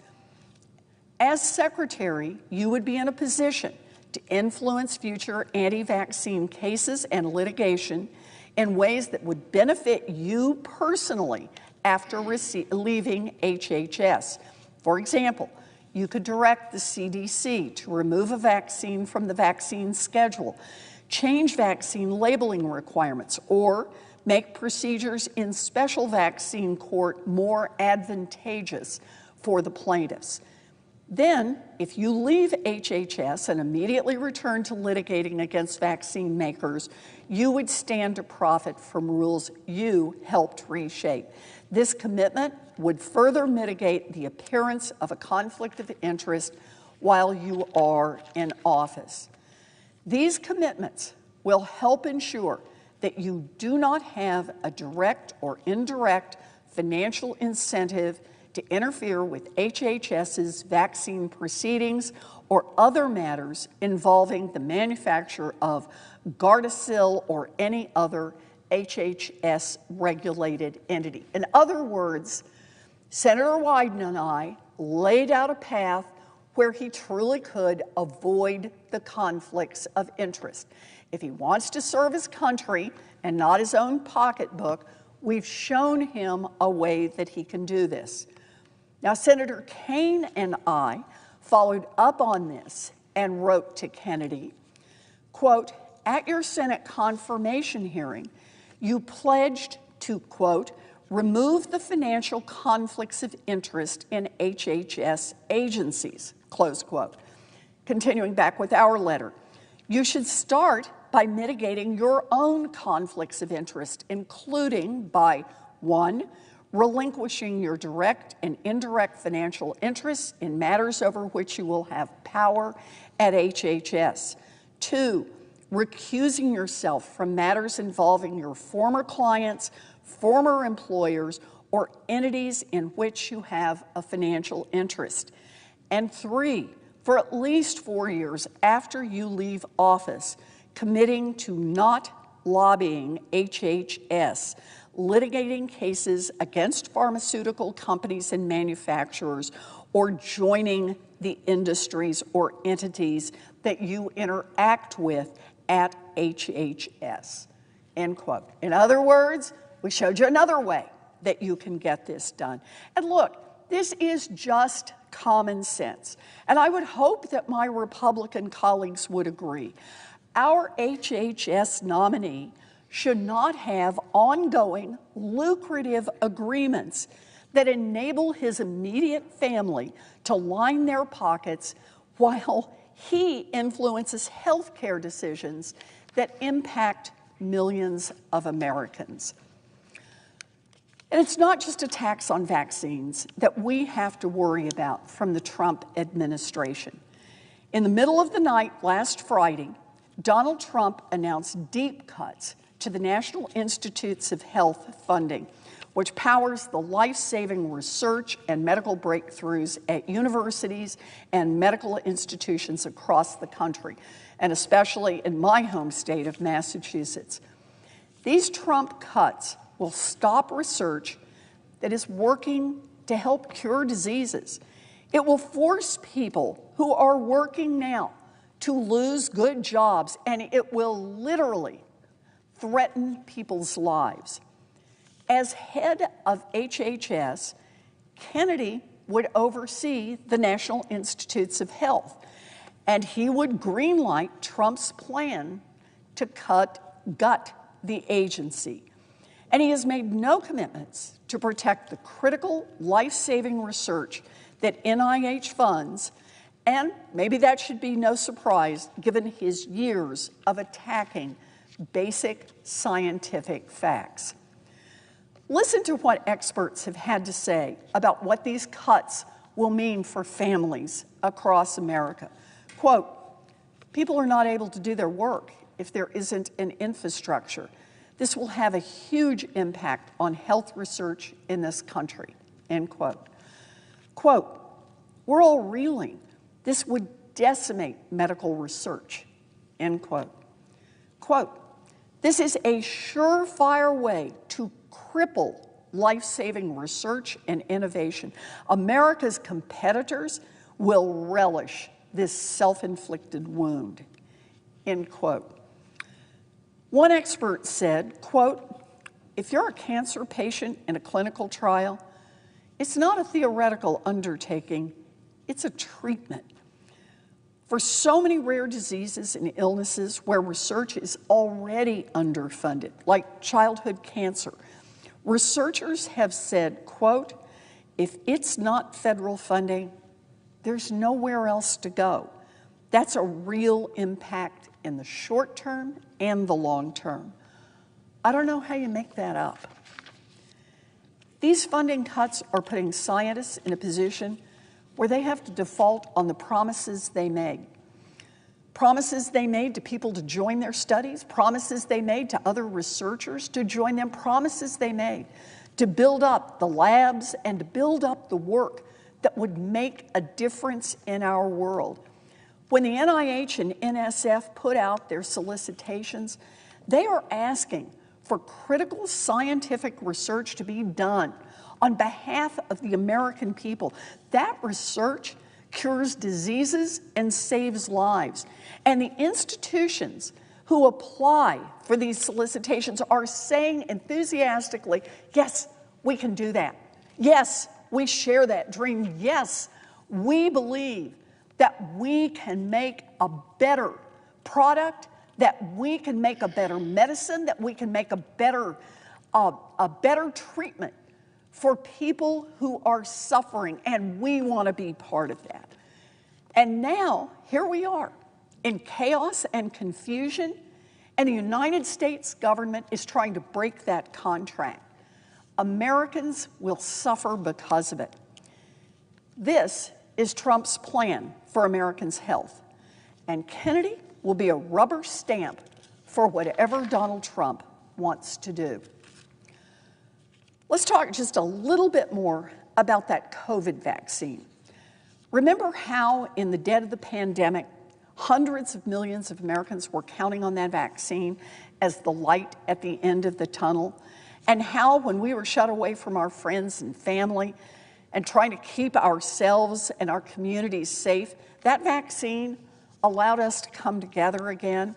How that vaccine saved countless more lives that otherwise would have been lost to COVID? Well, just make sure you know, Kennedy tried to stop you and your family from having access to the COVID vaccine. I'll just read a little portion of one of the articles from last month on this. Quote, Robert F. Kennedy Jr., President-elect Donald Trump's choice to lead the nation's health agencies, formally asked the Food and Drug Administration to revoke authorization of all all COVID vaccines during a deadly phase of the pandemic when thousands of Americans were still dying every week. Mr. Kennedy filed a petition with the FDA in May 2021, demanding that officials rescind authorization for the shots and refrain from approving any COVID vaccine in the interim. Just 6 months earlier, Mr. Trump had declared the COVID vaccines a miracle. At the time Mr. Kennedy filed the petition, half of American adults were receiving their shots. Schools were starting to reopen, and churches were filling. Estimates had begun to show that the rapid rollout of COVID vaccines had already saved 140,000 lives in the United States.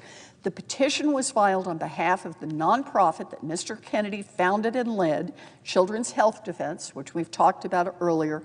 It claimed the risks of vaccines outweighed the benefits and that the vaccines weren't necessary because good treatments were available, including ivermectin and, I just can't believe this, hydroxychloroquine, which had already been deemed ineffective against the virus. The petition received little notice when it was filed. Mr. Kennedy was then on the fringes of the public health establishment, and the agency denied it within months. Public health experts told about the filing said it was truly shocking. You know, I want to underscore this one because Mr. Kennedy is saying now, not only is he saying he's not an anti-vaxxer, he's saying he wants you to still be able to vaccinate your children if you want to do that. And yet, look at Mr. Kennedy's own actions. Mr. Kennedy tried to stop all of us, everyone in America, from getting access to the COVID vaccine. He cites junk science. It was already known to be junk science at the time that he cites it. He cites junk science in order to say not just that he doesn't want to take the vaccine, or not just that he doesn't want to give it to his kids, but he wants anybody in America to be able to get that. So that's the man that the Republicans will be voting on to decide whether or not he makes healthcare policy in the United States. Someone who is continuing to line his own pocket with lawsuits against vaccine manufacturers, and someone who has tried to stop at least one vaccine from being distributed to anyone, anywhere in America. Look, when Kennedy says he doesn't believe in vaccines, which he has said many times, believe him. When his attempt at fixing his ethics issue is passing his steak to his son, believe him. When he says he will do whatever Donald Trump wants on abortion, believe him. Don't say no one will let him go that far, because they will let him go that far. Republicans voting for Kennedy know exactly who they are voting for. Someone who spreads baseless conspiracy theories, someone who profits off making our kids sicker, someone who will do whatever Donald Trump tells him to do, whether it's cutting off cancer research funding or banning abortion medication. Let us be very clear. When it comes to your health and your well-being and the health and well-being of your friends, your family, your community, Kennedy is disqualified, dangerous, and cannot be given the power to make critical health care decisions. I urge my colleagues to vote no on his nomination. And I see that Senator Kaine is here. Senator Kaine has been a tireless partner in the fight to help protect the nation's health care system. And I appreciate your being here tonight, Senator Kaine. Thank you. Mr. President. The senator from Virginia. Mr. President, I rise, and I'm so happy that I follow my colleague from Massachusetts. I will build upon some of the points that she has made, but we have served as colleagues together on the Health, Education, Labor, Pension Committee during earlier terms of Congress, and you won't find a better champion for the health of the American public than Senator Warren. I stand to continue the dialogue about Robert F. Kennedy Jr. and his unfitness for the position to which he's been nominated, Secretary of Health and Human Services. And I'll give you the punchline, Mr. President, but then go into it in some detail. I don't believe Mr. Kennedy can separate fact from fiction. I don't believe Mr. Kennedy can separate conspiracy from content. Now, you wouldn't want someone suffering from that challenge in any position of leadership at any level of government, local, state, or federal. But this particular position, the Secretary of Health and Human Services, one of the most important positions in the nation as it respects people's physical and mental health, is exactly the wrong kind of a position for someone who can't tell fact from fiction or content from conspiracy. Because the American public need to be able to rely on HHS and other critical agencies for information that is not just about the state of their savings account or housing costs. This is about life and death. This is about life and death. I want to talk about two elements of Robert F. Kennedy Jr. My colleagues have been going into many of them that lead me to the conclusion that here's a guy who can't separate fact from fiction or conspiracy from content. And the first was ably described by Senator Warren, and that is Mr. Kennedy's skepticism about vaccines. Now, I know many of my colleagues have trod this ground during speeches today, so I'm not going to go into the breadth of his vaccine skepticism. I'm going to talk about one vaccine in particular that is made in Virginia, Gardasil. I represent the Commonwealth of Virginia. There is a facility in Elkton, Virginia, in the Shenandoah Valley near Harrisonburg that makes Gardasil, the vaccine that has been effective, significantly effective in preventing and reducing the incidence of cervical cancer. Think about it for a minute. Vaccines do a lot of different things, but a vaccine that can prevent cancer is truly, truly revolutionary.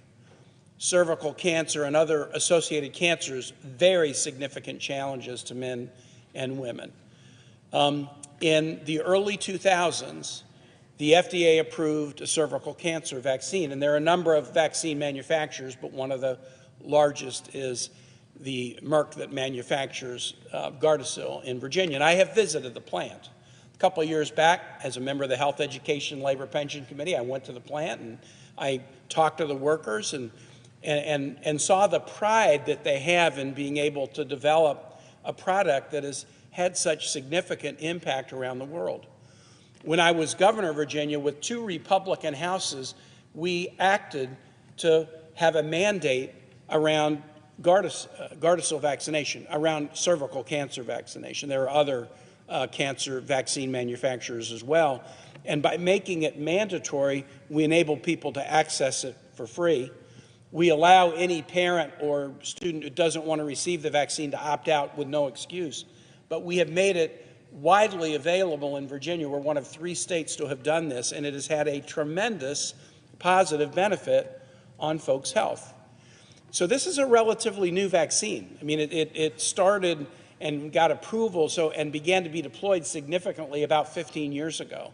And even in 15 years, the results have been remarkable. And I want to just share with my colleagues and with the public some of the results of between 15 and 20 years of HPV cervical cancer vaccination. And I'll give you results from many countries and from many research institutions and hospitals to show you that this is not a question of significant medical controversy. A publication that is one of the signature publications, healthcare publications in England, is called The Lancet. And there was an article in The Lancet in February of 2020 titled "The Impact of HPV Vaccination and Cervical Screening on Cervical Cancer Elimination." This particular article summarized a study that looked at data from 78 countries. The researchers that examined this data were from England, China, France, Canada, and Switzerland. and their research analyzing the data of hundreds of thousands of patients in 78 countries concluded that, quote, high HPV vaccination coverage of girls can lead to cervical cancer elimination in most low-income and lower-middle-income countries by the end of the century. Fancy that, eliminating cancer with a vaccine. The data from 78 countries. The U.S. Centers for Disease Control and Prevention website, cdc.gov, has a section, The Impact of the HPV Vaccine. Quote, among teen girls, infections with HPV types that cause most HPV cancers and genital warts have dropped 88% because of the vaccine. The American Society of Clinical Oncology in 2024 published an article titled Effects of HPV Vaccination on the Development of HPV-Related Cancers. This is the American Society for Physicians who work in the clinical oncology area. Here is the conclusion they reach. Quote, males vaccinated for HPV were at decreased odds for HPV-related cancers. Females vaccinated for HPV had lower odds for cervical cancers and HPV-related cancers overall. Let's go to Scotland. The Journal of the National Cancer Institute in Scotland last year published a study titled Invasive Cervical Cancer Incidence Following Bivalent HPV Vaccination, studying the healthcare results of people following vaccination. This was just studied last year, published last year, and let me read you the quote. No cases of invasive cancer were recorded in women immunized at 12 or 13 years of age, irrespective of the number of doses. Women vaccinated at 14 to 22 years of age and given 3 doses of the bivalent vaccine showed a significant reduction in incidence compared with unvaccinated women. Again, those first 2 words, no cases of invasive cancer were recorded in women who were vaccinated and studied in Scotland in this study that came out in 2024. Another article in The Lancet looked not at 78 countries, but it looked at the effect of HPV vaccination programs in England. This article was published in 2021. Quote, the HPV vaccination program in the UK has almost successfully eliminated cervical cancer in women born since September 1, 1995. The elimination of cervical cancer. No cases of invasive cancer. There was a study done in Australia in 2013 by BMC Medicine. The article is entitled Impact of a Population-Based HPV Vaccination Program on Cervical Abnormalities. This was still relatively early in the mass vaccination because Gardasil wasn't, and the other HPV vaccinations weren't used until the mid-2000s, 2007, 2008. And here is the conclusion reached about the Australians' experience. Australia was one of the first countries to introduce a publicly funded national HPV vaccination program commenced in April 2007. It significantly reduced cervical abnormalities within 5 years of implementation, with the greatest vaccine effectiveness observed in the youngest women. The New England Journal of Medicine, which in many ways is the gold standard in the United States, published a study in 2020 about the effect of vaccination in Sweden. Quote, among Swedish girls and women 10 to 30 years old, quadrivalent HPV vaccination was associated with a substantially reduced risk of invasive cervical cancer at the population level.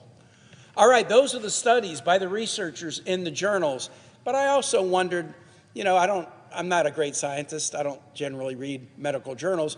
What about our healthcare institutions that are just in the business of providing health advice to everyday Americans who are seeking information about their health? I went to the website of the Mayo Clinic. Here's what mayoclinic.org says. HPV vaccine, who needs it, how it works. On their website, Getting vaccinated against HPV helps prevent cancer in men and women, period.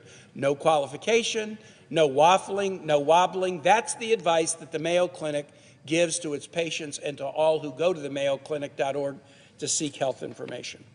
The Cleveland Clinic, another internationally known healthcare provider, myclevelandclinic.org in 2025, the website says as follows: the HPV vaccine is an injection that prevents infections of 2 types of human papillomavirus.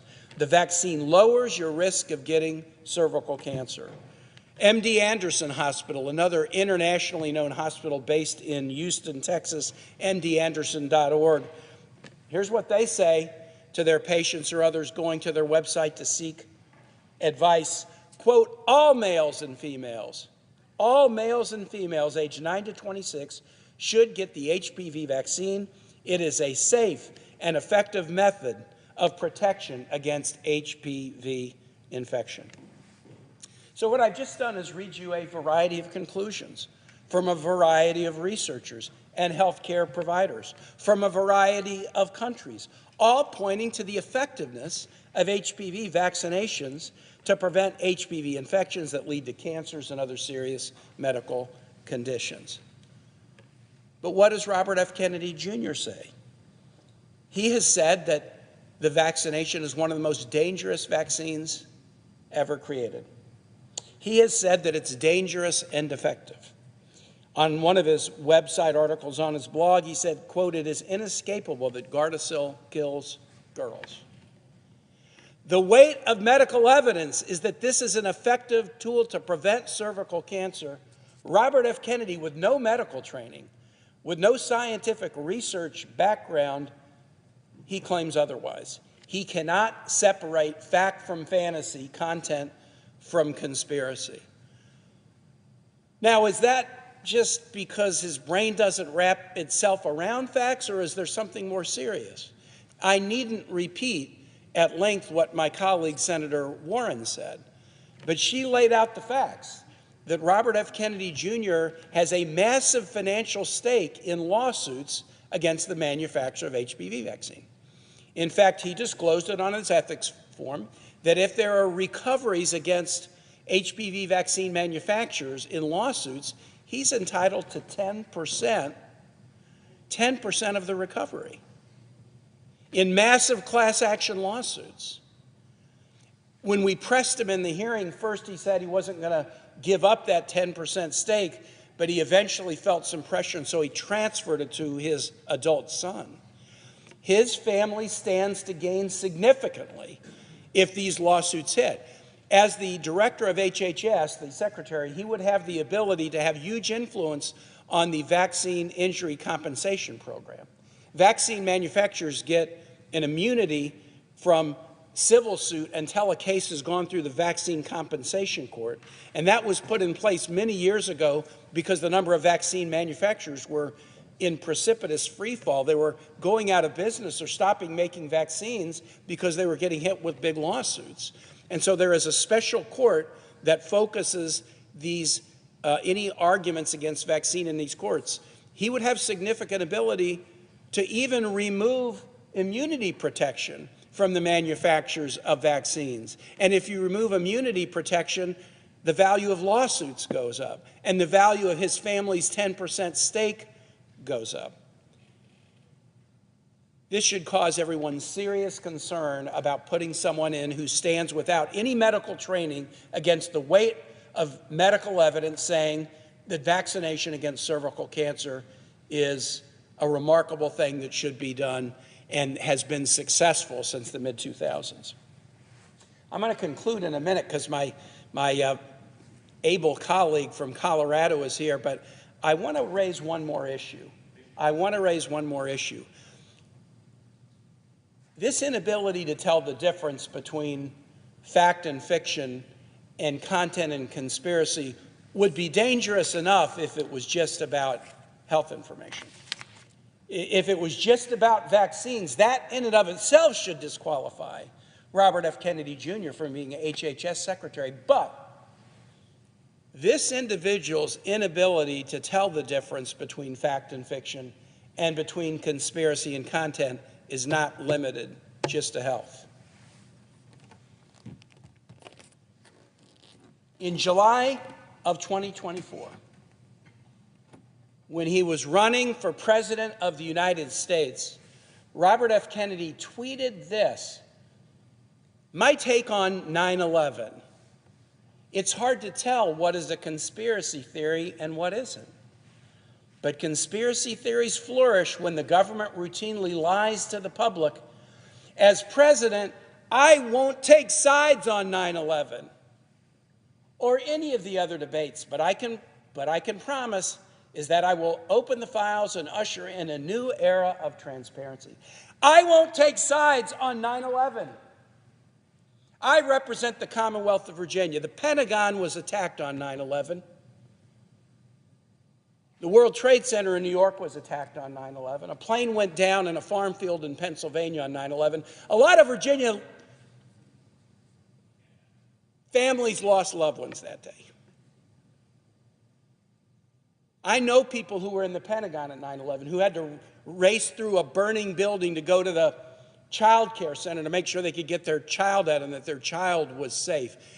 I don't take it very well when someone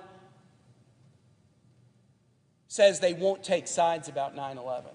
When someone admits it's hard to tell what is a conspiracy theory and what isn't. I asked Robert F. Kennedy Jr., is this a common problem for you? I mean, that's kind of a candid thing to admit. It's hard to tell what is a conspiracy theory and what isn't. No, it's not. It's not hard for Virginians to understand what happened on 9/11. They lost loved ones. They went to funerals. Their family members never came home. And then in the aftermath of 9/11, we were in 20 years of war where tens of thousands of Virginians were deployed to battle against al-Qaeda, the perpetrators of 9/11, and many lost their lives then. I won't take sides on 9/11? Well, like, what side is there? What side is he talking about? I mean, it's a bad thing. Does he think it's a good thing? It was an attack by Osama bin Laden and al-Qaeda. Does he think it was an inside job or something else? And why would he even do this? This tweet is dated July 5, 2024. It was 23 years after 9/11. 23 years after 9/11, for some reason on July 5th, he just, well, why don't I just share with people that I won't take sides on 9/11, that I still can't tell 23 years later what is a conspiracy theory and what isn't. If you cannot tell what happened on 9/11, if you decide to just freelance an opinion 23 years later and tell the American public, and he's running for president at the time, I will not take sides on 9/11, you should not have been nominated for this position in the first place. And I am finding it very hard to believe that my colleagues in this body, who I've sat with on the Armed Services Committee, who I've sat with on the Foreign Relations Committee, who have invested their time and energy in making investments to battle terrorism around the world, to battle al-Qaeda and other terrorist groups, the group that perpetrated the 9/11 attack. My colleagues many of my colleagues served in the military and were deployed in the war on terror in the aftermath of 9/11. They're now going to be okay with a guy who says he won't take sides on 9/11? Who says he can't tell the difference between what is a conspiracy theory and what isn't? This is a very, very dangerous vote that we will cast tomorrow.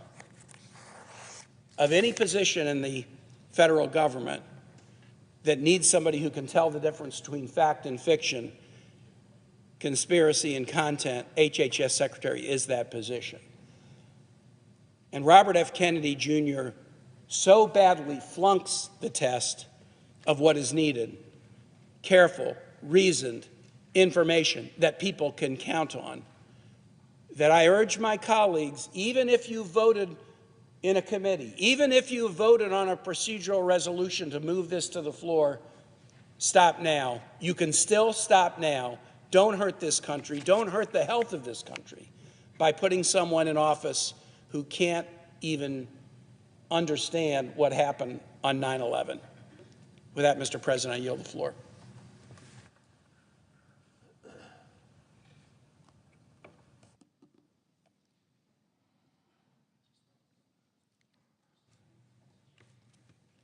Mr. President. The senator from Colorado. Thank you, Mr. President, and I'd like to take this opportunity to welcome the President to the U.S. Senate. I hadn't had a chance really to do that as you sit in the chair. We're now going to get somebody else, but thank you for being here. And I also want to thank my colleague from the Commonwealth of Virginia, Senator Kaine, for his heartfelt remarks. You know, I think we are through the looking glass in many ways, and there's a pattern here that is reflected in what you were talking about, this idea of being able to tell the difference between fact and fiction. Fact and fiction. I mean, I know that when you were the mayor of Richmond, it probably was pretty important for people that were working with you to know the difference between fact and fiction. When you were the governor of the Commonwealth of Virginia, it probably was pretty important for you to do that as well. And it does seem like in President Trump's administration, he's really at war with the facts and trying to muddle what is fact and fiction to be kind about it. I can't think of a time, Mr. President, in the history of this country when families have wanted to know more about what is real and what is false. What their kids, what is real and what is false. I was the superintendent of schools in Denver, as the senator from Virginia knows, and you know, it is a great irony that at a time when parents want their kids to be able to distinguish between what's real and what's false because of all the falsehoods that are coming over social media and other places, the president has decided to nominate the head of the WWE to be the Secretary of Education in this administration. And you're talking about the inability of Bobby Kennedy to pick which side he was on, and when it came to what happened on 9/11, it reminds me exactly of the situation with Congressman Gabbard, who decided over and over and over again that she was going to choose not America's side, but our adversary's side. You know, whether it was the chemical weapons in Syria, I mean, hard to even contemplate that, or the fact that at 12:30 at night, or I guess it was 11:30 at night, literally the night that Putin invaded Ukraine, a country that was at peace, crossing a peaceful border, the first time a tyrant had done that in Europe since World War II, when the United States had led the international and global order that created these incredibly important institutions, NATO being one of those. And she had to reach out at 11:30 at night to basically mimic the talking points from Vladimir Putin. And I'm not saying that she was, you know, a Russian spy or anything. I'm just saying that it's the same stuff that he was using. 2 days later, the Russian propaganda television in Moscow was running that stuff on the TV in Moscow. And so I think it really does matter that people are telling the truth to the American people, and that where possible, where there are differences of opinion, that we try to get to the bottom of the truth. There are a lot of reasons to have differences of opinion. We live in a democracy. And we have the freedom to have differences of opinion. We have freedom to have different understanding of the facts, but we need to be pretty certain about that when it comes to public health, when it comes to health care in this country. Mr. President, we live in the richest country in the world. We are blessed to live in the richest country in the world. If you look at our national wealth as a function of our population, there is nobody who's remotely even close to us. That is the reflection of an economy that has been much more dynamic than economies across the world, innovation that is much more dynamic. I would say a culture that is not beset by corruption in the way many countries around the world are. But even though we are the richest country in the world and the richest per capita, shockingly, we have some of the worst health outcomes of any country that's wealthy.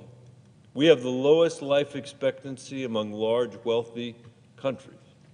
We have the highest maternal mortality rate than any other high-income country in the world, and it's getting worse every single year. We have the highest hospitalization rates for chronic conditions like congestive heart failure and diabetes and asthma of all our peer countries. We spend twice as much per capita as any other industrialized country for worse results.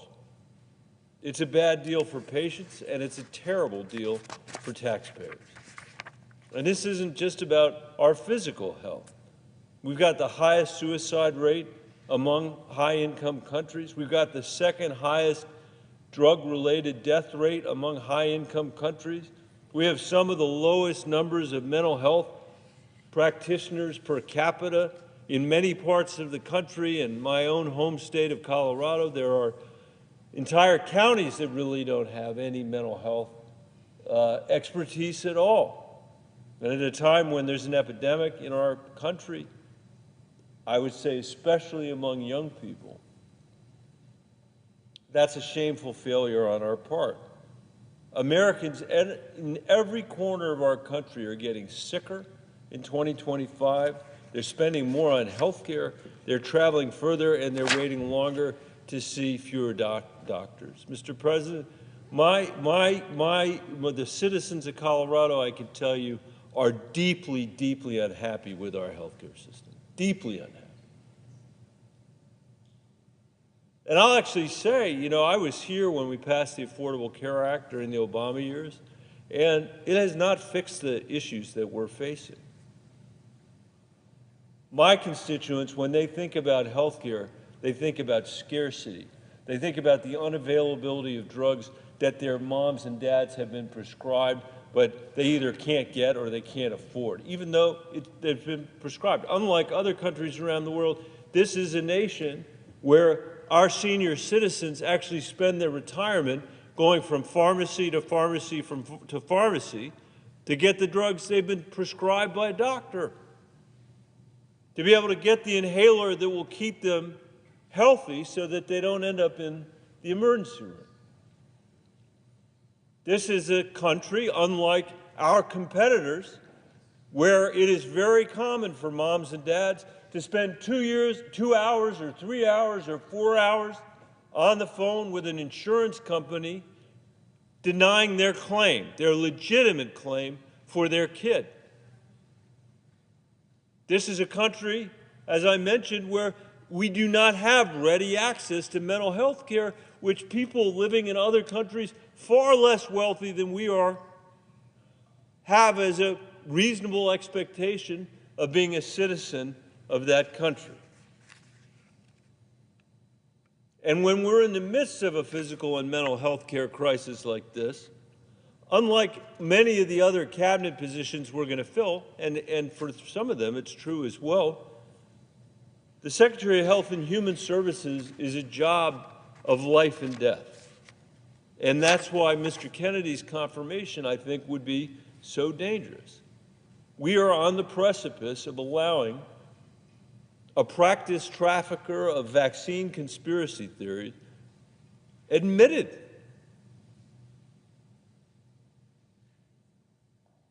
of these theories to administer health care to over 29 million children in America who receive routine life-saving vaccines through Medicaid, a man who has made his fame and fortune by treating our most vulnerable children as his personal science experiment. Mr. Kennedy has peddled bulk science that claims vaccines cause autism, showing confusion and fear and causing heartbreak among parents who are now afraid to vaccinate their kids because they're so worried that it's going to cause autism that they won't have a vaccine for their kid for fear of autism. But the failure to get that vaccine means their kids are exposed to profoundly important childhood and serious childhood illnesses. And he makes his claims with incredible conviction. He's not shy about it. He claimed that the measles vaccines, quote, poisoned an entire generation of children, and went further to say that the only thing that cures measles is nutrition and clean water. Before the measles vaccine was developed in the 1960s, hundreds of American kids died every year.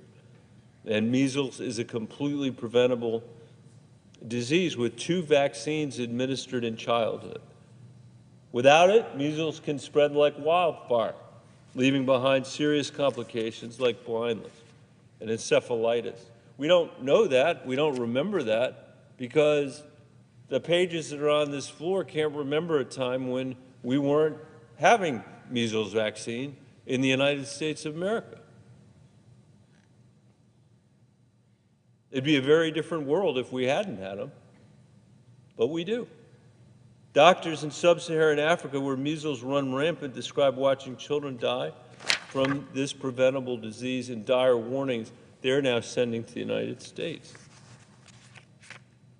The CDC warns that kindergarten MMR vaccine rates have dropped below the 95% threshold needed to prevent worldwide measles outbreaks. As I stand here tonight, Mr. President, as you sit here tonight, 5 states have reported measles cases.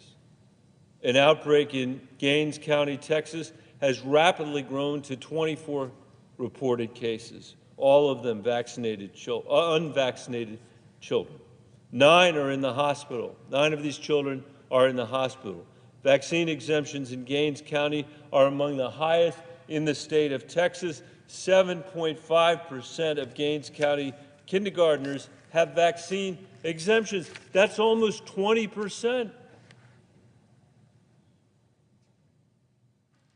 It's not just Mr. Kennedy's vaccine conspiracies that are grave concern, however.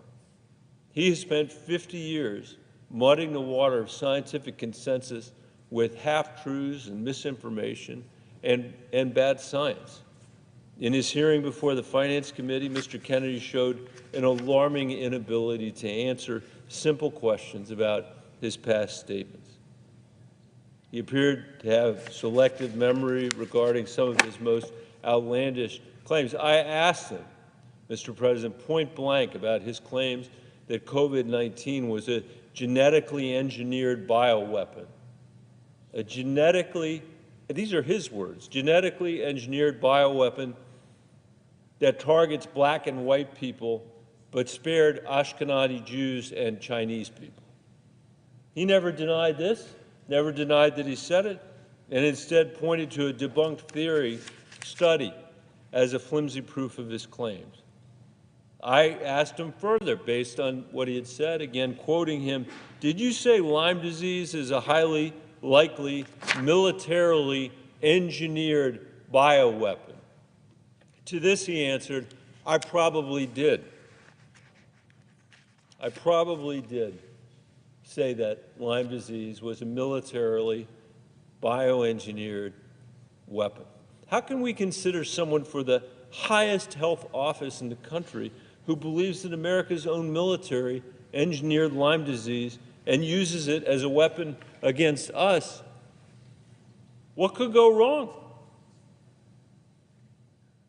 He said on his podcast that exposure to pesticides could cause children to become transgender, a statement he claims not to remember, but he said it's on the record.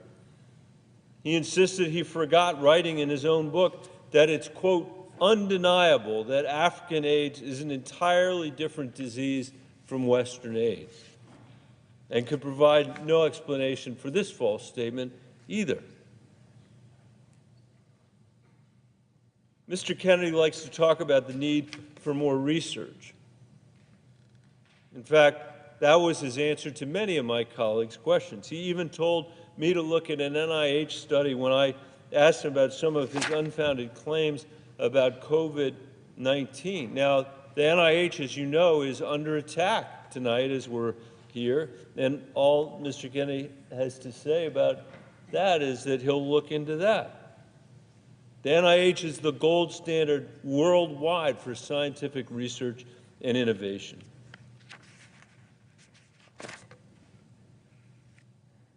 The University of Colorado is telling me, Mr. President, that the system could lose $85 million a year in research dollars to study Alzheimer's, brain injuries, mental illness, and heart disease.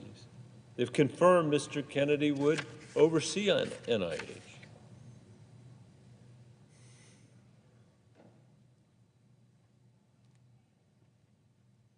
I guess I really think, Mr. President, that we could do better than a known peddler of junk science to run the most important medical research in the country. As a vaccine denier, the best we can do for our doctors who are working around the clock, and our nurses too, in the midst of the worst flu outbreak in 15 years. Is a man who became a millionaire many times over by claiming vaccines cause autism, the best we really can do for our kids?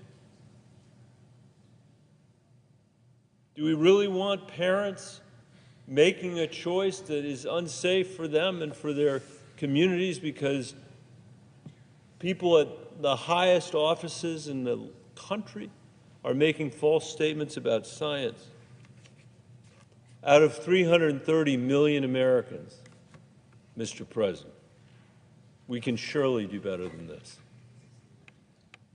I appreciate the presiding officer's patience, and I yield the floor.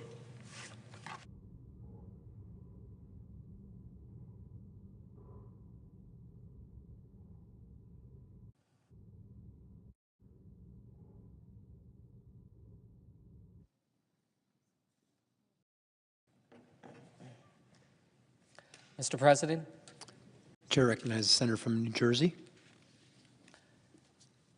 Mr. President, I rise today because there is nothing that keeps a parent up at night like the health of their child. It doesn't matter if you're a Democrat or a Republican, if you live in the reddest rural areas or the bluest cities. One of the things that bind us as Americans, as people, is that every parent looks at their kids and wants to know that they're doing everything that they can to keep them safe. And let me tell you, that's not an easy task. I'm a father of a 7-year-old and a 9-year-old. 2 little boys, and I every day wonder, am I doing the right thing for them? Am I being the kind of father that they deserve?